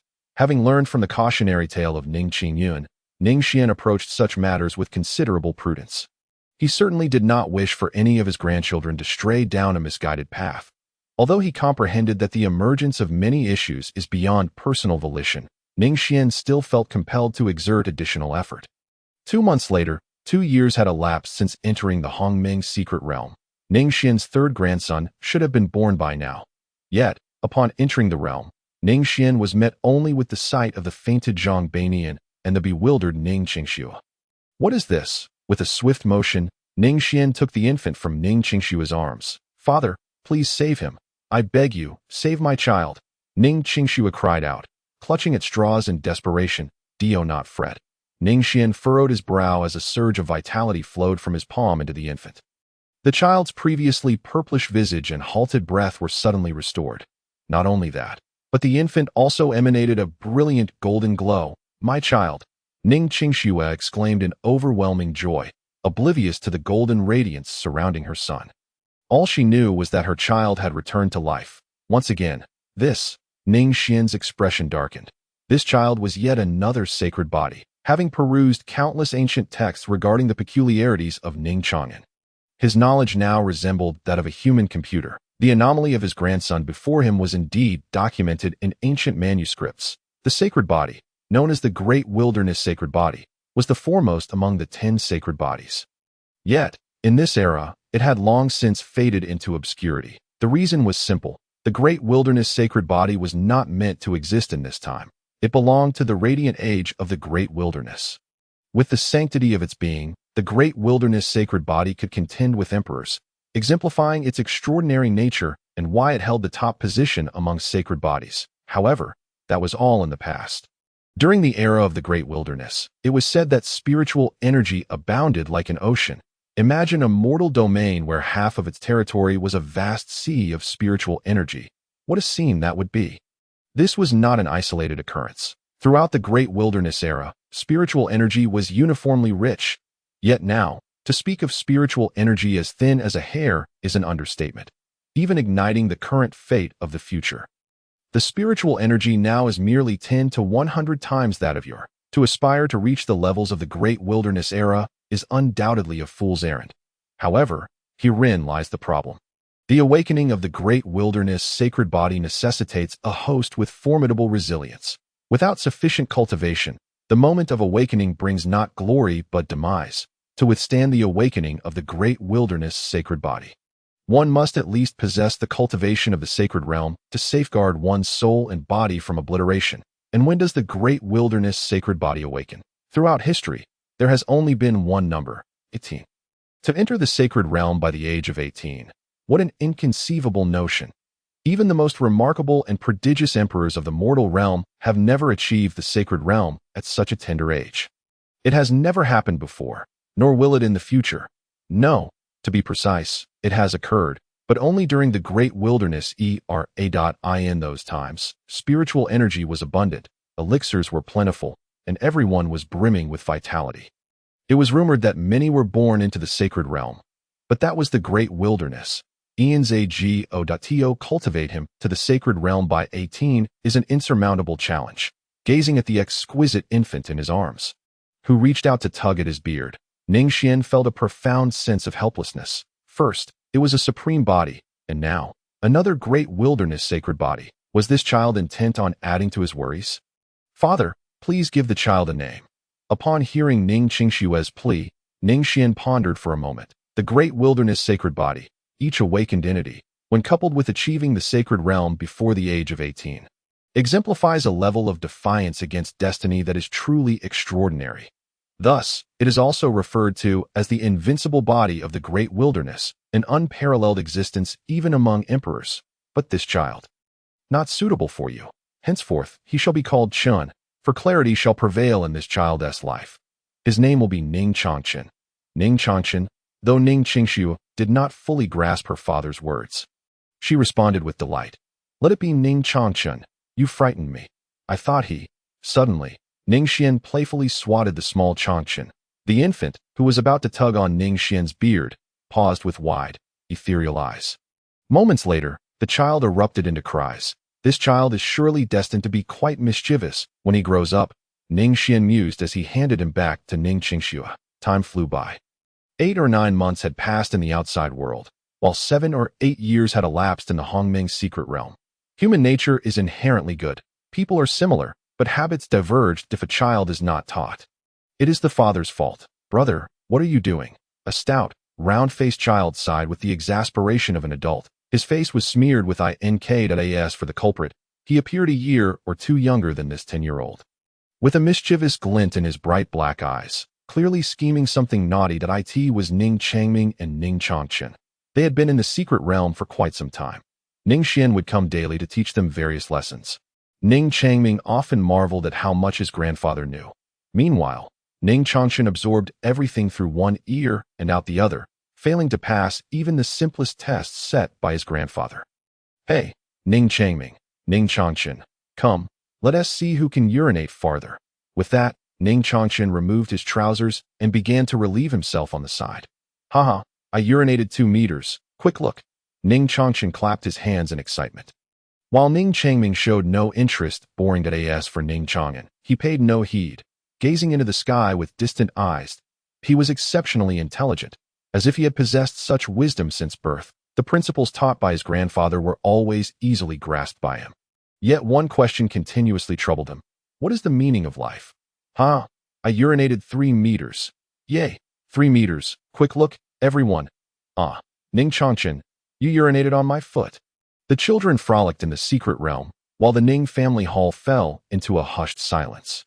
Ning Xuan had not immediately set out to teach the children today, for there was a matter of greater significance. Ning Yun had emerged from his seclusion. Today he would ascend to the flying immortal sect to seek vengeance against Su Xingshan. 1 year in the secret realm equated to 10 years in the outside world. Now, Ning Yun was 28 years old. "Are you prepared to confront Su Xingshan?" Ning Xuan inquired. "Father, I am not," Ning Yun replied with a wry smile. After 10 years of cultivation in the secret realm, he had reached the 9th level of the Tribulation Transcendence stage, merely one step away from the sacred realm. Yet that one step felt as arduous as ascending to the heavens. It was an insurmountable barrier. Nevertheless, "I must go. I must personally comprehend the consequences of those past events." Ning Yun's gaze was resolute. Clenching his fists, he was oblivious to the vast chasm that lay between the sacred realm and the 9th level of tribulation. He remained uncertain whether he could triumph over Su Xingshan of the sacred realm. His father had long warned him that Su Xingshan would not be a fool like Jiang Yun. Yet, as the saying goes, this was not mere impulsiveness. It was imperative for him to proceed. The reasons of yesteryear demanded resolution today. "Go," Ning Xuan observed. Refraining from further words, he encouraged Ning Yun with a gentle pat on the shoulder. Those who believe in miracles are, in themselves, as extraordinary as the miracles they seek. From where one falls, one must rise again. Yuner, I have never considered you worthless. You have always been a source of pride for your father. Upon hearing these words, Ning Yun swiftly turned and waved goodbye, unwilling to speak further lest his father discover his tears. How infuriating it was. At 28 years of age, he still cried like a child. He was no longer the little brat Ning Changshan had been. Watching Ning Yun's figure vanish completely, Ning Xuan finally withdrew his gaze and proceeded toward the Hongmeng's secret realm. Today, he was to guide 3 of his grandsons onto the path of cultivation. Ning Xuan couldn't help but chuckle at himself. He never imagined he would one day become a father, a grandfather, and a sensitive old man. When did that transformation occur? Perhaps it was fated from the moment the system was activated.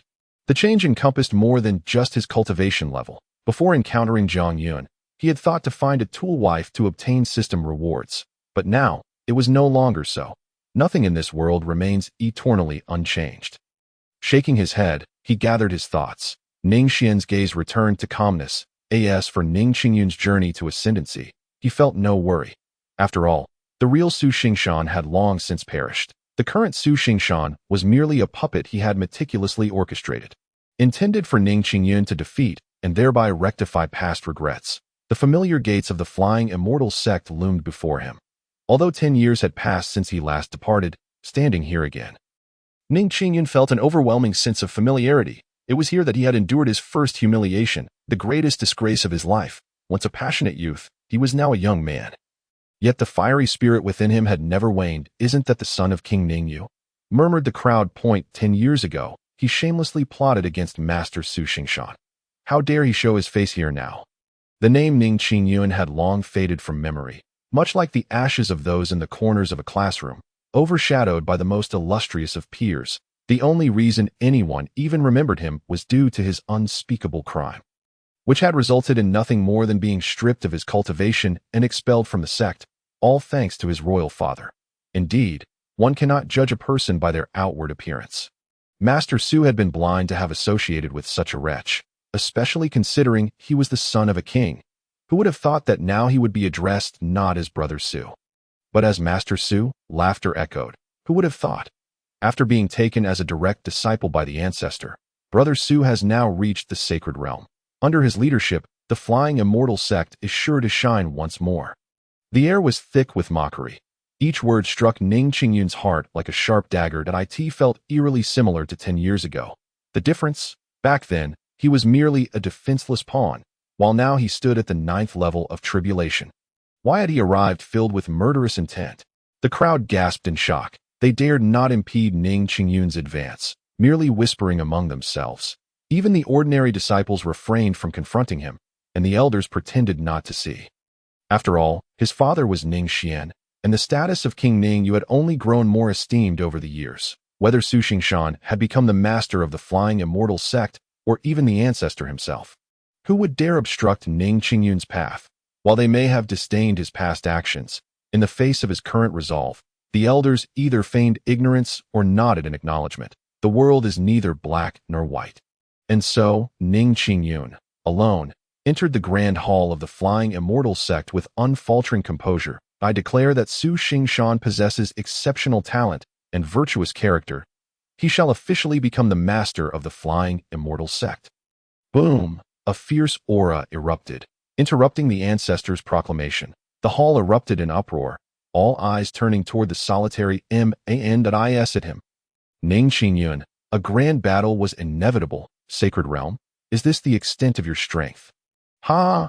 Fight again! In the heat of battle, Ning Xuan fought with reckless abandon, his eyes ablaze with fury, attacking without defense. That in stark contrast, Su Xingshan appeared fearful, unwilling to confront Ning Xuan head-on, resorting only to passive defense. Yet, Ning Xuan's onslaught grew ever more ferocious, each strike instilling dread even in the sacred realm. After dozens of exchanges, Su Xingshan suddenly capitulated. Stop. I concede. I concede. Concede. Ha ha ha. Rain began to fall from the heavens, mingling with Ning Xuan's tears. Do you know how I have endured these years? Su Xingshan, tell everyone, who truly plotted against whom? Was it you who ensnared me, or was I the one who ambushed you? Ning Xuan's roar echoed. Su Xingshan trembled in fear, his expression betraying his dread. This was entirely expected by the onlookers. The current Su Xingshan was on the verge of becoming the master of the Flying Immortal sect. It made no sense for him to engage in a life-and-death struggle with Ning Xuan. It was I was the one who harmed you. I coveted the dragon elephant's sacred art, and, after crippling your cultivation, pretended you had ambushed me. Su Xingshan's cries resonated throughout the Flying Immortal sect.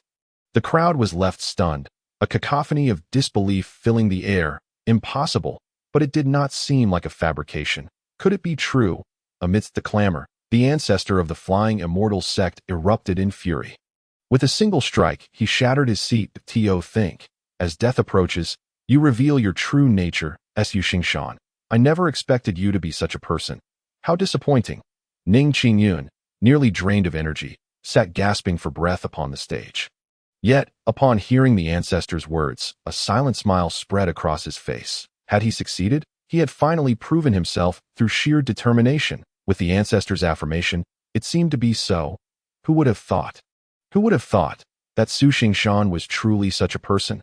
What a disappointment. The Flying Immortal sect erupted once more, though the elders sensed a hint of incongruity in the ancestor's decisive words. They could not pinpoint what was amiss. Thus, they chose to align with the ancestor's perspective. No, it wasn't me. I didn't do it. Su Xingshan, realizing the gravity of his situation, covered his mouth in a panic. His feeble demeanor only served to bolster the crowd's belief in his guilt. After all, only Su Xingshan and Ning Xuan had been present during the initial ambush incident. Suddenly, the audience grasped the truth. No wonder things fell off. When Su Xingshan had accused Ning Xuan of poisoning him, there had always been doubts lingering in the minds of some. Yet, back then, the ancestor's word had been law. Now, however, the ancestor's declaration had flipped the narrative entirely. The elders cast peculiar glances at the ancestor. Regardless of their experience, they sensed numerous inconsistencies in this matter. Yet, at this moment, it seemed trivial, just as the ancestor had once declared Ning Xuan a traitor.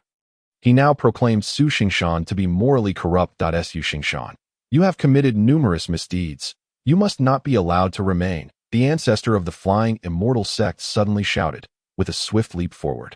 A resounding crash echoed as a single, decisive strike shattered Su Xingshan into countless fragments. The confusion on the faces of the elders was palpable, especially for Ning Xuan, who was visibly exhilarated. He had succeeded. Though this success felt somewhat askew.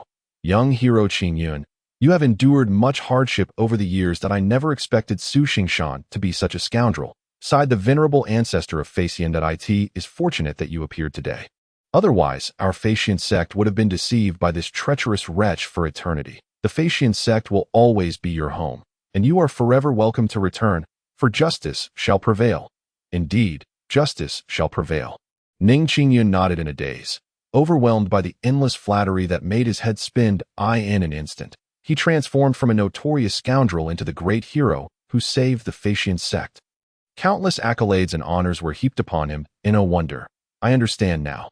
He realized, as the elders exchanged glances, yet their praise for Ning Xuan remained unabated. To owe them, he had truly become a savior, despite having merely defeated Su Xingshan. Why were the elders so fervent in their praise?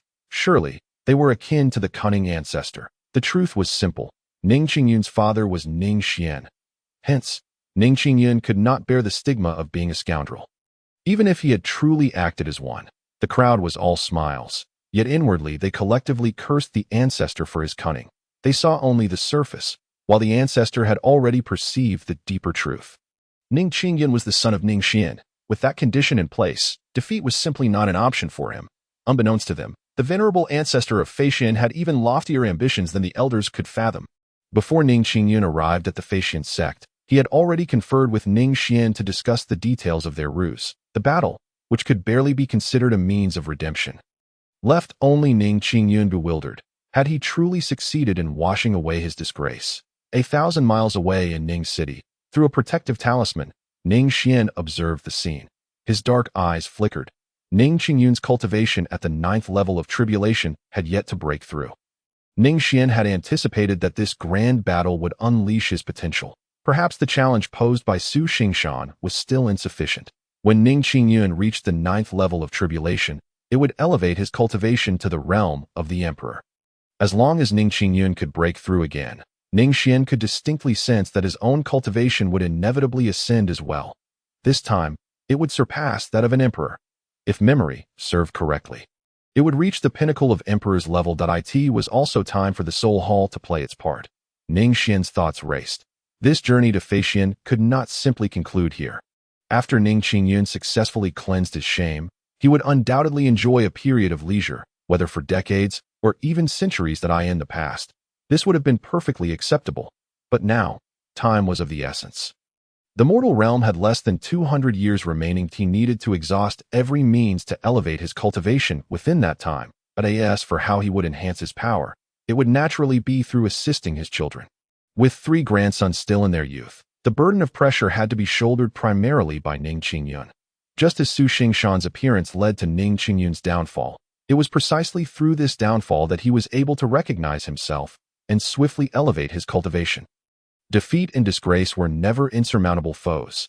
In many instances, they could even be considered fortuitous. Of course, were Ning Xuan to experience defeat and disgrace himself, he would remain silent on the matter. On the path of growth, how could one not encounter little monsters to gain experience? Go forth, experience packages. Ning Xuan smirked faintly. With a shift of his consciousness, the next moment, the soul domain, the soul hall, the once dormant soul sovereign abruptly awakened. Lord, what are your instructions? The second hall master, at the sacred realm, stood respectfully before the soul sovereign. Through observation, Ning Xuan had long grasped the general strength of the soul hall, as the sovereign of the soul domain. The soul hall boasted 99 beings of sacred realm or above. Known as the 99 hall masters, their cultivations range from the lowest first level of sacred realm to his own highest level of sacred sovereign. Second hall master, there is a task that requires your completion. Ning Xuan, in the guise of the soul sovereign, spoke coldly. Please, command me. I would face any peril without hesitation. The second hall master, oblivious to any oddity, knelt solemnly before Ning Xuan. Excellent. You are to send someone to target this individual. No need to send anyone too powerful. Just dispatch someone slightly stronger by 1 realm. Once he breaks through to the sacred realm, then send a second-level sacred realm individual to target him. In short, each time, the dispatched individual must only be 1 minor realm above him. The second hall master furrowed his brows. It took a while for him to comprehend the soul sovereign's intent. He had assumed that the young man depicted in the image bore enmity with the hall master. Hence, he believed it would suffice to eliminate the opponent personally, denying them any opportunity to grow. However, upon seeing that the soul sovereign did not express any stance, he suddenly realized the hall master aimed to feign hostility, but in reality, it was to cultivate him. Correct?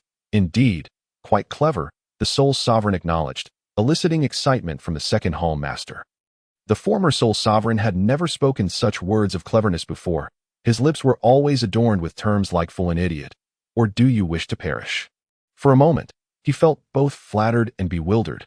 Lord Hall Master, with your cultivation, why do you wish to nurture a stranger? the second hall master inquired, perplexed. Fool. Ah, it seemed the hall master had not changed at all. Why would I expend such effort to cultivate a stranger? Ning Xuan smirked, his expression aligning perfectly with the Soul Sovereign's original visage, conveying an aura of terror. I am cultivating for myself. I have comprehended the means to ascend to the Emperor realm. As long as I cultivate this child to the 9th level of Sacred King, I can then seize this vessel and smoothly enter the Emperor realm. What? The second hall master was utterly astonished, his eyes brimming with fervor and respect for Ning Xuan. He finally understood that the hall master merely sought a viable vessel for possession, and no wonder such elaborate measures were taken. Truly, the hall master was exceptional. The ironclad rule that sacred sovereigns could not become emperors was rendered moot in your hands. Fool, cease the flattery and hasten to arrange the task I assigned you. Ning Xuan chided impatiently. Remember, the hall master targeting this child must always be one minor realm above him. Additionally, each individual sent must carry some resources and find a way to deliver them into this child's hands. Do not jeopardize my grand plan to become emperor. Yes, I shall arrange it immediately. The second hall master nodded fervently. Go forth. Ning Xuan waved dismissively. This was the advantage of his status as the hall master of the Soul Hall. One command sufficed for his subordinates to fulfill it. By the way, Lord Hall Master, what pretext should we use to target that young man? The second hall master returned. This time, Ning Xuan's tone turned distinctly frigid. Fool, in the mortal realm, strength reigns supreme. What need is there for an excuse? If there is no enmity, simply create it. Begone. Yes, I shall leave at once. The second hall master sought out the 99 hall masters of the Soul Hall.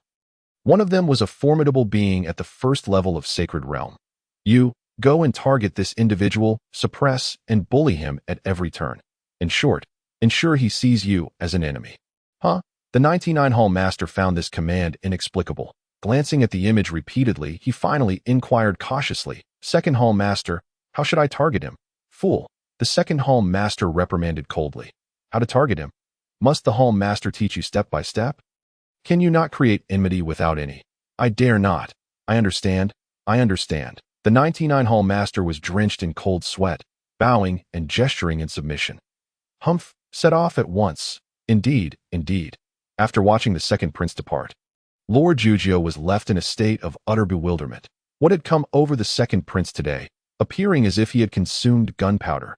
Nevertheless, the matters entrusted to him could not be neglected. Grasping the portrait and the address, he took his leave. You have business with me. Upon facing the sullen man who obstructed his path, Ning Yun furrowed his brow. That I find you displeasing. I shall deal with you. Even Ning Yun's mind momentarily faltered. How absurd. He was merely strolling along when someone emerged, declaring an intention to harm him. What sort of nonsense was this? Such a plot would be deemed too far-fetched for a novel.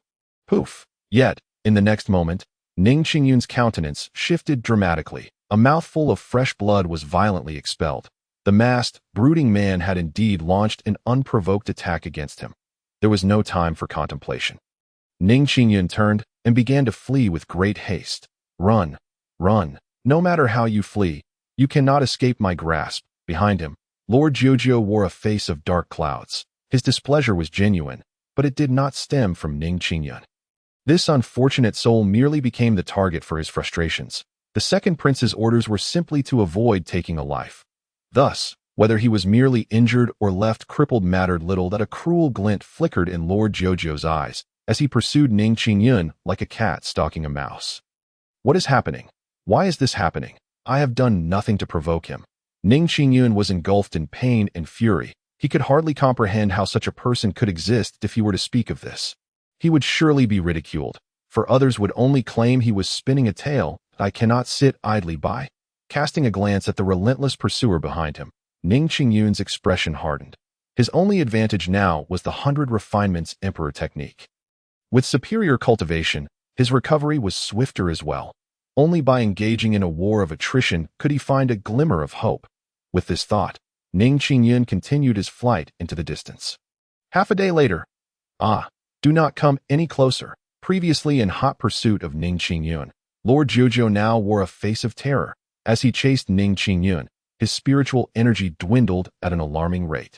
nearly reaching depletion. In contrast, the latter showed no signs of fatigue. After a struggle, the pursuer had become the pursued. Boom! A finger of spiritual essence sent Lord Jiu flying. A dignified figure of the sacred realm had now become a lost dog. Why do you wish to kill me? Give me an explanation. Ning Yun's gaze was icy, advancing step by step. No, it's not me. Lord Jiu shouted in terror. He had intended to explain that it was merely the second prince's orders. Yet, the words that escaped his lips were, "You worthless fool. I find you displeasing and thus wish to end your life." What? Ning Yun's resolute expression twisted with rage. Die? No. Boom. With a single gesture, Lord Jiu was reduced to ashes. In his mind remained but one final thought. The second prince has betrayed him. Who? After a brief meditation, Ning Yun picked up the residual storage bag. It was filled with cultivation resources, precisely what he needed at this moment. Something is terribly amiss. Ning Yun was no fool, his brow furrowed in deep thought. He was overwhelmed with questions, yet none could provide answers to this inexplicable pursuit. However, it had not been without its benefits. Under extreme duress, his cultivation had subtly advanced. He was nearing the threshold of the sacred realm. This place is far too perilous. I must return to Ning City. He cursed vehemently. Though victorious, he felt no joy. Only a sense of absurdity and an underlying unease, as if an invisible hand were orchestrating events against him. Ning Yun recoiled his neck. Unwilling to linger, he sped forward. Yet, not long after, Ning Yun's pupils constricted. This was the wilderness, yet ahead stood a newly constructed tea house. Heh, young man, come and have a cup of tea, said the elderly man with a genial smile, extending a cup of tea towards him. How could there be anyone here? Ning Yun's alarm bells rang. Nevertheless, he maintained a facade of nonchalance, accepting the tea. Thank you, elder. Bang! In the next moment, Ning Yun forcefully hurled the tea away. As expected, it splashed and the ground sizzled ominously. Poison again. Who are you? And why do you wish to harm me? Ning Yun seethed with rage. The elder remained silent, only sporting a cold smirk as he launched another attack. I find you displeasing. Thus, I shall deal with you. Poof! Ning Yun spat blood. It was from sheer indignation. Following was an eruption of furious red. Damn it! Damn it! In the days that followed, Ning Yun found no respite. Each day, an array of inexplicable individuals emerged to battle him. No, it was not merely daily. It was every moment. Ning Yun spat blood, not from being beaten, but from frustration. He still had not grasped the reason behind all this. These strange beings always had but one justification. I find you displeasing. Therefore I must deal with you. Who are you? Who is behind this? I shall seek out the mastermind. I will not rest until justice is served. After Ning Yun's furious shout, yet another adversary appeared to challenge him. Ning City. Ning Xuan chuckled, retracting the protective talisman's image. Under such rigorous training, Ning Yun would likely break through to the sacred realm in no time. Once he achieved that, Ning Xuan would also be poised to ascend to the pinnacle of emperors. Enjoy the grand gift from Soul Palace that I have arranged for you. After a hearty laugh, Ning Xuan refocused his thoughts, diligently guiding his 3 grandsons in their cultivation. Among them, Ning Chang'an was progressing the fastest, to a degree that instilled some concern as for Ning Changming. He was certainly diligent, yet his innate talent left much to be desired. Ning Changchen, however, was a source of significant headache for Ning Xuan. Even without awakening the sacred body, his potential was astonishing. Yet, the real trouble lay in his mischievousness. And no matter how much he was scolded or beaten, he simply would not listen. He approached cultivation with an air of indifference, showing no regard for Ning Xuan's teachings, insisting, Brother Chang'an is so powerful, why should I cultivate? He will protect me anyway. Ning Xuan could only shake his head in disbelief, mentally noting that he would need to devise some fitting scripts for this boy in the future. After all, he was still quite young and immature. Ning Xuan feared that pushing him too hard might lead to a complete breakdown. The clever Ning Chang'an, the diligent Ning Changming, the mischievous Ning Changchen. Time passed in this manner. 1 year later, the 3 of them emerged from the secret realm. From now on, you need not return to the secret realm for cultivation. The 3 upright youths stood side by side. Grandfather, thank you for your hard work, Ning Chang'an said, nodding appreciatively. Grandfather, take care of your health. Ning Changming added earnestly. Ha! Finally free. Oh yeah. Oh yeah. Ning Changchen gleefully gestured towards the heavens. This year, Ning Chang'an had turned 18 and reached the third level of tribulation. His talent could hardly be described as terrifying. It was utterly beyond the norm. Possessing the supreme dream body, his combat prowess surpassed that of ordinary sacred realm cultivators by a considerable margin. Let us not forget, he had unknowingly absorbed countless legacies even in his sleep. Ning Chang'an was undoubtedly a true prodigy, capable of battling beyond his rank. In contrast, Ning Changming, of the same age, felt somewhat disheartened. Despite his relentless efforts in cultivation, he had only reached the nascent soul stage. The innate disparity in talent left him speechless. As for Ning Changchen, what was cultivation? What even was that? On that day, as Ning Changchen strolled through the bustling city, he suddenly noticed a crowd gathered ahead. "Make way, everyone, let me through," he exclaimed, pushing through the throng. Upon entering, his eyes were immediately captivated. On the makeshift martial arts stage stood a breathtakingly beautiful woman in a flowing white gown. Resembling a celestial being descending from the heavens, untouched by the mundane world, before the onlookers, the woman remained silent. Yet, paired with her enchanting face, her silence exuded an irresistible allure that was anything but repulsive. "Are all the young people of Ning City worthless? Not a single one can defeat me. Whoever can best me shall be rewarded with a rare treasure," her cold voice rang out.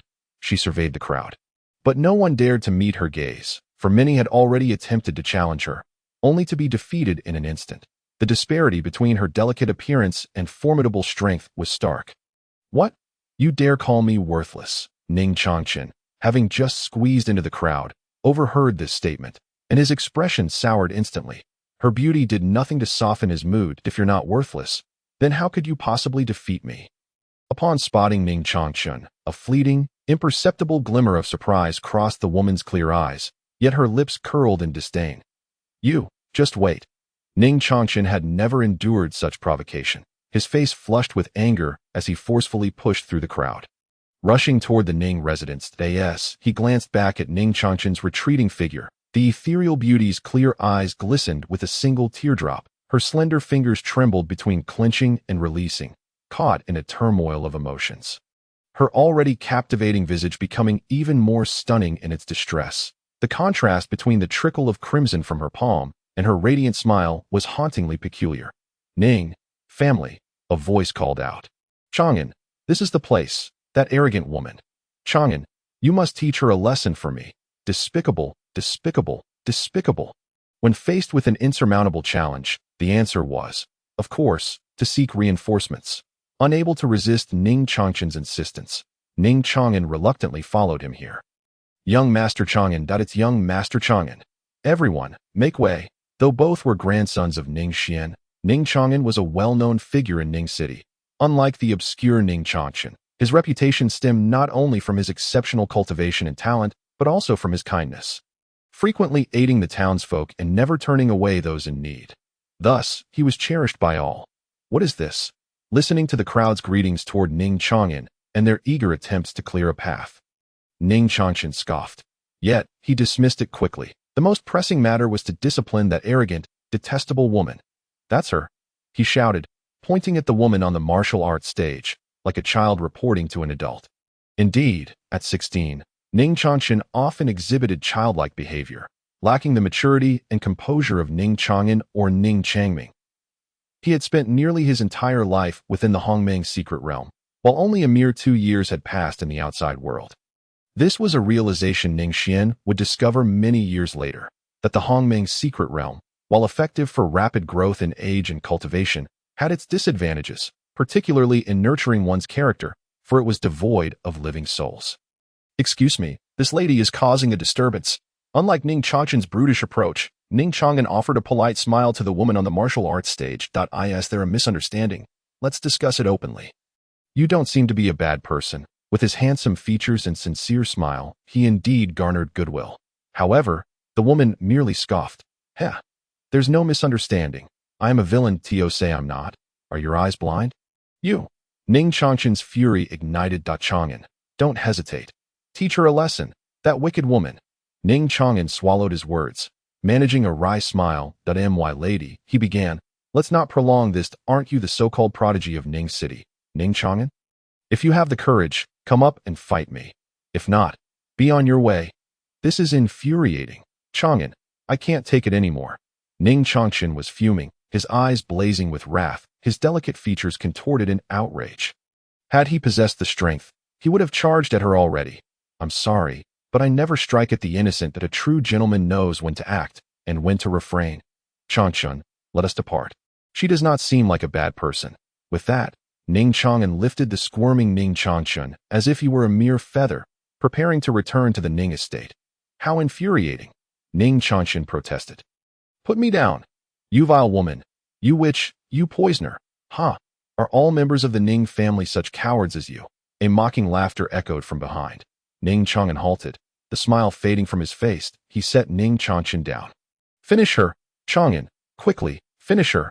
Ignoring Ning Xuan's calls, Ning Xuan regarded the woman on the martial arts stage with unwavering seriousness. She stood in her white gown, her exquisitely chiseled features marred by arrogance and disdain. Ning Xuan spoke clearly. If you dare insult the Ning family. Coward, worthless, a den of beasts. Is that sufficient? The woman's derisive laughter echoed around her. After a moment of silence, the crowd, now seething with anger, was ready to erupt. Yet, the woman remained unfazed, mockingly gazing at Ning Xuan. That I do not know your intent behind provoking me, but you have succeeded, she replied, her facade of mockery faltering for a fleeting moment before returning. I assure you, you will know. Boom! Ning Xuan suddenly appeared on the martial arts stage. The woman tensed, fully alert, but it was too sudden. She could hardly react. The previously arrogant woman found herself spitting blood. Sent flying to the edge of the stage as if struck by a heavy object. She felt her breath cease abruptly. Boom! All that remained was a deafening roar. Her body twitched a few times before she lost consciousness entirely. Ah! What a worthless opponent, and still so arrogant. Chang'an, well done. Ning Xuan clapped his hands, feeling a wave of relief wash over him. He was about to step forward to spit a few curses when Ning Xuan furrowed his brow and stopped him. It was not that the woman was weak. Rather, Ning Xuan was extraordinarily strong. His might was not merely in cultivation, but in an all-encompassing strength. Any cultivator facing Ning Xuan would only feel despair. Who is she? Does anyone know her background? I don't recognize her. Never seen her before. Indeed, she seemed quite unfamiliar. Ning Xuan's brow furrowed deeper. Surely not. Chang'an, you don't intend to take responsibility for her, do you? Ning Xuan gaped in disbelief, attempting to drag Ning Xuan back home. However, this time, it was he who found himself unable to budge Ning Xuan. That to stand by and do nothing is unworthy of a gentleman.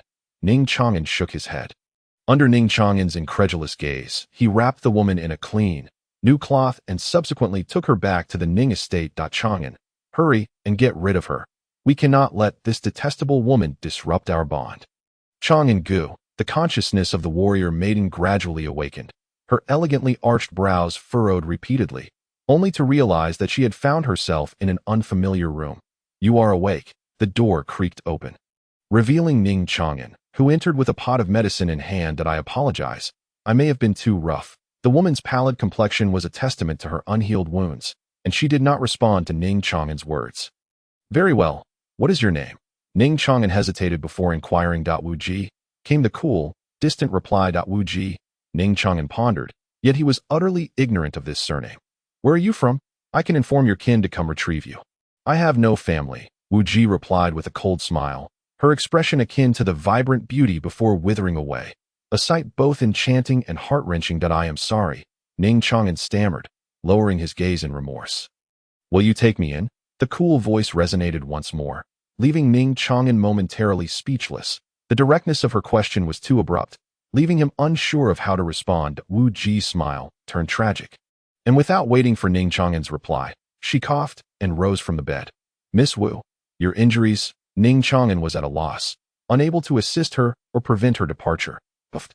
Just as she reached the doorway, Wu Ji suddenly spat out a mouthful of blood. Her already pale visage grew even more ashen, her frail form seeming as if it could be blown away by the gentlest breeze. Miss Wu, Ning Xuan, disregarding everything else, rushed forward to catch her, dragging her back to the bed. Let go. Wu Ji snapped coldly. Ning Xuan, who could have easily defeated Wu Ji with a single blow before, now stood frozen, his hand awkwardly supporting her. Did you not refuse to take me in? Why pretend now? Wu Ji. Humph. Wu Ji lifted her head, her dark locks cascading down, her clear eyes filled with a haunting resentment as they bore into Ning Xuan. Step by step, Ning Xuan retreated, feeling a sudden surge of panic, unable to meet her gaze. Miss Wu, please do not. She cornered him before finally halting her advance. Her soft lips drew near to his flushed ear. Defeating me will grant you a rare treasure. This is my ancestral decree. You know what that treasure is. The warm breath brushed past his ear, carrying a faint, elusive fragrance. Ning Xuan's previously tranquil heart, after 18 years, felt as if a colossal stone had plunged into a still lake, sending forth tumultuous waves. In that moment, he cared not for any treasure. Wu Ji's lips curled into a smile, her enchanting beauty now even more beguiling. Thump, thump, thump. The sound of Ning Xuan's heartbeat echoed within the confines of the room. That treasure is me. The ancestral teachings dictated that Wu family women seek husbands through martial prowess. Whoever can defeat me shall become my spouse. What? Ning Xuan's pupils constricted. His already tumultuous emotions surged into a maelstrom. As he gazed at Wu Ji, who stood dazed and bewildered, she let out a derisive laugh. The charm and allure that once adorned her face vanished, leaving only a chilling demeanor. She took a few weak steps back to maintain her distance from him. The earlier scene felt like a mere illusion. Covered in cold sweat, Ning Xuan pressed a hand to his heart, gasping for breath. You know why I am hosting this martial tournament? Wu Ji spoke to herself, not waiting for Ning Xuan's response. Her exquisite visage was now marred by a mixture of hatred and despair. Ning Xuan gazed at her, entranced by this enigmatic woman. Which facet of her is the true self? My father perished at the hands of a woman who claimed to be a virtuous heroine, intent on eliminating evil. Unfortunate for my father, he became one of her targets. I once had a complete and happy family, but due to the infamous heroine, I have lost everything. My father is gone. My mother is gone. I am left wandering like a ghost. Tell me, should I not hate her? Wu Ji looked at Ning Xuan with a radiant smile, yet beneath her facade lay a profound bitterness. You should. Ning Xuan nodded, feeling an unsettling sensation that her hatred was reflected in him as well. Indeed, even you, an outsider, believe that I should. After a brief silence, Wu Ji self-mockingly smiled. But that virtuous heroine possesses immense strength and a background far beyond my reach. As a frail girl, I could only come to Ning City, having heard tales of its prodigious talents, in hopes of finding a formidable husband to avenge my family. I never expected to encounter you instead. I am sorry, Miss Wu. Ning Xuan's heart raced as he sincerely apologized. I had no idea of such hidden depths. It matters not. Wu Ji calmly shook her head. What is done is done. There is no need to reiterate your regrets. With a swish, her white gown fell away, revealing a breathtaking figure. Unlike ordinary women, Wu Ji exhibited neither shyness nor hesitation, only an aura of coolness and desolation. Boom! Ning Xuan stared blankly at the scene. His mind suddenly overwhelmed by a vivid image. He hastily covered his eyes, yet that image remained etched in his mind, impossible to erase. Wu Ji, what are you doing? Panic laced his voice. Yes, you can see. I possess nothing else to offer. All I can give is myself, even my life. That Wu Ji appeared unfazed. For the sake of vengeance, I have prepared for far too long. What is mere innocence worth? I know you disdain me, and I do not wish for you to marry me. Consider this body as your reward for healing me. Once I repay your kindness, I shall seek another husband to exact my revenge. Buzz. With that, Wu Ji drew closer. The fragrance that wafted from her was both foreign and enticing. Slap. Yet Ning Xuan delivered a sharp slap to Wu Ji's face. The force of the blow drew blood from her lips. Wu Ji, covering her face, gazed blankly at Ning Xuan, whose youthful, handsome visage was now flushed crimson, whether from anger or embarrassment, or perhaps a combination of both. Wu Ji, how could you entertain such thoughts? I will avenge you. But Ning Xuan's expression grew rare and fervent. You must not devalue yourself this way. The one at fault is not you, but that virtuous heroine who destroyed your family. I understand now. Wu Ji, having received the slap, showed no signs of anger. She picked up her white gown, her cold features betraying an expression that Ning Xuan could never comprehend. The virtuous heroine's name is Ning, given name Qinglan. Ning Xuan. Thank you. No, there's no need for thanks. Ning Xuan waved his hand in a daze. For now, stay here. Do not dwell too much on revenge. I will take action on your behalf. Thank you. No need for such formality. After a moment of silence, Ning Xuan spoke first. I will take my leave now. Do not overthink things. Young master, she called softly at him. Ning Xuan paused. Upon hearing those 3 words, he felt his legs weaken, an odd sensation washing over him. Can you keep this a secret? I hope you will not speak of today's events to anyone. This is a secret between you and me. The secret of two. Ning Xuan smiled solemnly. I understand. Time flowed gently, and before long, several months had passed. From initial unfamiliarity to eventual surrender, Wu Ji had irrevocably become an integral part of Ning Xuan's life, an attachment that could not be severed, a presence that could not be erased. She was his. Every day, after completing his training, there was always someone waiting for him in that small courtyard, preparing warm meals for him. Ning Xuan reveled in this tranquil feeling of being cared for, a sensation he had never experienced before. During these past 2 to 3 months, Ning Xuan's cultivation had surged remarkably. Who would dare to believe that within a mere few months, he had ascended from the 3rd level of the tribulation to the 7th? Much of this progress could be attributed to martial arts. Ning Xuan had also found someone he wished to protect. Reflecting on his 18 years of existence, he realized that the absence of parents rendered his aunt's care insufficient to replace a true mother. He had once been lost in confusion, though he was more intelligent than anyone else. This very intelligence led him to ponder far more than the average person. He could not discern the meaning of his existence. He felt like a person who was not needed. For the first several years of his life, his only value lay in his cultivation, in showcasing his excellence to his grandfather. He did not understand where the worth of his life resided until Wu Ji entered it. Ning Xuan began to cultivate new goals and ideas that he recognized that perhaps he ought to embrace a different way of living. Wu Ji, deep within the Ning residence, in a secluded area, Ning Xuan furrowed his brow. He had heard Ning Xuan's complaints, hoping to expel Wu Ji. Years of experience had instilled in Ning Xuan a cautious attitude towards all matters. 4,000 years of history had taught him that fortune does not simply fall from the sky. Such favors are reserved for protagonists. Ordinary individuals like him only encounter traps. Yet, Ning Xuan ultimately refrained from saying much. He had witnessed the transformation in Ning Xuan. The former Ning Xuan had resembled a mere marionette. His parents had provided him only with a physical form, yet the void left by their absence was irreplaceable. Although the matured Ning Xuan appeared normal, there was an unsettlingly excessive normalcy about him. Wu Ji's presence might not be a negative development after all. Indeed, Ning Xuan had truly changed. Ning Xuan felt a twinge of guilt towards this child. The lack of parental companionship is something outsiders cannot fathom. It is an unbearable cruelty. No matter how great his future achievements might be, the scars of childhood deficiencies would linger for a lifetime. Perhaps I am overthinking this. Is there anything worse than what has already transpired? Ning Xuan shook his head, choosing not to dwell further. Meanwhile, Ning Yun had been honing his skills outside for over a year. Unless unforeseen circumstances arose, he was on the verge of breaking through to the sacred realm.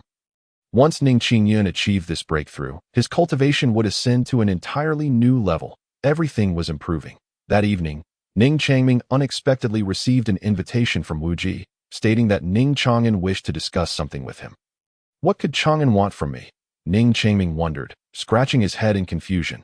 Without further thought, he followed Wu Ji to the courtyard. Changming, it's quite cold outside. Let's talk indoors, Wu Ji suggested, her cool cheeks radiating concern. Very well. Ning Changming was not adept at refusing others and thought little of it. Upon entering Wu Ji's room, he was greeted by an array of exquisite dishes laid out on the table. Miss Wu Ji, your culinary skills are truly remarkable. With Chang'an by your side, we shall be well fed. He complimented sincerely. Is that so? Wu Ji replied with a gentle smile, the candlelight casting flickering shadows upon her serene visage. Let me toast to you, dear brother. Were it not for the Ning family's refuge, I would have been homeless. Wu Ji lifted a wine jug and poured a glass for Ning Changming, using a cup she had prepared in advance. Miss Wu Ji, please do not say such things. Ning Changming waved his hands repeatedly. He raised his own cup in respect and bowed slightly. We ought to be the ones grateful to you. Chang'an's family circumstances are rather unique. It is a lifelong pain. Your presence has brought about such a transformation in him, and we have all witnessed it that I toast to you." Ning Changming lifted his cup and drank it in one go.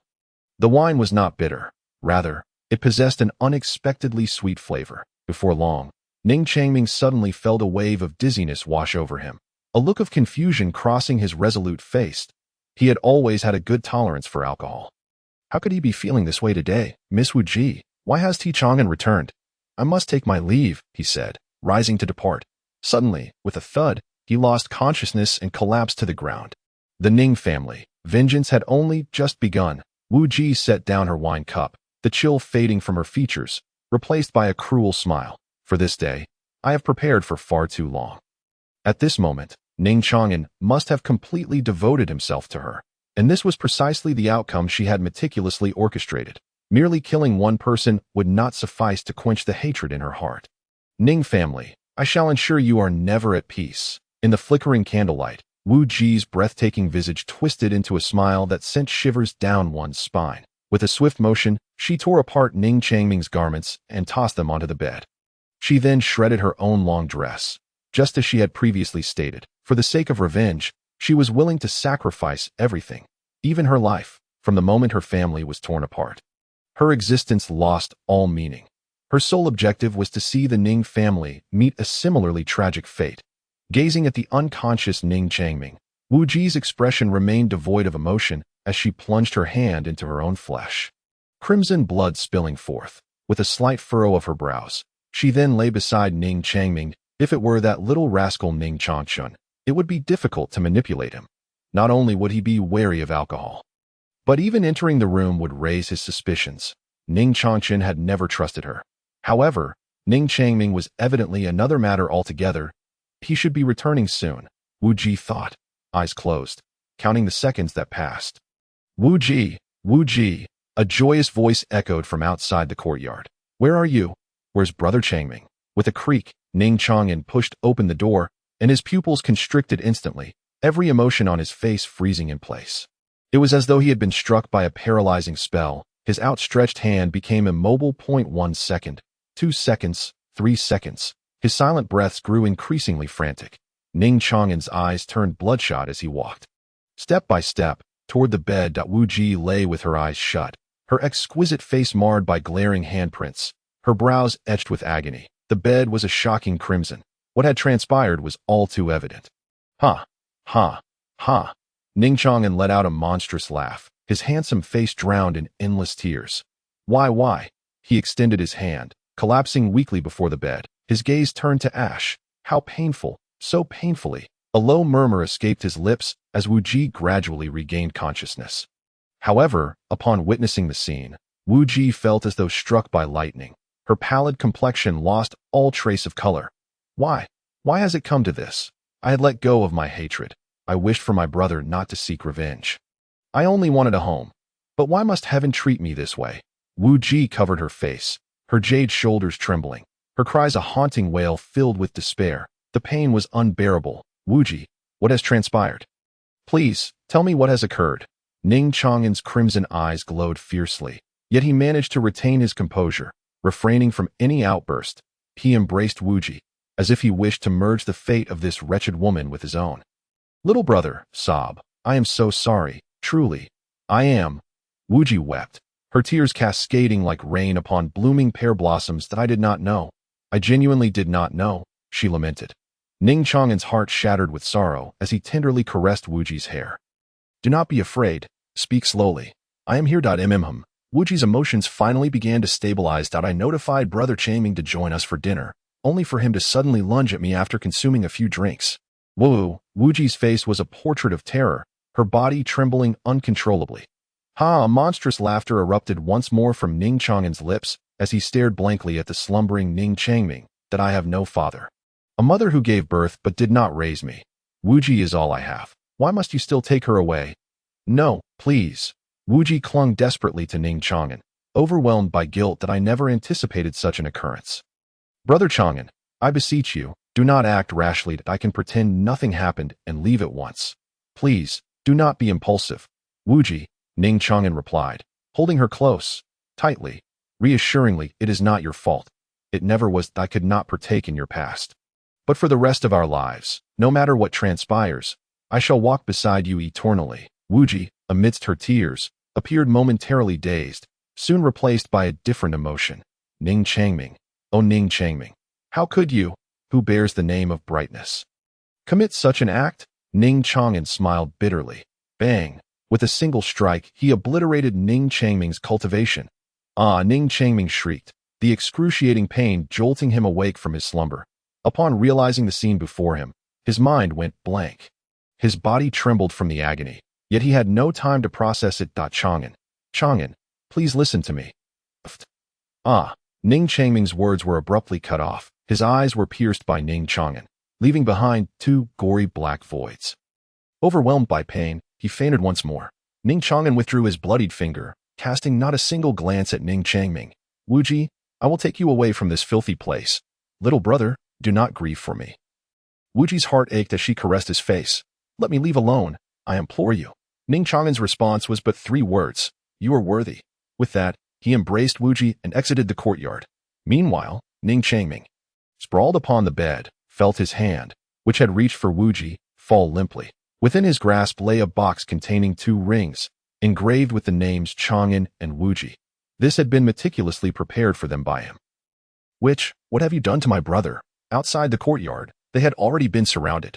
Ning Changming's anguished cry stirred the Ning residents. Ning Changchen and the others rushed over, including Ning Qinxue and Zhang Beining. Aunt, I have crippled Ning Changming. What? Upon hearing this shocking news, Ning Qinxue's legs buckled, and had it not been for Zhang Beining's support, she would have collapsed to the ground. Why? Chang'an, why would you do such a thing? Ning Qinxue was struck as if by a bolt from the blue. From childhood, the 3 of them had grown up together, sharing the same meals and possessions. She could not fathom why Ning Chang'an would so suddenly change. Even more distressing than Ning Changming's fate was the transformation of Ning Chang'an. When her sister entrusted Ning Chang'an to her care, she had devoted herself to nurturing him, loving him more than the other 2 children. This she could swear with a clear conscience. The Ning Chang'an before her now, though somewhat unfamiliar, filled her with tears. Gazing at her aunt, she saw shock, confusion, and doubt in her eyes, yet there was no trace of resentment. Ning Chang'an smiled sorrowfully. He had harmed Wuji. What? A gasp of disbelief echoed from all present. Witch, you vile witch. Ning Changchen gritted his teeth. Ning Chang'an, did you truly witness that scene with your own eyes? This witch is malevolent. She must have deliberately framed my brother. Even Zhang Beining felt a surge of anger. Chang'an, after 18 years together, do you not know what kind of person he is? To put it nicely, he is simple-minded. To put it harshly, he is worthless, not even a single useful deed to his name. Upon hearing Ning Chang'an's words, the crowd felt no confusion, only absurdity, for they all knew precisely what Ning Changming was like. Truly, Ning Chang'an's disappointment grew more profound. Yet he said nothing, merely holding the fragile Wuji tighter. These were all Ning Changming's family, naturally defending him. For the first time, Ning Chang'an felt a sense of disillusionment towards this so-called family. Did no one care about Wuji? How much suffering had she endured? Who contemplated how she would live on? Ning Chang'an, you fool, quickly, eliminate that witch. She must have some sinister scheme. Ning Changchen was both furious and anxious. Yet Ning Chang'an found it laughable. Your belief is that this little girl would use her innocence to ensnare Ning Changming? Ha! Ha! Ning Chang'an's sorrowful laughter reverberated around them. The crowd fell silent, unable to comprehend the situation. Logically, Wuji should not have acted in such a manner. Chang'an, please calm down, urged Ning Qinxue, the elder of the group, her gaze filled with compassion. Perhaps there is some misunderstanding. We shall wait for father to arrive.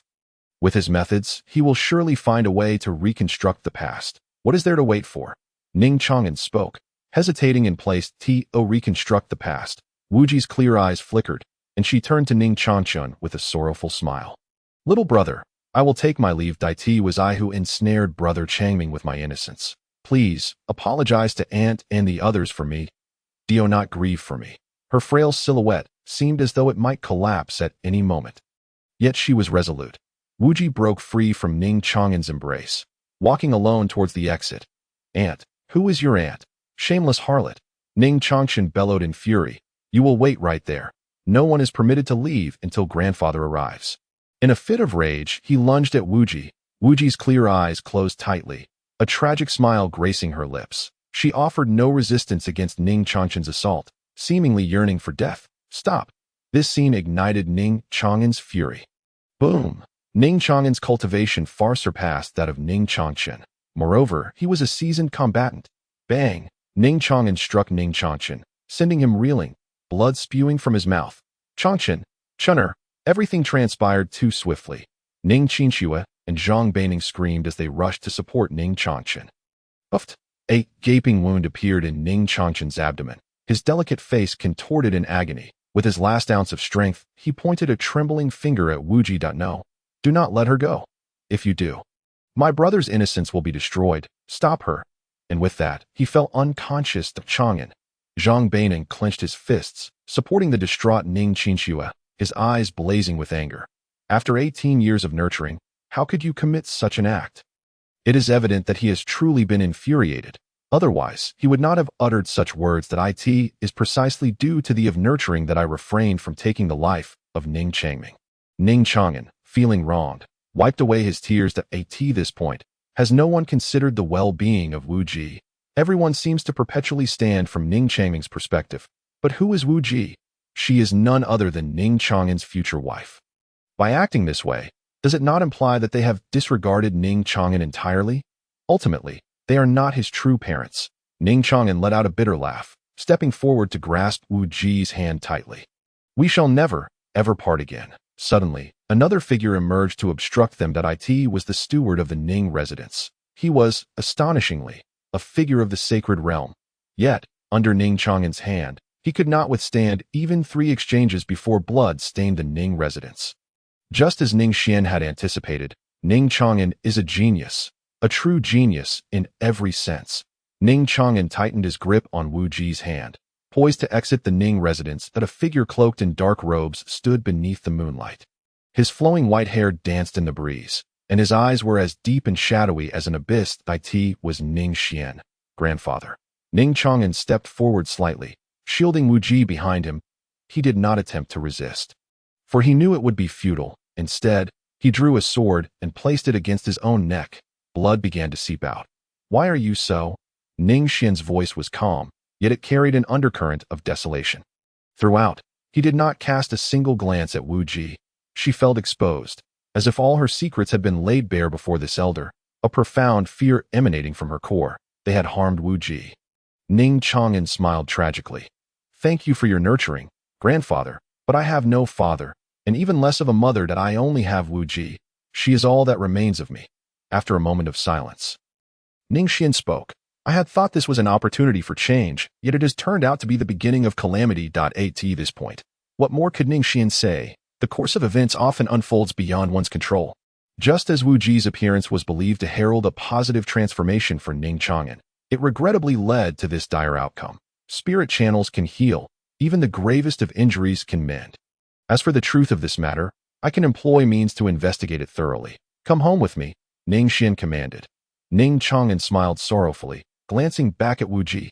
She too smiled with a similar sorrow. Merely shaking her head, Ning Chang'an finally lifted his gaze, locking eyes with Ning Xuan for the first time. If even home is a trial ground, then where is my sanctuary? Grandfather, I cannot return.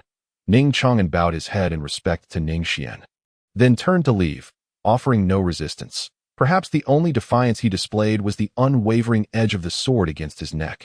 Ning Xuan watched his receding figure, letting out a heavy sigh. The cold wind brushed against his cheek. He stood there as if he had truly become a lonely elder. The Ning residence. The once serene atmosphere had vanished without a trace. The surroundings were suffused with oppression.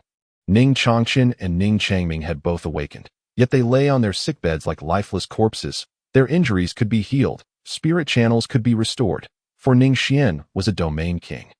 At such a status, what could be so troublesome? Yet, the scars etched deep in their hearts were not something that could be mended in a day or two. Ning Chang'an had severed ties with the clan. It is my fault, all my fault. Ning Changming wept in guilt. Blood tears welled from the sockets where Ning Chang'an had gouged out his eyes. Brother, do not say that. Your tears pain me as well. The once mischievous Ning Changchen had transformed overnight. He wiped his tears in secret.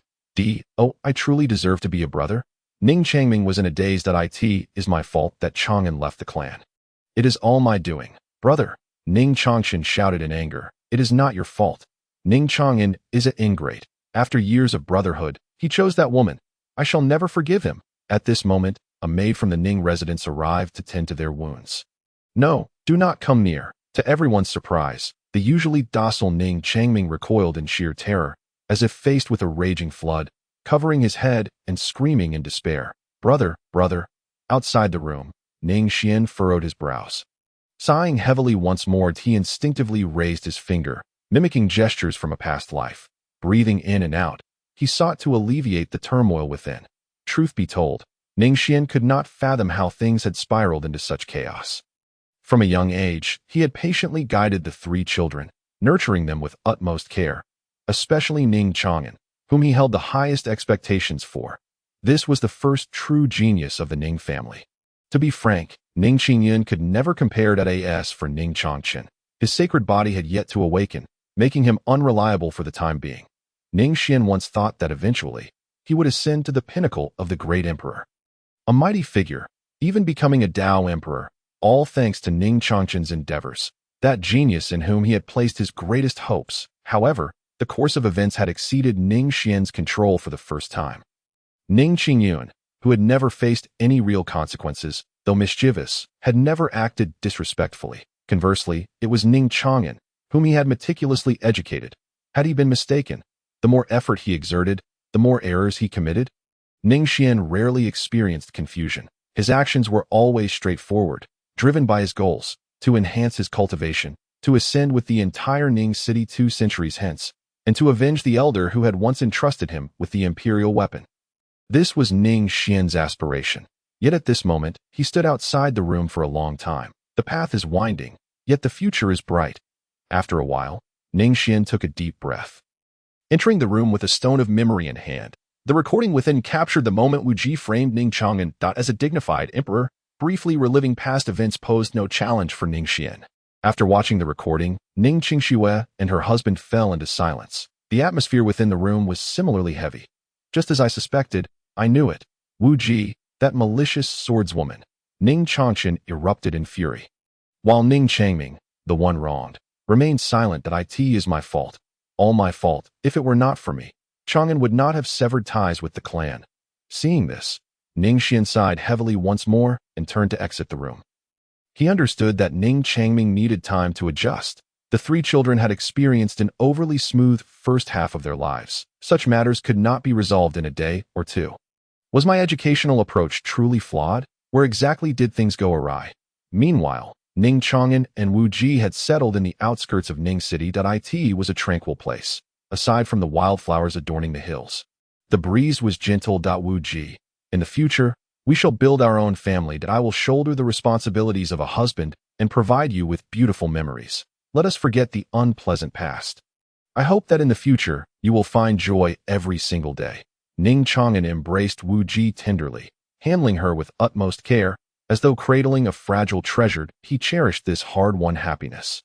Chang'an, dear brother, Wu Ji said, reclining in Ning Chang'an's arms, a smile brightening her once cold features. I have wonderful news. She caressed her belly, her face radiating with maternal warmth. I am with child. Is it true? I apologize. Wu Jia, I do not doubt you. I am merely overwhelmed with excitement. Ning Chang'an gently kissed Wu Jia once more. How fortunate he is to encounter a woman like Wu Jia. She will be the one he vows to protect with his life for all his days.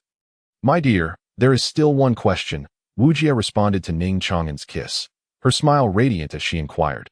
If one day I were to deceive you, would you be angry? Ning Chang'an paused, his forehead pressed against Wu Jia's, greedily inhaling the unique fragrance that belonged solely to her. Wu Jia, even if you were to deceive me 10 times, 100 times, 1,000 times, or for 10,000 years, I would forever love you. Only a man who can forgive a woman's lies is truly a man. Hee, is that so? Wu Jia replied ambiguously, her smile growing ever more enchanting. Wu Jia, you may not know how my life was before you appeared. Ning Chang'an mused to himself, I have a mother, yet it is as if I do not. I had no choice. I had no mother. I had nothing, and I could not find the meaning of my existence. But don't you have a grandfather? That is different. Ning Chang'an shook his head. choosing not to elaborate further. Despite the possibility that Wujia was the reason for his estrangement from his clan, how could one not possess a proud heart beneath such exceptional talent? In the Ning family, he was merely an inconsequential presence, perhaps even superfluous. Ning Chang'an self-deprecatingly smiled. Yes, I will accompany you from now on. Wujia embraced Ning Chang'an, and that warmth made him weep once more. What he yearned for was simply a warm embrace, that my dear. Do you love Wujia or the Ning family? I love Wujia. Ning Xian's response was devoid of any hesitation. I am prepared to never turn back. Do you love your brother or Wujia? I love Wujia. Do you love your grandfather or Wujia? I love Wujia. I love you. Ning Chang'an pressed his lips tightly against Wujia's until she could scarcely breathe. I, Ning Chang'an, swear to the heavens that I will forever love Wujia. Behind him, Wujia, held tightly in his embrace, wore an inscrutable expression. Happiness is fleeting, alas. It is but a momentary flicker, like grains of sand slipping through one's fingers, impossible to grasp or retain. The following period felt like paradise to Ning Chang'an. Wujia would wake him each day with punctuality, even chiding him. She was not merely like a wife. She resembled an ethereal elder. Any prior concerns about his estrangement from his clan had vanished in that moment. Tears streamed down Ning Chang'an's face that he could feel more keenly than anyone else. I am living in happiness. Yet, beautiful moments are always brief. Just before the birth of their child, on that day, Wujia prepared a lavish feast for Ning Chang'an. Awakened late, he rubbed his eyes, feeling somewhat disoriented. Wujia, what is the occasion today? Why have you prepared so much food? Ning Chang'an asked, sitting beside Wujia and turning to gaze at her. The surroundings were adorned with blooming flowers. Butterflies danced around her, and under the sunlight, her exquisitely fair face shone with unparalleled brilliance. Even seeing her daily, at every moment, for years on end, one could never tire of such beauty. Her cool visage bore a naturally delicate smile. Yet when Ning Chang'an was near, that smile vanished, replaced by an expression that seemed forced and awkward. My dear, eat. Wujia gestured towards the feast prepared in the distance. Ning Chang'an did not hesitate, devouring his meal with great appetite. He had heard that finishing a meal prepared by another was a happiness in itself. Afterward, he returned to Wujia's side, but she seemed oblivious to his presence. She murmured to herself, "Child, you will soon be born. Unfortunately, you will not see that day." Ning Chang'an furrowed his brow, instinctively sitting up straighter. Wujia often spoke in mysterious terms, but today her words startled him. "Wujia, what are you saying? Who will not see that day?" Wujia did not respond to Ning Chang'an's inquiries. She merely smiled coolly, gazing into the distance that a majestic city was faintly visible on the horizon. That place was Ning City. My dear, do you remember the promise you made to me back then? I remember. Ning Chang'an nodded vigorously, wishing to reassure Wujia. Today's Wujia felt unfamiliar to him.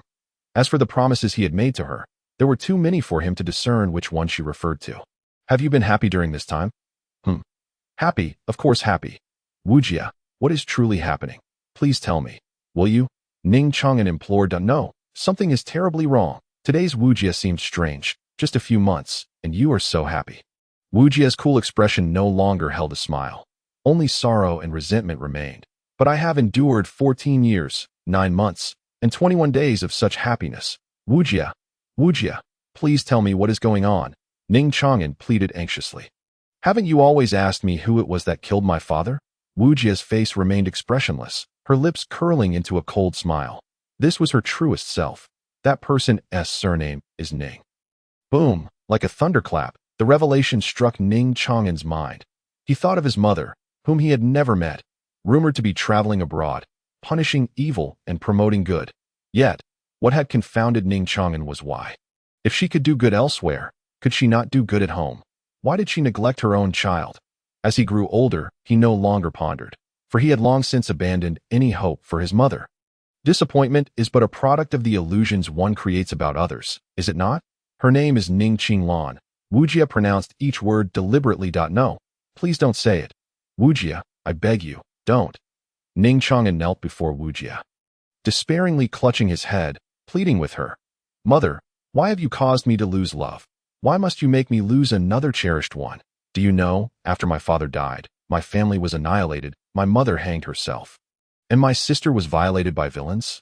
No, please, do not say any more. Thud, Thud, thud. Ning Xuan, in unbearable pain, struck his head against the ground. Wujia watched him in silence, her thoughts beyond comprehension. You have experienced happiness for merely 2 or 3 months. And yet you cannot let go. But I have endured 14 years that I am sorry. I am guilty. I am guilty. Ning Xuan wept inconsolably. Beneath his stubborn exterior lay a fragile and easily shattered defense. He was so fearful of losing Wujia. What has happened has transpired. What use is an apology now? Your apology will not bring my father back to life. Your apology will not restore my family. But, Wujia, I love you. I love you. I can provide you with a home. Ning Xuan repeatedly vowed. Wujia scoffed lightly, but did not even have the desire to respond. The revenge would begin with Ning Xuan. The most outstanding genius of the Ning family, Wujia revealed a cruel side. The food you consumed, which you believed was a loving meal, was unfortunately laced with poison. Even if you possess the cultivation of a tribulation survivor, there is no possibility of survival, not even with the cultivation of a saint. Quietly await your demise. As the words of the warrior maiden came to an end, Ning Xuan felt his entire body stiffen. It was as though he had suddenly lost all strength. Lying beside the warrior maiden, tears mingled with dirt upon his handsome face. The warrior maiden gazed at him on his visage. There was no trace of the anticipated anguish and fury, only a sense of relief and liberation. You do not hate me? The warrior maiden continued to look at her. No, this is not your fault. Ning Xuan's response remained unchanged from the beginning. He smiled with a sense of acceptance. To conclude everything in this manner was quite agreeable. In this wretched world, I shall never return. Warrior maiden, may I ask one last favor of you before I depart from this life? Speak. The warrior maiden regarded him with indifference, her icy demeanor shifting momentarily.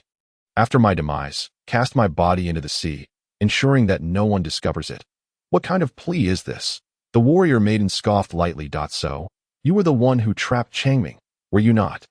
A hint of remorse finally flickered across Ning Xuan's face. That I have wronged my aunt and the others. This miserable world. I vow never to return in my next life. Ning Xuan closed his eyes, awaiting the arrival of death. Sleep now, sleep deeply.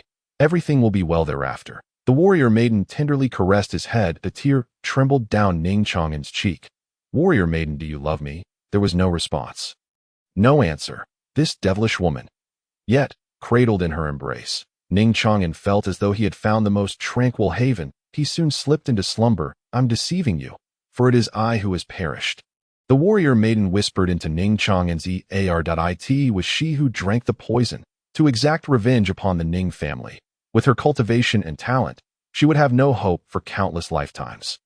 The Ning family was simply too formidable. Yet, as the saying goes, for the sake of vengeance, she would sacrifice everything. Including her own life, she was willing to use her existence to lead Ning Xuan down a path of no return.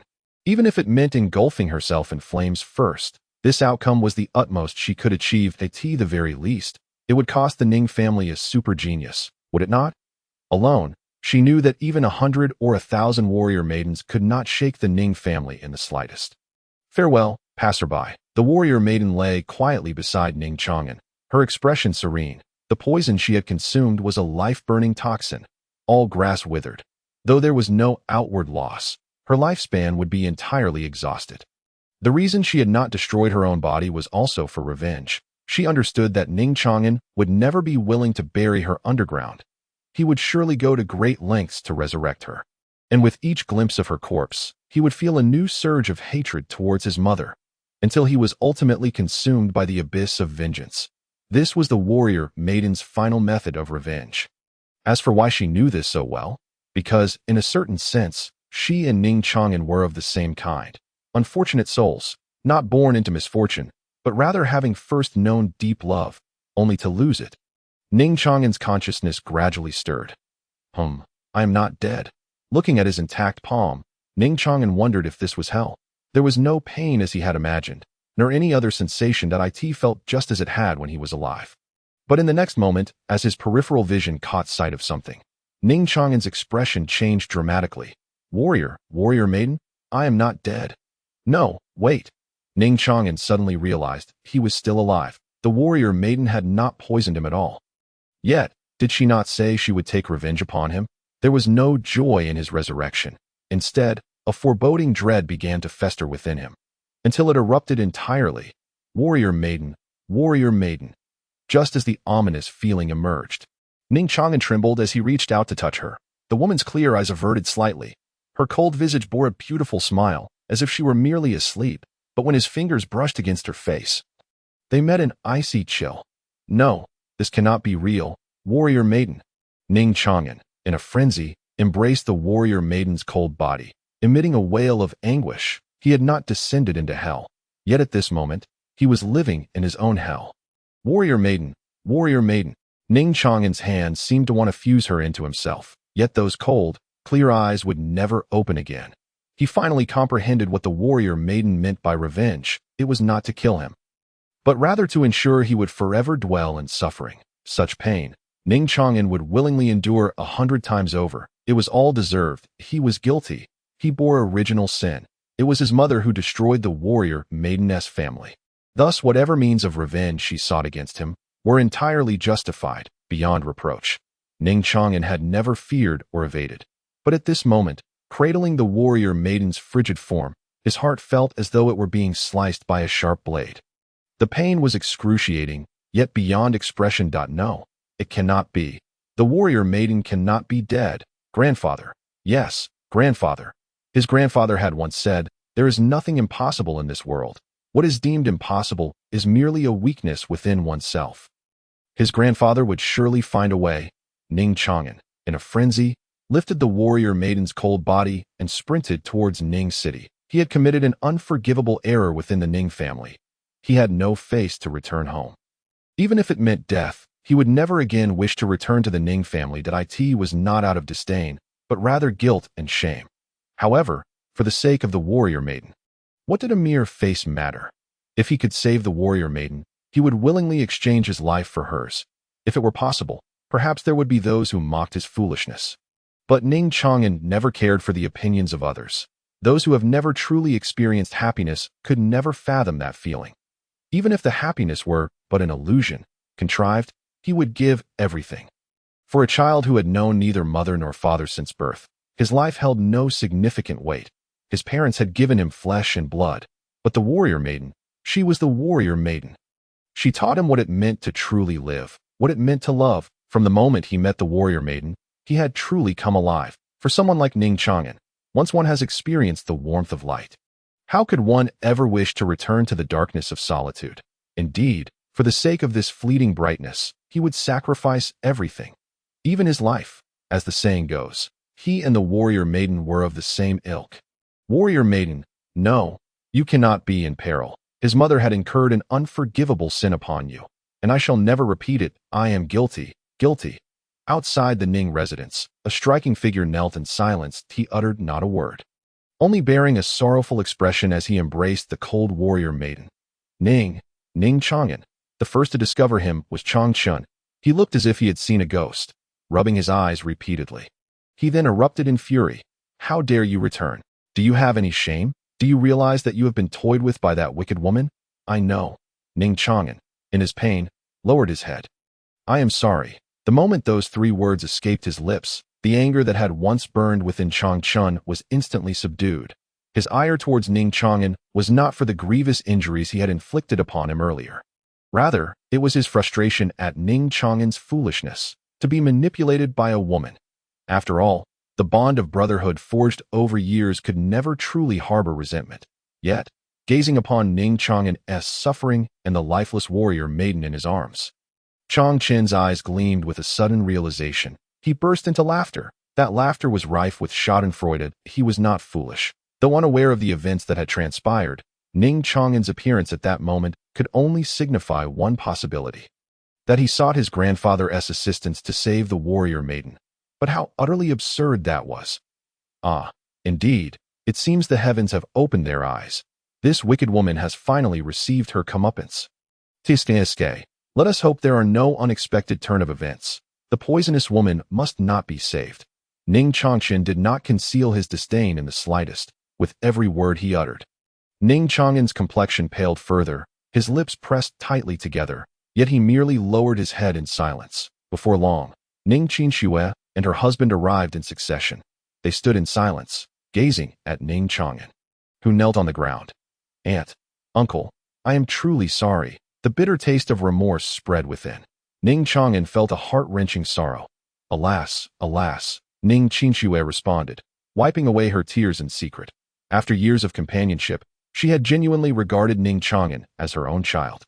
As for Zhang Bairan, his usual good-natured demeanor was overshadowed by a cold expression, offering no response. With their eldest son rendered incapacitated and the youngest gravely injured, was it reasonable to expect him to immediately accept and forgive the one he deemed the culprit? Ning Xuan, this was, after all, a rather unrealistic expectation for a father. Aunt, Ning Xuan trembled as he pleaded. Could you perhaps seek out grandfather and ask him to intervene and save Wujia? What? Impossible. Ning Xuan interrupted furiously. You know that this wicked woman deliberately framed my brother. He is now so traumatized that he dares not step outside, terrified of any woman he encounters. I am sorry, seemed to be the only words he could muster. The bitterness lingered in his mouth. Ning Xuan expressed his guilt. There are hidden circumstances behind this incident. Wujia is not to blame. It is my Ning family that has wronged her. I have wronged your mother. Ning Xuan's temper flared. He unleashed a torrent of curses upon Ning Xuan, who could only endure in silence, his heart heavy with sorrow. Take him away. Ning Xuan gestured discreetly to Zhang Bairan. Reluctantly, he covered Ning Xuan's mouth and led him away. Ning Xuan, you scoundrel. Ning Xuan's shrill cries echoed from a distance. That haven't you always been so clever since childhood? How can you not comprehend such a simple matter? Never let a woman's tears deceive you. We are all human. We are all the same. If a woman feels discomfort, she undoubtedly does so intentionally. Can you truly make others uncomfortable and remain unaware? Fool, scoundrel, do not be deceived by a woman. Ning Xuan's voice gradually faded until it was entirely inaudible. How could Ning Xuan not be aware of what Ning Xuan said? Yet, he understood that no matter how grave the mistake, if Wujia cried, it was his fault, for he had promised her that he would forever forgive her lies. The bitterness in his heart deepened, yet he did not voice this thought. Instead, he gazed pleadingly at Ning Xuan. Aunt, I am truly sorry. I am so sorry, I assure you. I will be obedient from now on. But just this once, I implore you to seek out grandfather and have him rescue Wujia, please. She is all I have left. All I have left. Finally, tears streamed down Ning Xuan's face. He was not as strong as he appeared to the outside world. In truth, he was more fragile than anyone, and Wujia represented his most authentic, vulnerable self. Child, do not cry, Ning Xuan said, her own tears flowing as she watched Ning Xuan weep. That I will seek out your father. Aunt, he sobbed, I am not human. Ning Xuan cried uncontrollably, wailing aloud. Ning Xuan could only soothe him gently. I promised your sister that I would take good care of you. In the Ning residence, the secluded space, Ning Xuan's voice rang out. Father, are you there? Ning Xuan felt a wave of irritation. How could he not be aware of Ning Xuan's arrival? Yet, he had no desire to see him, especially upon learning the purpose of his visit. Save Wujia? Ning Xuan scoffed coldly. That is impossible. Even if the heavens were to fall, it would not happen. He would prefer Wujia to vanish without a trace, never to resurface. Only then might Ning Xuan have a chance of salvation. As for saving Wujia, that is nothing short of a joke. Not here. Ning Xuan's voice echoed out. Outside, Ning Xuan let out a bitter laugh. After all, she was the only child of Qinglan, and she had promised to care for Chang'an. Once those words left her lips, a change washed over Ning Xuan's expression, culminating in a furious punch against the ground. Grandfather! Ning Chang'an's eyes glistened with moisture as he beheld the figure clad in dark robes before him. He understood that Ning Xuan was not a heartless man. They say no one knows a child better than their father. Likewise, only a child can truly see through their elders. Yet, most elders often overlook this truth. That I beseech you, save Wujia. Ning Xuan placed Wujia before him, banging his head against the ground in desperation. Each thud echoed painfully. Before long, the ground was stained crimson. Enough. If no one intervened, there would be little doubt that Ning Xuan would harm himself. A flicker of compassion crossed Ning Xuan's eyes. After all, he was his own grandson. No matter how strained their relationship, blood ties could not be severed so easily. The bond of blood is not something that can be articulated in mere words. No one is infallible. Who among us does not err? especially a mere 18-year-old child. Had he not always taught Ning Xuan that life is a series of failures and mistakes? Where does success originate if not from the lessons learned through repeated errors? No one is exempt from making mistakes, not even a prodigy like Ning Xuan. Yet, when his gaze fell upon Wujia, Ning Xuan's heart turned icy. Give me a reason to save her, and for over a decade of kinship. You would betray your family for a woman? Convince me that a reason to save Wujia. Was it not true that grandfather could indeed intervene? Ning Xuan felt a surge of hope, followed by an overwhelming tide of regret and bitterness flooding his cheeks. Accompanied by silent tears, Ning Xuan seemed to say nothing, yet his gaze avoided meeting Ning Xuan's eyes. Grandfather. Ning Xuan knew that regardless of how indifferent Ning Xuan appeared, he was not a heartless person. Wujia was the first to enter my life. She was like a gentle light, pulling me from the cold, rigid darkness. With her presence, loneliness ceased to be terrifying, nights were no longer cold, and the chilling winds lost their desolation. Ning Xuan radiated warmth from his heart, but Ning Xuan coldly interrupted him. Insufficient. The family has never lacked in caring for you. Whether it be Ning Xuan or Ning Xuan, they have genuinely treated you as their own brother and child. Though you lack biological parents, do Ning Xuan and her husband not offer you more than parental affection? Ning Xuan fell silent for a moment, just as Ning Xuan began to grow impatient. Ning Xuan finally revealed a smile that was both despairing and liberating. Grandfather, do you truly want to know? Ning Xuan spoke each word with deliberation. Ning Xuan's expression turned to one of shock. The man who typically remained unflappable in the face of calamity now furrowed his brow tightly. Yet he did not interrupt Ning Xuan's discourse. 18 years. My mother sent me only 3 letters. Each one urged me to obey you, to avoid disappointing you. But grandfather, you have disappointed me greatly. Scoundrel. Ning Xuan rarely lost his temper. 4,000 years had refined his temperament to depths akin to the deep sea. Yet this calm facade crumbled before his own kin. That I have disappointed him. What audacity! Truly a most unfilial grandson. Ning Xuan's anger bubbled to the surface, yet Ning Xuan remained expressionless, devoid of fear or retreat. Perhaps this was his first and last opportunity to open his heart. I cannot find the meaning of my existence. My mother urged me to heed your words, believing that if I excelled in everything, you would care enough to commend me, perhaps even return once she was satisfied. Yet, she has never looked back, and neither have you. Such is the reality? Indeed. Ning Xuan gritted his teeth, a visage twisted with rage. Pray tell, where have I wronged you? Grandfather, are you aware that the most profound fairness often lies within inequity? Ning Xuan, in his despair, burst into laughter. A tapestry of grievances, hopelessness, and years of suppressed anguish seemed to converge at that moment. I have strived for excellence in all that I do, yet what has it yielded? You regard Ning Xuan and Ning Changming with the same indifference as me. What then is my worth in this existence? Ning Xuan and Ning Changming have loving biological parents, but I am bereft of such ties. I possess nothing, absolutely nothing. Ning Xuan cried out in fervor. In my recollections, this was the first time he spoke to Ning Xuan in such a manner. I have given my utmost. Yet why? Why must it still be this way? Ha ha ha ha. I am beginning to understand. You have never truly cared for me. Your concern has always been rooted solely in blood relations. Has it not? Just as with Ning Xuan and Ning Changming, who are all your grandsons, hence your uniform treatment. But grandfather, Ning Xuan wept and laughed simultaneously, furiously pounding his head. What I have longed for was never this. I have lost my mother, and within this family, I find no value in my existence. If I were to be regarded as refuse, as worthless, as a fool, I could remain blissfully ignorant. Ning Xuan's handsome visage bore the marks of coldness. His voice cracked, hoarse from his cries, yet I possess a keen intellect.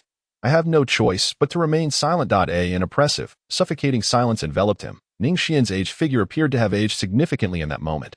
Is this then the rationale behind your betrayal? Ning Xuan turned away, his voice equally hoarse. This answer was indeed something he had never contemplated. The emergence of the warrior maiden was merely the consequence. The root cause lay within Ning Xuan's psychological turmoil. Warrior maiden. She imparted to me the beauty of existence, enabling me to discover my value in life, and that suffices. Ning Xuan lowered his gaze, fixating on the lifeless body before him. That a tenderness, previously unfelt, glimmered in the corners of his eyes. just as you did for your beloved grandmother Jiang Yun.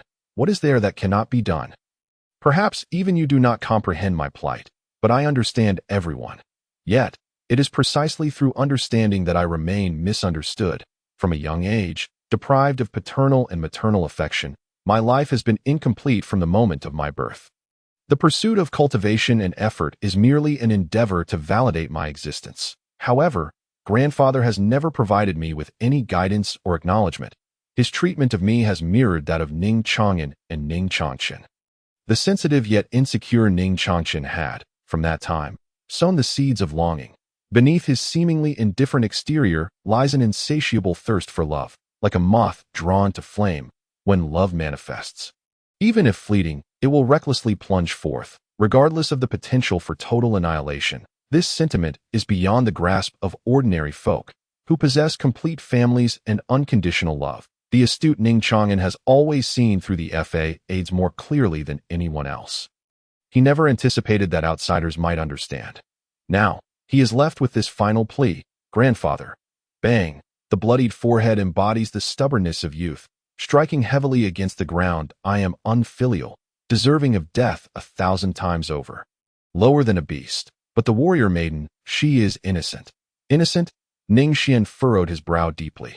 Ning Xuan rephrased his plea. The child is blameless. The warrior maiden has already borne my child. Grandfather, I implore you to save her. And in return, I shall offer my life. What my mother owes her, I owe her even more. Ning Xuan's voice was hoarse and bitter. Regardless, the child remains innocent. Silence. Ning Xuan was quiet for an extended moment. He gazed at Ning Xuan and let out a heavy sigh. The journey of life is long and fraught with challenges. Errors are inevitable. There is no obstacle that cannot be overcome, no mistake that cannot be made. To recognize one's faults and amend them is a great virtue. Grandfather, Ning Xuan trembled. Afterwards, you must sincerely apologize to your aunt's family. She truly regards you as her own son. There is nothing that cannot be surmounted. I believe you are not a foolish person. Lift your head and strive to be a better person. Grandfather. Tears streamed down Ning Xuan's face in an instant. His head hung low, the mingling of blood and tears saturating his eyes. Grandson, unfilial. Boom. Ning Xuan, having said enough, ceased further dialogue. With a pointed finger, he directed a surge of vitality into the warrior maiden's body. Buzz. A rich life force surged from Ning Xuan's fingertip into the warrior maiden. For an ordinary family, her death would warrant mourning for 7 days.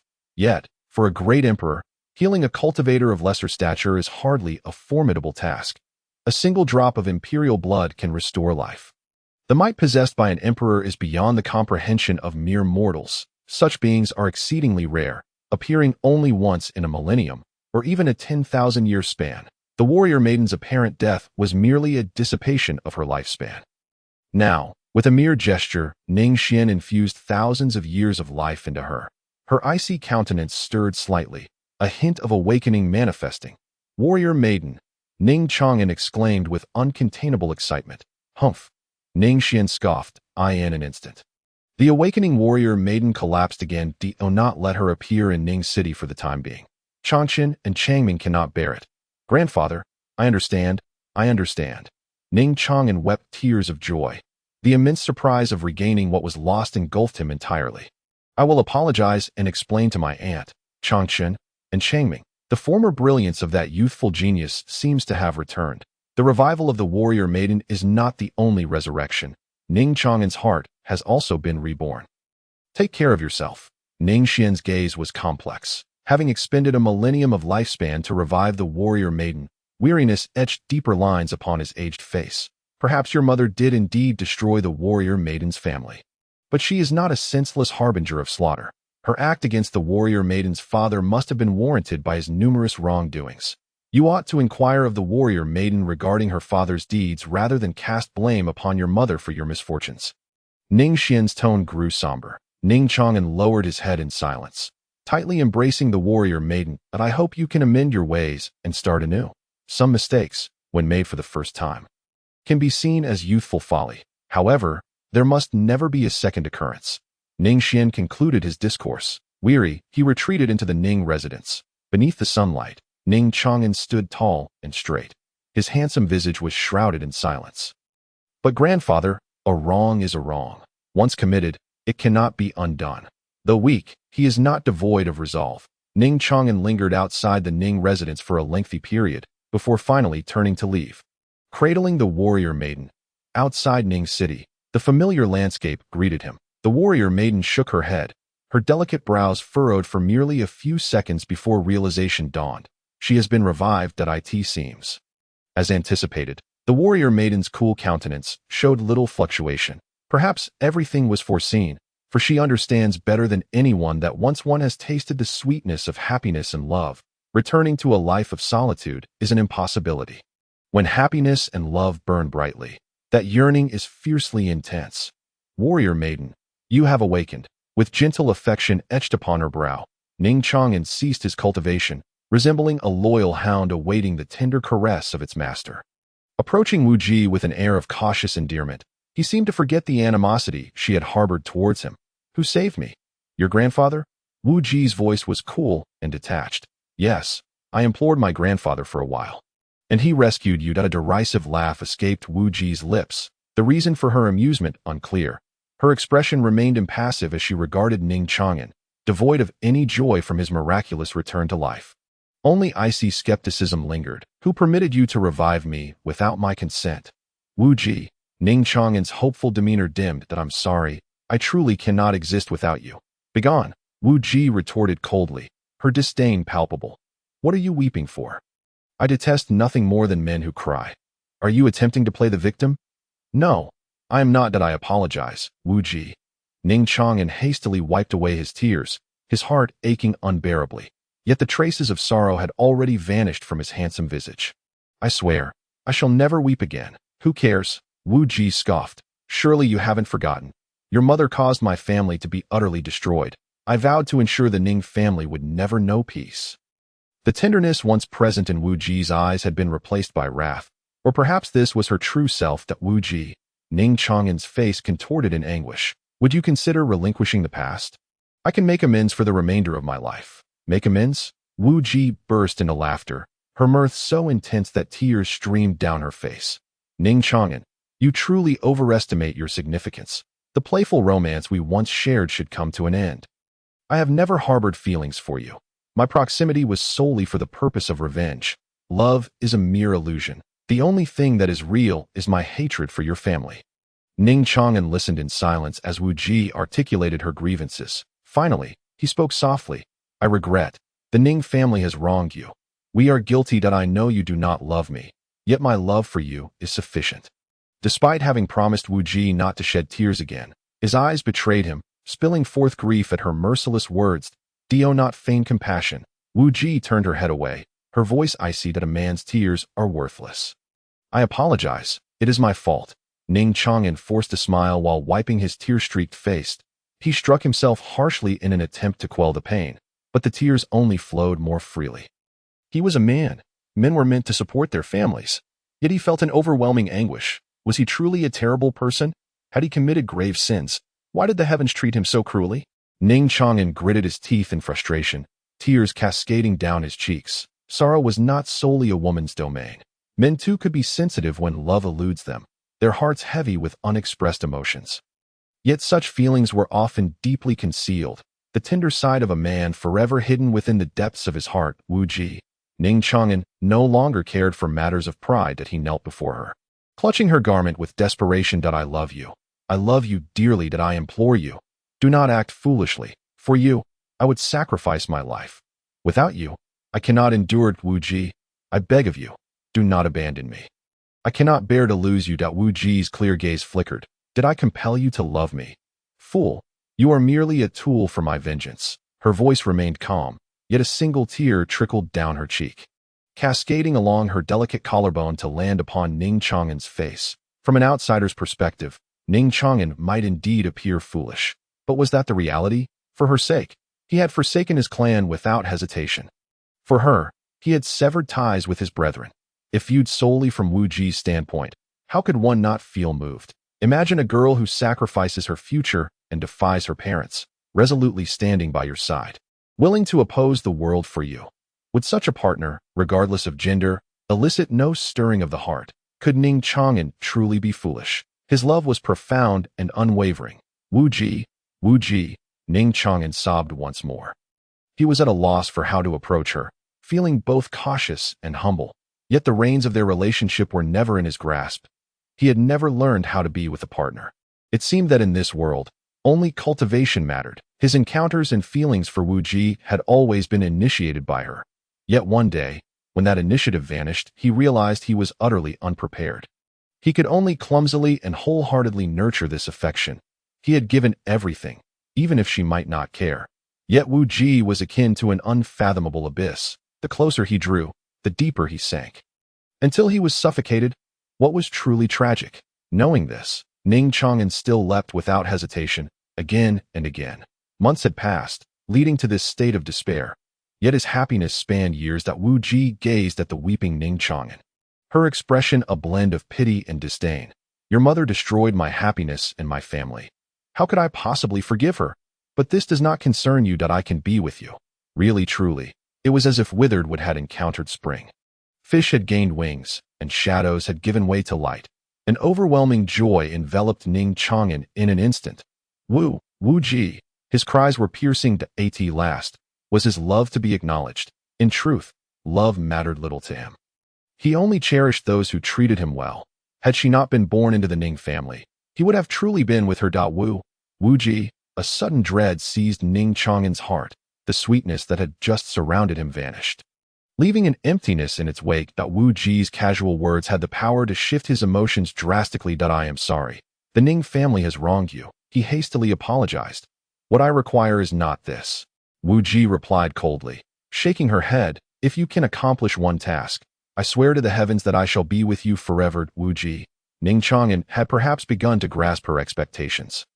You want me to kill Ning Chang'an and Ning Changming, do you not? The vendetta against my father is insurmountable. I want you to eradicate the Ning lineage. Only then will my resentment dissipate. Ning Chang'an remained silent. Under the sun, one half of his face basked in warm light, while the other was shrouded in Wu Ji's shadow. Wu Ji seemed unhurried for his response, for she already knew the outcome. Minutes later, his somewhat hoarse voice finally emerged. Wu Ji, will you deceive me this time? You may choose not to believe me. Wu Ji replied coolly. I apologize. I should not doubt you. Ning Chang'an buried his head in Wu Ji's embrace, surrendering entirely to her shadow. To him, she was never a choice, but the only option. Wait for me. I shall return swiftly. Then we shall venture to a place where no one can find us. Just you and I, to start anew. Ning Chang'an's resolute footsteps gradually faded into the distance, heading towards Ning's city. Wu Ji gazed at his retreating figure, her clear eyes momentarily flickering with emotion, yet they swiftly regained their tranquility. To a tree, its leaves are significant, but the tree itself remains indifferent to the loss of a single leaf. With a rustle, Wu Ji drew forth a sharp blade, slicing into her abdomen. Before long, two infants emerged. Wu Ji's complexion turned pale, yet a trace of tenderness lingered in her clear gaze. The two infants were evidently born prematurely. Clinging to the last vestiges of life, Wu Ji carefully placed the infants beside her, preserving their fragile existence. Once everything was arranged, she softly murmured, "Farewell, Ning Chang'an, in the next life. May you never cross paths with a woman as wicked as I. Those who believe in a woman's promises are but fools."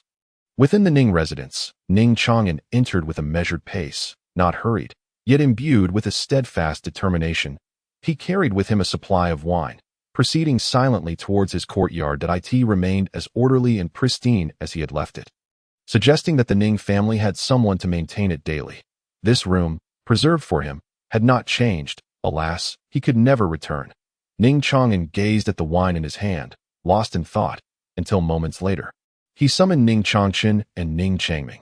This cup, I raise to you both in honor of Wu Ji. I apologize, especially to Changming. Ning Chang'an's heart was heavy with unspoken burdens, and as he drank, the taste was bitter. In stark contrast to Ning Chang'an's sardonic remarks, Ning Changming was overjoyed to see Ning Chang'an's return. He had long blamed himself for Ning Chang'an's departure, feeling an inescapable sense of responsibility. Had he not naively gone to meet Wu Ji that fateful night, perhaps none of this would have transpired. Chang'an, your return brings me immense joy. Truly, I am glad, Ning Changming exclaimed, his smile mixed with tears, as if he had finally emerged from the shadows of the past, at least outwardly. Intolerable to alcohol, Ning Changming soon succumbed to inebriation. Collapsing onto the table in his slumber, he clutched Ning Chang'an's hand tightly. "Brother, we are brothers." Ning Chang'an's handsome visage bore a hint of distraction, concealing the tumult of his thoughts. "Unforgivable, that cursed demoness. I shall surely kill you in the future." With that, Ning Chang'an, lost in his drunken stupor, also fell heavily onto the table. The only one still conscious was Ning Chang'an, who looked upon his defenseless brothers with a complex expression that he extended a hand, then withdrew it, only to repeat the motion. "Once I kill that demoness, Brother Chang'an will surely be better," Ning Chang'an murmured in his sleep, prompting Ning Chang'an to bow his head. "I can no longer turn back. The mistakes I have made will forever be etched upon me. I am sorry. I merely sought my own happiness." His gaze, once filled with uncertainty, transformed into one of resolution, a liberation from doubt. He had finally come to a decision. Whether right or wrong, there was no need to dwell on trivialities. As long as he pursued what he desired, was that not enough? Why ponder so much? His only wish now was to safeguard his happiness with Ji Yao. For that, he would sacrifice everything. With a swift motion, Ning Chang'an raised his hand, instantly severing the spiritual connection between himself and Ning Chang'an. The two brothers, still ensnared in slumber, cried out in anguish, but Ning Chang'an had already prepared. Their cries would not reach the ears of outsiders. Today he had come to atone, hoping to be welcomed back into the family. Thus, the two brothers had arrived at the banquet unguarded.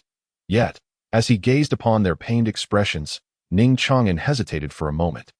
Wu Ji had demanded their lives, but how could he harm those he had considered brothers for over a decade? Yet if he spared them, how would he answer to Wu Ji? "I am sorry. I only wish to pursue my own happiness. You have uncles and aunts, but I have only Wu Ji."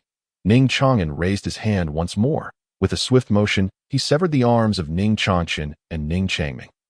In doing so, he could at least provide Wu Ji with an explanation. Next, he activated the soundproof barrier. Soon, the scent of blood would permeate the air, and others would undoubtedly discover it swiftly. Ning Chang'an cast one last glance at the Ning residence. His expression complex. "Farewell, my home to in this lifetime. I shall never set foot here again." He felt he had lost all face to confront anyone else. With a swift motion, he departed, leaving the Ning residence behind, hoping that Wu Ji would not be angry.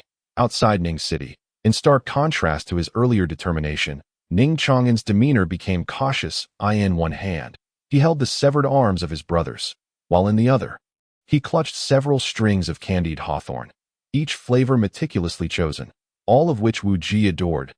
He hoped this would win her acceptance. Wu Ji, he approached the home of his memories with a heart full of trepidation.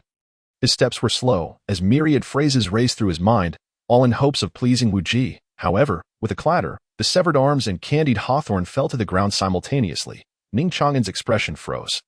His eyes seemingly drained of all color. Moving forward in a daze, Wu Ji lay there, as lifeless as before, exquisite, like a finely crafted statue, sprawled upon the ground. Ning Chang'an's trembling hand extended towards her. He knelt beside Wu Ji, burying his head in her embrace. Silent tears flowed freely once more. "Wah wah, wah." The cries of two infants echoed nearby. Yes, their children. Ning Chang'an's head snapped up, his face contorted in pain and desperation. As if he had grasped a lifeline, he had no time to contemplate Wu Ji's departure. There was no room for anger. His mind was a blank slate, like a soulless puppet. Wu Ji was dead, and his heart had perished with her. Frantically, he slung the two infants onto his back, cradling Wu Ji carefully, and set off towards Ning City once more. Ning Xuan, he had no other recourse but that grandfather. Only Ning Xuan could save Wu Ji. The cries rang in his ears, the atmosphere oppressively heavy. The two young masters of the Ning family had been incapacitated once again, and chaos reigned within the Ning household. Ning Chang'an remained oblivious, continually bowing in supplication. "Save Wu Ji, save Wu Ji." His voice had grown hoarse from shouting at long last. A figure, cloaked in ink-stained shadows, appeared before the gates of the Ning residence. A murderous intent, a pure and frigid malice surged forth. Ning Chang'an's breath caught in his throat. With tears streaming down his face, he called out, "Grandfather." Yet that figure did not cast him a single glance. "This is your great-grandson. Please look." Ning Chang'an desperately presented the two children he carried. tears streaming as he gazed imploringly at Ning Xuan, that I know my sins are unforgivable, but for the sake of the children, I beseech you, save Wu Ji. Without their mother, their lives would be incomplete. This was the only justification he could muster. Regrettably, the aura emanating from Ning Xuan was one he had never encountered before, leaving him at a loss and filled with dread. Grandfather, I implore you, save Wu Ji. Ning Chang'an prostrated himself with all his might, pushing the martial sister further ahead. That I beseech you, I implore you, grandfather. The resounding thuds of his forehead striking the ground echoed throughout the Ning residence. Yet the figure across from him remained unresponsive. After a prolonged silence, a hoarse voice finally emerged. Chang'an, I have said that making mistakes is not to be feared, provided one is willing to amend them. No one is infallible. I have always believed that you have the capacity for change. The voice bore no trace of anger, but instead resonated with a disquieting depth. Ning Chang'an trembled. Grandfather, I was wrong. I plead for your mercy to save the martial sister. No, you do not truly understand your error, Ning Xuan replied, shaking his head, pain etched upon his aged visage. If you genuinely recognized your faults, it would be less dire. The tragedy of kin turning against kin is profoundly sorrowful. Yet, we find ourselves without alternative. Grandfather? Ning Chang'an's pupils constricted, his entire being drenched in cold sweat. He fixed his gaze upon Ning Xuan, whose eyes held nothing but fear, despair, and a flicker of vengeful fire. You intend to kill me? This should not be the case. It cannot be. Ning Xuan offered no response, his silence serving as an answer as he advanced towards Ning Chang'an. Step by step, his forbearance had always been finite. There is a saying that goes, rather than reform, it is better to incinerate. Yet, this was his own grandson. Ning Xuan had no intention of taking his life. But transgressions always bore consequences, especially when Ning Chang'an showed no sign of remorse. If things continued down this path, it would only spiral further out of control. Thus, Ning Xuan resolved to incapacitate him, this once promising prodigy upon whom he had placed such high hopes. Perhaps it would be better for him to live an ordinary life, safely until death. You wish to kill me? To kill me? Ha! With Ning Xuan's aura suffocating him, Ning Chang'an struggled in vain, unable even to raise a hand. Instead, he laughed maniacally, his expression twisted with unprecedented despair. Grandfather, to slay your grandson? How horrifying! Even he had spared Ning Changming's life on 2 occasions. Yet now, his own grandfather seeks to end him. Ning Chang'an ceased to resist. His eyes remained locked onto Ning Xuan, filled with deep-seated resentment and boundless hatred. Ning Xuan, however, remained indifferent. That he raised his hand with an air of cold detachment. While Ning Chang'an was indeed a genius, and an investment in him could yield substantial returns, to Ning Xuan, such investments were merely tools. When a tree grows too large to be altered, the best course of action is to uproot it early. I hate you. I despise all of you. One who gave me life yet offered no care. The other who raised me yet bestowed no love.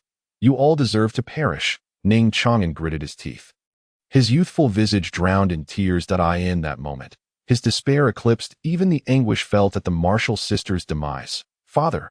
A staggered figure rushed in from a distance, nearly collapsing at Ning Xuan's feet. Yet her hands clutched him tightly. Qingxue, release him. This wretch cannot be spared, Ning Xuan stated with an expressionless face. Father, he is still but a child. How can a child be devoid of mistakes? Please, forgive him this once. Ning Qingxue implored through her tears. That Chang'an has grown under my watch.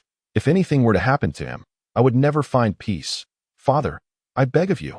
Ning Xuan furrowed his brow, casting a cold glance at Ning Chang'an, who clenched his jaw defiantly, like an abandoned lone wolf, stubbornly meeting his gaze despite his immaturity, baring his fierce fangs. Chang'an, please admit your fault.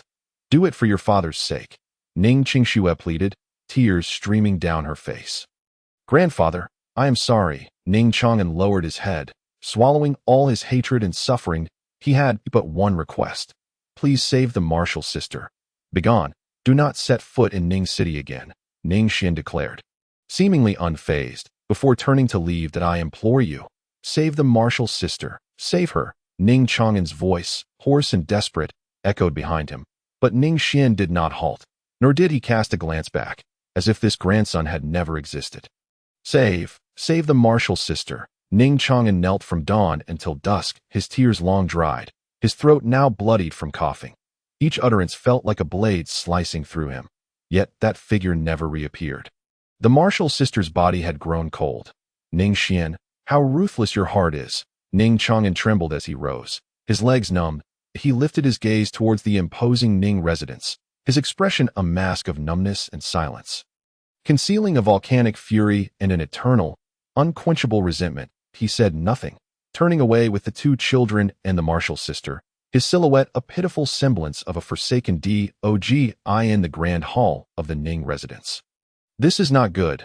Zhang Byron managed a strained smile, his head bowed, pallor evident upon his face. There's still no change. Ning Xuan sighed heavily. Ning Changchen and Ning Changming had both experienced a setback in their cultivation. Severed limbs could regrow, and spiritual meridians could be mended, allowing for a fresh start in their training.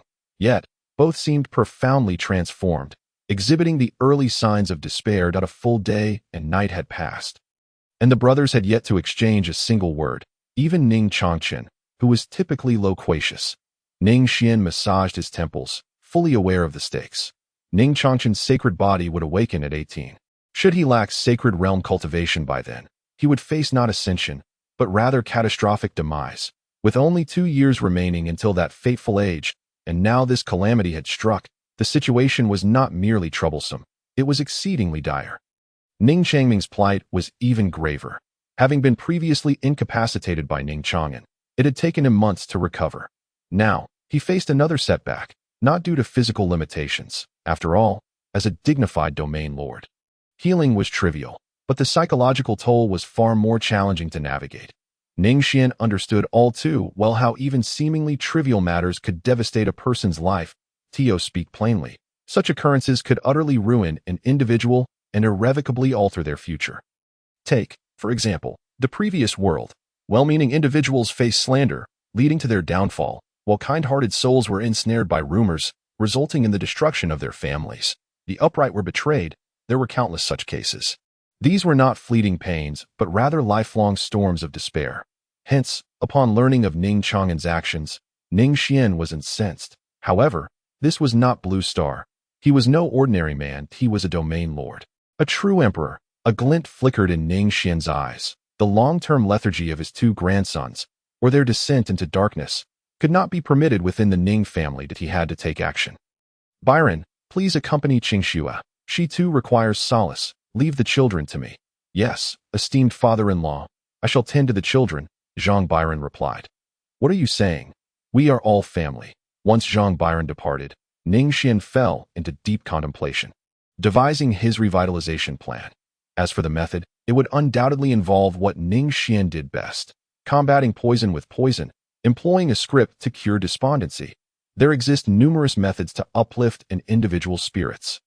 For Ning Xuan, who has lived for over 4,800 years and possesses memories from 2 lifetimes, this certainly does not pose a challenge. In truth, human nature is universally interconnected.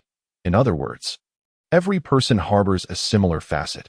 This aspect can be exploited. It is only those whimsical youth who novelly believe themselves to be extraordinary. They often adopt a self-centered perspective, perceiving themselves as the protagonists of the world. Of course, this is not meant as a disparagement. Each individual traverses this path in their own way. Presently, Ning Changchen finds himself within this very age bracket. In his world, black is black, and white is white. Yet, the world has always been a delicate shade of gray. When he gradually learns to accept all that is unchangeable, perhaps that will mark the day of his maturation. Naturally, Ning Xuan hopes that such a day will never arrive. The struggles of an adult can be profoundly burdensome. Maturity does not inherently signify a positive transformation, for with it comes the numbness and mechanical nature of existence. Child, this script, whether planned or not, must unfold. Ning Xuan sighed. Initially, upon the arrival of Ning Chang'an, his expectations for Ning Changchen were not particularly high. Since the child was merely a child, it was best to allow him to enjoy his youth. In terms of script utilization, Ning Xuan has become considerably more cautious. Such actions could genuinely alter the trajectory of a person's future. What is this? Deceiving individuals at will. Manipulating the course of fate. At first, one might feel exhilarated, akin to a deity. They can mold their offspring into their desired forms. He envisions what his grandson should be. In a certain sense, as long as Ning Xuan orchestrates the script meticulously. The young members of the Ning family, still in their infancy and devoid of discernment, can grow into the figures he wishes to see, whether it be Xiao Yan, Han Li, or Zhang Fan. It is no exaggeration. Ning Xuan could easily cultivate them en masse. However, he refrains from doing so till he has gradually fallen into silence, realizing the latent harm of scripts, much like Truman's world. Yet, upon discovering the falsehood, that everything is a facade, it would inevitably lead to collapse and despair. Life is not akin to the portrayals on television, where, regardless of the circumstances, the protagonist remains steadfast, optimistic, and unchanging.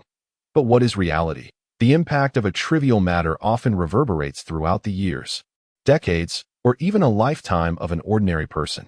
And what constitutes an ordinary person? Whether it be a prodigy like Ning Chang'an or a commonplace individual like Ning Changming, or even Ning Xuan himself. In truth, they are all merely ordinary individuals. Observing the experiences of the common folk often elicits a torrent of reflections and admonitions, suggesting how things should be or should not be.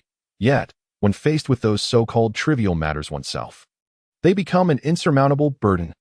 Oh, script, I truly wish to refrain from employing your assistance. Ning Xuan sighed once more.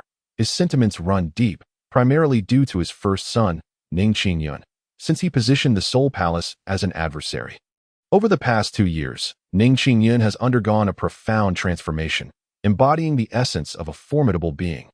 Yet, if in the future, Ning Yun were to uncover the truth, to what extent would the course of events unfold? His life, his pride, his anger and shame, and his glory, all culminating in the deliberate performance of another. Ning Xuan remained silent. Were he in the same situation, he too would inevitably crumble. Life, it seems, has lost its meaning. Thus, he has consistently sought to minimize the use of scripts. This is undoubtedly a double-edged sword. The more one utilizes it in the early stages, the more severe the repercussions upon its eventual recoil. However, to forego the script, following the so-called path of reality, Ning Chang'an stands as a cautionary tale. Despite Ning Xuan's efforts to impart wisdom and lessons from ancient texts throughout their upbringing, did they truly absorb it?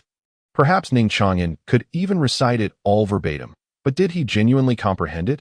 Or perhaps, due to familial estrangement, Ning Xuan's thoughts today have become somewhat scattered. There exists no perfect choice in this world. Every matter, seemingly convoluted, is, in fact, inevitable. Ning Xuan's gaze grew distant. He harbored no regrets, only realizations. Wisdom does not inherently evolve with age. Likewise, the growth of wisdom does not cease with the decline of age. He has always sought to avert misfortunes. But is that truly correct? Ning Xuan has never doubted himself. His convictions have remained resolute. Once a path is chosen, one must persevere to the end. Yet today, he has gained clarity on numerous matters. How is an individual's character ultimately formed? The answer lies in choices. Choices. Ning Xuan's cold gaze shimmered with newfound insight. He was mistaken from the very beginning. The path he chose while nurturing his 3 grandsons was flawed. He has consistently instructed the 3 on what is deemed right. Yet, he has neglected the most crucial element. That is, granting the 3 children the power of choice. It is akin to the most fundamental dilemma faced by those beneath a perilous wall, whether to save or not to save. In truth, the act of saving or not saving is irrelevant. What truly matters are the motivations and thoughts behind the choice. Though I appear to have made numerous correct decisions, it is precisely because of this that I have committed even more errors.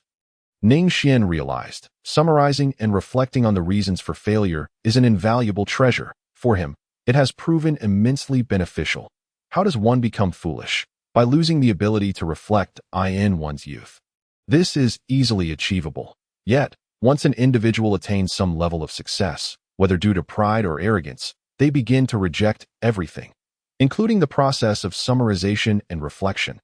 Thus, in a certain sense, such a person is rendered nearly obsolete. They may have achieved something, yet struggle to advance further. For life is not completed with a single victory. Life is a prolonged and seemingly endless marathon, rife with competitors. One must constantly adapt, in perpetually teaching the correct principles. Did he not forget to grant the 3 the right to choose, ultimately leading to Ning Chang'an's departure? Without practical choices, the more principles one reads, the more numb one becomes, ultimately losing their humanity. Reflecting on the teachings of these past years, Ning Xuan fell into silence. Moments later, he pulled his thoughts back. Given the circumstances, it is prudent to consider how to arrange the script. Clearly, different personalities require distinct scripts. Ning Xuan is strong-willed. He is far more resilient than his exterior age suggests.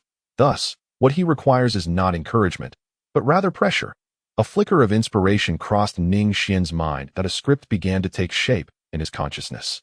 As for Ning Changming, having endured the devastation of his cultivation and the loss of his eyesight, witnessing Ning Chang'an's second betrayal while powerless to intervene, he now requires something entirely different, not pressure. For that would only lead to catastrophic consequences. What he needs is hope and encouragement. Forgive me, my two grandsons. This is the final script. The guilt lingered only for a fleeting moment before dissipating within Ning Xuan's heart. Then let us commence the script.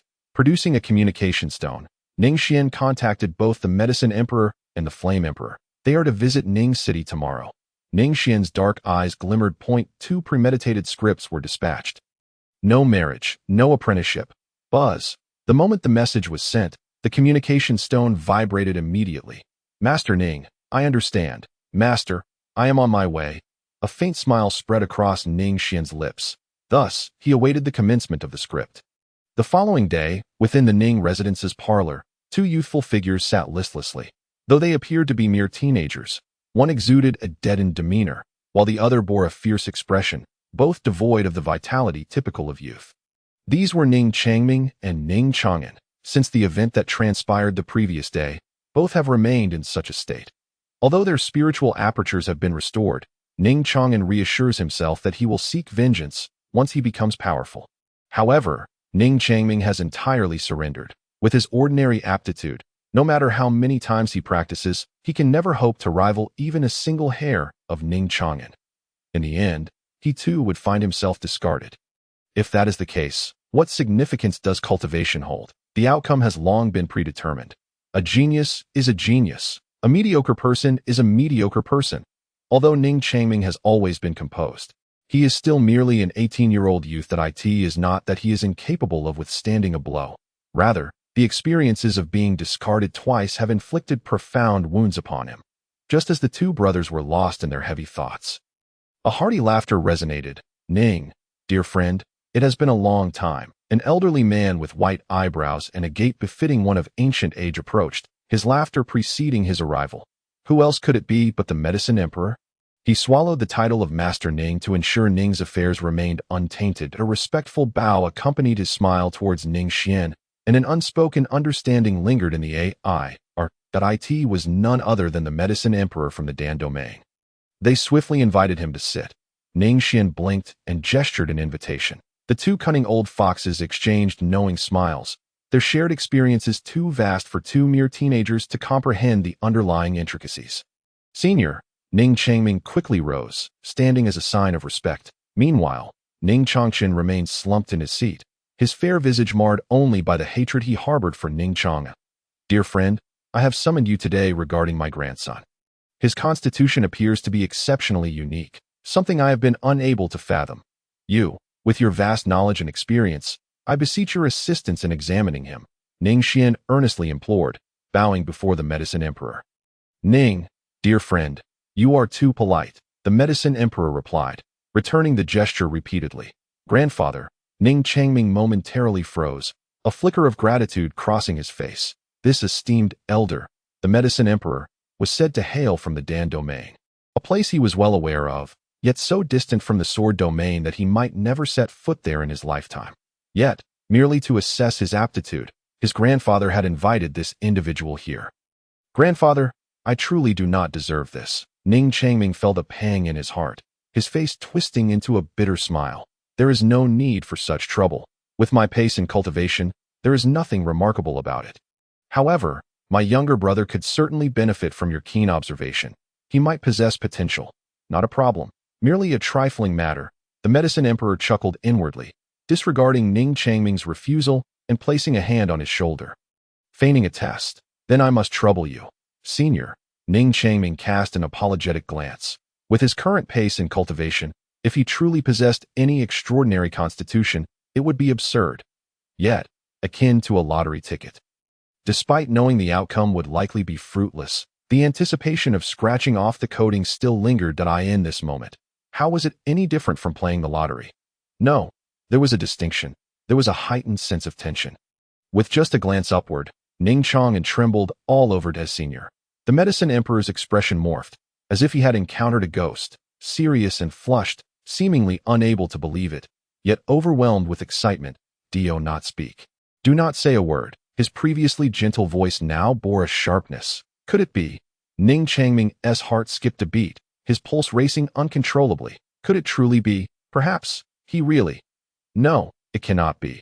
I am merely an ordinary mediocre person. Devoid of hope, though he voiced such thoughts, Ning Changming's gaze was fixated upon the Medicine Emperor's face, his palms growing clammy. Impossible. After a prolonged pause, the Medicine Emperor staggered back, as if all strength had been drained from him.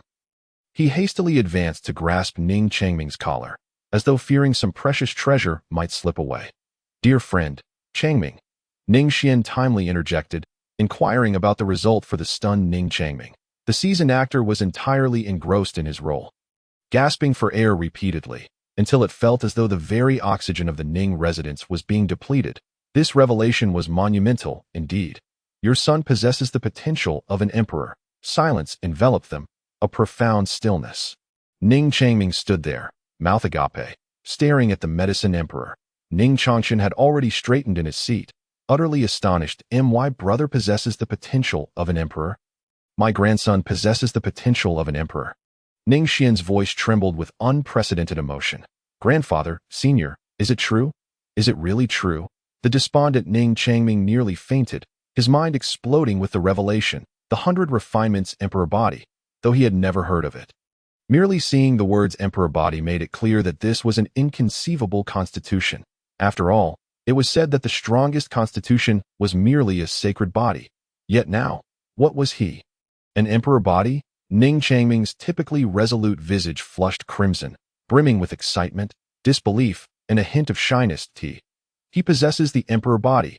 Indeed, the Medicine Emperor affirmed, his gaze ablaze with fervor, tightly gripping Ning Chang'an. Young man, do you wish to become my disciple and accompany me to the Dan domain for training? 10 years. No, 3 years. Noticing Ning Xuan's seemingly unsatisfied expression, the Medicine Emperor inwardly chuckled, though his face radiated exhilaration. No, 3 years is too long. 2 years. In 2 years, I will ensure you reach the sacred realm. 2 years to reach the sacred realm. Slap. Ning Changming smacked himself across the face. Was this a dream? 2 years to reach the sacred realm? Ning Changchen stood there, equally bewildered. Brother, are you defying the heavens? The Medicine Emperor, observing Ning Changming's expression, noted Ning Xuan's satisfied smile and felt a wave of relief wash over him. Both youths were rendered speechless by the notion of the emperor body. Yet, only the two cunning old foxes understood the truth, that there was no such thing as an emperor body. The strongest constitution merely consisted of the 10 sacred bodies and 3 supreme bodies. The so-called emperor body was nothing but a fabrication. 100 refinements. Was it not simply the white refinement? Of course, outwardly, neither of them would reveal a hint of their insight. Young man, do you wish to be my disciple? The Medicine Emperor proposed once more, appearing eager. Ning Changming recognized the same reaction he had when he first stumbled upon a treasure, even though that cherished object turned out to be nothing more than an odd-looking stone. Grandfather, what do you think? Ning Changming turned to Ning Xuan, who wore a proud smile, beaming with pride, not for himself, but for having such a grandson. That my grandson is no waste, while Ning Xuan did not respond verbally. His expression conveyed everything. Ning Changming felt a flicker of hope ignite within him.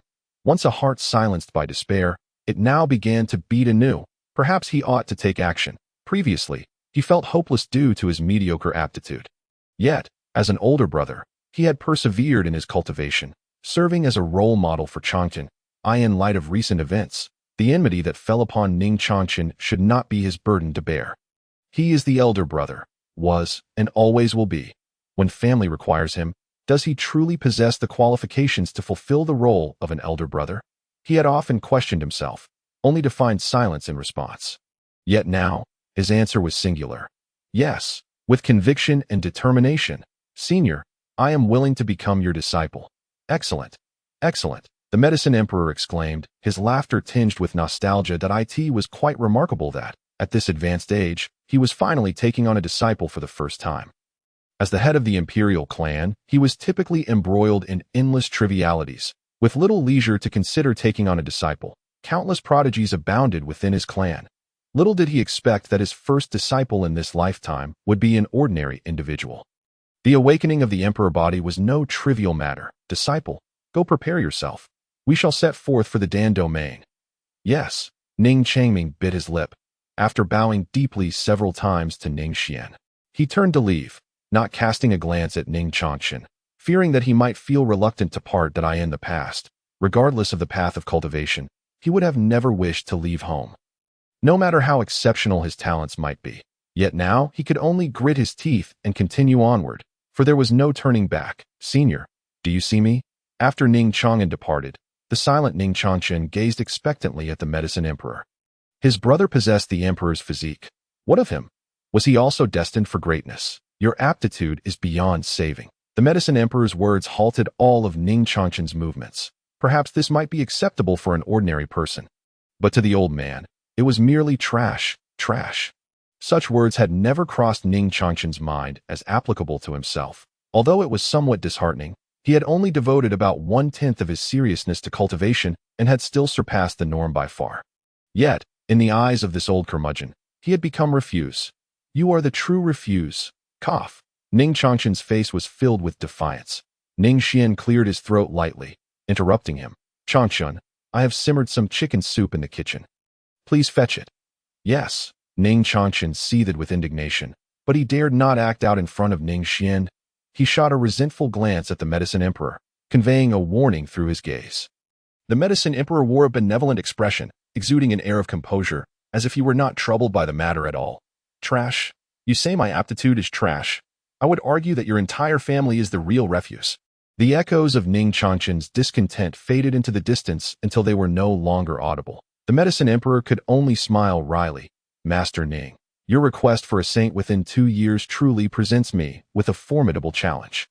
He was still troubled by Ning Changming's situation. The boy's aptitude was utterly devoid of any glimmer of promise, so mundane that it left one speechless. However, this was a directive from Ning Xuan, and being the first instruction he had ever received, the Medicine Emperor felt compelled to fulfill it with utmost dedication. That it suffices to find the child a goal, something to engage him, allowing him to emerge from the shadows more swiftly. Ning Xuan said calmly, his demeanor reflecting a sense of peace. He had only recently come to terms with the realization that not every offspring possesses remarkable capabilities. As an elder, he naturally wished for his children to achieve greatness. But was that truly feasible? If one were blessed with extraordinary qualities, the advancement of their cultivation would feel effortless, a natural progression. Yet, for those with mediocre talents, simply being ordinary would not suffice. They were expected to achieve extraordinary feats. This was akin to a ferocious tiger soaring through the skies or an eagle diving into the sea, an unreasonable burden to impose. Despite being at the Emperor realm, Ning Xuan could still achieve it. Yet the cost and the true desires of those being altered remained questionable. Every endeavor carries a price. Transforming an ordinary individual into a genius inevitably involves an immeasurable amount of blood and tears. Ning Xuan inhaled deeply. Ning Chang'an's departure had imparted him with numerous insights. In the short term, it appeared shameful and sorrowful. But how could one's life be entirely smooth and untroubled? In truth, if one lives long enough and experiences more, even a modicum of reflection reveals that all occurrences are inevitable. What has transpired will surely repeat. What has been done will be done again. In this world, where there are virtuous individuals, there must also be malevolent ones. If today there is no Ning Chang'an, what of tomorrow or the days that follow? Perhaps the very events we strive to avoid will inevitably come to pass. Ning Chang'an's departure was indeed heart-wrenching. Yet, had he not left, what might the futures of Ning Chang'an and Ning Changming look like? Ning Xuan could not say for certain. However, he was certain that Ning Chang'an would not surpass the age of 18. Unable to withstand the awakening of the Emperor's physique, with Ning Chang'an shielding him from the storms, he had never found the motivation to cultivate. Initially, Ning Xuan had felt anger and disappointment due to personal feelings. Yet, as previously mentioned, he was adept at reflection and analysis. always able to perceive an entirely different perspective in any situation that I once hoped that every child would excel, but now I realize I was naive. Ning Xuan contemplated silently. What defines success? Is it solely cultivation? Such a view is overly simplistic. Previously, he had viewed issues solely from a personal standpoint. Now, he saw them in a more holistic manner. He was the progenitor of the Ning family. His duty was not to push every child toward cultivation, but to allocate their roles according to their aptitudes and personalities. Ning Changming may lack talent, but if he had been encouraged and supervised from the outset, perhaps he could have been nurtured in a different direction, such as managing the family or marrying and starting a family sooner. Would that not be more important than relentlessly pursuing cultivation? His vision should extend further into the future than the past. He had indeed viewed matters too narrowly. No one is perfect. Likewise, no one is entirely worthless.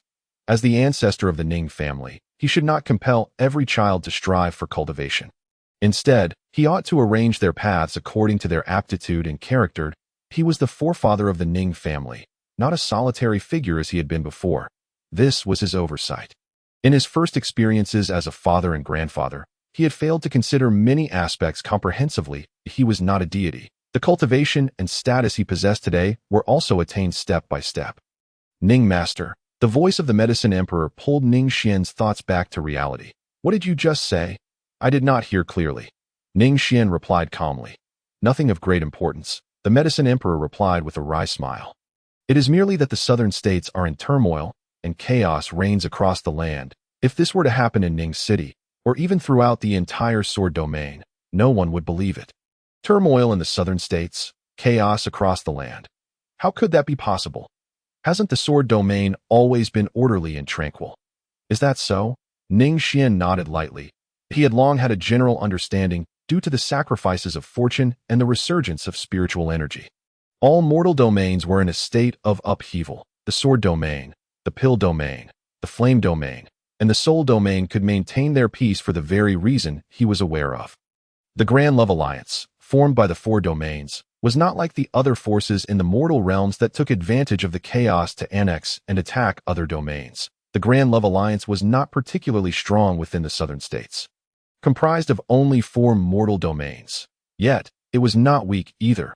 Moreover, since the Grand Love Alliance never instigated trouble and merely observed from the sidelines, no faction sought to create difficulties for them. The changes in the mortal realms were alarming. Just yesterday, 3 imperial clans were annihilated, their territories seized and occupied. Currently, there are hundreds of alliances, large and small, in the southern states. However, the most powerful among them are undoubtedly the Feather Alliance established by the Feather Emperor and the Willow Alliance founded by the Willow Emperor. Both of them are emperors. They are the only 2 emperors in the southern states, nearing the final stages of their conflict over supremacy. No, Ning Master, you are also an emperor. There are 3 emperors in our southern states. The Medicine Emperor chuckled awkwardly, realizing his oversight. He had been so composed that he nearly caused others to forget this was an invincible emperor. The notion of an invincible emperor is no exaggeration. Once one reaches the emperor realm, invincibility is an inherent quality. This does not imply that all beneath the emperor are mere ants. No realm can shake the emperor in the slightest. This is a universally acknowledged truth. Apart from their similar appearances, emperors and ordinary humans are entirely different species. Even the mightiest Saint Sovereign is no more than an ant before an emperor. Killing an ant requires effort. However, an emperor can eliminate a Saint Sovereign without lifting a finger. What is the magnitude of the disparity between an emperor and a human? It is akin to the chasm between a god and a human. No one has ever seen a god. Comparisons can only be made through imagination. Yet, with emperors, the difference is as stark as the grandeur imagined in the minds of people when they envision a deity, not even close to the grand scale. This is no exaggeration, but rather a stark understatement. Such is the nature of the great emperor. The term invincible has always referred to the unparalleled might among those of the same rank as the great emperor.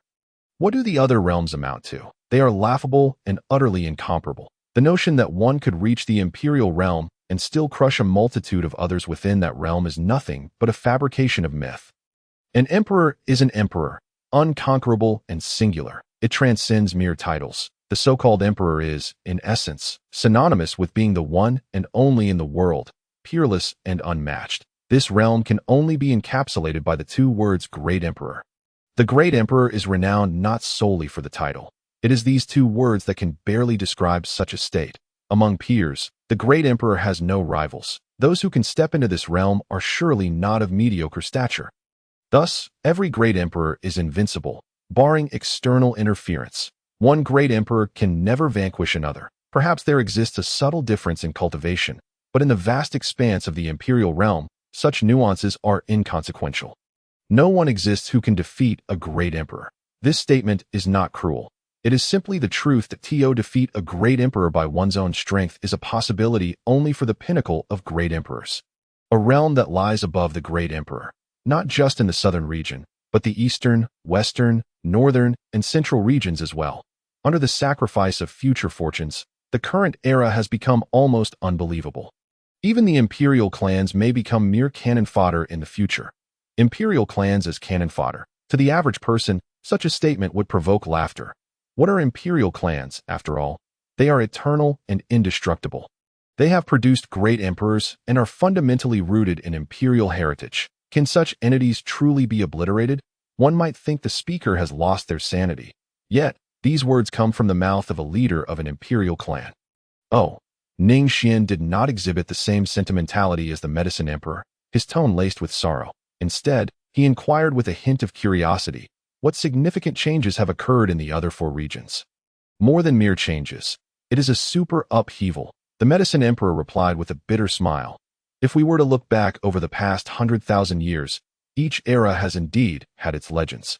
However, during the past 100,000 years, the obliteration of one or two imperial clans would be so exaggerated that the news would endure for a century. But now, every day, several imperial clans are being annihilated. And this is merely in the southern region. Many remain oblivious to what lies ahead. The world has undergone a monumental transformation. In the torrent of this era, even the mighty imperial clans are but grains of sand. In the northern region, a prodigy has emerged, claiming to be the reincarnation of the Northern Sun Great Emperor.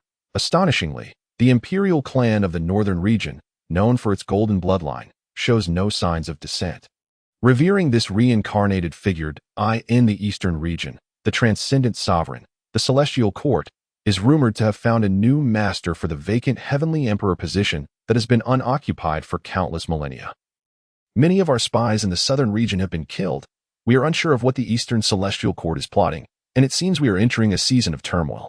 In the western region, the great Buddha temple boasts of a holy Buddha who claims enlightenment under the Bodhi tree after 100 cycles of reincarnation, that in the central region, the forbidden realm of the immortal and demon cave. After a moment, the medicine emperor's voice trailed off. Ning Xuan, my friend Yin Emperor has arrived. I must take my leave. Go safely. No need to see me off, Ning Xuan replied, his gaze still flickering with thought. He was evidently still immersed in the medicine emperor's narrative. The changes among the four regions were indeed intriguing. The experiences of a few individuals felt strangely familiar. Yet, it is precisely these unknown challenges that make life interesting. Is it not? A subtle smile graced Ning Xuan's lips at that moment. Yin Emperor entered the room. Master. Yin Emperor, clad in a golden gown, greeted Ning Xuan with deep respect. What brings you here? Ning Xuan casually inquired. The discussion regarding her betrothal annulment was merely a ruse, intended to allow her to send someone to play a part for Ning Xuan, to bolster his resolve. Nothing much. I simply wish to take a stroll.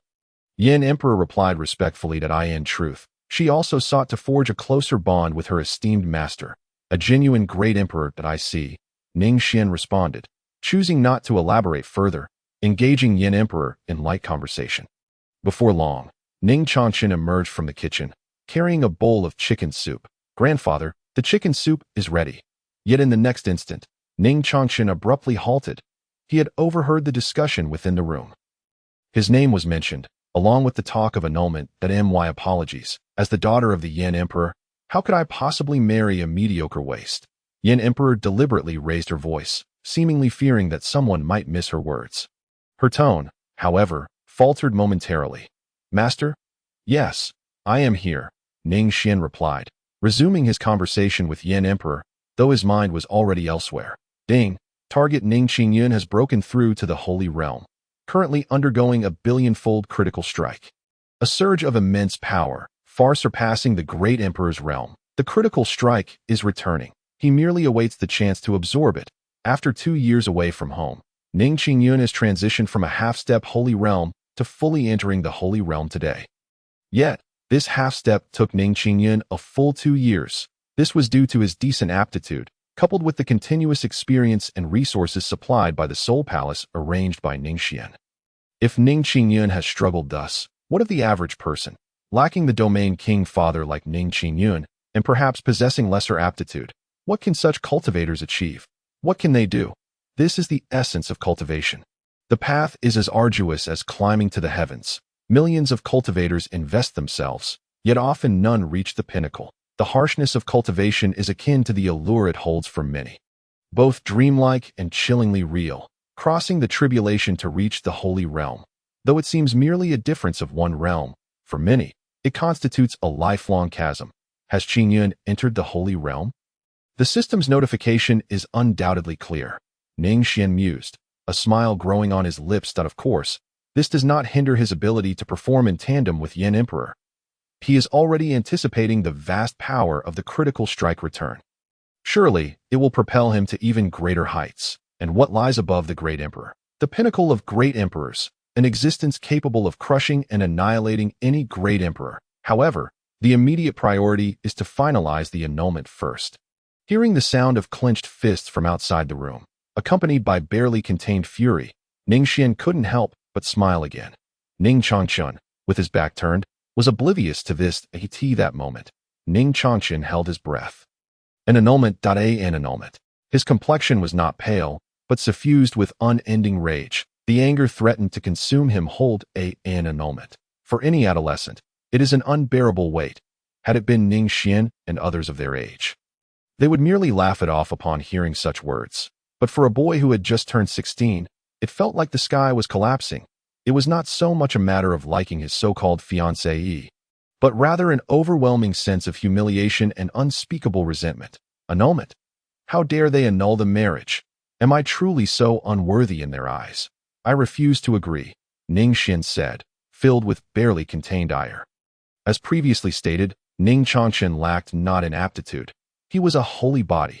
Even without awakening, his cultivation speed is unmatched by ordinary individuals, who can only look up in a WENAS for resources with a domain king grandfather. What could he possibly lack? Yet, Ning Xuan's cultivation speed remained abysmally slow. Sometimes, having a fallback is not necessarily a good thing. Muddy water cannot become true steel, but Ning Xuan is different. He is strong iron. All he requires is a great fire for tempering Ning Xuan's original plan.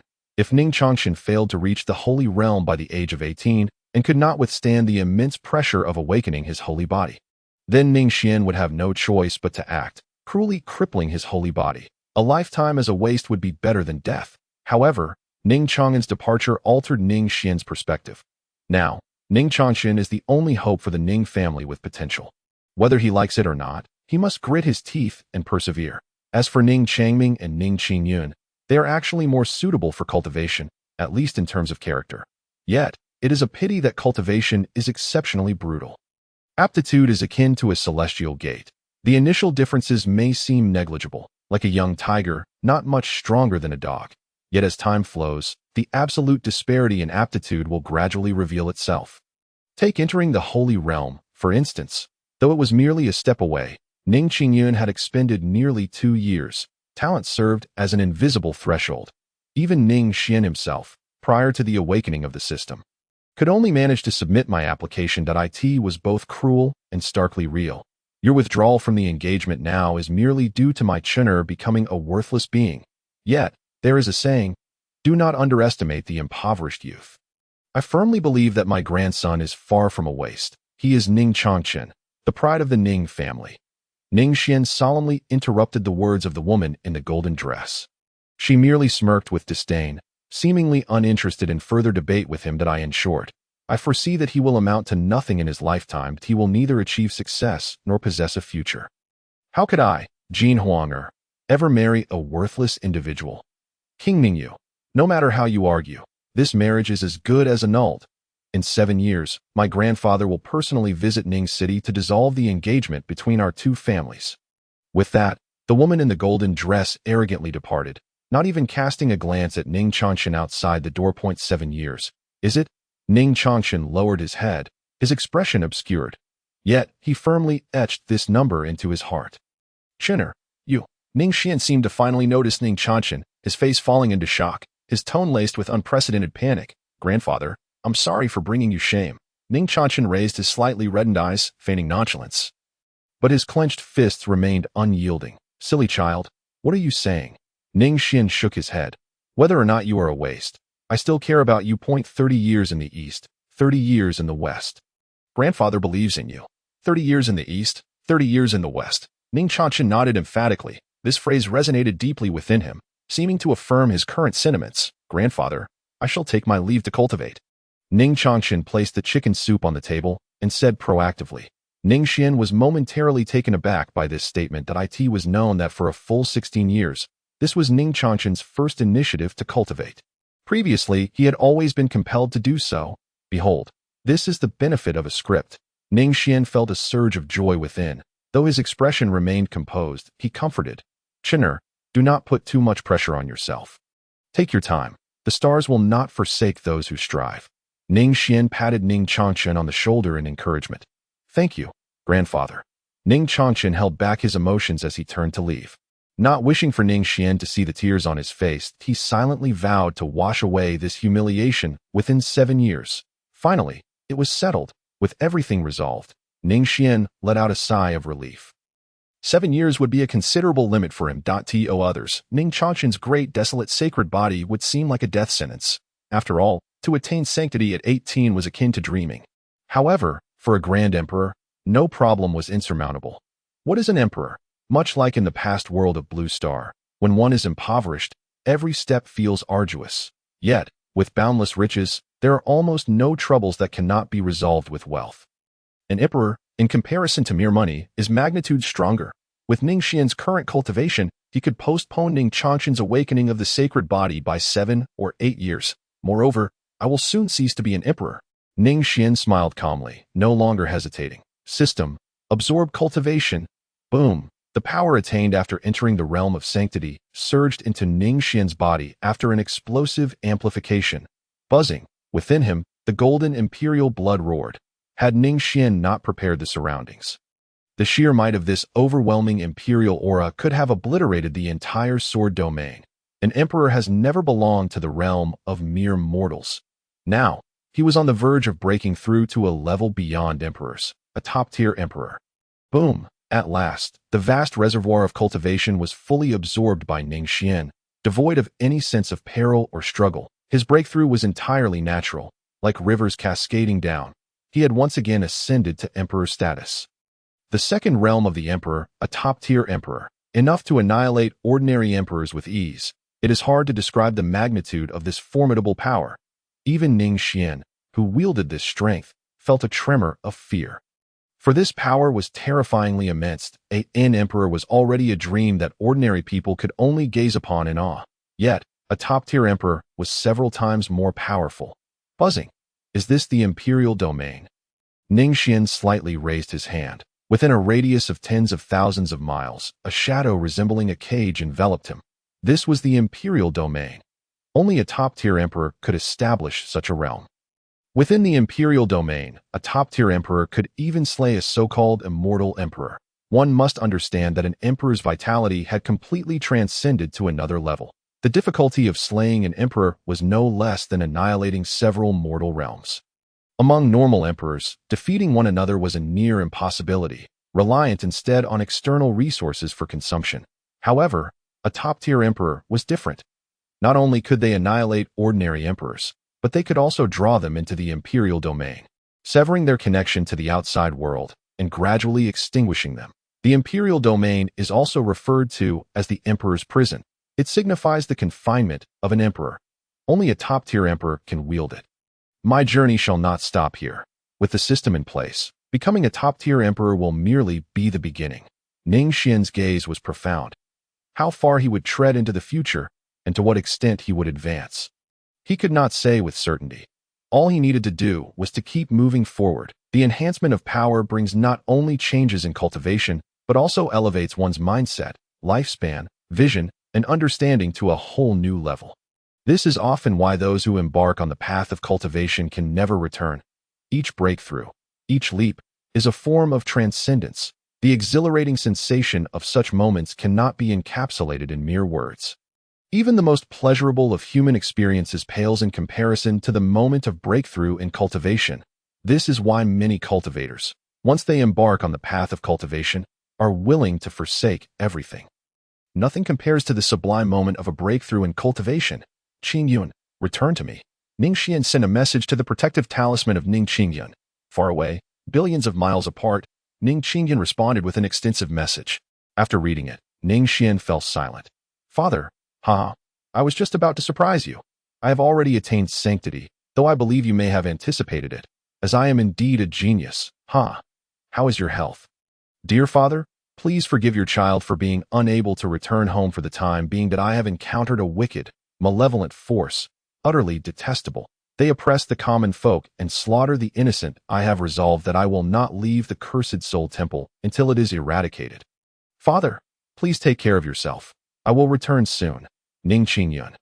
Oftentimes, the development of events is beyond one's control. Even Ning Xuan cannot fully master it. Initially, the soul temple posed no enmity. It was merely a means to temper Ning Xuan.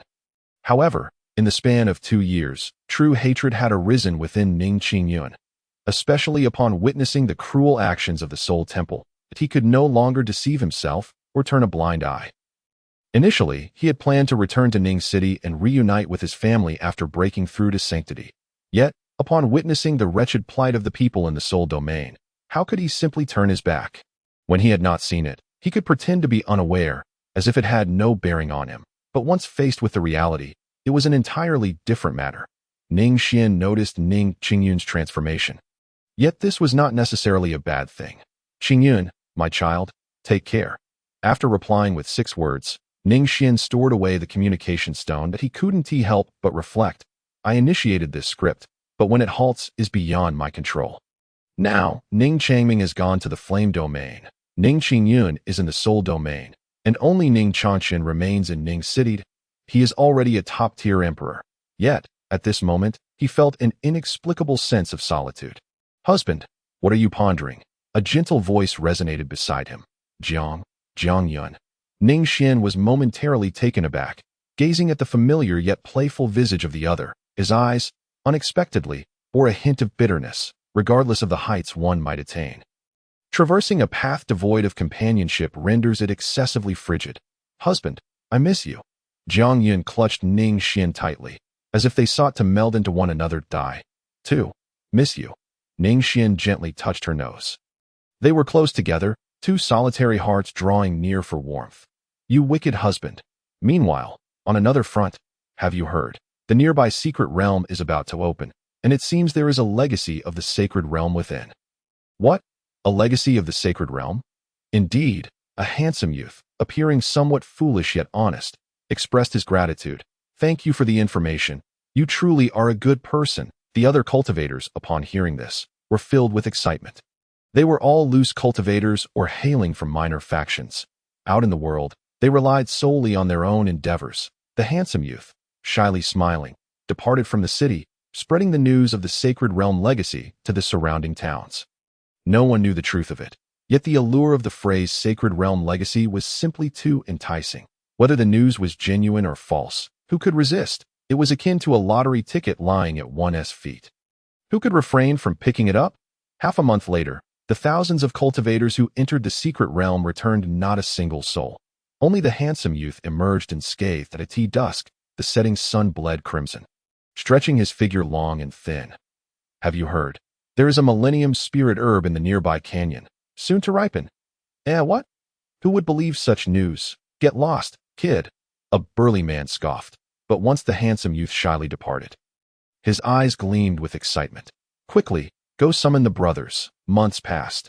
Thousands of cultivators were eternally buried within the canyon. They indeed discovered the so-called millennium spirit herb, yet at the cost of their lives and all their possessions. Have you heard? A recent auction is set to take place. rumored to feature sacred weapons for sale? Sacred weapons. Is that truly the case? I happen to have extra invitations. Would you like one? Haha. Thank you. My friend. Months later, not a single cultivator who attended the auction survived. Thus, for the next century throughout the mortal realm, upon hearing of any spirit herb or sacred weapon auction, cultivators would react with sheer terror. Their first impulse was to flee. The heartless sacred demon had resurfaced, with a face that appeared harmless yet a demeanor more sinister than a devil, on the outskirts of Ning City, in a dim cave. Ning Xuan had ceased his slaughter after amassing the resources required to enter the sacred realm. He tenderly caressed an icy coffin, within which lay a cold woman. Her smile no longer blossomed, her eyes never to open again. All of this came as a result of someone's indifference to her plight. Ning Xuan bore no hatred upon his face, no sorrow, no joy. What remained was a profound tranquility born from having lost everything. Thank you for your unyielding heartlessness. You granted me the gift of a heart that has died, yet lives again. Expelled from his family, witnessing the death of his most beloved person right before his eyes. While the one he revered most turned a blind eye, Ning Xuan had known despair, had known fury, had acted impulsively. Yet now, he was left with only calm that he suppressed all emotions within him. What purpose would such outbursts serve? Would his cries bring the martial maiden back to life? Would his furious shouts punish those who turned a blind eye?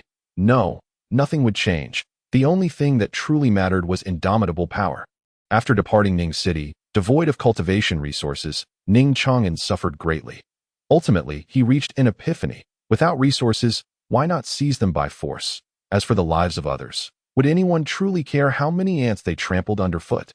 Ning Xuan remained noncommittal. For him, it was all inconsequential that he now lived in a state of numbness, driven by two purposes: to resurrect the martial maiden, and, grandfather, when I knelt before you, pleading to trade my very life for hers. You refused such a simple request. Ning Xuan let out a hoarse laugh. Half of his face was icy, the other half despairing, yet in the end, all transformed into tranquility. The martial maiden despised weeping men. Thus, he would never shed another tear. Indeed, he had grown. Yet, the cost of this growth was unbearably heavy, and the elder who facilitated his growth was hardly worthy of gratitude. The martial maiden, Ding Yu, had already been 7 years old. If you awaken, surely you would find solace witnessing them. Ning Xuan grasped the cold hand of the martial maiden tightly. His 2 children, since birth, had been placed within the secret realm. Time there flowed at a rate tenfold compared to the outside world. The elder child was named Ning Dangyue, and the younger, Ning Dangfeng. Ning Xuan had not forgotten the family genealogy, even intentionally naming them in accordance with it. He sought to etch into his memory the tragedy shared with the martial maiden and the architect of their sorrow, the pain of losing a beloved. Each of you shall experience it. Ha ha ha. Ning Xuan's expression remained devoid of emotion. Only the flames of vengeance consumed his darkened eyes. His gaze was fixed upon Ning City. Time flew. 2 years passed in the blink of an eye. Outside a certain secret realm, 2 youths, around 20 years of age, kept their heads bowed, appearing quite uneasy. The man they referred to as father, however, seemed scarcely older than 20 himself. The only distinction was that, compared to the youthful duo, their father's gaze was far colder and more merciless, adorned with a trace of weariness and tumult.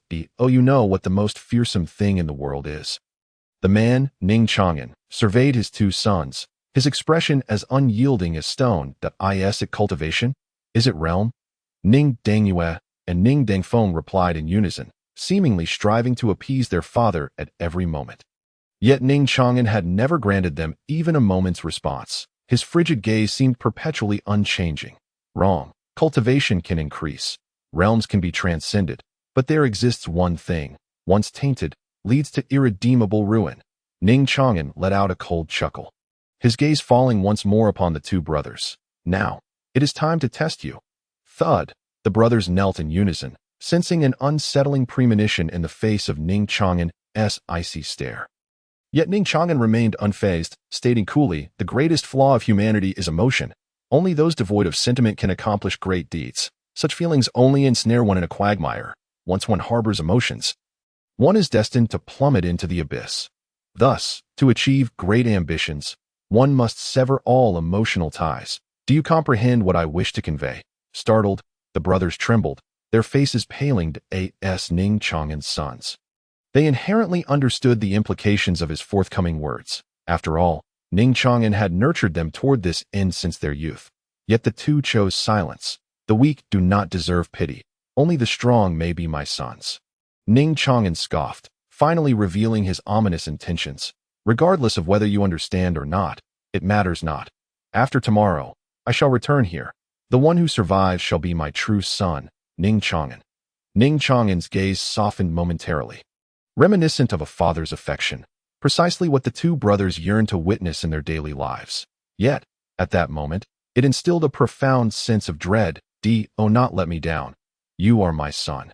So reveal the value that I required. A.S. Ning Chang'an gently stroked the heads of both boys. He turned and departed. Those devoid of worth do not deserve to inhabit this world. Only his frigid words echoed in their ears. The two brothers stood rooted in place, the biting cold of ice and snow paling in comparison to the chill within their hearts. Father, do you wish for us to turn against each other? Ning Dingyue's voice was hoarse as he looked up at Ning Dengfeng. This news was indeed catastrophic. No, it cannot be. Ning Dengfeng's face paled, retreating several steps in panic, his hands flailing helplessly. How can this be? We are brothers, bound by blood. A fearful and tearful cry resounded nearby. Brother, Ning Dingyue's eyes were brimming with tenderness, but it vanished in an instant. The Father's commands are not to be defied, that he granted us life. We must comply with his desires. Come now, fight like a man. Ning Dingyue adopted a cold demeanor, assuming a combative stance toward Ning Dengfeng. Brother, Ning Dengfeng stepped back once more, his face flushed, his heart resembling a lifeless ember. Do you intend to slay me, to curry favor with Father? If that is your wish, then do it. In my life, Ning Dengfeng bellowed, his sanity seemingly unraveling. Brother, Ning Dingyue's expression was one of profound anguish. Having spent 2 decades in the secret realm, his tone echoed a mournful lament. We have no choice. Boom! In the next instant, Ning Dingyue lunged forward, intent on striking Ning Dengfeng. That is my brother truly going to kill me? Ning Dengfeng instinctively raised his palm, yet his willpower forced it back down. Never mind. Let it be. My brother possesses a sharper intellect. Surely, he can win Father's approval. That as tears streamed down his face. Ning Dengfeng closed his eyes in despair. Brother, the imagined agony he anticipated never came. Hesitantly, Ning Dengfeng opened his eyes. Through a blurred and hazy vision, he beheld his brother, equally consumed by tears. Brother, brother. Ning Dengfeng was taken aback. Ning Dingyue was his brother, and had always been. In his memories, he had never witnessed his brother weep. Ning Dingyue was always the epitome of coldness, teaching him resilience. Do not cry. Father detests tears above all else. Ning Dingyue had always offered him such comfort. Ning Dengfeng had even questioned whether his brother was truly human, doubting if he ever shed tears at all. How could someone never cry? Yet at this moment, Ning Dingyue was inconsolable, a mere shadow of his former self. Why do you not fight back? Ning Dingyue clutched Ning Dengfeng tightly, pressing his head down to shield his own tears from view. Brother, Ning Dengfeng stubbornly raised his head, his swollen eyes filled with tears, yet devoid of any hesitation. Father always provided us with a single portion of food, claiming he was not hungry, allowing me to eat it all. Did you truly believe I was oblivious to this? Father, I truly do not comprehend what he has endured, why he insists on pitting brothers against one another. Ning Dengfeng spoke in despair, but no matter what occurs, I shall never raise my hand against you. Brother, if one of us must perish, let it be me. As he cried, a smile broke through. Without your assistance, I would not have survived to this day. Brother, Ning Dingyue was rendered speechless, embracing Ning Dengfeng tightly. His cultivation paled in comparison to Ning Dengfeng's. Ning Dengfeng had already reached the tribulation stage, while he remained at the transformation stage. If a battle were to ensue between the brothers, he knew he would be the one to fall. Ning Dingyue understood that Ning Dengfeng would never raise his hand against him. Thus he sought to provoke him intentionally. However, he had not anticipated the outcome. Silly brother. Ning Dingyue wiped his tears, feigning indifference as he pushed Ning Dengfeng away. Why do you not fight back? Do you not crave Father's acknowledgement? Is that not true for you as well? No, I am not. I merely, brother, the typically indecisive Ning Dengfeng, who always acquiesced to Ning Dingyue's plans, resolutely lifted his head. In more words. Let us escape. Let us leave this place. And, When we have truly grown powerful enough that even Father cannot impose upon us. Return here. Father has lost his way. His ideology cannot be altered. We must flee. We must. Brother, Ning Dengfeng exclaimed, if Father's approval requires us to turn against each other, then I would rather forsake it for a lifetime. Ning Dingyue's expression faltered momentarily. To escape was a bold thought, especially coming from him. Brother, we cannot hesitate. If we wait for Father to return, we may lose our chance to escape altogether. Ning Dengfeng urged that no, if we are to flee, I shall leave alone. You must remain here and cultivate diligently. Father will nurture you well. Ning Dingyue pondered for a moment. The outside world was an unknown realm. He could not risk bringing Ning Dengfeng into danger. Not to mention the vast resources for cultivation. Where would they be found? Even if he were to sacrifice his own future, it was imperative that his brother did not suffer the same fate. Ning Dingyue was preparing to lecture, but upon seeing his brother weeping uncontrollably, all words caught in his throat. Brother, do you truly believe I can find joy in living like this? Father harbors no love for us. He merely cultivates us as tools. What cruelty it is for a father to lack affection for his own offspring. If you abandon me and leave alone, I would rather perish here. His face, tinged with sorrow and tears, revealed no hint of hesitation or fear. Dengfeng, Ning Dingyue's eyes glistened with emotion. The two brothers began to weep. Having never experienced their father's love that is for their mother, she was but a distant memory. In his childhood ignorance, Ning Dengfeng had once posed a question to Ning Chang'an, only to narrowly escape a brutal punishment. That was a side of Ning Chang'an they had never witnessed before. A visage of fury. From that moment on, they dared not utter the subject again. Only each other remained, both a source of reliance and a motivation to survive. Let us depart, together. In due time, we shall return here. Indeed, once their emotions settled, the brothers cautiously exited the secret realm. To be precise, it was a cavern shrouded in darkness. The secret realm lay within the cave. Once they confirmed that no one was around, Ning Dingyue and Ning Dengfeng's faces turned pale, scarcely daring to breathe as they fled with all their might. Hours passed before the brothers found a moment to rest. Huff, huff, huff, we did it. Brother, we succeeded. Ning Dengfeng gasped for air, color returning to his pale face. Thank goodness Father did not discover us. If he had caught us, we would surely have met our demise. There was a blend of relief and exhilaration within him. This was not merely a small victory against their father, but the joy of reclaiming their lives anew. Ning Dingyue did not share the same exuberance as his brother Ning Dengfeng. Instead, he stood in a daze, gazing at the majestic city in the distance, resembling a great azure dragon coiling between heaven and earth, exuding an overwhelming aura of dominance, as if ready to conquer the world. He recalled Ning City, a name spoken by Ning Chang'an during a drunken soliloquy. Ning City, I shall return to the tender age of 7. He had etched this detail into his memory as this was what Ning City looked like. And it was so near to them. Brother, shall we enter?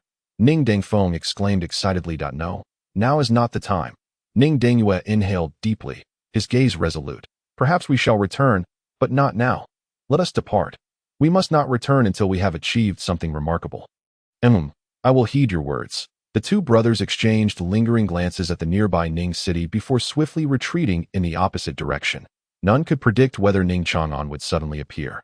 The brothers fled for what felt like an eternity, long enough for them to lose track of how far they had run. The following day, a solitary figure stood proudly within the secret realm. Yet, on his otherwise expressionless face, there was an unusual chill that no one here. Ning Chang'an himself was unaware of the icy tone laced with barely contained fury in his voice. This sensation was akin to a beloved puppy that he had painstakingly raised suddenly biting him fiercely. How dare you defy my command? You wretched creatures, if it were not for my nurturing, could you have returned to this day? The coldness in his gaze intensified as he stepped out of the secret realm. His figure flickering and vanishing into the void. His divine consciousness surged forth, sweeping across all corners of the surroundings, yet yielded nothing. Hours later, Ning Chang'an returned to the dim cave, his eyes colder than ever. Why must even you betray me? Is even the closest of blood ties so unreliable? What have I been anticipating? Had I not hoped, I would not have faced disappointment, much like that person who turned a blind eye to my plight. After a prolonged silence, Ning Chang'an finally regained his composure. It had been ages since he had felt such wrath. His gaze turned even more indifferent, devoid of any emotional fluctuation. The last remnants of light faded, leaving only a rare tenderness reserved for the martial mistress. In this world devoid of hope and love, only despair remained. The cave, already shrouded in darkness, enveloped Ning Xuan's figure further. All that was visible were his chilling eyes. I dwell in hell, he murmured to himself. His two sons, whom he intended to cultivate into his most capable subordinates, had betrayed him. It was time to establish a force, let it be called, in this dark world. Only shadows accompanied him.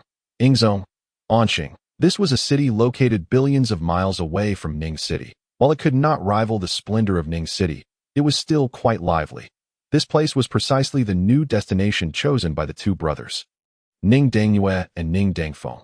Brother, this place is wonderful. The first-time visitor, Ning Dangfeng, quickly became enamored with the surroundings. Only Ning Dangyue maintained a semblance of clarity, perhaps so that he was already contemplating the future for Ning Dangfeng. Setting aside other considerations, merely the daily cultivation resources required for the two brothers amounted to an astronomical figure. Ning Dangyue could accept languishing in the dirt for a lifetime without accomplishments. But his brother Ning Dangfeng must not share the same fate. Resources, resources. Ning Dangyue furrowed his brow, pondering where to acquire such resources. Relying on others, becoming a lackey, he swiftly dismissed this notion. It was not merely a matter of pride. The returns were far too meager, and they had no time to squander. What, then, could allow for a meteoric rise? Just as Ning Dangyue was deep in thought, he suddenly heard an angry shout nearby. Stop! What are you doing? Release that girl. It was Ning Dongfeng's voice. Ning Dangyue frowned and looked over to see several ruffians bullying a fair-looking young girl. Dingfeng. Ning Dangyue was about to intervene, but hesitated. Realizing that the ruffians were mere mortals, spare me. Immortal. With a few cries of despair, the ruffians were swiftly knocked unconscious. Yet, Ning Dangyue had no time to dwell on this. He was consumed by anxiety over how to acquire resources. Mortals always envied cultivators. Once one became a cultivator, they could traverse heaven and earth with ease, akin to deities. Yet, what mortals failed to understand was that being a cultivator was far from simple. Setting aside other concerns, merely the resources needed for cultivation could deter many. The higher one's cultivation, the greater the demand for resources. Regrettably, no land of abundance existed without an owner. For cultivators to obtain resources, they essentially had no choice but to join other forces. Yet, joining a force merely meant facing further exploitation. And without the qualifications, one wouldn't even have the right to be exploited. The harsh reality of cultivation was beyond mortal comprehension. As for the notion of foregoing cultivation due to its grueling nature, such thoughts were impossible. Only mortals would entertain such ideas. The longer one lived, the more one yearns for life. The desire to grow stronger only intensifies. Once the path of cultivation is embarked upon, there is no thought of stopping. That yearning becomes ingrained in one's soul, impossible to sever. Had they remained in the secret realm, there would be no shortage of cultivation resources. Their father would certainly not treat them unjustly. After all, it was akin to raising livestock. The owner would not neglect their charges. This sentiment might seem absurd, yet Ning Dangyue felt that was precisely how their father viewed their upbringing. Had he known, he would never have brought Dangfeng along in their escape. Ning Dangyue felt a twinge of regret. Had they stayed in the secret realm, at least Ning Dangfeng's future would have been secure. Yet now, they had yet to even devise a place to settle, let alone secure cultivation resources. Thank you, benefactor. The girl they had rescued approached, her cheeks flushed with shyness, resembling the dawn. She was a young maiden of 18, radiant even without makeup. Wow. Ning Dangfeng immediately drooled, his eyes sparkling. Are you going to treat me to grilled fish? Wow. Thank you. It smells so good. He pointed eagerly at a nearby tavern, the enticing aroma of food making his stomach rumble. Well, if you insist, benefactor. The girl hesitated, a bittersweet smile gracing her lips. This is wonderful. Grilled fish. Ning Dangfeng was ecstatic. He turned to share this delightful news with his brother, but was promptly pulled away by Ning Dangyue. Brother, there's grilled fish. Ning Dangfeng urged anxiously. Grilled? No. Wait, a hero saving a beauty. Ning Dangyue paid no heed to his brother's cries, his eyes shining with inspiration. That a hero saving a beauty. Would there still be worries about lacking cultivation resources? As the flash of brilliance from earlier crossed his mind, a smile crept onto Ning Dingyue's face. Thus, the resource dilemma can be resolved. Brother, what are you doing? I want to eat grilled fish. I'm so hungry. Silence. Outside Anqing, after a morning of inquiries, Ning Dingyue swiftly uncovered the information he sought. Anqing boasted several prominent families, among which the Wang family became his target. To be precise, it was the unmarried young lady of the Wang family. The Wang family's commerce extended across several nearby cities, and today marked the return of the young lady to Ningxing. Remember, do not reveal any signs of suspicion. Ning Dingyue cautioned Ning Dengfeng once more. Initially, he intended for Ning Dengfeng to carry out the rescue plan, but his younger brother's exposure was of little consequence. However, finding another suitable target would not prove easy. The Wang family's influence was neither insignificant nor overwhelmingly vast. For two individuals, one undergoing tribulation and the other in the divine transformation stage, it was just right. Too weak would lack value. Too strong would be unmanageable. Rest assured, brother, I have already laid an ambush with that group of mountain bandits. Ning Dengfeng chuckled foolishly. Ning Dingyue's plan was straightforward. Recruit a band of brigands to enact a heroic rescue scheme. This would win the affections of the young lady, and gradually, he would endeavor to swallow the entire Wang family. After all, the Wang family had but one heir, the young lady. As for where to find a hero, that was simple. If no hero existed, one could be fabricated, create a predicament for the bandits, and a hero would naturally emerge. Would they not? As the son of Ning Chang'an, he may not have experienced paternal love, but Ning Dingyue had certainly inherited his father's wisdom. That as for the foolishly grinning Ning Dengfeng, perhaps he was an unexpected asset. Remember, do not err, Ning Dingyue reiterated as he quietly departed. 30 more miles. Just 30 more miles. Everyone, bear with it. Once we reach Anqing, the Wang family will reward us handsomely. That a graceful figure inspired the crowd. It was none other than the young lady of the Wang family. She appeared to be around 18 or 19, with brows like autumn waters and an exquisite visage. Her demeanor radiated poise, a gentle yet bright smile gracing her lips. The servants responded in unison. Yet their hearts held little regard. They were nearing the outskirts of Anqing. What trouble could possibly arise? Women are always so troublesome. I've toiled throughout this journey. Once we return to Anqing, I shall indulge myself. Indeed, that little girl, the crowd murmured softly, their formation growing lax. Observing this, the young lady of the Wang family felt a tinge of helplessness but had no means to rectify it. Suddenly, an unexpected turn of events unfolded. Kill them! Wipe them out! Capture that woman! She is the young lady of the Wang family. A horde of fearsome bandits surged forth like a flood, instantly scattering the Wang family's original escort, especially the masked bandit leading the charge, who descended like a god of death, facing no worthy adversary.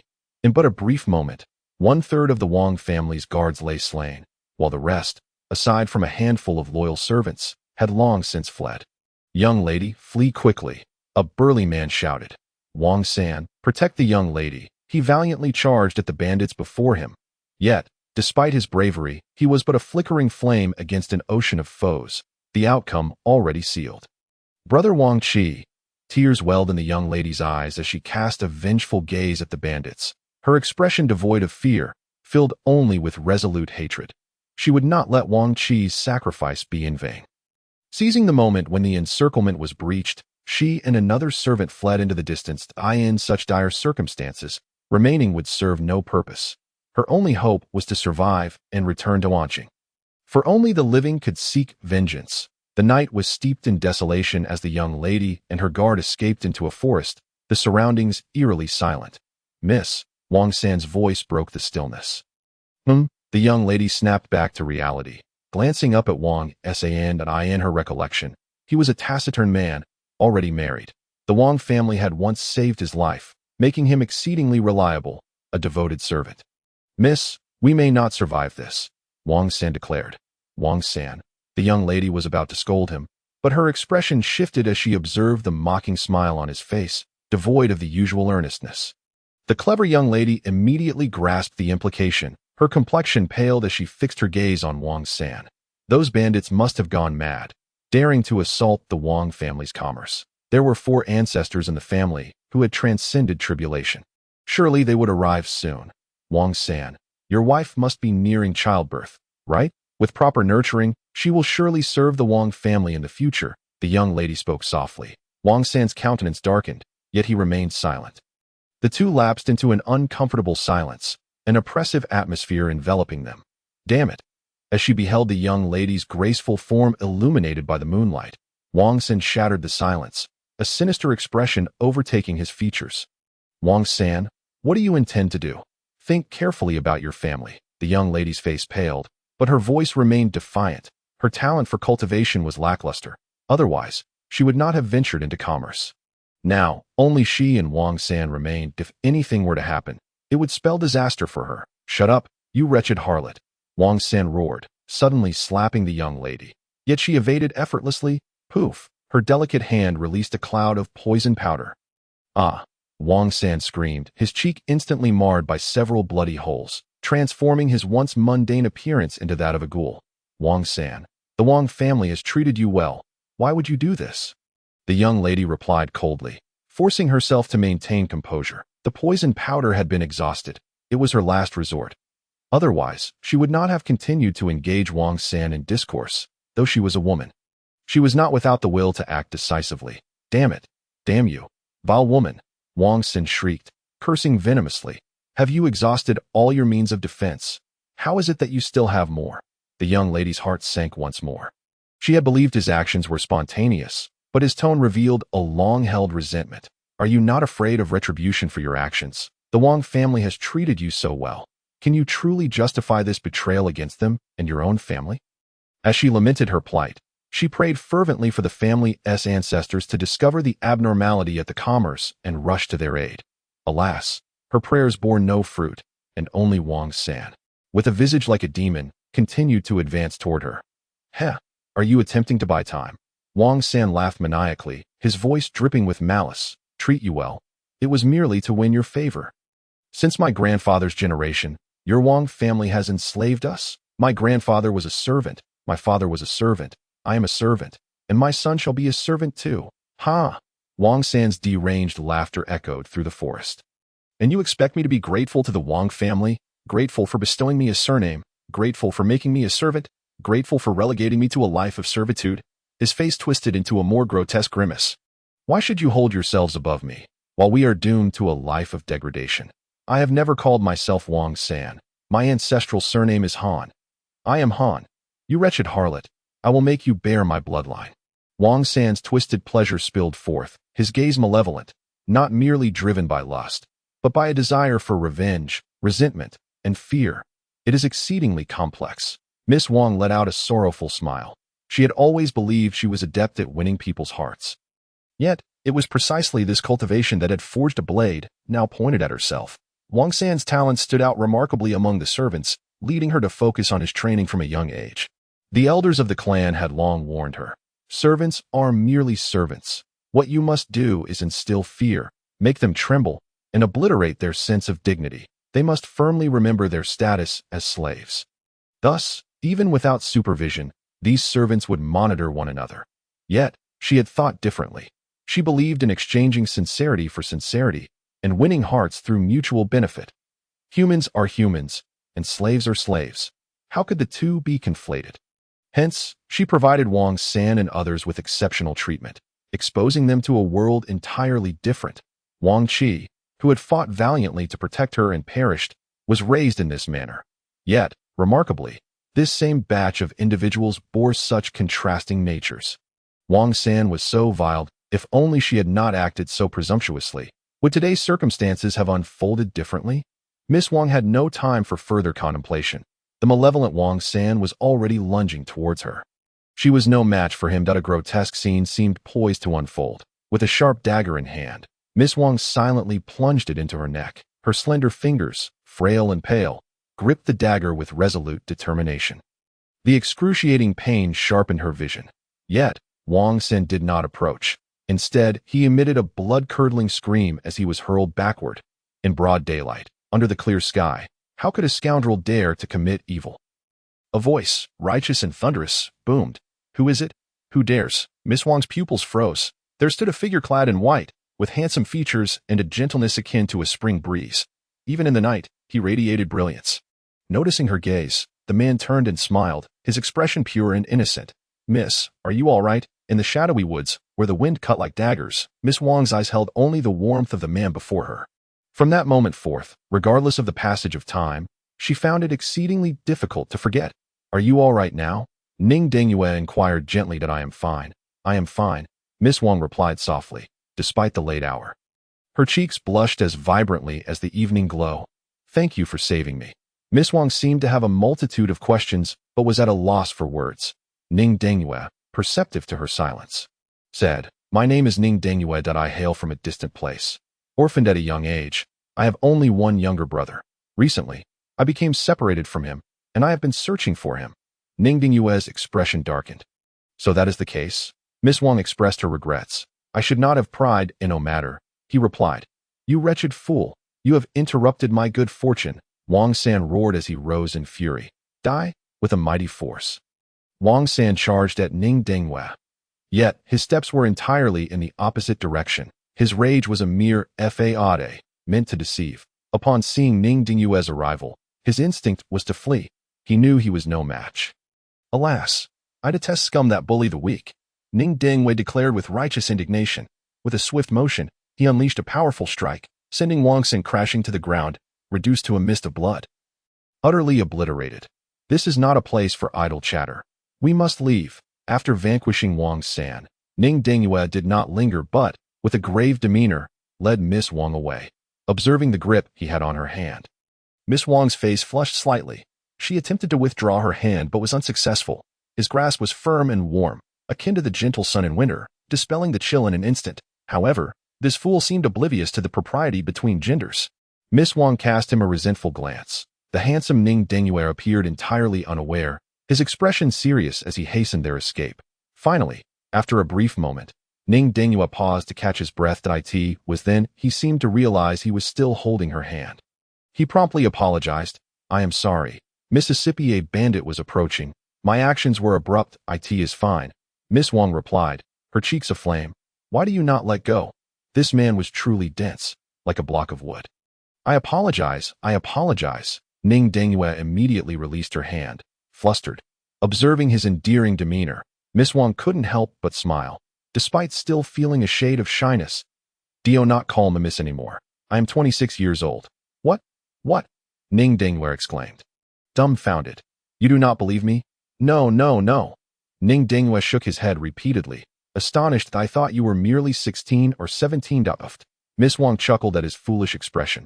"How can there be someone so adorable? I truly am 26. She said, her face glowing with joy. "Cultivators possess the art of preserving their youth, which is why I appear so young. Yet you, despite possessing the prowess of transformation, why do you seem so naive?"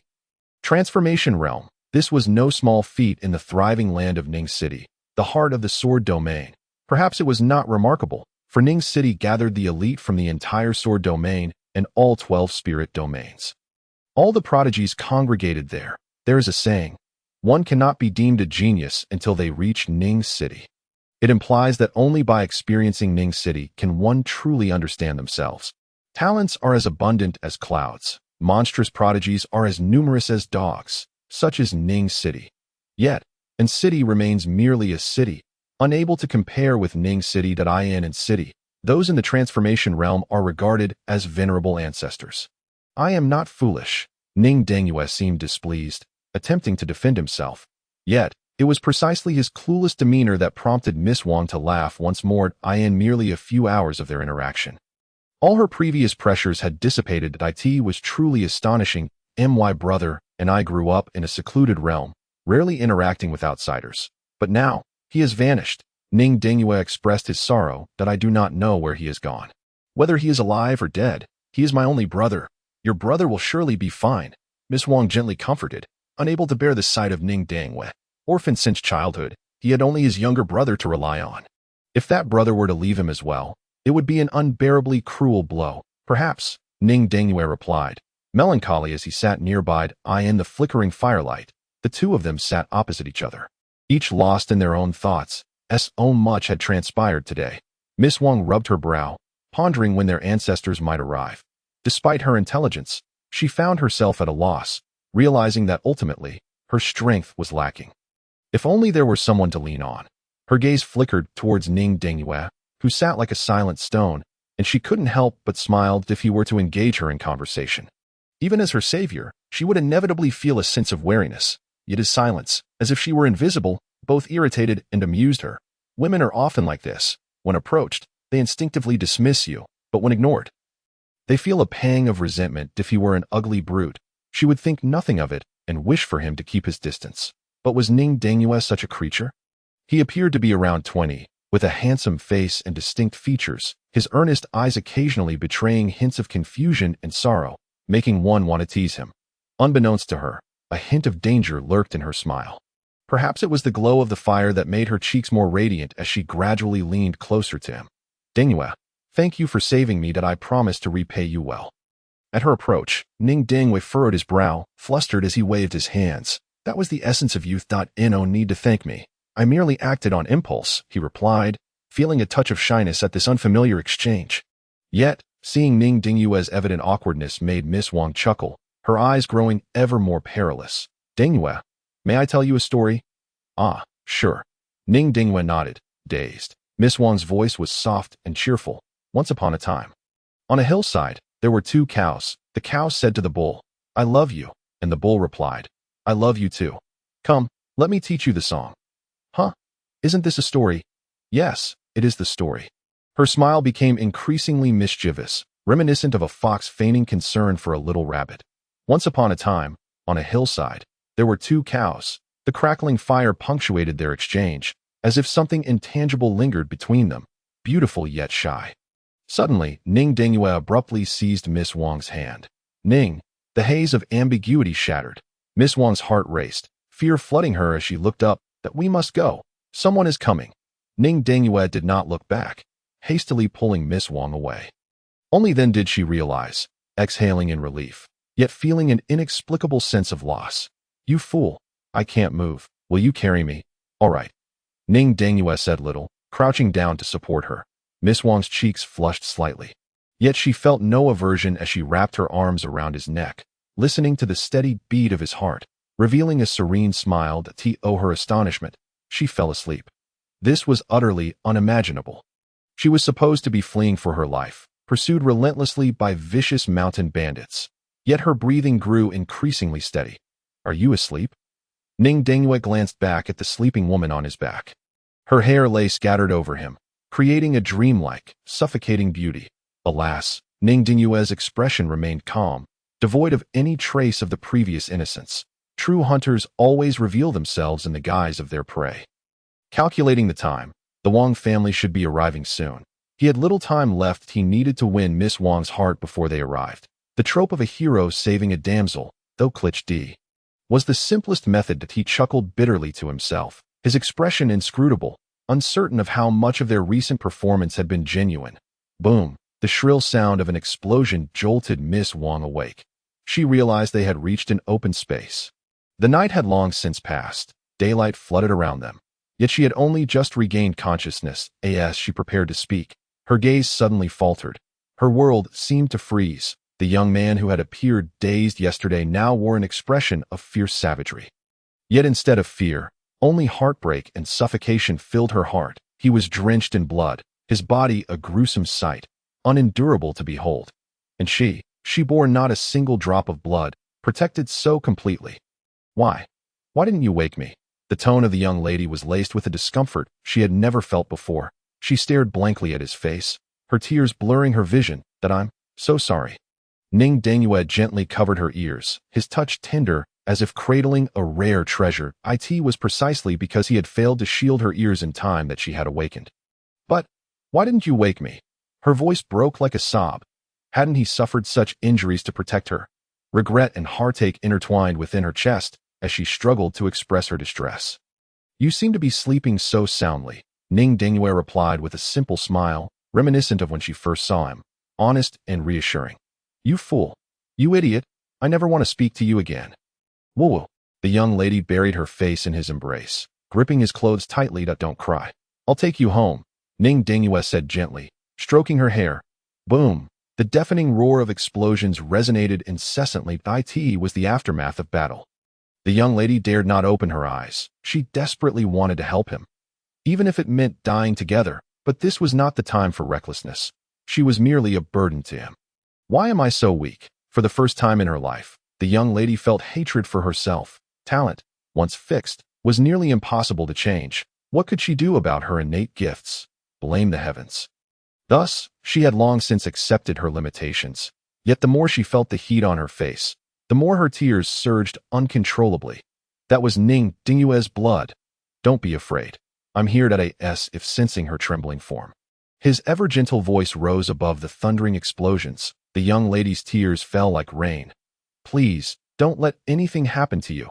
You must survive, through mountains and rivers, to the ends of the earth, never to part. After a long while, when the cries of anguish finally ceased, Miss Wang hurriedly broke free from his iron embrace. Ning Xuan. Ah, you mustn't die. You mustn't die. She was like a 3-year-old child, despairing and distraught. The tears that had already run dry now overflowed anew, glistening with crystalline brilliance. No, no, I am fine. Ning Xuan managed a smile, stiff and devoid of vitality. The enemies surrounding them had long been vanquished. He had once again successfully led her to escape. But at what cost? The young lady's dress was torn, and she wept as she bandaged his wounds. Despite her efforts, the bleeding would not cease. His feet had already been pierced by arrows, and his body resembled a porcupine, riddled with injuries. With each passing second, a torrent of blood gushed forth. Yet she remained unscathed, from head to toe, not a single hair out of place. You must not die. You must not die, the young lady cried hoarsely, repeatedly tending to his wounds until he resembled a mere doll. But this doll was not pure white. It was a glaring crimson. You cannot die. The young lady carried him, who was barely clinging to life, towards the city. The arrows that pierced his body had also struck her, their bodies pressed tightly together, and with every step they took, more blood spilled forth, his and hers, indistinguishable from one another. The young lady's complexion was pale, yet her steps remained resolute, advancing towards the city, from day to night. From night to day, she never paused. You must not die. Feeling his icy body temperature, tears welled up in her eyes once more. That if you die, I want to be able to find your brother. No. Suddenly, the seemingly lifeless Ning Xuan trembled, his hand gripping her tightly. You cannot die. Tears streamed down the young lady's face, but her heart leapt with joy. Indeed, it worked. For him, his brother was paramount. I will take your brother and make him a servant. Every day, someone will bully him. Humph. If you dare die, your brother will be doomed. No. And also, seeing that Ning Xuan still drew breath, the young lady felt a surge of happiness, in a fit of awkwardness. She posed a question. I will also take the young lady and send her to the mountain bandits. Upon uttering those words, she herself was taken aback. How could she have asked such a peculiar question? They were not related. Even if she were captured, what would it matter to him? Yet he had risked his life to protect her. The familiar voice did not respond. The hand that held her only tightened further. The young lady stared blankly for a moment before breaking into a radiant smile. An City. 2 weeks later, Ning Xuan's wounds had healed. He and the young lady had indeed managed to escape. Thankfully, the ancestors had arrived just in time to eliminate that group of mountain bandits. The young lady, still trembling from the ordeal, remarked, You villain. You lay unconscious for a full 14 days, and it was I who tended to you the entire time. She added, a hint of joy in her voice. This is the young lady's room. No wonder it has a lingering fragrance. Miss, Ning Xuan replied with a bitter smile, but he was interrupted by the young lady. My name is Wang Shuanger. You may call me Shuang. Her ears had turned beet red, and her tone carried a hint of endearment that she was unaware of, soft and sweet, as if it could melt one's very bones. Sister Shuanger, Ning Xuan hurriedly inquired, where is my brother? My brother's name is Ning Dangfeng. Have you heard any news of him?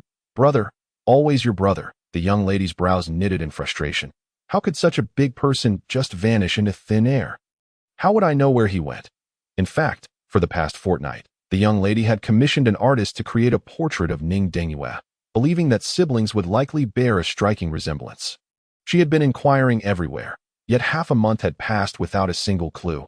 However, this was to be expected. Ning Xuan and his brother had grown up in a secret realm, so naturally, no one would be aware of them. The young lady was not disheartened. Yet she found herself inexplicably irritated by the sight of him standing there, silent as a fool. Fool, aren't you going to say anything? The young lady bit her cherry lips, her gaze filled with emotion. Her gentle eyes seemed to melt his very being. The bond of life and death, the debt of gratitude. How could such connections be forgotten? But is it truly a debt? Or is it affection? Thank you, young lady. You saved me as well. Now we owe each other nothing, Ning Xuan replied. Owe each other nothing. The young lady stared at him, her eyes suddenly glistening with tears, her complexion paling. The joy she had felt moments ago evaporated in an instant. She did not understand why she felt such pain in her heart, a suffering worse than death.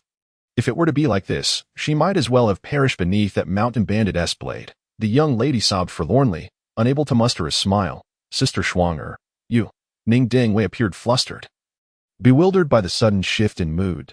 Do not call me Xuan. The young lady suddenly erupted in anger, grabbing a pair of scissors and pressing them against her white neck, tears cascading down her cheeks.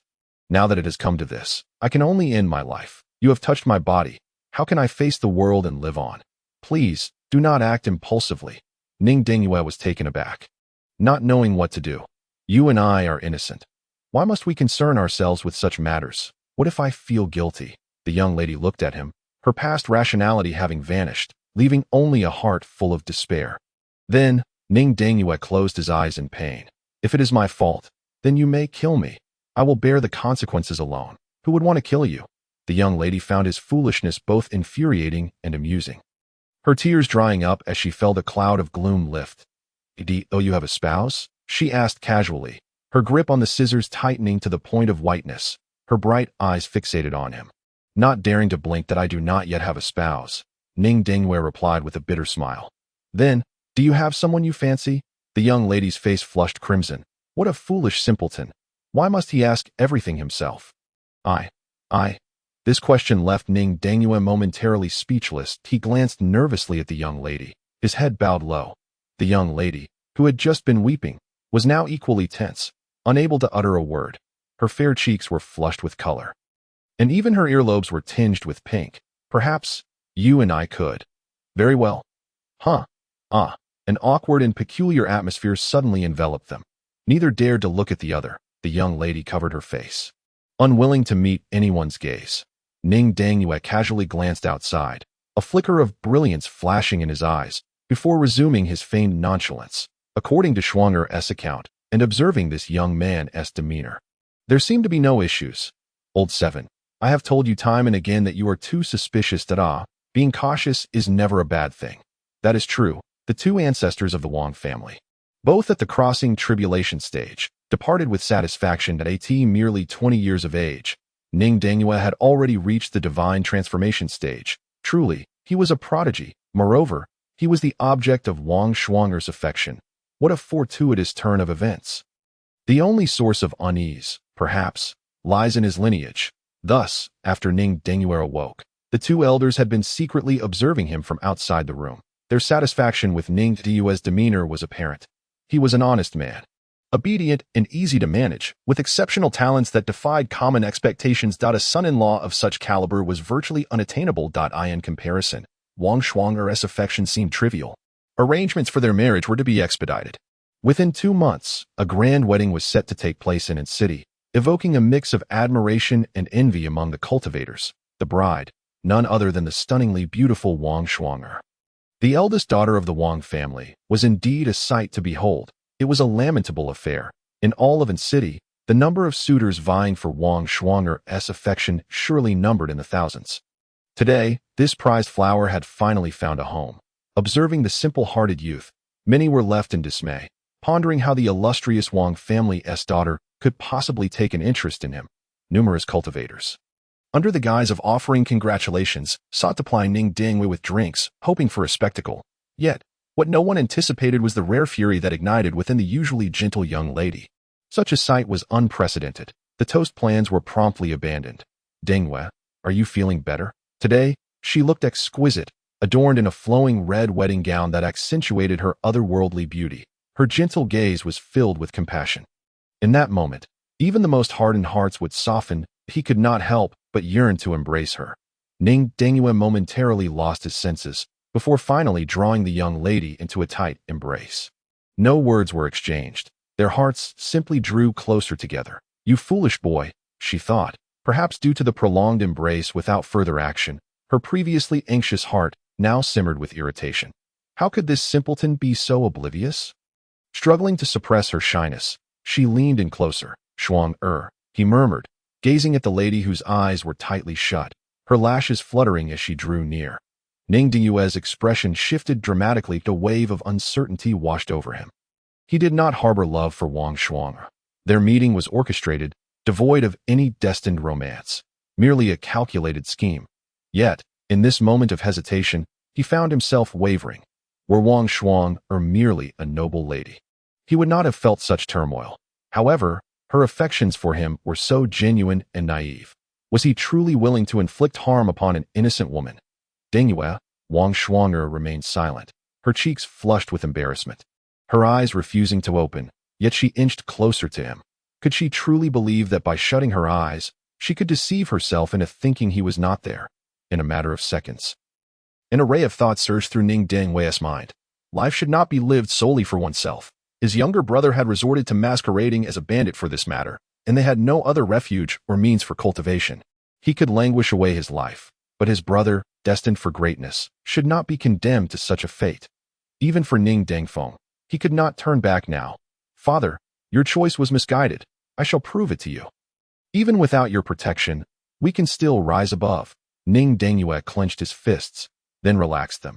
Every trial endured was for the sake of achieving greatness, to earn Ning Chang'an's respect, if he could gain his father's acknowledgement. Even death would hold no regrets. All doubt transformed into resolve. Gazing at the blushing woman before him, Ning Xuan's pent-up vengeance morphed into fervent response. The two seemed to meld into one.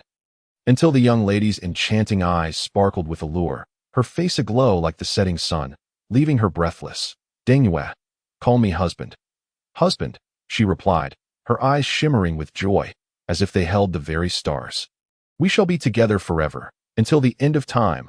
I love you, and I love you." Xuan out a month later, Ning Xuan's first child was on the verge of arrival. Ever since Wang Xuan became pregnant, she had remained in the secret realm. The time flow within the realm often differed significantly from the outside world. Wang Xuan said nothing, believing her husband Ning Xuan simply wished to hasten the arrival of their child. In less than a month, Ning Xuan had taken command of a substantial portion of the Wang family's enterprises, earning their trust and satisfaction through his remarkable capabilities. Unbeknownst to him, he had become the foremost pillar of the Wang family. "Xuan, allow me to introduce my brother." Ning Xuan. One day, Ning Xuan brought an unfamiliar young man to visit Wang Xuan. "Brother," Wang Xuan glanced at the bashful youth, who spoke little but wore a sincere smile. Upon noticing his tall stature, her expression froze, and she managed to force out a smile. "Hello, uncle." "Greetings," Ning Xuan replied with a broad grin, before departing alongside Ning Xuan, seemingly deep in discussion, watching their retreating figures. Wang Xuan's face drained of color, her eyes filled with unbridled fury and disbelief. "That it couldn't be. It mustn't be. It was him. One's appearance may change, their gaze may conceal, but one's form. How could it be altered?" Having previously engaged in the fabric trade, she was particularly sensitive to such matters, and that Ning Xuan was none other than the bandit leader who had slain her subordinate. Wang Qi. How could it be him? An unwilling yet terrifying thought surged through Wang Xuan's mind. Tears streamed down her face, her expression one of despair. She was not foolish, yet once ensnared by emotion. One often overlooks the unreasonable truths. Ning Xuan, Ning Xuan. They were in league together. What was portrayed as an act of chivalry was, in fact, a premeditated scheme. Large tears continued to cascade down Wang Xuan's cheeks. No wonder the seemingly simple Ning Xuan could effortlessly seize control of the Wang family's enterprises within such a brief period. It turned out he was never dull. It was only she who had been foolish. Wang Xuan managed a sorrowful smile, as the seed of love that had just begun to sprout withered, leaving behind only eternal scars. The sudden wave of pain coursed through her abdomen. Wang Xuan placed her hand on her belly, clearly feeling the movements of the unborn child. Alas, alas, she cried alone in the secret realm for what felt like an eternity. That moment, Ning Dengyue returned with Ning Dengfeng, and she had unexpectedly recognized him. Surely, they had been prepared for this. Even if she stood to expose the identities of the two brothers, who would believe her? And even if someone did, what would change? In the end, it would only result in devastation. Whether it was Ning Dengyue and his brother or the other elders of the clan that perished, did it truly matter to her? Perhaps ignorance was bliss. Thus, she continued to cradle her unborn child. Her heart shattered and aching, lowering her gaze. Brother, shall we take action against her? If you hesitate, I can strike in your stead. Outside the secret realm, after a prolonged silence, Ning Dengyue remained uncommunicative. Ning Dengfeng took the initiative to speak. For him, apart from gaining his father's approval and ensuring his brother's safety, nothing else held significance. He could come to the aid of a girl being bullied, or heed his brother's words and take a life without hesitation. These actions were not mutually exclusive. No need, Ning Dengyue replied, her expression inscrutable. She had not stepped out of the secret realm, and perhaps this was the best outcome. Otherwise, if she truly intended to report to the Wang family, sweet words would ultimately be mere echoes of the past. Strengthen our power. We cannot rely solely on the two of us. There is no bond more resilient than blood. Brother, your potential surpasses mine by far. You must cultivate diligently, for one day we shall return to our former place and gain our father's recognition. Ning Dengyue gently patted Ning Dengfeng's shoulder. Brother, Ning Dengfeng gazed at him in a daze. From childhood to now, he had always been his brother, providing him with a protective haven and arranging everything for him that in their youth. Ning Chang'an had trained them by providing minimal food, forcing them to compete like wild beasts. Yet, his brother had never allowed him to go hungry. The brother from his memories had always been this way. Past, present, and future. That I do not wish to place undue pressure upon you. Ning Dengyue shook his head. The Wang family can gradually be absorbed. There is no need for concern. You need only focus on your cultivation. Ultimately, resources are external. They can be plundered or deceived. The most crucial element remains humanity itself. Ning Dengyue spoke calmly. I will continue our lineage, striving to bear several capable children, nurturing them into useful individuals. My own aptitude is lacking. Even with tremendous effort, my gains are meager that I must rely on them. After listening to his brother's discourse, Ning Dengfeng nodded in agreement. Frequently, he could not fully grasp his brother's intentions, but he supported all that his brother did. The two conversed for an extended period. As Ning Dengfeng turned to leave, he glanced back at Ning Dengyue, hesitating to voice something. Speak your mind, Ning Dengyue urged. Brother, Ning Dengyue hesitated. You are becoming increasingly like father. Ning Dengyue was momentarily taken aback. Months passed, and the Wang family had completely changed its name to the Ning family. Within less than a year, Ning Dengyue had transformed from an outsider to a complete takeover, astonishing all with his prowess. The Wang family plaza was now the Ning family plaza. With hands clasped behind his back, Ning Dengyue exuded an air of calm authority. Before him stood over 100 children, all of whom were his. Following that day of discussion with Ning Dengfeng, he had initiated a plan for heirs, marrying numerous concubines. Wang Shuanger had disappointed him, as their first child possessed only ordinary talent, of no value for cultivation. However, Ning Dengyue's gaze fell upon two children in the crowd, one around 3 years old, the other approximately 6. They held hands, standing out amidst the others, who regarded them with hostility. Children, after all, are innocent. Unaware of the need for pretense, unable to mask their emotions, their animosity stemmed from a simple truth. These two brothers were among the legendary 10 sacred bodies. They had taken all of their father's affection. These children were born of his wife, Wang Shuanger. Their first child was a mediocre being, devoid of worth, yet the subsequent two were both sacred bodies. In contrast, the children born of the other concubines had poor qualifications. Ning Dengyue had never believed in fate. Yet, there was a moment when he found himself astonished by the whims of destiny. Ning Ke, Ning Tian, come here. Ning Dengyue waved warmly. Instantly, all the children's gazes converged upon the two, their eyes brimming with hatred and hostility. Ning Dengyue observed, but said nothing.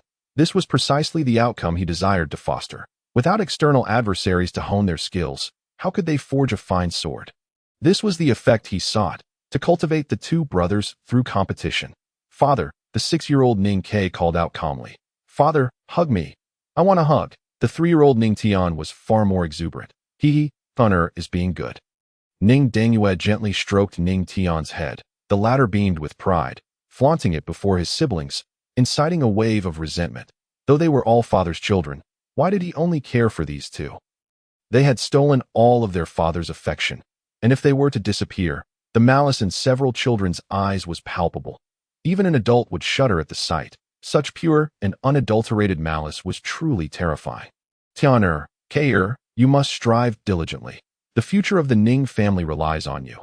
You are your father's greatest pride and dearest love. Now, go play. Ning Dangyue smiled. The elder, Ning Ke, was the formless sacred body among the 10 sacred bodies.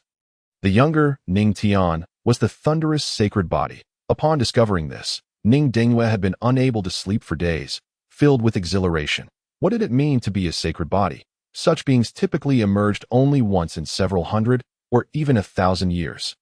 His father, Ning Xuan, appeared to possess a special physique, ranking among the 3 supreme bodies alongside the 10 sacred bodies. And now, both of his children were sacred bodies. How could he not feel satisfaction? Once the 2 children matured, it would not be a matter of whether Ning Xuan would acknowledge them. He would likely rush to an city to meet them. Of course, this was premised on the growth of these 2 sacred bodies. A fully realized sacred body would command reverence throughout the ages. Conversely, a deceased sacred body would be as inconsequential as weeds by the roadside, lost to the torrents of time. Ning Dangyue would never allow such a fate to befall them. Thus, he had been raising Ning Tian and Ning Ke from a young age, deliberately fostering their rivalry and hardship as part of his training regimen. Ning Dangyue believed that only through the greatest of tribulations could the most radiant gold be forged. They would grow amidst hardships. By instilling in the 2 brothers a robust capacity to withstand pressure from an early age, he prepared them for the future. This way, when they grew up, they would not falter at minor setbacks. Perhaps only when they truly matured would they comprehend his heartfelt intentions. A smile deepened at the corners of Ning Dangyue's mouth as he recalled the words his brother once spoke. Brother, you are becoming more like father. Is it truly so bad to resemble father? Gaining his father's acknowledgement had always been one of his primary ambitions. In the past, he had failed to understand his father and even harbored some resentment. Yet now, Ning Dangyue's obsession with earning Ning Chang'an's approval had reached an almost pathological level, becoming difficult for ordinary individuals to comprehend. Everything his father did was for their sake. Thus, it was all the more imperative for him to gain his father's recognition. Tenor, Kair, come eat with me later. Ning Dangyue left a significant remark before turning away, not glancing back. In the plaza, over 100 pairs of eyes fixated on Ning Ke and Ning Tian, filled with pure hatred and jealousy. It was them again, just the 2 of them. Why had father only invited them to dinner? Why? A sturdy child was the first to erupt in anger, bellowing with a fierce gaze that seemed ready to tear Ning Ke and Ning Tian apart. It sparked a chain reaction, igniting the fury of the other children. Kill them, they shouted. They have taken our father from us. Yes, it is them. Slay them. What a horrifying scene it was. 100 children, with malevolent intent, surrounded 2 individuals. Their fierce gazes resembled those poised to extinguish the life of a hapless dog. Brother, I am afraid, whimpered Ning Tian, who had previously been so boastful. This moment, he was rendered utterly helpless. His face as pale as a sheet, weeping pathetically. Do not cry. I am here, Ning Ke reassured, shielding his younger brother. Although only 6 years old, he steadfastly protected his sibling against the kin who had transformed from brothers to enemies. Ning Ke regarded the first few who approached him with a cold indifference, his eyes devoid of fear, but filled instead with a chilling calmness. In the face of such adversity, tears would solve nothing. Could he expect sympathy from a group of enraged children? They lacked even the compassion of ordinary adults. Thus, Ning Ke adopted a fierce demeanor, his hatred deeply ingrained within him.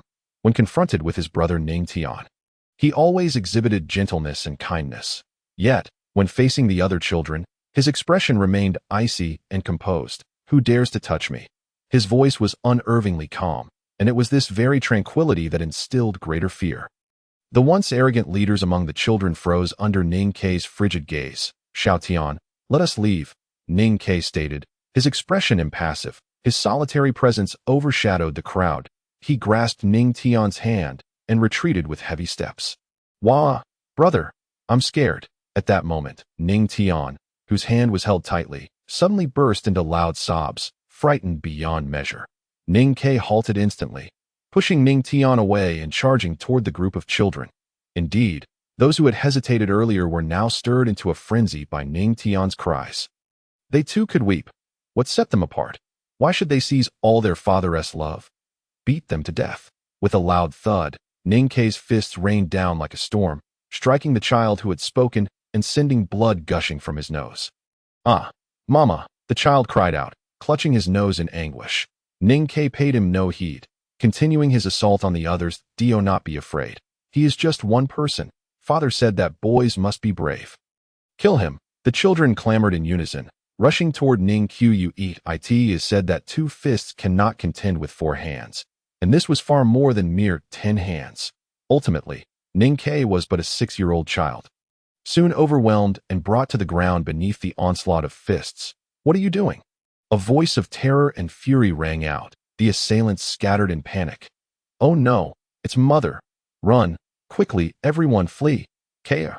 Wang Shuanger embraced the battered Ning Ke, her tears flowing freely. Mother, Ning Tian, who had been hiding in fright, finally dared to approach, his eyes red as he leapt into her arms, sobbing with indignation. "Xiao Tian, do not cry, do not cry." Wang Shuanger consoled her 2 children. Yet she herself was a picture of sorrow. "Mother, I am fine."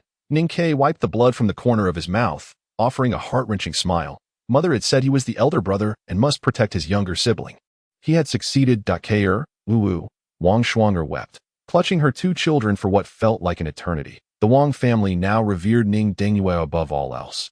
Even the former elders of the Wang family had become obedient dogs to him. As for those who disobeyed, they had long since been dealt with by her ruthless husband. And what could she do? "K'er, I'm sorry. Do not hate your mother. I had no choice. I truly had no choice." Wang Shuanger's eyes were red from crying. "Mother, do not cry. If you cry, I will feel sad too." K'er. After tending to their wounds, the 2 children fell into a deep sleep, Ning Ke clutching Ning Tian tightly in slumber, murmuring words of protection. "Brother, I must not let Mother be sad." Wang Shuanger wiped her tears, gazing at her 2 lovely sons, her eyes filled with the last glimmers of light. Were outsiders to witness Wang Shuanger in her current state, they would surely be astounded. Just a year had passed, and the once gentle and intelligent young lady now bore only fatigue and numbness upon her face, the self-inflicted plight, impossible to endure, after a long while. Wang Shuanger smiled sorrowfully, gently covering her children with a blanket before stepping outside. Ning Dai in the living room. A banquet was lavishly spread with delicacies, yet Wang Shuanger felt no appetite. She gazed upon the husband she had once desperately wished to marry, now feeling nothing but mockery. "I do not wish to quarrel with you," Ning Dengyue replied calmly. After the initial joy of their marriage had faded, all that remained was tedium and annoyance. They were never meant to be companions. She cherished the simple, honest Ning Dengyue. "Why are you doing this? They are your sons," Wang Shuanger exclaimed, tears flowing uncontrollably. Her eyes were swollen, devoid of hatred or regret. Only numbness and exhaustion remained. What does a woman's household know? Just a frog at the bottom of a well. "I told you not to interfere with Ning Tian and Ning Ke. I have my own plans," Ning Dengyue asserted. "Is your heart made of stone? One is merely 6 years old, and the other only 3, Wang Shuanger pleaded. Ning Dengyue finally exhibited impatience, frowning as he coldly retorted, "Get lost." This foolish woman was becoming increasingly irksome. It was utterly incomprehensible. His grand ambitions for reviving the family were beyond the grasp of such a simpleton. When they had first come together, despite their ulterior motives regarding the Wang family, they had shared moments of joy, a semblance of happiness. Yet now, he found it difficult to fathom how they had arrived at this juncture. The sight of Wang Shuang filled him with disgust, especially when she cried. Her sobs were the most grating, nauseating noise, as if his head would explode. "If you interfere in Ning Tian and Ning Ke's matters again, do not blame me for being unkind." Despite having repeated this warning several times, each utterance still dripped with icy resolve that my heart has long since withered. Wang Shuanger gazed at him in despair, devoid of fear. In truth, had it not been for her concern for the 2 children, she would have long since ended her own life. Living now was worse than death. From the moment Ning Dengyue had taken his first concubine, her heart had shattered. with the subsequent dozen or so concubines. She had become utterly numb, and now there was nothing left to say between them. Once a pair so deeply in love, they had now reached a point of irreconcilable differences. Perhaps their past affection was a mere illusion. A one-sided devotion. Wang Shuang'er covered her mouth and turned to leave, glaring blood seeping through her fingers. The wound to her heart was insurmountable. With each step, a blossom of blood-red plum emerged upon the ground. And he offered no concern, merely casting a fleeting glance.